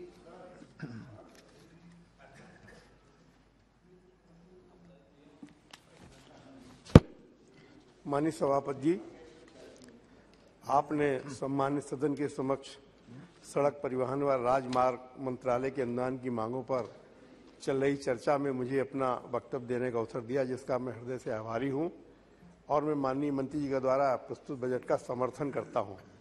महोदय, कानपुर देहात का सांसद होने के नाते शहरी और ग्रामीण क्षेत्र से मेरा सीधा वास्ता है। उक्त मेरे 44 अकबरपुर कानपुर संसदीय निर्वाचन क्षेत्र में 3 विधानसभा ग्रामीण अंचल एवं 2 विधानसभा शहरी क्षेत्र के अंचल में है। महोदय, भारत का भाग बदलने का समर्पित एनडीए सरकार के दूरदृष्टा प्रधानमंत्री श्री नरेंद्र मोदी जी की संकल्पनाओं के अनुरूप तमाम क्षेत्रों में क्रांतिकारी बदलाव के कदम उठाए हैं। इन्हीं बदलावों के क्रम में पीएम गतिशक्ति के 7 इंजनों में से सड़क को पहले इंजन की बारीता दी गई। देश में हो रहे आवागमन को गतिमान बनाने के लिए गतिशक्ति मास्टर प्लान में एक्सप्रेस मार्गों का प्रतिपादित करने का नायब कदम उठाया है, जो हमारे कर्मठ बिना विराम के कार्य करने वाले मंत्री माननीय नितिन गडकरी जी एवं जनरल बीके सिंह के नेतृत्व में लगातार इस देश में हो रहा। महोदय, इस पर कोई संदेह नहीं कि दृष्टि नेतृत्व के धनी माननीय मोदी जी व माननीय गडकरी जी की पूरे स्पष्ट दृष्टि से चलते पूरे आत्मविश्वास के साथ सबका विकास और सबका विश्वास के लक्ष्य की ओर बढ़ा है। महोदय, ग्रामीण एवं शहरी जीवन में बदलाव एवं देश को जोड़ने वाली एनडीए की प्रमुख 13,000 किलोमीटर लंबी भारत माला सड़क परियोजना के अंतर्गत वर्ष 22 और 23 में राष्ट्रीय राजमार्ग नेटवर्क को जोड़ते हुए 25,000 किलोमीटर सड़क निर्माण का कार्य देश के विकास के लिए अहम भूमिका का निर्वाह करेगा, जिसके लिए मैं माननीय मंत्री जी नितिन गडकरी जी और जनरल बीके सिंह जी का बहुत बहुत बधाई देता हूं। महोदय, मेरे संसदीय क्षेत्र के अंतर्गत आने वाली घाटमपुर विधानसभा के राष्ट्रीय राजमार्ग 86 कानपुर सागर में भारी वाहन के अत्यधिक मात्रा में चलने, जिसके कारण अस्पताल में ले जाने वाली एम्बुलेंस और निजी वाहन की अत्यधिक आवागमन के कारण घाटमपुर में आए दिन जाम की समस्या उत्पन्न होती रहती है। जाम के कारण क्षेत्रीयजनों, यात्रियों सहित गंभीर बीमार मरीज को भी इस समस्या से जूझना पड़ता है तथा कई घंटे तक इंतजार करना पड़ता है। इस तरीके से NH2 बिठूर विधानसभा के सचेडी अंडरपास हेतु जो इटावा और चकेरी को जोड़ता है, NH2 पर मेरे निवेदन पर उक्त जाम एवं दुर्घटनाओं को दृष्टि यहाँ अत्यधिक दुर्घटनाएं होती हैं और मतलब एक बार में साल में कम से कम 2-2, 3-3, 400 लोगों की मृत्यु होती है। एक साथ 20-20, 30-30 लोगों की सचेनी जैसे स्थान पर मृत्यु हुई है। माननीय प्रधानमंत्री जी ने भी और माननीय परिवहन मंत्री जी ने भी दुख व्यक्त किया है। मार्ग पर मेरी ओर से मांग पर विभाग माननीय मंत्री जी के निर्देश पर विभागीय अधिकारियों ने प्राक्कलन तैयार करके और मेरे द्वारा 1/3/2019 को, जिसमें विभागीय अधिकारी भी शामिल थे, उस जगह का शिलान्यास किया गया। मैं था, मेरे वहां के जनप्रतिनिधि थे, लेकिन आज तक वह काम अभी प्रारंभ में नहीं हुआ है, जिसके कारण सरकार की छवि धूमिल हो रही है। मैं आपके माध्यम से माननीय सड़क मंत्री जी श्री गडकरी से अनुरोध करना चाहूंगा, इस जटिल समस्या के क्षेत्रवासियों कठिनाई को देखते हुए अपलम हस्तक्षेप कर कार्य पूरा कराने की कृपा करेंगे। मानवर उत्तर प्रदेश की औद्योगिक नगरी कानपुर में आबादी का घनत्व अधिक होने के कारण GT रोड और NH2 को जोड़ने का कार्य अशीघ्र कराए जाने की महती आवश्यकता है। मानवर उत्तर प्रदेश के जनपद मैनपुरी से इटावा से औरैया से कानपुर देहात को नहर मार्ग से जोड़ने वाला मार्ग जो कंचौसी बाजार कानपुर देहात तक प्रधानमंत्री ग्राम सड़क योजना से जुड़ गया है और उसको मात्र आगे 50 किलोमीटर जोड़ करके NH2 में ला करके आगरा और मैनपुरी को सीधे 50 किलोमीटर की दूरी को हम कम कर सकते हैं, जिससे कि व्यापार भी बढ़ेगा, लोगों को रोजगार भी मिलेगा और वहां जमीन की भी कोई कमी नहीं है। चूंकि नहर पर, सिंचाई विभाग की नहर पर जो सड़क बनी है उस पर बहुत सारी जमीन है। मैं निवेदन करता हूं मानवर, इसी सदन के माध्यम से मैं एक और बहुत महत्वपूर्ण बात आपके समक्ष कहना चाहता हूं। विगत यूपीए की सरकार की जो भ्रष्टाचारी नीति थी, विगत यूपीए की सरकार ने जो गड़बड़ियां की थी, जिसके कारण हमारा क्षेत्र कानपुर और नगर और देहात एक बहुत बड़ी कठिन समस्या से लगातार जूझ रहा है। इटावा चकेरी पर बने 12 टोल प्लाजा पर हो रही अवैध वसूली, गुंडागर्दी में सभी सुविधाएं न होने का सरकार की छवि धूमिल हो रही। इस संबंध में 12 टोल प्लाजा कानपुर देहात की अनियमितताओं का विशेष रूप से उल्लेख करना चाहूंगा कि यूपीए की सरकार ने उस टोल प्लाजा को गलत तरीके से अवॉर्ड करने का काम किया है। इस संबंध में मैंने मेरे द्वारा माननीय मंत्री से अनुरोध किया था और इसके द्वारा सरकार के द्वारा नीति आयोग से जांच कराई गई। उस जांच में मेरे द्वारा दिए हुए तथ्य को माना गया, लेकिन आज तक मानवर वह लागू नहीं हो पाया है, जिसके कारण कानपुर नगर और कानपुर देहात के लोगों का, चूंकि दोनों का भौगोलिक, सामाजिक, आर्थिक, व्यापारिक, सभी प्रशासनिक सारे रिश्ते एक हैं और इसके बाद में यहाँ से रिपोर्ट भी नीति आयोग की गई है, लेकिन अभी तक मैंने लागू नहीं हो पाया। मैं माननीय मंत्री जी जनरल बीके सिंह साहब यहाँ बैठे हुए हैं। जनरल साहब मेरा निवेदन सुन लीजिए। आप यहाँ बैठे हुए हैं, मैं केवल आपसे इतना निवेदन करना चाहता हूँ कि आप वो जो नीति आयोग की रिपोर्ट है उसको मंगा करके, यदि नीति आयोग ने हमारी बात का समर्थन किया है तो हमारे कानपुर नगर और कानपुर देहात और हमारी लोकसभा क्षेत्र के साथ में जो गड़बड़ियां कंसेशन द्वारा हो रही हैं, उस पर मैं आपसे चाहता हूं कि मुझे कम से कम यूपीए की भ्रष्ट नीतियों का जो दंड मुझे भुगतना, हमारी जनता को, हमारे मालिकों को भुगतना पड़ रहा है, कम से कम वो ना भुगतना पड़े। और इस संबंध में कई बार आपसे कह चुका हूं। दूसरा, सदन के मामले कानपुर नगर में दिशा की बैठक में, कानपुर नगर और कानपुर देहात की दिशा की बैठक में उक्त दोनों मामले बार बार उठाए जाते हैं जनप्रतिनिधियों के द्वारा। और कानपुर नगर में जो 24 किलोमीटर एलिवेटेड रोड है, लगातार 8 महीने क्षतिग्रस्त रहा है और लगातार जनप्रतिनिधियों के द्वारा दिशा की बैठक में, कानपुर नगर के दिशा के चेयरमैन यहाँ अशोक रावत साहब हैं, कानपुर देहात का मैं हूँ, वहां पर लोगों से पैसा वसूल किया जाता रहा है, वाहन नहीं जाते थे। इस सारी चीजों को दृष्टि रखते हुए मानवर मेरा आपसे निवेदन है कि हम सबको न्याय दिलाने की कृपा करेंगे।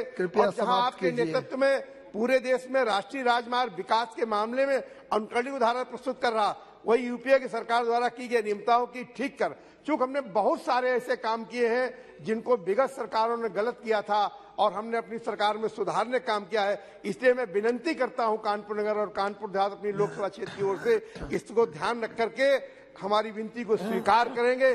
पुनः मैं सरकार के द्वारा बजट का समर्थन करता हूं। बहुत बहुत धन्यवाद। श्री मनीष तिवारी जी। सभापति महोदय, आपका बहुत बहुत धन्यवाद। मैं आपके माध्यम से सरकार का ध्यान 4 मुद्दों की ओर आकर्षित करना चाहता हूं। अध्यक्ष जी, 25 फरवरी 2019 को सम्मानित श्री नितिन गडकरी जी ने बंगा श्री आनंदपुर साहब जो सड़क है और जो आगे नैना देवी जाती है उसका शिलान्यास किया था। उसको पंजाबी में नींव पत्थर रखना कहते हैं। ये जो मार्ग है सभापति महोदय, ये जो मार्ग है, ये जो सिख धर्म के 2 सबसे पाक स्थान है, श्री हरमंदिर साहब और श्री आनंदपुर साहब, उनको जोड़ता है और आगे नैना देवी जाता है। दुर्भाग्यपूर्ण बात यह है कि आज 37 महीने हो गए और वो सिर्फ नींव पत्थर का नींव पत्थर ही लगा है, उस सड़क पे ऊपर एक पत्थर और नहीं लगा। जनरल वीके सिंह साहब यहां बैठे हैं, मैं उनसे आग्रह करना चाहता हूं, is a man of honour, कि जब कोई मंत्री किसी चीज का उद्घाटन करते हैं या किसी चीज का शिलान्यास करते हैं तो ये उम्मीद की जाती है कि दलगत राजनीति से ऊपर उठकर उसको एक निष्कर्ष तक पहुंचाया जाएगा। मैं आपसे ये आग्रह करना चाहता हूं कि आपको ये जो पाक स्थान है इन सबका आशीर्वाद मिलेगा अगर कृपया करके जो आपने वायदा श्री आनंदपुर साहब के लोगों से किया था 25 फरवरी 2019 को 581 करोड़ का ये प्रोजेक्ट है, इस प्रोजेक्ट को आप पूरा कराने की कृपालता करें, या हमको साफ साफ कह दे कि वो जो शिलान्यास था वो राजनीतिक कारणों से किया गया था और सरकार की कोई दिलचस्पी नहीं है उस प्रोजेक्ट को पूरा करने की। दूसरी बात मैं जो मंत्री जी का ध्यान आकर्षित करना चाहता हूं, एक ग्रीनफील्ड प्रोजेक्ट एनएचएआई ने मंजूर किया था, यह है पीआरआई गमाडा एक्सप्रेसवे। इसको एक नई अलाइनमेंट दी गई थी सिटी चौक जो चंडीगढ़ इंटरनेशनल एयरपोर्ट के पास है वहां से लेके कुराली तक। इस प्रोजेक्ट में जो लैंड एक्विजिशन है वो लैंड एक्विजिशन हो चुका है, पर लैंड एक्विजिशन के कॉम्पनसेशन को लेकर कुछ मुद्दे आउटस्टैंडिंग हैं और सार्वजनिक तौर पर यह पता लगा है कि एनएचएआई ने यह फैसला किया है कि इस प्रोजेक्ट को क्रियान्वित नहीं करेंगे।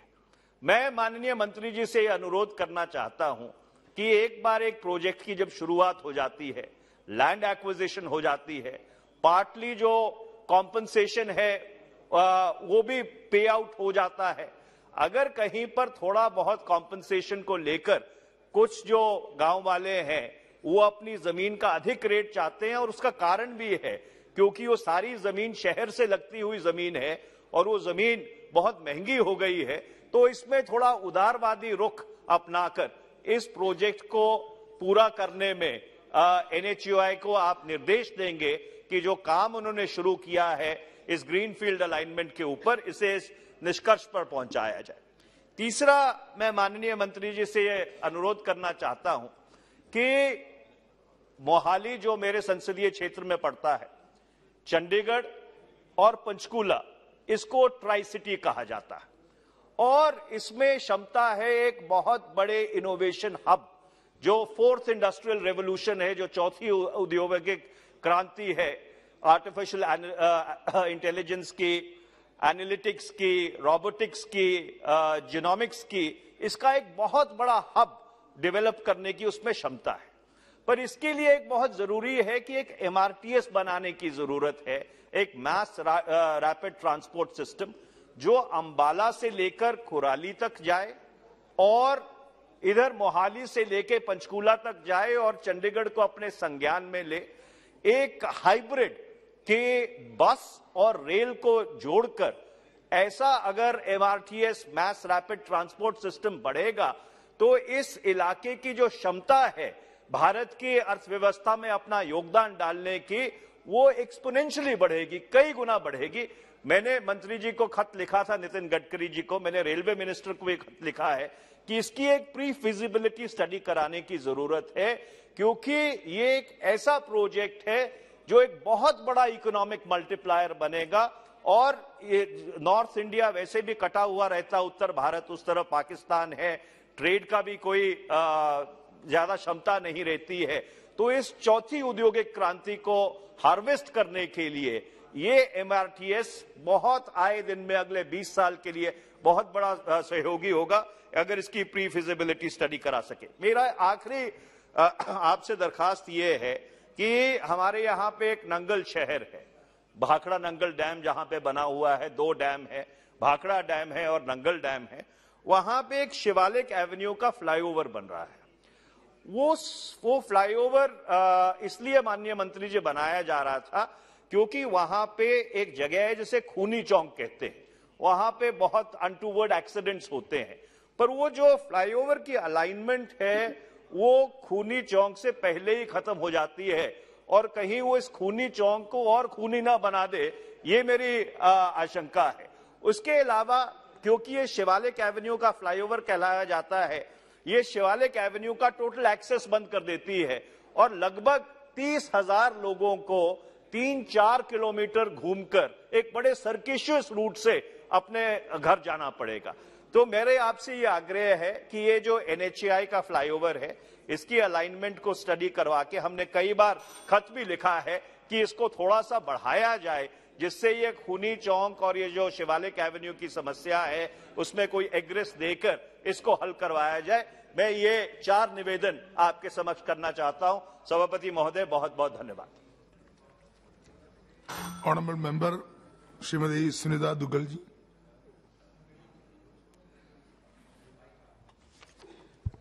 बहुत बहुत धन्यवाद सभापति महोदय। डिमांड्स फॉर ग्रांट्स में road transport and national highways पर इसके समर्थन में बोलने के लिए मैं आपके समक्ष आज यहाँ उपस्थित हुई हूँ। सबसे पहले तो मैं बहुत बहुत धन्यवाद देना चाहती हूँ माननीय प्रधानमंत्री जी को, हमारी आदरणीय मंत्री श्रीमती निर्मला सीतारमण जी को और हमारे नितिन गडकरी जी को और हमारे वीके सिंह मंत्री जी को, क्योंकि मेरे इलाके में, मेरी कॉन्स्टिट्यूएंसी में जो फतेहाबाद जिला है, वहां से गुजरने वाले न्यू NH9 पर जो दुर्घटना संभावित ब्लैक स्पॉट थे, वहां पर 54 करोड़ की लागत से 4 अंडरपास जो मंजूर हुए हैं, बल्कि मंजूर ही नहीं हुए हैं, बहुत तीव्र गति से वहां पर काम चल रहा है, जो कि बड़ोपल, खाराखेड़ी, धांगड़ और दरियापुर है। तो उसके लिए मैं उनको तहे दिल से धन्यवाद करना चाहती हूँ। और इसके साथ साथ मैं कहना चाह रही थी कि हमारा हिंदुस्तान के अंदर 66 लाख किलोमीटर जो लंबा सड़क मार्ग है, जो कि दुनिया के अंदर दूसरे नंबर पर है, और आज 37 किलोमीटर प्रतिदिन के हिसाब से जो राजमार्ग बन रहा है, वो भी दुनिया के अंदर एक रिकॉर्ड है। तो उसके लिए मैं तहे दिल से धन्यवाद करना चाहती हूँ मंत्री महोदय को। लेकिन मेरी कुछ अपने कॉन्स्टिट्यूएंसी के लिए कुछ मेरी रिक्वेस्ट है जो है वो आदरणीय मंत्री जी से हैं। एक तो जो हमारे वहां पर NH9 फतेहाबाद जिला में हासपुर चौक है जी, तो यहाँ पर ये दुर्घटना संभावित क्षेत्र है। हमारी रिक्वेस्ट है कि वहां पर उसको ब्लैक स्पॉट घोषित करके और वहां पर पुल का निर्माण करवाया जाए। और हरियाणा सरकार द्वारा डबवाली से पानीपत वाया कालांवाली, रोड़ी, रतिया व भूना होते हुए पानीपत तक राष्ट्रीय राजमार्ग बनाने की घोषणा, जिसको लेकर केंद्र सरकार ने DPR बनाने के लिए 80 लाख रुपए की मंजूरी भी दे दी है, तो उसको भी थोड़ा सा उसकी गति को तेज किया जाए, इसकी भी मैं आदरणीय मंत्री जी से रिक्वेस्ट करना चाहती हूँ। और इसके साथ साथ हमारे आदरणीय केंद्रीय मंत्री नितिन गडकरी जी ने सिरसा से चूरू वाया नोहर, सहवा, तारानगर होते हुए राष्ट्रीय राजमार्ग की घोषणा की थी, जिसकी DPR भी जमा हो चुकी है।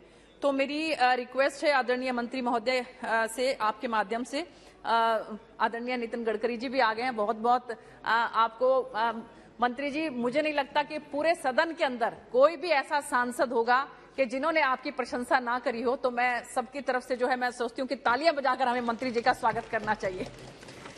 तो जो गडकरी जी ने जो हमारे सिरसा से चूरू वाया नौहर सावा तारानगर होते हुए राष्ट्रीय राजमार्ग की घोषणा की थी, जिसकी डीपीआर भी जमा हो चुकी है, तो मेरा रिक्वेस्ट है कि अधिकारियों को इसका निर्देश देकर अतिशीघ्र इस काम को शुरू करवाना चाहिए। और हमारे यहाँ पर गंगानगर से हमारे सांसद मां निहाल जी यहाँ पर मौजूद हैं, तो इन्होंने भी अपनी तरफ से रिक्वेस्ट की और मैं भी ये रिक्वेस्ट करना चाहती हूँ कि सिरसा से एलनाबाद से टिब्बी होते हुए जो है वो नेशनल हाईवे बनाया जाए, ताकि राजस्थान जो हमारे हरियाणा का जो बॉर्डर है वो उस पर एक अच्छी तरह से लोगों को जो है उसका लाभ मिल सके।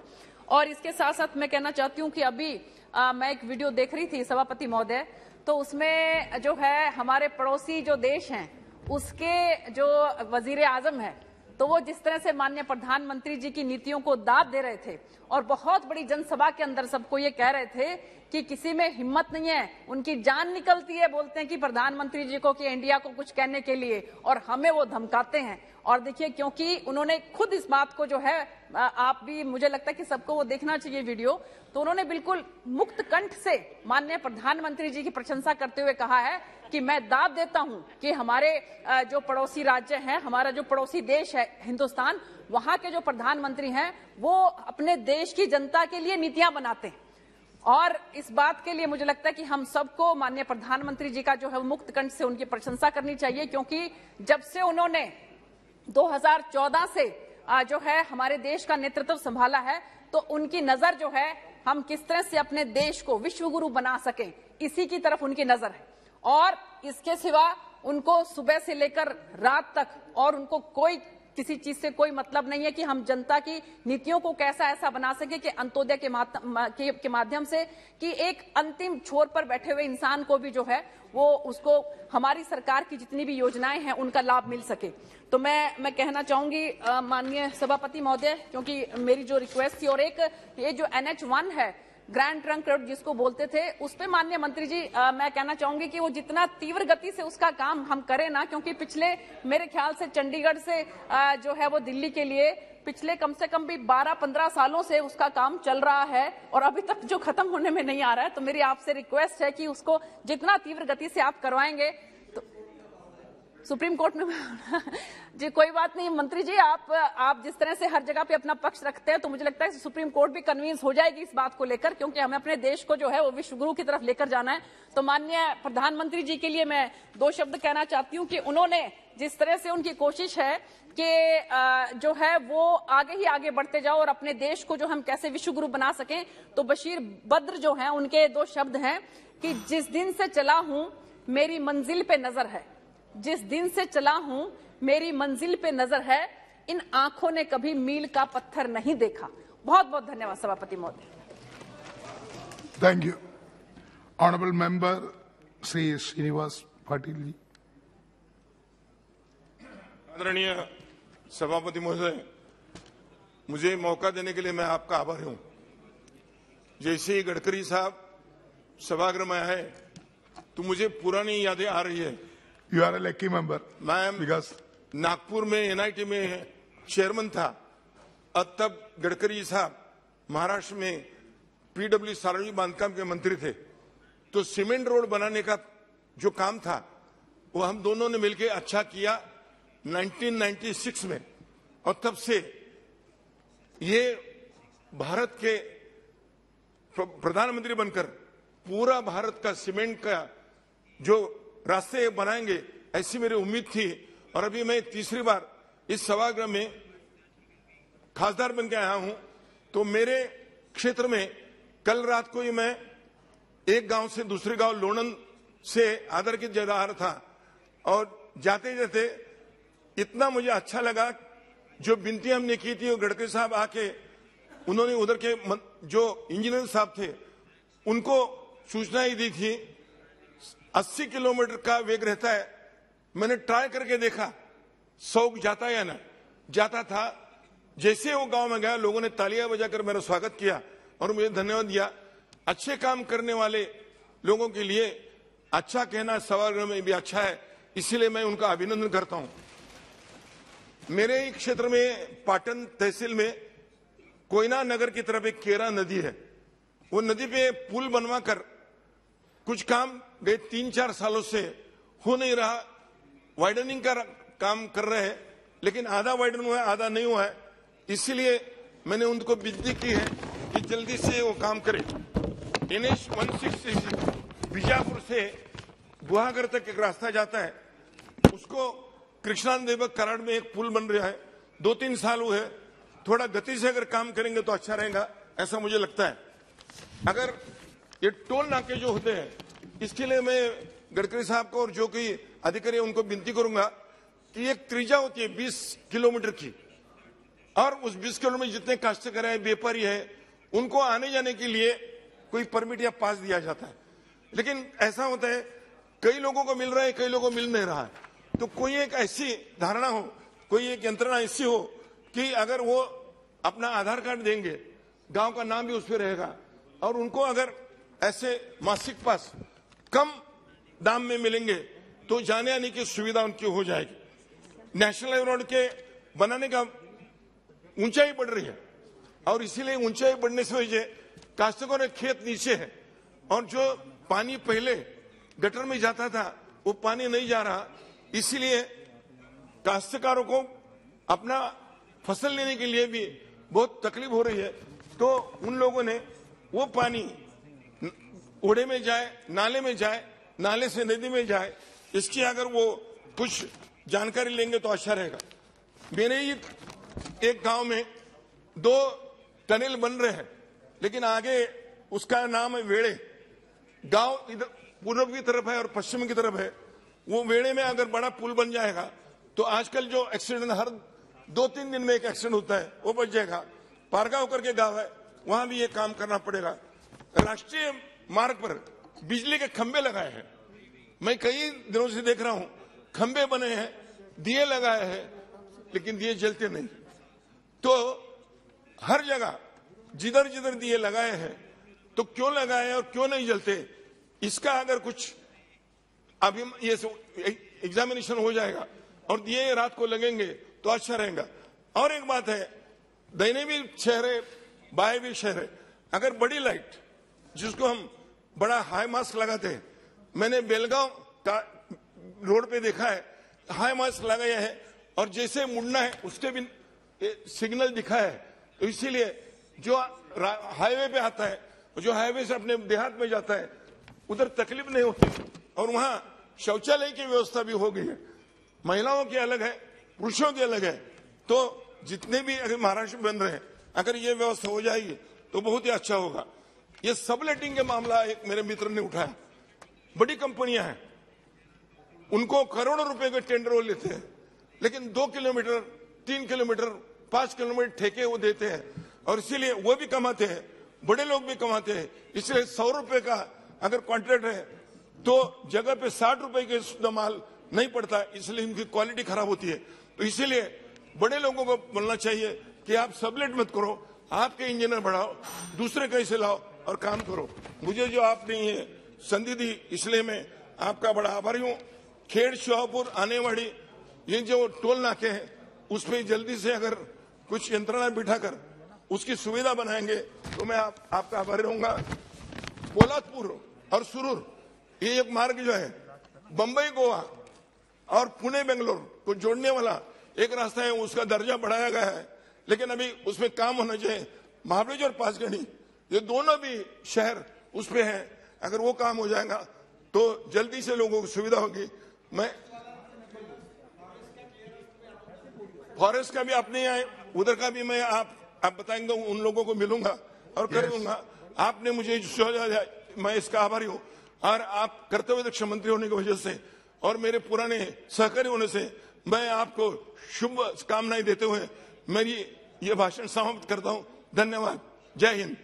Thank you so much. Honorable Member Shri Pratap Singh.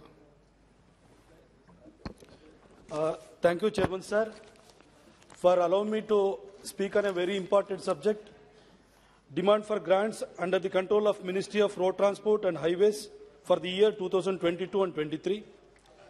Sir, I am really thankful to our Honorable Minister Nitin Gadkari ji. Perhaps he is the only minister who does not know how to say no. Whenever we go, we visit him with a proposal, he will have a solution, he will have a positive reply for all the projects, sir. So I thank him, sir, on behalf of every Kannadiga across Karnataka, sir. Sir, whenever I visit his house or his office, there is a quote on the wall of his office or his residence, sir. It is by the famous American President John F. Kennedy. American roads are good not because America is rich, but America is rich because American roads are good. Sir, it is not just a slogan or a quote for him, sir. He literally means he works towards it. That is the reason we are seeing a lot of changes across the country, sir. I am thankful to our beloved Prime Minister Narendra Modi ji, as well as our Minister Nitin Gadkari ji, sir.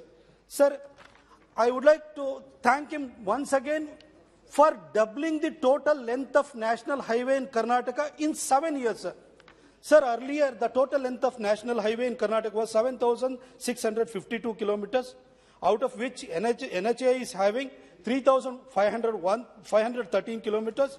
PWD NH wing is having 4,139 kilometers. Sir, after 2014, from 2015 till date, he has awarded 24 projects having the cost of 26,255 crores with a length of 1,296 kilometers, sir. Out of which 633 kilometers have been completed, sir. Sir, projects to be awarded having a cost of 4,728 crores with a length of 265 crores, sir. For 2021-22, there are 12 projects having a cost of 18,368 crores with a length of 499 kilometers, sir. Sir, the projects under DPR stages are around 36, sir, with a cost of 48,437 crores. This shows the scale, size and speed of our government, and it shows the efficiency of our Honorable Minister, sir. Sir, I am thankful to our beloved Prime Minister Narendra Modi ji. He visited my constituency way back in 2018, February 19. He announced 10-line highway between Mysuru and Bangalore at a cost of 6,400 kilometers. Sir, after 3 cost escalations, now the cost has gone up to 9,500 crores. If you calculate the length of the road, they are spending, our government, our minister is spending 9,500 crores. It may be the biggest project in the country. Sir, I'm thankful to him. Recently, there were 1,300 crore cost escalation. Again, the minister gave the approval, sir. Sir, I would like to... Sir, I'll finish it in 2 minutes, sir. 1 minute. Honorable members, if the House will agree, the time of the House may be extended up to 8 p.m. The discussion on demand for grants on road transport is up to 7 p.m. House will agree? Up to 7? Yes. Okay, you can continue now. Yes, sir. Thank you, sir. Sir, recently our Minister Nitin Gadkari ji gave the approval for the construction of 4-line highway between Mysuru and Kashalnagar at a cost of 4,000 crores. Sir, we have already called the tender. The technical bid needs to be opened. Sir, it needs a approval from the Finance Ministry. I request the Honorable Minister to speed up the process and allow us to, open the technical bid. He knows it, sir, and he will certainly help us. Sir, and one more thing, sir. Now the Mysuru Ring Road, which is about 43.5 kilometers, sir. Even the Ring Road, he has allowed us to upgrade it to National Highway. Again, he gave us 160 crore for the asphalting. Now he has approved 7 overbridges and underpasses around Mysuru Ring Road. I am again thankful to him. I thank him on behalf of every Mysorean, sir. Sir, there are 2-3 issues, sir, I would like to, raise, using this opportunity, sir. Please. Sir, I'll finish it in 2 minutes, sir. Yes. Sir, there are some projects. It doesn't come under my constituency, but it is a very important project for Karnataka. Sir, The stretch between Hassan and Marnahalli, it's about 45 kilometers. Now, it is a cement concrete road which was approved in the year 2016. Sir, it was awarded to a Spanish company, Isolex. The company went bankrupt. In between, the district administration of Hassan, they did not allot the quarry. Because of that, sir, even today, even after 6 years, it is still not completed. It is not in the near future. There is no signs of getting completed, sir.